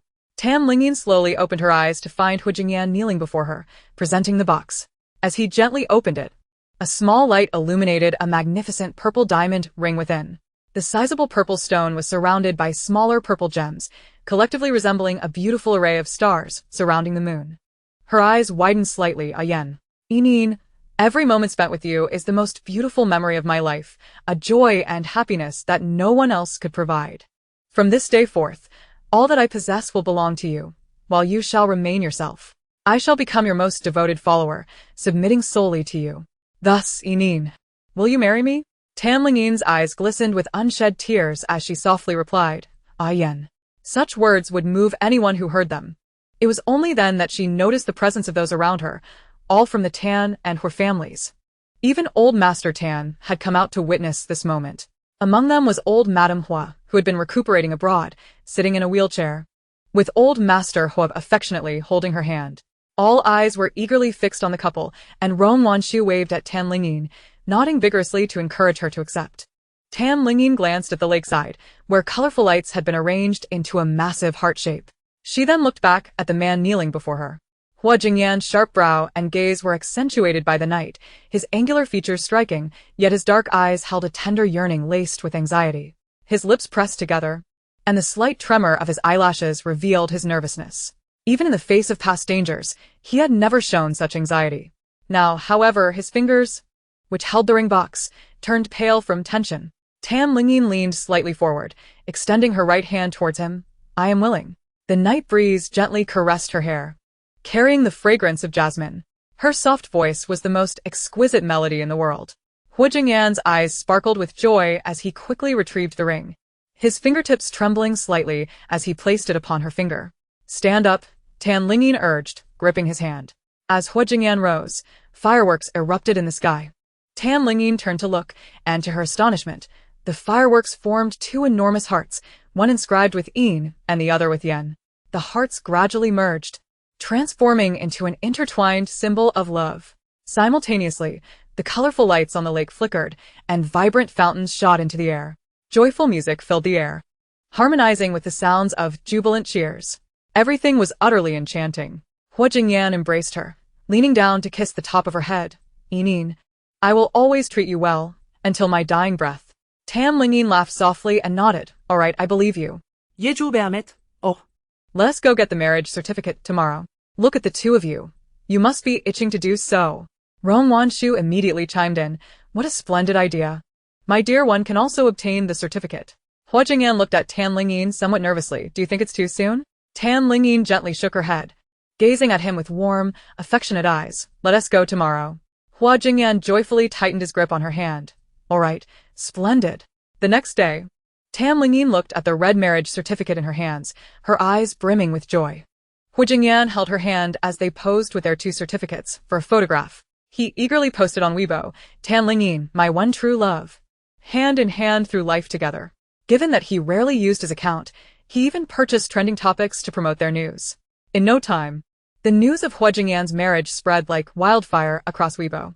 The union between the Tan and her families rapidly circulated throughout the capital. Those who had previously abandoned the Tan family now regretted their decisions. Meanwhile, true friends of the Tan family sent their heartfelt blessings. Dan Lingyin, now the wife of the Hua family patriarch, found her personal photographs circulating widely online.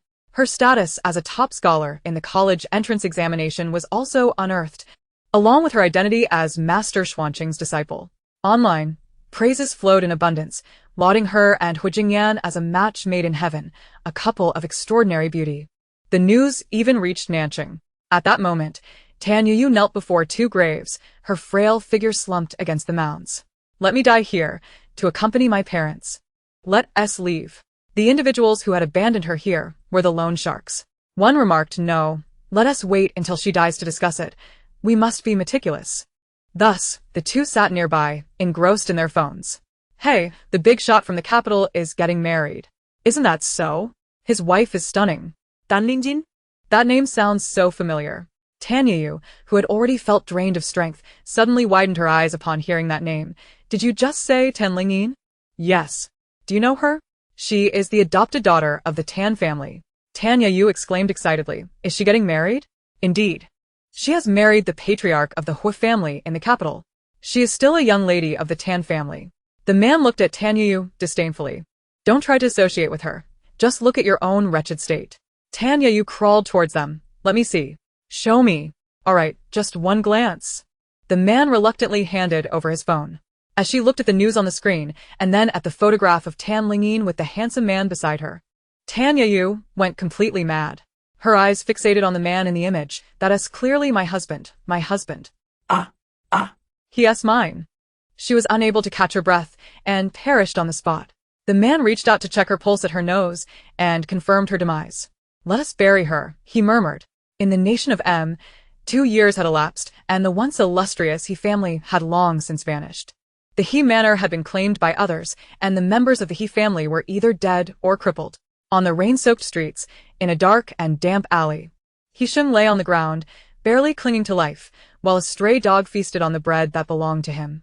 Hisheng gasped for air, devoid of the strength to reclaim his food.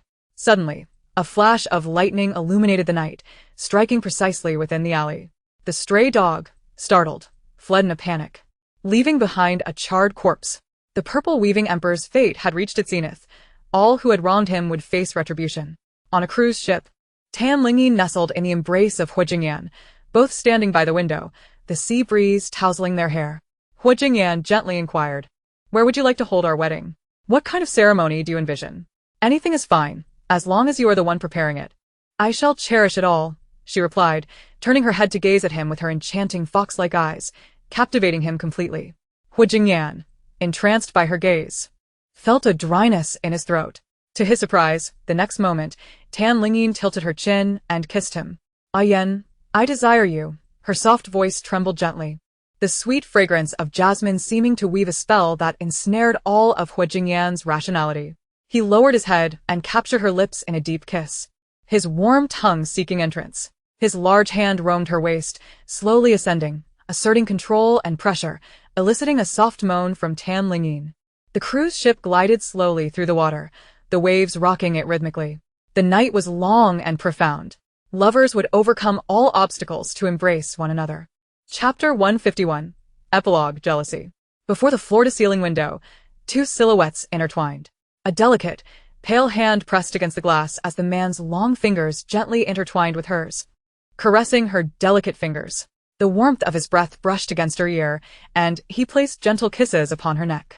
Tan Lingyin parted her lips slightly, breathing softly. Yen, what troubles you? They had just returned from a seaside trip, only to be invited to Tan Mufeng's engagement party. Unexpectedly, chaos ensued at the banquet, and she had effortlessly banished the malevolent spirit, exchanging a few words with the long-absent king of hell. Upon returning home, Hu Jingyan had said nothing, instead holding her close and kissing her fervently. What's wrong? Can't you tell? His husky voice whispered against her ear, his lips deliberately brushing against it. Tan Lingyin turned to him, her cheeks flushed, and gently asked, Are you jealous? Indeed. Hu Jingyan gazed deeply into her eyes. Your relationship with him is too close. He keeps calling you littling. A smile danced in Tan Lingyin's eyes as she pecked his lips.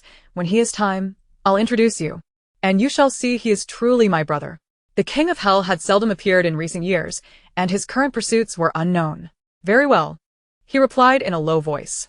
In the next moment, his hand that had been around her waist moved to grasp her chin, compelling her to look up at him, his heated lips descending upon hers. Tan Lingyin let out a soft whimper, her left hand gripping his arm for support. As he tilted her head to the right, his left arm encircled her waist, while his right hand pressed her palm against the glass. This position instilled in her a sense of being utterly dominated. His breath mingled with hers, warm and lingering, His whispered words found their way into her mouth, but right now, I am quite difficult to appease.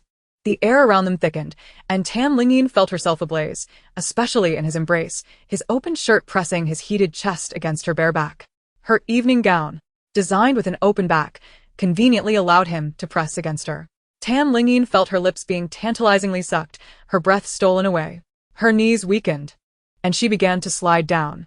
Huijingyan immediately released her hand, wrapping his arms around her waist, his left hand loosening its hold on her chin to encircle her delicate neck.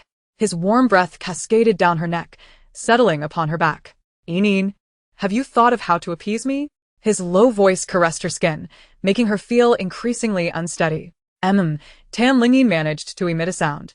Huijingyan turned her around, pulling her close, his fingers grazing her cheek. How will you do so? His eyelids lowered slightly, his dark gaze heavy with desire. Scrutinizing her from his elevated position, Lingyin looked up at him, her face tilted back, mesmerized by the alluring sight of Huijingyan, radiating an aura of a lover fallen from grace. He was undeniably tempting. Lingyin grasped his collar and stood on tiptoe to kiss him, softly brushing her lips against his as she whispered, "Is this enough to soothe you?" His arm around her waist tightened slightly, and he immediately captured her neck, eagerly responding to her kiss. Not enough. His hand slid lower, effortlessly lifting her, and Lingyin was gently placed upon the soft bedding, her chest rising and falling rapidly. She watched as Huijingyan removed his shirt, then bound her hands together with it, securing them above her head as a flurry of tender kisses followed. The night was still young, ample time for her to soothe him. Chapter 152. Epilogue. Huijingyan's identity. Ayen, are you ready? Beneath the night sky, Lingyin stood on the manor's lawn, turning back to smile at Huijingyan. Bathed in moonlight, she appeared ethereal in her white gown, resembling a goddess of the moon. Huijingyan nodded. I am not nervous. You need not worry. Tonight, Lingyin would formally introduce him to the King of Hell. To claim he was unperturbed would be a falsehood. The King of Hell was a figure Lingyin held in high regard as her brother, asserting that their bond was even closer than that with her own family. Huijingyan could not deny a twinge of jealousy. He envied the man who shared such intimacy with Lingyin, despite their lack of blood relation. Lingyin gathered her spiritual energy at her fingertips, raising her hand to draw transparent spiritual runes in the air. Her soft lips parted as she quietly chanted a spell, commanding, "Open." A dark vortex materialized upon the lawn, resembling a cinematic special effect. The passage to the underworld had been opened, and Lingyin tossed in a talisman, calling out, "Brother, come forth." Not long after the talisman was cast, the passage began to swirl, emanating a terrifying aura. The King of Hell emerged, clad in black, exuding an imposing presence. "Little Linger, have you caught another troublesome one?" His cold voice carried a hint of laughter, displaying a rare softness. Lingyin replied with a smile, "No. I simply wish for you to meet my husband formally." Huijingyan was momentarily taken aback. He had just heard her refer to him as her husband. This was the first time she had done so since their marriage certificate was signed. They had yet to hold their wedding, and he had refrained from prompting her on the matter, intending to let her naturally adjust her address after the ceremony. Delightful, he mused, unable to hide his smile. His heart and eyes filled with thoughts of Lingyin. Lingyin waved him over. "Ayen, why are you dazed?" Huijingyan quickly snapped back to reality and approached her, naturally taking her hand. "Yinin." Lingyin inquired, "Brother, may I tell him about our relationship?" The King of Hell scrutinized Huijingyan, a glimmer of mischief in his eyes. "Of course, but before you do, may I make a request?" What is it? Lingyin was curious. The King of Hell crossed his arms, lightly tapping his fingers on his arms, raising an eyebrow at Huijingyan. "Let me hear you call me uncle first." "Tan Lingyin responded. Is that all?" The King of the Underworld gave a soft hum. What else could it be? "I wouldn't dare make any excessive demands." Lingyin pinched Huijingyan's fingers and urged, "Ayen, just call him once. He truly is my brother." Huijingyan gazed at the King of the Underworld before him, feeling an inexplicable oddity about the man. He had yet to address Tan Mufeng as brother-in-law, and now he was expected to do so. However, unable to withstand Lingyin's insistence, he reluctantly called out, "Brother-in-law." Haha. The King of the Underworld laughed heartily. "Ah, how delightful. Hearing you call me brother-in-law fills me with such pride." Lingyin immediately inquired, "You call him Emperor?" The King of the Underworld raised an eyebrow. "What? Still haven't he figured it out?" Lingyin, astonished, asked, "He is the Heavenly Emperor?" Indeed, the king of the underworld replied with a tilted smile. Do you know why I haven't had the time to meet you these past 2 years? Why? She queried. Because the emperor descended to undergo tribulation, and the affairs of the heavenly realm piled up like mountains.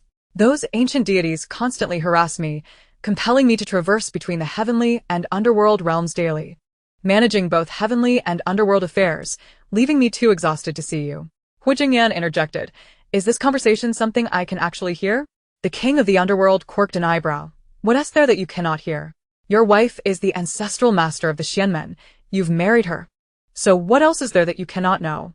Lingyin turned towards Hu Jingyan and murmured, No wonder I felt you were somewhat familiar when we first met. It turns out I've seen you before. She reached out and pinched Hu Jingyan's cheek, noting how his hairstyle had changed, the absence of divine markings on his forehead, and the difference in his eye color, making him somewhat unrecognizable. Hu Jingyan grasped her hand and softly said, Yet I still find it difficult to accept. I am merely a mortal. You will come to understand in due time, the king of the underworld said cheerfully. By the way, I have a wedding gift for you. No. Lingyin quickly declined. The king of the underworld turned to Hu Jingyan. What about you? Hu Jingyan responded in unison with Lingyin. If Yinin doesn't want it, then neither do I. Lingyin winked at him. Declining is the right choice. It's not something good. The king of the underworld clicked his tongue. How could it not be good? Seeing your place is rather desolate. I thought to send a few ghostly emissaries to assist you and liven things up a bit. Wouldn't that be nice? Lingyin waved her hand in protest. You should leave quickly. Otherwise, once you return to the heavenly realm, I will seek you out for trouble. I'm frightened of you now. See you later. The king of the underworld chuckled deeply as he turned and stepped into the portal. The black vortex gradually vanished, as if it had never existed. Lingyin turned to Hu Jingyan with a beaming smile. Yen, you mustn't feel jealous of the king of the underworld anymore. He truly is my brother. Hu Jingyan inquired. You should have no blood relation, correct? Lingyin nodded. Of course not. He is merely my sworn brother. But we have known each other for a very long time, so long that I nearly forgot how long it has been. Hu Jingyan responded with a nonchalant then wrapped his arm around her delicate waist, pulling her close. Yinin. What is it? She asked. What did you just call me? What? I called you Yen. Not that. Hu Jingyan gently held her chin, his dark eyes locking onto hers. It's that title. Lingyin understood his implication and, clearing her throat, said, What title? I don't know. Playing coy? Hu Jingyan raised an eyebrow. Lingyin pushed against his chest. Oh dear, it's windy outside. Let's head upstairs. In the next moment, the handsome man leaned down, his cool lips softly capturing hers. Their kiss entwined with passion, his husky voice coaxing her. Be good, Yinin. Call me. Uncertain when it began, his kiss grew more skilled. Just a few casual kisses left Lingyin heart racing, her legs weak. Her breath was thoroughly claimed, and she desperately sought to reclaim it from him, only facilitating his deepening of the kiss. Call me. His raspy voice flowed between her lips and teeth. Husband. Good. Lingyin regretted her response, as he had no intention of stopping. What do the little ones wish to see in the extras? Tan Mufeng's romantic story. Tales of the Heavenly Realm. The wedding of Yin and CEO Hua. The daily life of Yin and CEO Hua raising children, or perhaps the Heavenly Realm's child-rearing. Chapter 153 Extra. Return from Tribulation 1. 3 years after Lingyin and Hu Jingyan's wedding, the morning glow painted the horizon like an orange-red phoenix, soaring high. In the direction the phoenix faced, the sky shimmered with a purple light, resembling a flying dragon. The cries of infants echoed through the Hua family's old residence. Yi Shui and Rong Wanshu cradled a child each, smiling as they teased the infants in their arms. The girl is truly beautiful, just like our Yinin. Rong Wanshu gently rocked the child. Yi Shui nodded eagerly, bringing the boy closer. Thankfully, the girl resembles Yinin. If she took after little Yen's cold demeanor, she wouldn't be cute at all. Rong Wanshu observed the boy in her arms. You know, this boy's features already resemble little Yen. Indeed, Yi Shui remarked. Holding him makes me feel younger, as if I'm holding little Yen. She brought the two children together, marveling, what a beautiful pair of twins. We thought they wouldn't want children while young, allowing us parents a few years of leisure. Now we must care for two little ones at once. Rong Wanshu smiled. We can raise them together. With so many of us, raising two little ones shouldn't be a problem. Yi Shui laughed and nodded, glancing at Lingyin, who was still resting. Let us go to another room. Yin is still resting. As they exited the room, they spotted Tan Yu and Hui Ting, two large men, holding their phones and taking pictures. What are you photographing? The sky. Look quickly, they exclaimed. A celestial auspicious sign has appeared at the children's birth. Rong Wanshu and Yi Shui hastily looked up, their eyes widening. A dragon and a phoenix in the sky. This corresponds perfectly with the children in our arms. Rong Wanshu exclaimed excitedly. This is truly a divine dragon and phoenix pair. Yi Shui, holding the child, looked around and frowned, whereas little Yin is still asleep after giving birth. Isn't he here? He just fainted from excitement and is currently lying in the next room, unconscious. Hui Ting replied with a snort, muttering, He's nothing like me. When you gave birth to him, I didn't even glance at him and rushed in to see you. And here he is, fainting while his wife is giving birth. We can't say it like that. When Yin was pregnant, little Yen certainly endured a lot. He couldn't eat at all and was constantly nauseated, while Yin had no issues at all. As her father-in-law, I was quite concerned for little Yen. Rong Wanshu nodded. Yes, that's called pregnancy-associated syndrome. Some say it occurs because the couple shares a deep bond. Yi Shui frowned, but he shouldn't faint while his wife is giving birth, right? Can he feel her pain? In the heavenly realm, within the sanctum of the 9 heavens, a figure protected by a barrier suddenly opened his eyes. The next moment, his hand rested on his abdomen. It hurts so much. A deep bell tolled throughout the 9 heavens, resonating in the ears of every deity. The heavenly emperor returns from tribulation. All deities, come to pay your respects. The voice of the heavenly Tao echoed through the divine realm, heavy as a melodious tune. Then another bell rang. The ancestral master of the Xianmen returns from tribulation. All deities, come to pay your respects. Lingyin slowly opened her eyes, realizing she was lying in a resplendent palace. Yin. A warm, gentle voice resonated beside her. The extra hasn't concluded yet. I will inform everyone when it's finished. Little ones, remember to check for the latest chapters when the book updates. Chapter 154 Extra. Return from Tribulation 2. Lingyin abruptly sat up, urgently asking, How did I return? The 2 children are still in the mortal realm. Hu Jingyan hastily grasped her hand, urging her not to be anxious, assuring her that once she returned to her divine status, she could venture into the mortal realm at her leisure. His reminder allowed Lingyin to regain her composure. She gazed upon the man before her. His long black hair elegantly tied up by a golden crown adorned with purple jade, a divine pattern of purple and gold gracing his forehead. His violet eyes sparkled like a cosmos brimming with countless stars. Unlike her previous impression of the aloof and expressionless heavenly emperor, he now wore a gentle smile. His violet gaze tenderly fixed upon her as he affectionately called out, Yin. Having met the emperor, Lingyin clasped her hands together in reverence, greeting him respectfully. Hu Jingyan sighed, teasingly remarking on her mischief.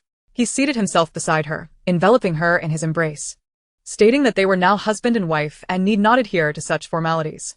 As he leaned closer, the atmosphere suggested a kiss was imminent. Your Majesty, there are so many waiting outside. Shouldn't we make our exit? Lingyin interjected, playfully covering his lips, her earnest demeanor leaving Hu Jingyan both helpless and speechless. Very well. I shall heed your counsel.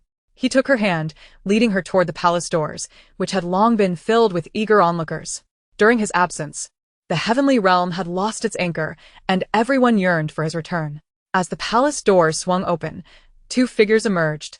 The man radiated with purple light, his authoritative presence instantly captivating the crowd. We pay our respects to the emperor. Congratulations on successfully overcoming the tribulation. After bowing, the crowd lifted their heads to behold him. Your Majesty, what is the relationship between you and the ancestor of the Xianyuan Gate? Hu Jingyan raised their intertwined hands, his voice infused with divine power as he proclaimed, This humble one and the ancestor of the Xianyuan Gate are now united in matrimony. In due course, we shall host a banquet in the heavenly realm to celebrate with all of you. Congratulations, Your Majesty. Wishing you and the ancestor a harmonious union and a swift arrival of noble offspring. Lingyin smiled and raised her hand, acknowledging their blessings. We graciously accept your well wishes. But as for the swift arrival of offspring, I must clarify that we have already been blessed. Could it be that the dragon and phoenix recently spotted in the mortal realm are the progeny of the emperor and the ancestor? Lingyin and Hu Jingyan exchanged glances. both nodding in unison. Truly, they are the children of the Emperor and the Ancestor, born with an innate connection to the essence of heaven and earth. However, it may not be prudent for the young princes to remain in the mortal realm, someone cautioned. Indeed, the mortal realm is rife with chaos. Our young princes possess innate divine bones and must grow within the heavenly realm to thrive. Ian, what do you think? Dan Lingyin, who harbored a desire to live in the mortal realm, found herself considering the words of the deities for the sake of their children. Hu Jingyan pondered for a moment before responding. The mortal realm is not yet resolved, and our respective parents still reside there. We must prioritize the children for now. An elderly deity stepped forward, offering a suggestion. Your Majesty, I propose a plan. Now that you may freely traverse between the mortal and heavenly realms, perhaps you could accompany your family when they require your presence, yet return to the heavenly realm when not needed. This way, we may also assist in guiding the young princes. Tan Lingyin nodded slowly. That is indeed a brilliant strategy. Hu Jingyan smiled in agreement. Shall we return to the mortal realm now? Let us depart. Tan Lingyin took Hu Jingyan's hand, transforming into a streak of golden light that vanished. In the chamber, Hu Jingyan abruptly opened his eyes, springing from the bed and rushing out. Yeshua, noticing his arrival, promptly presented the child to him. Little Yen, behold your son. I must see Yinin first. Hu Jingyan pushed open the door with urgency. Although he had alleviated Tan Lingyin's pain, she was still immortal, and he worried about her ability to endure after childbirth. Upon entering the room, he found Tan Lingyin attempting to rise. Hu Jingyan quickly supported her. Do not move. It is better for you to rest. Tan Lingyin exhaled, weakly stating, though I transferred the pain to you, why do I still feel so weak? Our bodies are mortal. You lost considerable blood, naturally leading to your weakness, Hu Jingyan replied gently, wiping the perspiration from her brow. Despite their return from the divine realm, only a fragment of their divine souls had entered their mortal forms. Thus, 2 Tan Lingyans and 2 Hu Jingyans could not coexist in the mortal realm. Tan Lingyin grasped his hand with a smile. I feel no pain. Are you in discomfort now? Hu Jingyan's jaw tightened as he nodded. Indeed, the pain is rather peculiar. You have endured much for me, she said softly. It is no burden. Your bearing of our child, and my sharing of the pain is my duty, Hu Jingyan replied, kissing her hand tenderly. Yet seeing you so frail, I cannot help but loathe my inability to alleviate your suffering. Tan Lingyin's eyes brightened at the thought of him sharing her body next time. If your divine soul were to enter my body, you could take my place. Hu Jingyan hesitated. What, do you not desire it? I do, she affirmed, but is not 2 children enough? Wouldn't more be rather noisy? Indeed, she acquiesced. Let us leave it at that for now. Tan Lingyin turned toward the door. Mother, please bring the children in for Yinin to see. Hu Jingyan called out toward the entrance. Yeshua and Rong Wanshu hurriedly entered, cradling the 2 infants, who were sleeping soundly, their skin fair and delicate. Tan Lingyin reached out, gently poking their faces. Place them here.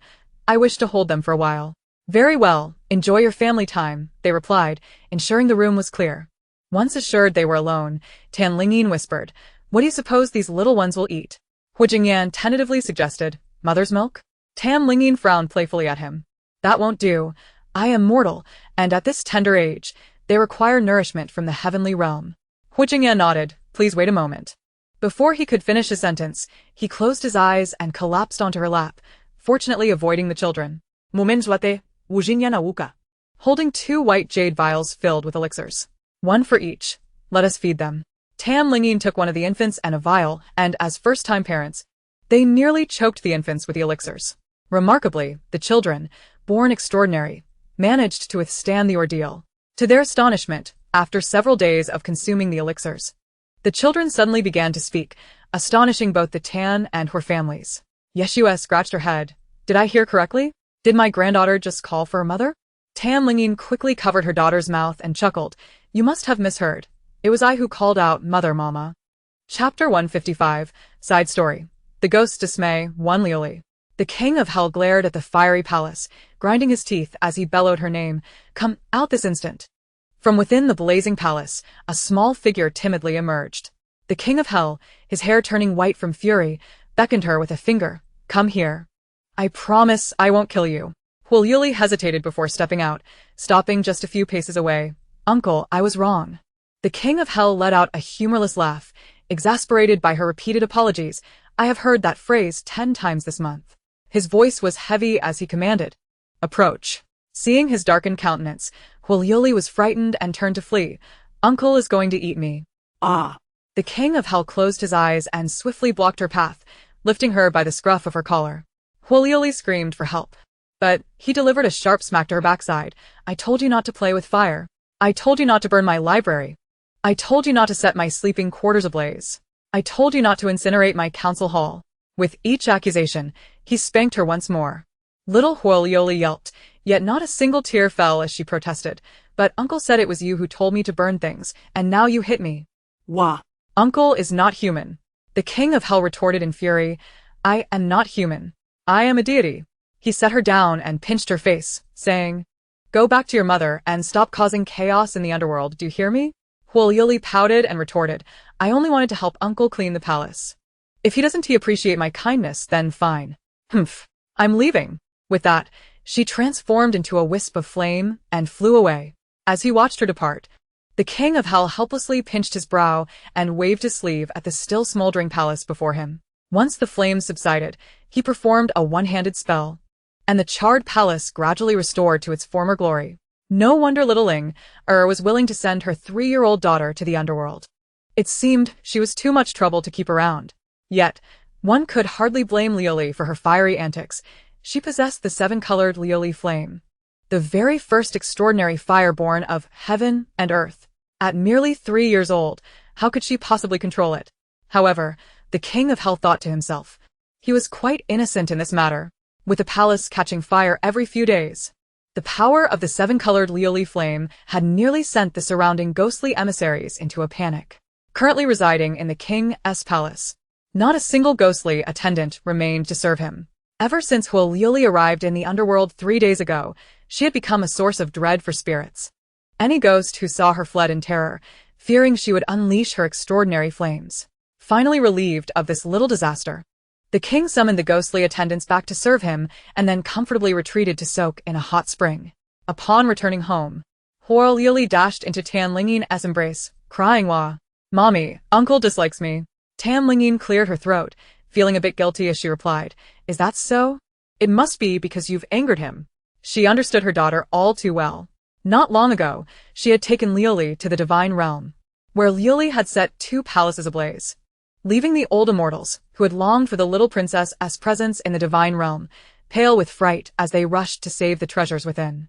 It was ultimately Hu Jingyan who intervened to restore the palaces. One could only imagine the chaos Liuli had caused in the underworld. Tan Lingyin turned to her son beside her and gently said, "Shohan, your sister has sneaked into the underworld to cause mischief.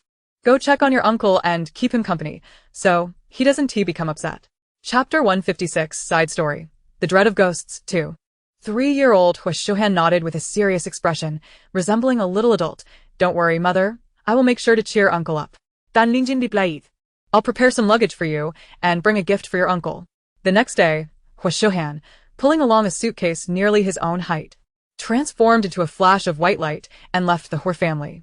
The king of hell was taken aback by the sight of the exquisitely crafted little boy before him, his eyes twitching. What was this child doing with such a large suitcase? Was he planning to stay for years? Shohan politely extended his small hand, cheerfully saying hello. "Uncle, I am Shohan, mother's son." The king of hell, noticing the tiny hand that was smaller than his own finger, gently shook it and replied, "Hello. I am your uncle. This is a gift from my mother for you. Please accept it." Shohan pushed the suitcase forward. Upon hearing it was a gift, the king of hell immediately smiled and took it beside him, saying, "The gift has been accepted. Now you may return." "No, Shohan cannot leave yet." With a serious expression, Shohan stepped forward and grasped the king of hell's large hand, saying, "Uncle, mother sent me to accompany you."